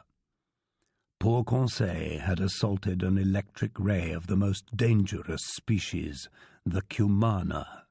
Living in a conducting medium such as water, this bizarre animal can electrocute other fish from several meters away, so great is the power of its electric organ, an organ whose 2 chief surfaces measure at least 27 square feet. During the course of the next day, April the 12th, the Nautilus drew near the coast of Dutch Guiana by the mouth of the Moroni River. There, several groups of sea cows were living in family units. These were manatees, which belonged to the order Sirenia, like the dugong and Stella's sea cow. Harmless and unaggressive, these fine animals were 6 to 7 meters long and must have weighed at least 4,000 kilograms each. I told Ned Land and Conseil that far-seeing nature had given these mammals a major role to play. In essence, manatees, like seals, are designed to graze the underwater prairies, destroying the clusters of weeds that obstruct the mouths of tropical rivers. And do you know, I added, what happened since man has almost completely wiped out these beneficial races? Rotting weeds have poisoned the air, and this poisoned air causes the yellow fever that devastates these wonderful countries. This toxic vegetation has increased beneath the seas of the torrid zone, so the disease spreads unchecked from the mouth of the Rio de la Plata to Florida. And if Professor Toussenel is correct, this plague is nothing compared to the scourge that will strike our descendants once the seas are depopulated of whales and seals. By then, crowded with jellyfish, squid, and other devilfish, the oceans will have become huge centers of infection, because their waves will no longer possess these huge stomachs that God has entrusted with scouring the surface of the sea. Meanwhile, without scorning these theories, the Nautilus's crew captured 6 manatees. In essence, it was an issue of stocking the larder with excellent red meat, even better than beef or veal. Their hunting was not a fascinating sport. The manatees let themselves be struck down without offering any resistance. Several thousand kilos of meat were hauled below to be dried and stored. The same day, an odd fishing practice further increased the Nautilus's stores, so full of game were these seas. Our trawl brought up in its meshes a number of fish whose heads were topped by little oval slabs with fleshy edges. These were sucker fish from the 3rd family of the subbrachian Malacopterygia. These flat discs on their heads consist of crosswise plates of movable cartilage, between which the animals can create a vacuum, enabling them to stick to objects like suction cups. The remoras I had observed in the Mediterranean were related to this species. But the creature at issue here was an Echenes osteocara unique to this sea. Right after catching them, our seamen dropped them in buckets of water. Its fishing finished, the Nautilus drew nearer to the coast. In this locality, a number of sea turtles were sleeping on the surface of the waves. It would have been difficult to capture these valuable reptiles because they wake up at the slightest sound, and their solid carapaces are harpoon-proof.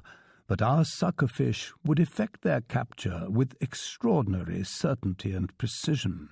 In truth, this animal is a living fish-hook, promising wealth and happiness to the greenest fisherman in the business.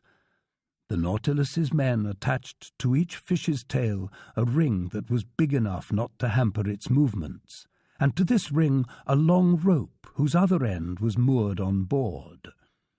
Thrown into the sea, the suckerfish immediately began to play their roles, going and fastening themselves onto the breastplates of the turtles. Their tenacity was so great they would rip apart rather than let go. They were hauled in, still sticking to the turtles that came aboard with them. In this way we caught several loggerheads, reptiles a meter wide and weighing 200 kilos. They're extremely valuable because of their carapaces, which are covered with big slabs of horn, thin, brown, transparent, with white and yellow markings. Besides, they were excellent from an edible viewpoint, with an exquisite flavor, comparable to the green turtle. This fishing ended our stay in the waterways of the Amazon, and that evening the Nautilus took to the high seas once more. Chapter 18. The Devilfish. For some days the Nautilus kept veering away from the American coast. It obviously didn't want to frequent the waves of the Gulf of Mexico or the Caribbean Sea, yet there was no shortage of water under its keel, since the average depth of these seas is 1,800 meters. But these waterways, strewn with islands and ploughed by steamers, probably didn't agree with Captain Nemo. On April the 16th we raised Martinique and Guadeloupe from a distance of about 30 miles. For one instant I could see their lofty peaks. The Canadian was quite disheartened, having counted on putting his plans into execution in the Gulf, either by reaching shore or by pulling alongside one of the many boats plying a coastal trade from one island to another. An escape attempt would have been quite feasible, assuming Ned Land managed to seize the skiff without the captain's knowledge, but in mid-ocean it was unthinkable. The Canadian, Conseil, and I had a pretty long conversation on this subject. For 6 months we had been prisoners aboard the Nautilus. We had fared 17,000 leagues, and as Ned Land put it, there was no end in sight. So he made me a proposition I hadn't anticipated. We were to ask Captain Nemo this question straight out. Did the captain mean to keep us on board his vessel permanently? This measure was distasteful to me. To my mind, it would lead nowhere. We could hope for nothing from the Nautilus's commander, but could depend only on ourselves. Besides, for some time now, the man had been gloomier, more withdrawn, less sociable. He seemed to be avoiding me. I encountered him only at rare intervals. He used to take pleasure in explaining the underwater wonders to me. Now he left me to my research and no longer entered the lounge. What changes had come over him? From what cause? I had no reason to blame myself. Was our presence on board perhaps a burden to him? Even so, I cherished no hopes that the man would set us free. So I begged Ned to let me think about it before taking action. If this measure proved fruitless, it could arouse the captain's suspicions, make our circumstances even more arduous, and jeopardize the Canadian's plans. I might add that I could hardly use our state of health as an argument. Except for that grueling ordeal under the ice bank at the South Pole, we had never felt better, neither Ned, Conseil, nor I. The nutritious food, life-giving air, regular routine, and uniform temperature kept illness at bay. And for a man who didn't miss his past existence on land, for a Captain Nemo who was at home here, who went where he wished, who took paths mysterious to others, if not himself, in attaining his ends, I could understand such a life. but we ourselves hadn't severed all ties with humanity. For my part, I didn't want my new and unusual research to be buried with my bones. I had now earned the right to pen the definitive book on the sea, and sooner or later I wanted that book to see the light of day.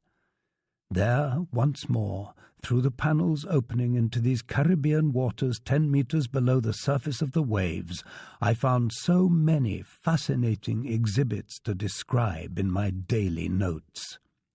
Among other zoophytes, there were Portuguese men of war, known by the name Physalia pelagica, like big oblong bladders with a pearly sheen, spreading their membranes to the wind, letting their blue tentacles drift like silken threads.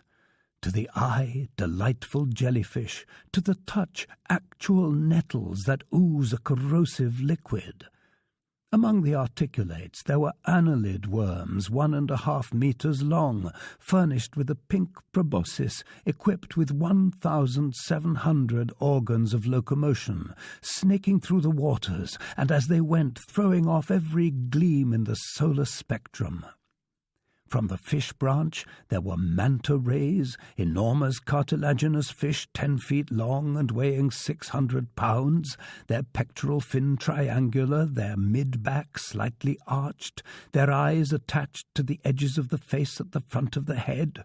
They floated like wreckage from a ship, sometimes fastening onto our windows like opaque shutters.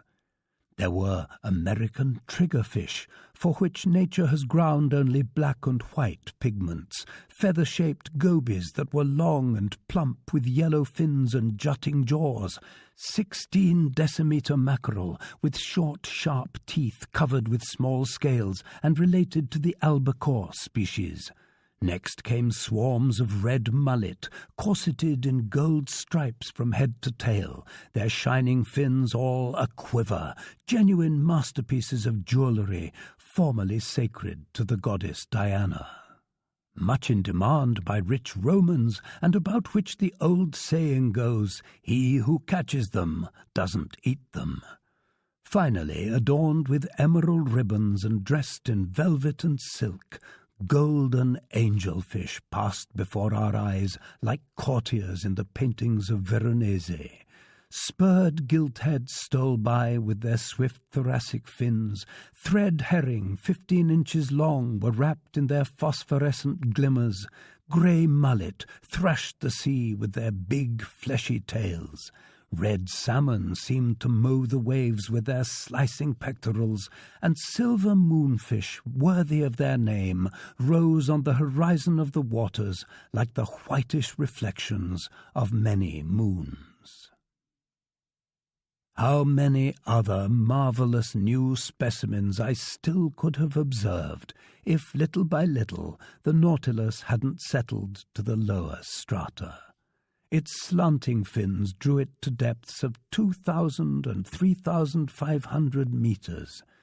There, animal life was represented by nothing more than sea lilies, starfish, delightful crinoids with bell-shaped heads like little chalices on straight stems, top-shell snails, blood-red tooth shells, and fissurella snails, a large species of coastal mollusk. By April the 20th, we had risen to an average level of 1,500 meters. The nearest land was the island group of the Bahamas, scattered like a batch of cobblestones over the surface of the water. There, high underwater cliffs reared up, straight walls made of craggy chunks arranged like big stone foundations, among which there gaped black caves so deep our electric rays couldn't light them to the far ends. These rocks were hung with huge weeds, immense sea tangle, gigantic fucus, a genuine trellis of water plants, fit for a world of giants. In discussing these colossal plants, Conseil, Ned, and I were naturally led into mentioning the sea's gigantic animals. The former were obviously meant to feed the latter. However, through the windows of our almost motionless Nautilus, I could see nothing among these long filaments other than the chief articulates of the division Brachyura, long-legged spider crabs, violet crabs, and sponge crabs unique to the waters of the Caribbean. It was about 11 o'clock when Ned Land drew my attention to a fearsome commotion out in this huge seaweed. "Well," I said, "these are real devilfish caverns, and I wouldn't be surprised to see some of those monsters hereabouts." "What?" Conseil put in. "Squid? Ordinary squid from the class Cephalopoda?" "No," I said, "devilfish of large dimensions. But friend Land is no doubt mistaken because I don't see a thing." "That's regrettable," Conseil answered. "I'd like to come face to face with one of those devilfish I've heard so much about, which can drag ships down into the depths. Those beasts go by the name of crake." "Fake is more like it," the Canadian replied sarcastically. "Krakens," Conseil shot back, finishing his word without wincing at his companion's witticism. "Nobody will ever make me believe," Ned Land said, "that such animals exist." "Why not?" Conseil replied. "We sincerely believed in Master's narwhale." "We were wrong, Conseil." "No doubt, but there are others with no doubts who believe to this day." "Probably, Conseil, but as for me, I'm bound and determined not to accept the existence of any such monster till I've dissected it with my own 2 hands." "Yet," Conseil asked me, "doesn't Master believe in gigantic devilfish?" "Yikes! Who in Hades ever believed in them?" the Canadian exclaimed. "Many people, Ned, my friend," I said. "No fishermen, scientists maybe." "Pardon me, Ned, fishermen and scientists." "Why, I to whom you speak," Conseil said with the world's straightest face, "I recall perfectly seeing a large boat dragged under the waves by the arms of a cephalopod." "You saw that?" the Canadian asked. "Yes, Ned." "With your own 2 eyes?" "With my own 2 eyes." "Where, may I ask?" "In Saint-Malo," Conseil replied unflappably. "In the harbour?" Ned Land said sarcastically. "No, in a church," Conseil replied. "In a church?" the Canadian exclaimed. "Yes, Ned, my friend. It had a picture that portrayed the devilfish in question."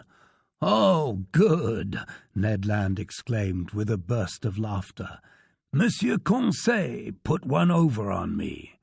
"Actually, he's right," I said. "I've heard about that picture. But the subject it portrays is taken from a legend, and you know how to rate legends in matters of natural history. Besides, when it's an issue of monsters, the human imagination always tends to run wild. People not only claimed these devilfish could drag ships under, but a certain Olaus Magnus tells of a cephalopod a mile long that looked more like an island than an animal. There's also the story of how the Bishop of Trondheim set up an altar one day on an immense rock. After he finished saying Mass, this rock started moving and went back into the sea. The rock was a devilfish. "And that's everything we know?" the Canadian asked. "No," I replied. Another bishop, Pontoppidan of Bergen, also tells of a devilfish so large a whole cavalry regiment could maneuver on it. "They sure did go on, those old-time bishops," Ned Land said. Finally, the naturalists of antiquity mention some monsters with mouths as big as a gulf, which were too huge to get through the Strait of Gibraltar. "Good work, man," the Canadian put in. "But in all these stories, is there any truth?" Conseil asked. "None at all, my friends. At least in those that go beyond the bounds of credibility and fly off into fable or legend. Yet for the imaginings of these storytellers there had to be, if not a cause, at least an excuse. It can't be denied that some species of squid and other devilfish are quite large, though still smaller than cetaceans. Aristotle put the dimensions of one squid at 5 cubits, or 3.1 meters. Our fishermen frequently see specimens over 1.8 meters long. The museums in Trieste and Montpellier have preserved some devilfish carcasses measuring 2 meters. Besides, according to the calculations of naturalists, one of these animals only 6 feet long would have tentacles as long as 27, which is enough to make a fearsome monster. "Does anybody fish for 'em nowadays?" the Canadian asked. "If they don't fish for them, sailors at least sight them. A friend of mine, Captain Paul Beau of Le Havre, has often sworn to me that he encountered one of these monsters of colossal size in the seas of the East Indies. But the most astonishing event, which proves that these gigantic animals undeniably exist, took place a few years ago in 1861. "What event was that?" Ned Land asked. "Just this. In 1861, to the northeast of Tenerife, and fairly near the latitude where we are right now, the crew of the gunboat Alecto spotted a monstrous squid swimming in their waters. Commander Bouguer approached the animal and attacked it with blows from harpoons and blasts from rifles, but without much success, because bullets and harpoons crossed its soft flesh as if it were semi-liquid jelly. After several fruitless attempts, the crew managed to slip a noose around the mollusk's body. This noose slid as far as the caudal fins and came to a halt. Then they tried to haul the monster on board, but its weight was so considerable that when they tugged on the rope, the animal parted company with its tail, and deprived of this adornment, it disappeared beneath the waters. "Finally, an actual event," Ned Land said. "An indisputable event, my gallant Ned. Accordingly, people have proposed naming this devilfish Bouguer's squid." "And how long was it?" the Canadian asked.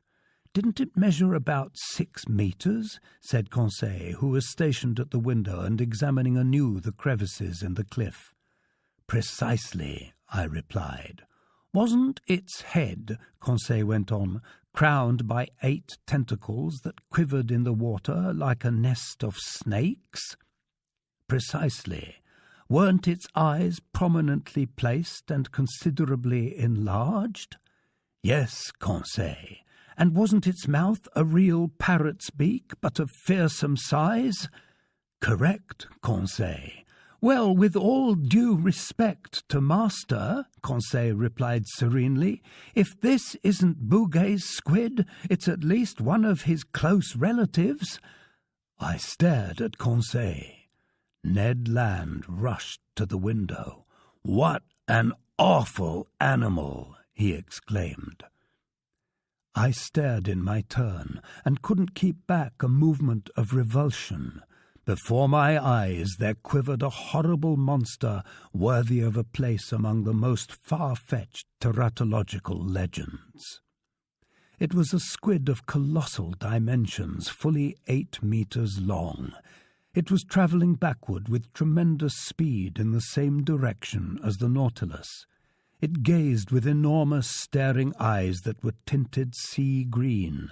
Its 8 arms, or more accurately, feet, were rooted in its head, which has earned these animals the name cephalopod. Its arms stretched a distance twice the length of its body, and were writhing like the serpentine hair of the Furies. You could plainly see its 250 suckers, arranged over the inner sides of its tentacles and shaped like semispheric capsules. Sometimes these suckers fastened onto the lounge window by creating vacuums against it.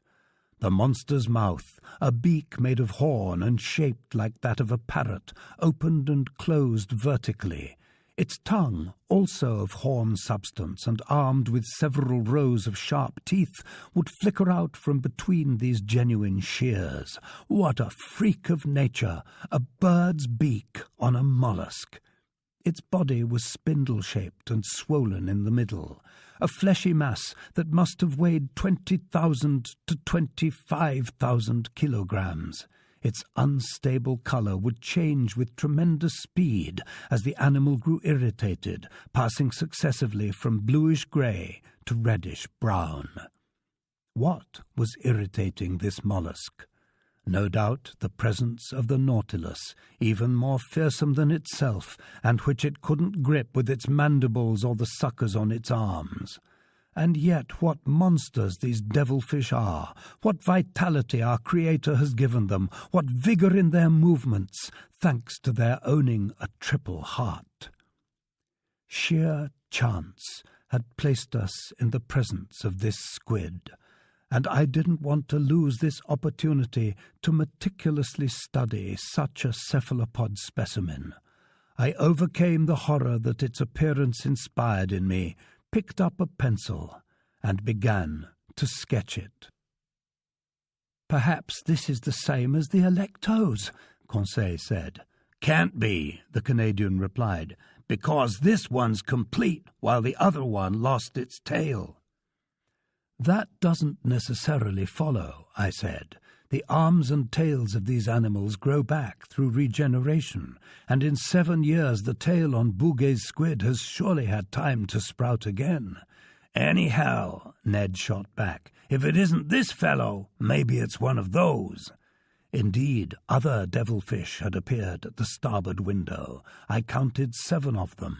They provided the Nautilus with an escort, and I could hear their beaks gnashing on the sheet-iron hull. We couldn't have asked for a more devoted following. I continued sketching. These monsters kept pace in our waters with such precision they seemed to be standing still, and I could have traced their outlines in miniature on the window. But we were moving at a moderate speed. All at once, the Nautilus stopped. A jolt made it tremble through its entire framework. "Did we strike bottom?" I asked. "In any event, we're already clear," the Canadian replied, "because we're afloat." The Nautilus was certainly afloat, but it was no longer in motion. The blades of its propeller weren't churning the waves. A minute passed. Followed by his chief officer, Captain Nemo entered the lounge. I hadn't seen him for a good while. He looked gloomy to me. Without speaking to us, without even seeing us perhaps, he went to the panel, stared at the devilfish, and said a few words to his chief officer. The latter went out. Soon the panels closed, the ceiling lit up. I went over to the captain. "An unusual assortment of devilfish," I told him, as carefree as a collector in front of an aquarium. "Correct, Mr. Naturalist," he answered me, "and we're going to fight them at close quarters." I gaped at the captain. I thought my hearing had gone bad. "At close quarters?" I repeated. "Yes, sir. Our propeller is jammed. I think the horn-covered mandibles of one of these squid are entangled in the blades. That's why we aren't moving." "And what are you going to do?" "Rise to the surface and slaughter the vermin." A difficult undertaking. "Correct. Our electric bullets are ineffective against such soft flesh, where they don't meet enough resistance to go off. But we'll attack the beasts with axes." "And harpoons, sir," the Canadian said, "if you don't turn down my help." "I accept it, Mr. Land." "We'll go with you," I said, and we followed Captain Nemo, heading to the central companionway. There some 10 men were standing by for the assault, armed with boarding axes. Conseil and I picked up 2 more axes. Ned Land seized a harpoon. By then the Nautilus had returned to the surface of the waves.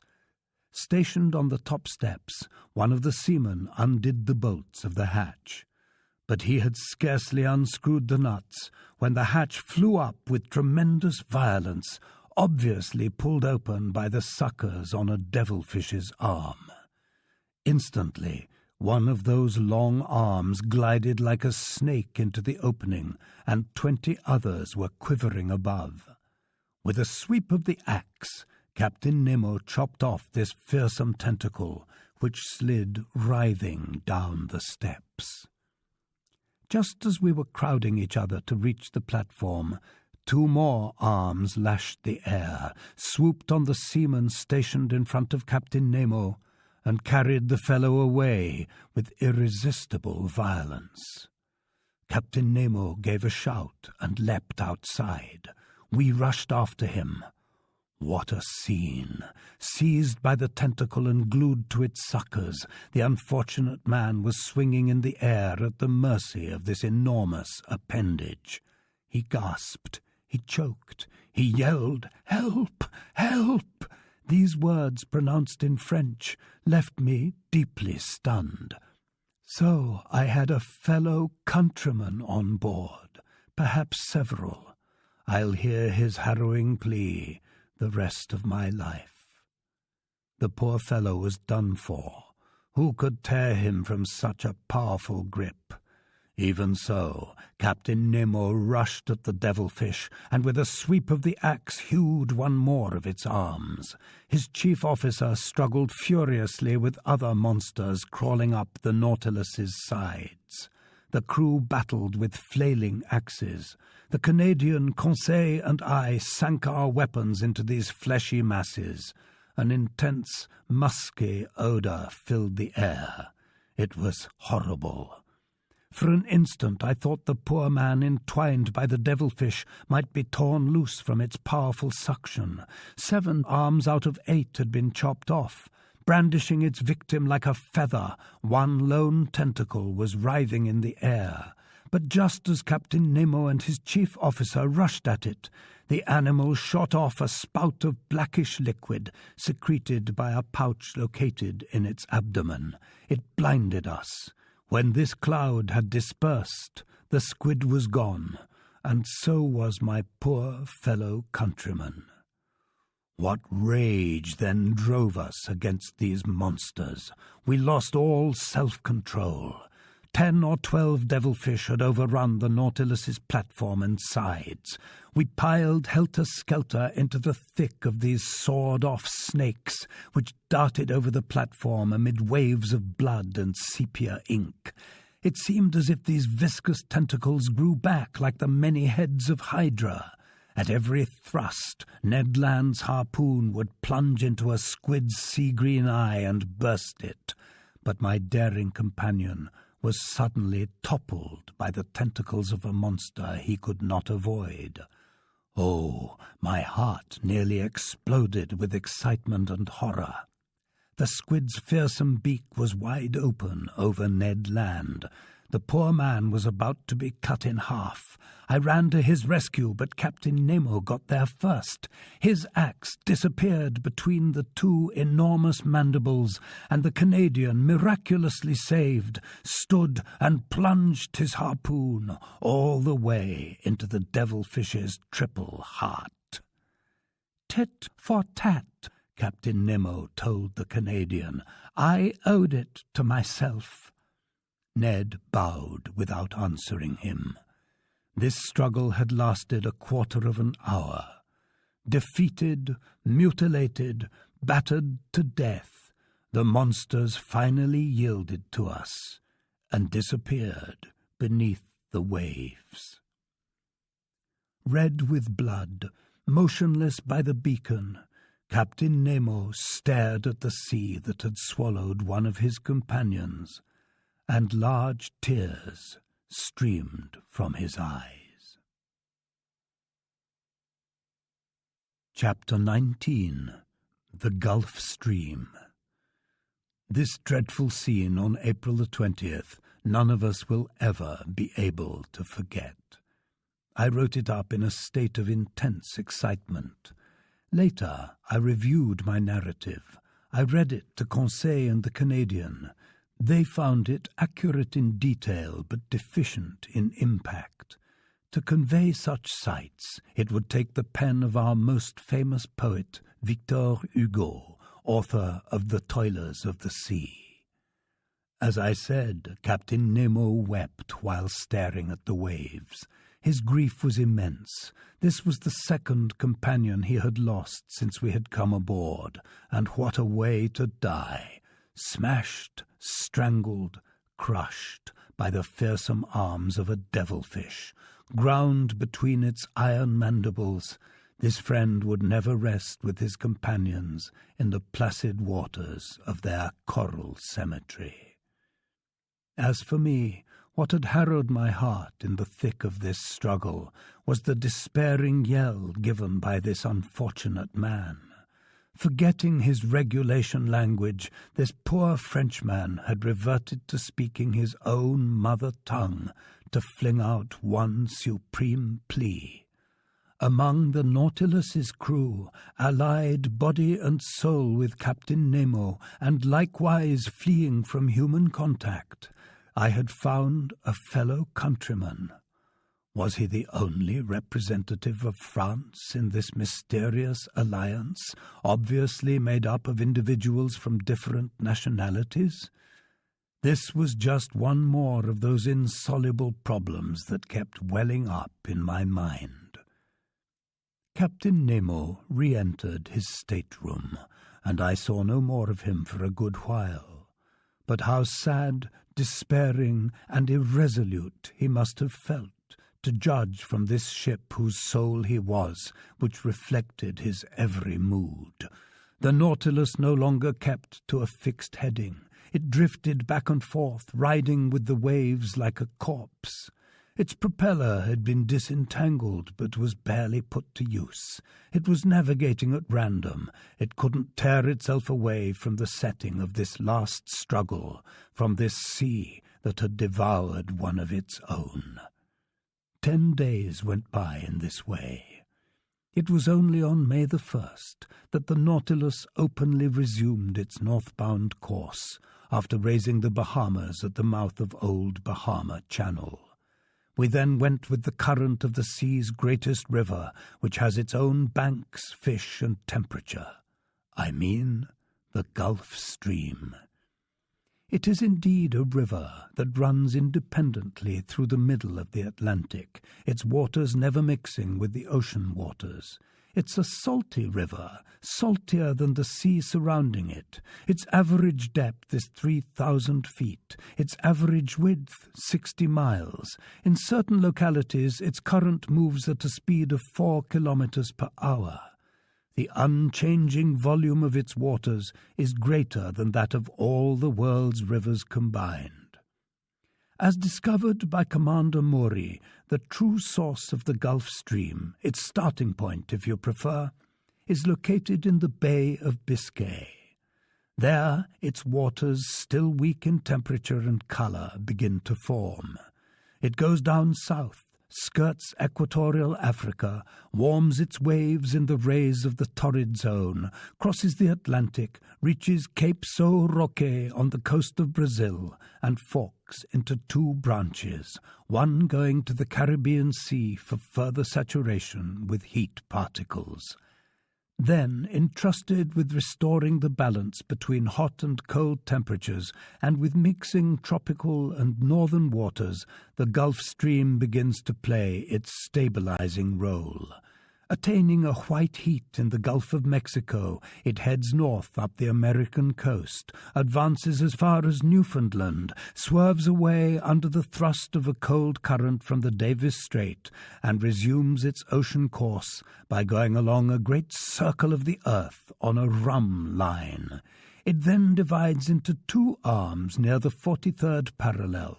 One, helped by the northeast trade winds, returns to the Bay of Biscay and the Azores.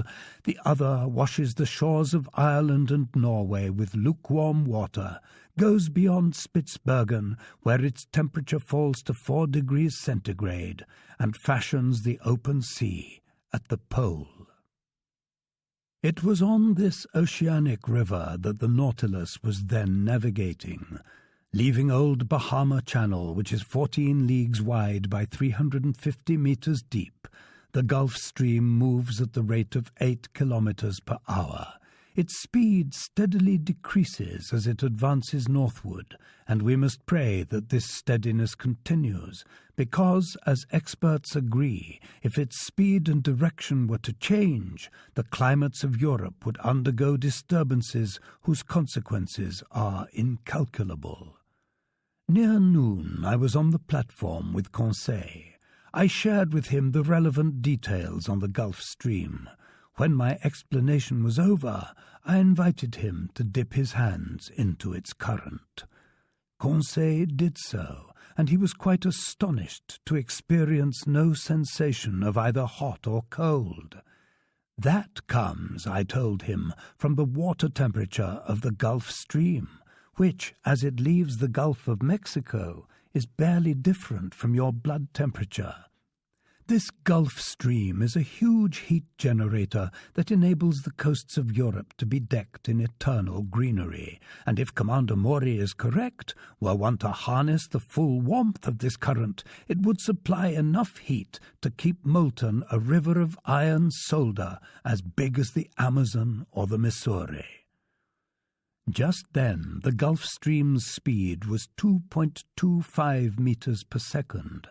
So distinct is its current from the surrounding sea, its confined waters stand out against the ocean and operate on a different level from the colder waters. Murky as well, and very rich in saline material, their pure indigo contrasts with the green waves surrounding them. Moreover, their line of demarcation is so clear that abreast of the Carolinas, the Nautilus's spur cut the waves of the Gulf Stream, while its propeller was still churning those belonging to the ocean. This current swept along with it a whole host of moving creatures. Argonauts, so common in the Mediterranean, voyaged here in schools of large numbers. Among cartilaginous fish, the most remarkable were rays whose ultra-slender tails made up nearly a third of the body, which was shaped like a huge diamond 25 feet long. Then little 1-meter sharks, the head large, the snout short and rounded, the teeth sharp and arranged in several rows, the body seemingly covered with scales.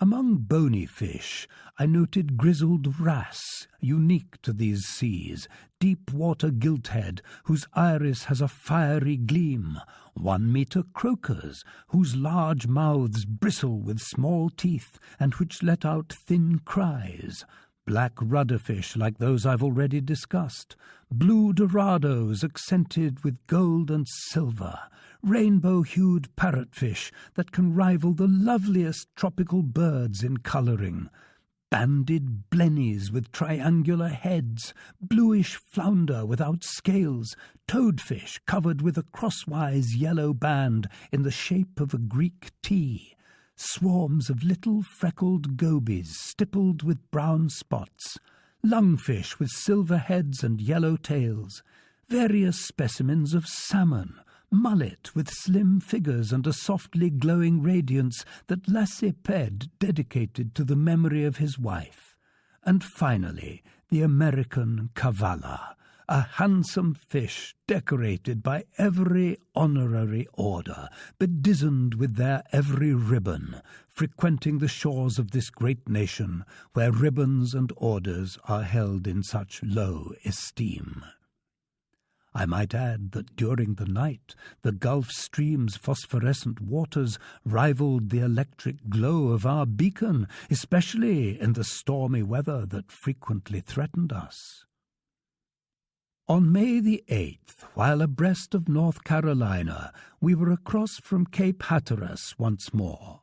There the Gulf Stream is 75 miles wide and 210 meters deep. The Nautilus continued to wander at random.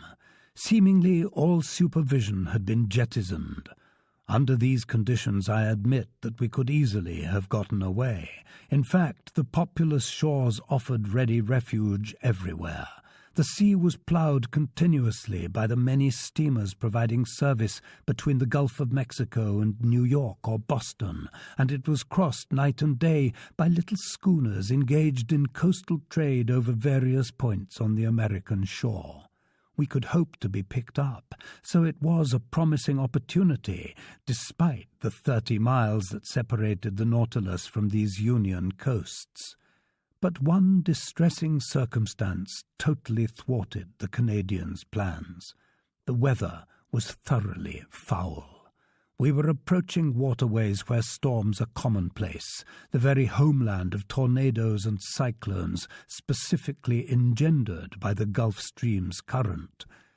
To face a frequently raging sea in a frail skiff was a race to certain disaster. Ned Land conceded this himself, so he champed at the bit in the grip of an intense homesickness that could be cured only by our escape. "Sir," he told me that day, "it's got to stop. I want to get to the bottom of this. Your Nemo's veering away from shore and heading up north. But believe you me, I had my fill at the South Pole, and I'm not going with him to the North Pole." "What can we do, Ned, since it isn't feasible to escape right now?" "I keep coming back to my idea. We've got to talk to the captain. When we were in your own country's seas, you didn't say a word. Now that we're in mine, I intend to speak up. Before a few days are out, I figure the Nautilus will lie abreast of Nova Scotia, and from there to Newfoundland is the mouth of a large gulf, and the St. Lawrence empties into that gulf, and the St. Lawrence is my own river, the river running by Quebec, my hometown, and when I think about all this, my gorge rises and my hair stands on end. Honestly, sir, I'd rather jump overboard. I can't stay here any longer. I'm suffocating." The Canadian was obviously at the end of his patience. His vigorous nature couldn't adapt to this protracted imprisonment.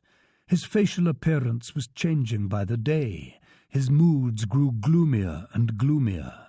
I had a sense of what he was suffering because I also was gripped by homesickness. Nearly 7 months had gone by without our having any news from shore. Moreover, Captain Nemo's reclusiveness, his changed disposition, and especially his total silence since the battle with the devilfish, all made me see things in a different light. I no longer felt the enthusiasm of our first days on board. You needed to be Flemish like Conseil to accept these circumstances, living in a habitat designed for cetaceans and other denizens of the deep. Truly, if that gallant lad had owned gills instead of lungs, I think he would have made an outstanding fish. "Well, sir," Ned Land went on, seeing that I hadn't replied. "Well, Ned, you want me to ask Captain Nemo what he intends to do with us?" "Yes, sir, even though he has already made that clear." "Yes, I want it settled once and for all. Speak just for me, strictly on my behalf, if you want." "But I rarely encounter him. He positively avoids me." "All the more reason you should go look him up." "I'll confer with him, Ned." "When?" the Canadian asked insistently. "When I encounter him." "Professor Aronnax, would you like me to go find him myself?" "No, let me do it. Tomorrow." "Today," Ned Land said. "So be it. I'll see him today," I answered the Canadian, who, if he took action himself, would certainly have ruined everything. I was left to myself. His request granted, I decided to dispose of it immediately. I like things over and done with. I re-entered my stateroom. From there I could hear movements inside Captain Nemo's quarters. I couldn't pass up this chance for an encounter. I knocked on his door. I received no reply. I knocked again, then tried the knob. The door opened. I entered. The captain was there. He was bending over his work table and hadn't heard me. Determined not to leave without questioning him, I drew closer. He looked up sharply with a frowning brow and said in a pretty stern tone, "Oh, it's you. What do you want?" "To speak with you, Captain. But I'm busy, sir. I'm at work. I give you the freedom to enjoy your privacy. Can't I have the same for myself?" This reception was less than encouraging, but I was determined to give as good as I got. "Sir," I said coolly, "I need to speak with you on a matter that simply can't wait." "Whatever could that be, sir?" he replied sarcastically. "Have you made some discovery that has escaped me? Has the sea yielded up some novel secret to you?" We were miles apart, but before I could reply, he showed me a manuscript open on the table and told me in a more serious tone, "Here, Professor Aronnax, is a manuscript written in several languages. It contains a summary of my research under the sea, and God willing, it won't perish with me. Signed with my name, complete with my life story, this manuscript will be enclosed in a small, unsinkable contrivance. The last surviving man on the Nautilus will throw this contrivance into the sea, and it will go wherever the waves carry it." The man's name, his life story written by himself. So the secret of his existence might some day be unveiled? But just then I saw this announcement only as a lead-in to my topic. "Captain," I replied, "I'm all praise for this idea you're putting into effect. The fruits of your research must not be lost. But the methods you're using strike me as primitive. Who knows where the winds will take that contrivance, into whose hands it may fall? Can't you find something better? Can't you or one of your men—" "Never, sir," the captain said, swiftly interrupting me. "But my companions and I would be willing to safeguard this manuscript, and if you give us back our freedom—" "Your freedom?" Captain Nemo put in, standing up. "Yes, sir, and that's the subject on which I wanted to confer with you. For 7 months we've been aboard your vessel, and I ask you today, in the name of my companions as well as myself, if you intend to keep us here forever." "Professor Aronnax," Captain Nemo said, "I'll answer you today just as I did 7 months ago. Whoever boards the Nautilus must never leave it. What you're inflicting on us is outright slavery. Call it anything you like, but every slave has the right to recover his freedom by any worthwhile available means. Who has denied you that right?" Captain Nemo replied. "Did I ever try to bind you with your word of honor?" The captain stared at me, crossing his arms. "Sir," I told him, "to take up this subject a second time would be distasteful to both of us, so let's finish what we've started. I repeat, it isn't just for myself that I raise this issue. To me, research is a relief, a potent diversion, an enticement, a passion that can make me forget everything else. Like you, I'm a man neglected and unknown, living in the faint hope that someday I can pass on to future generations the fruits of my labors, figuratively speaking, by means of some contrivance left to the luck of winds and waves. In short, I can admire you and comfortably go with you while playing a role I only partly understand. But I still catch glimpses of other aspects of your life that are surrounded by involvements and secrets that, alone on board, my companions and I can't share. And even when our hearts could beat with yours, moved by some of your griefs or stirred by your deeds of courage and genius, we've had to stifle even the slightest token of that sympathy that arises at the sight of something fine and good, whether it comes from friend or enemy. All right, then. It's this feeling of being alien to your deepest concerns that makes our situation unacceptable, impossible, even impossible for me, but especially for Ned Land. Every man, by virtue of his very humanity, deserves fair treatment. Have you considered how a love of freedom and hatred of slavery could lead to plans of vengeance in a temperament like the Canadian's? What he might think, attempt, endeavour? I fell silent. Captain Nemo stood up. Ned Land can think, attempt, or endeavour anything he wants. What difference is it to me? I didn't go looking for him. I don't keep him on board for my pleasure. As for you, Professor Aronnax, you're a man able to understand anything, even silence. I have nothing more to say to you.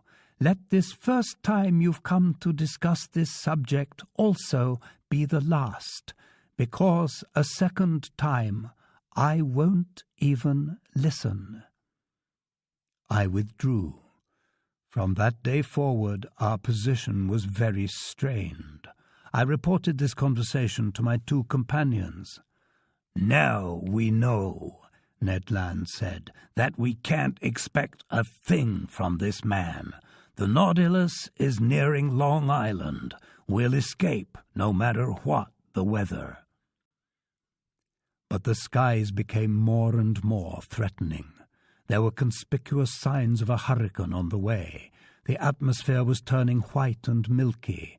Slender sheaves of cirrus clouds were followed on the horizon by layers of nimbocumulus. Other low clouds fled swiftly.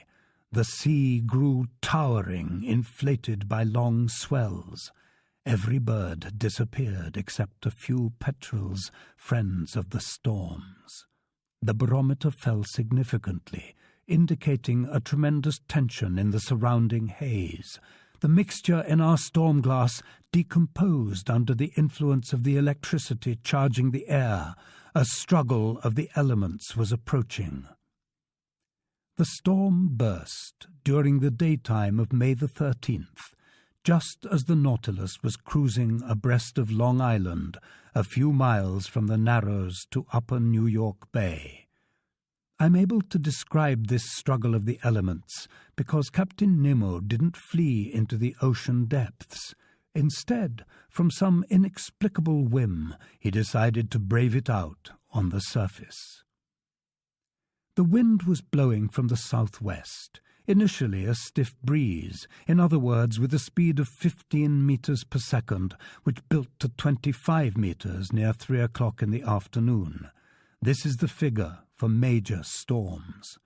Unshaken by these squalls, Captain Nemo stationed himself on the platform.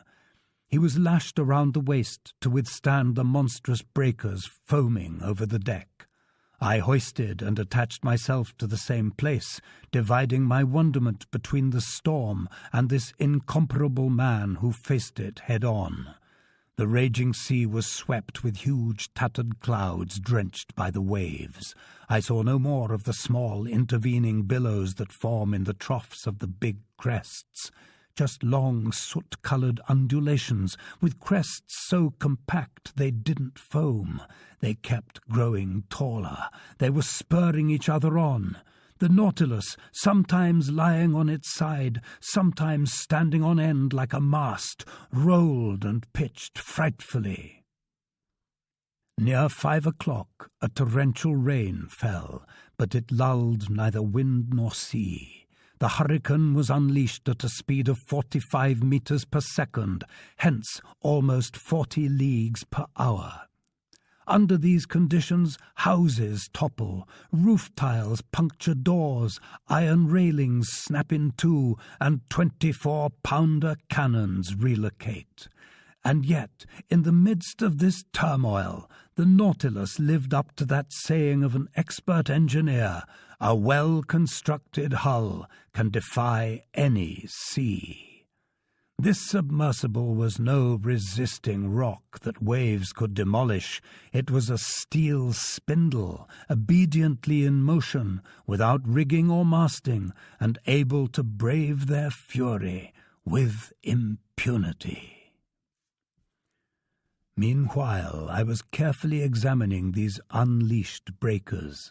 They measured up to 15 meters in height over a length of 150 to 175 meters, and the speed of their propagation, half that of the wind, was 15 meters per second. Their volume and power increased with the depth of the waters. I then understood the role played by these waves, which trap air in their flanks and release it in the depths of the sea, where its oxygen brings life.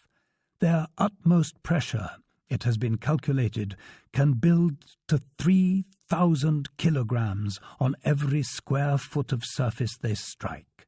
It was such waves in the Hebrides that repositioned a stone block weighing 84,000 pounds. It was their relatives and the tidal wave on December the 23rd, 1854, that toppled part of the Japanese city of Tokyo, then went that same day at 700 kilometers per hour to break on the beaches of America. After nightfall, the storm grew in intensity.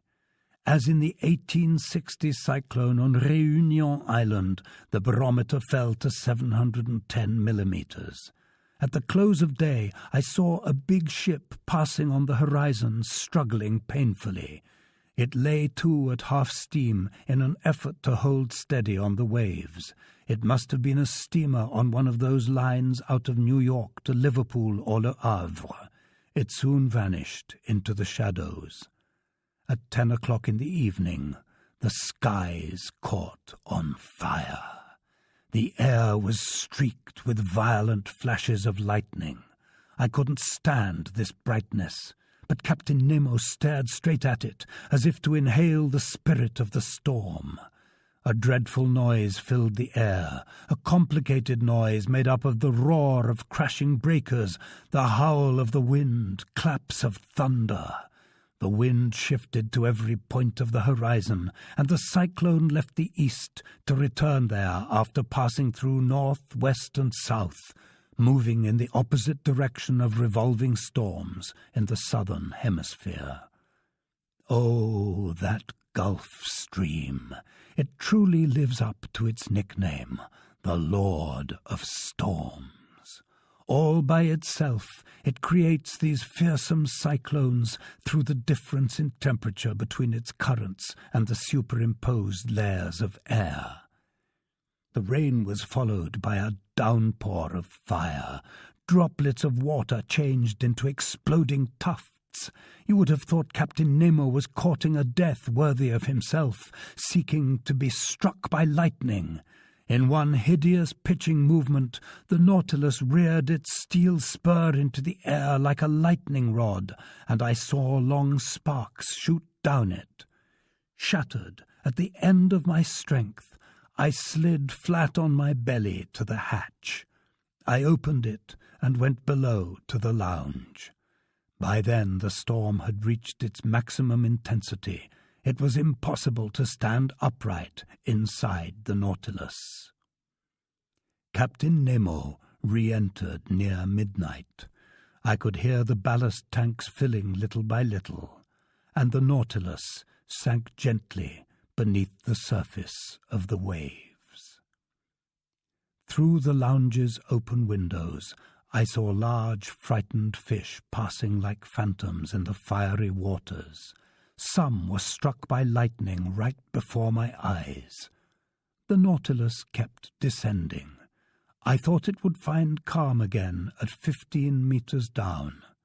No, the upper strata were too violently agitated. It needed to sink to 50 meters, searching for a resting place in the bowels of the sea. But once there, what tranquility we found! What silence, what peace all around us! Who would have known that a dreadful hurricane was then unleashed on the surface of this ocean.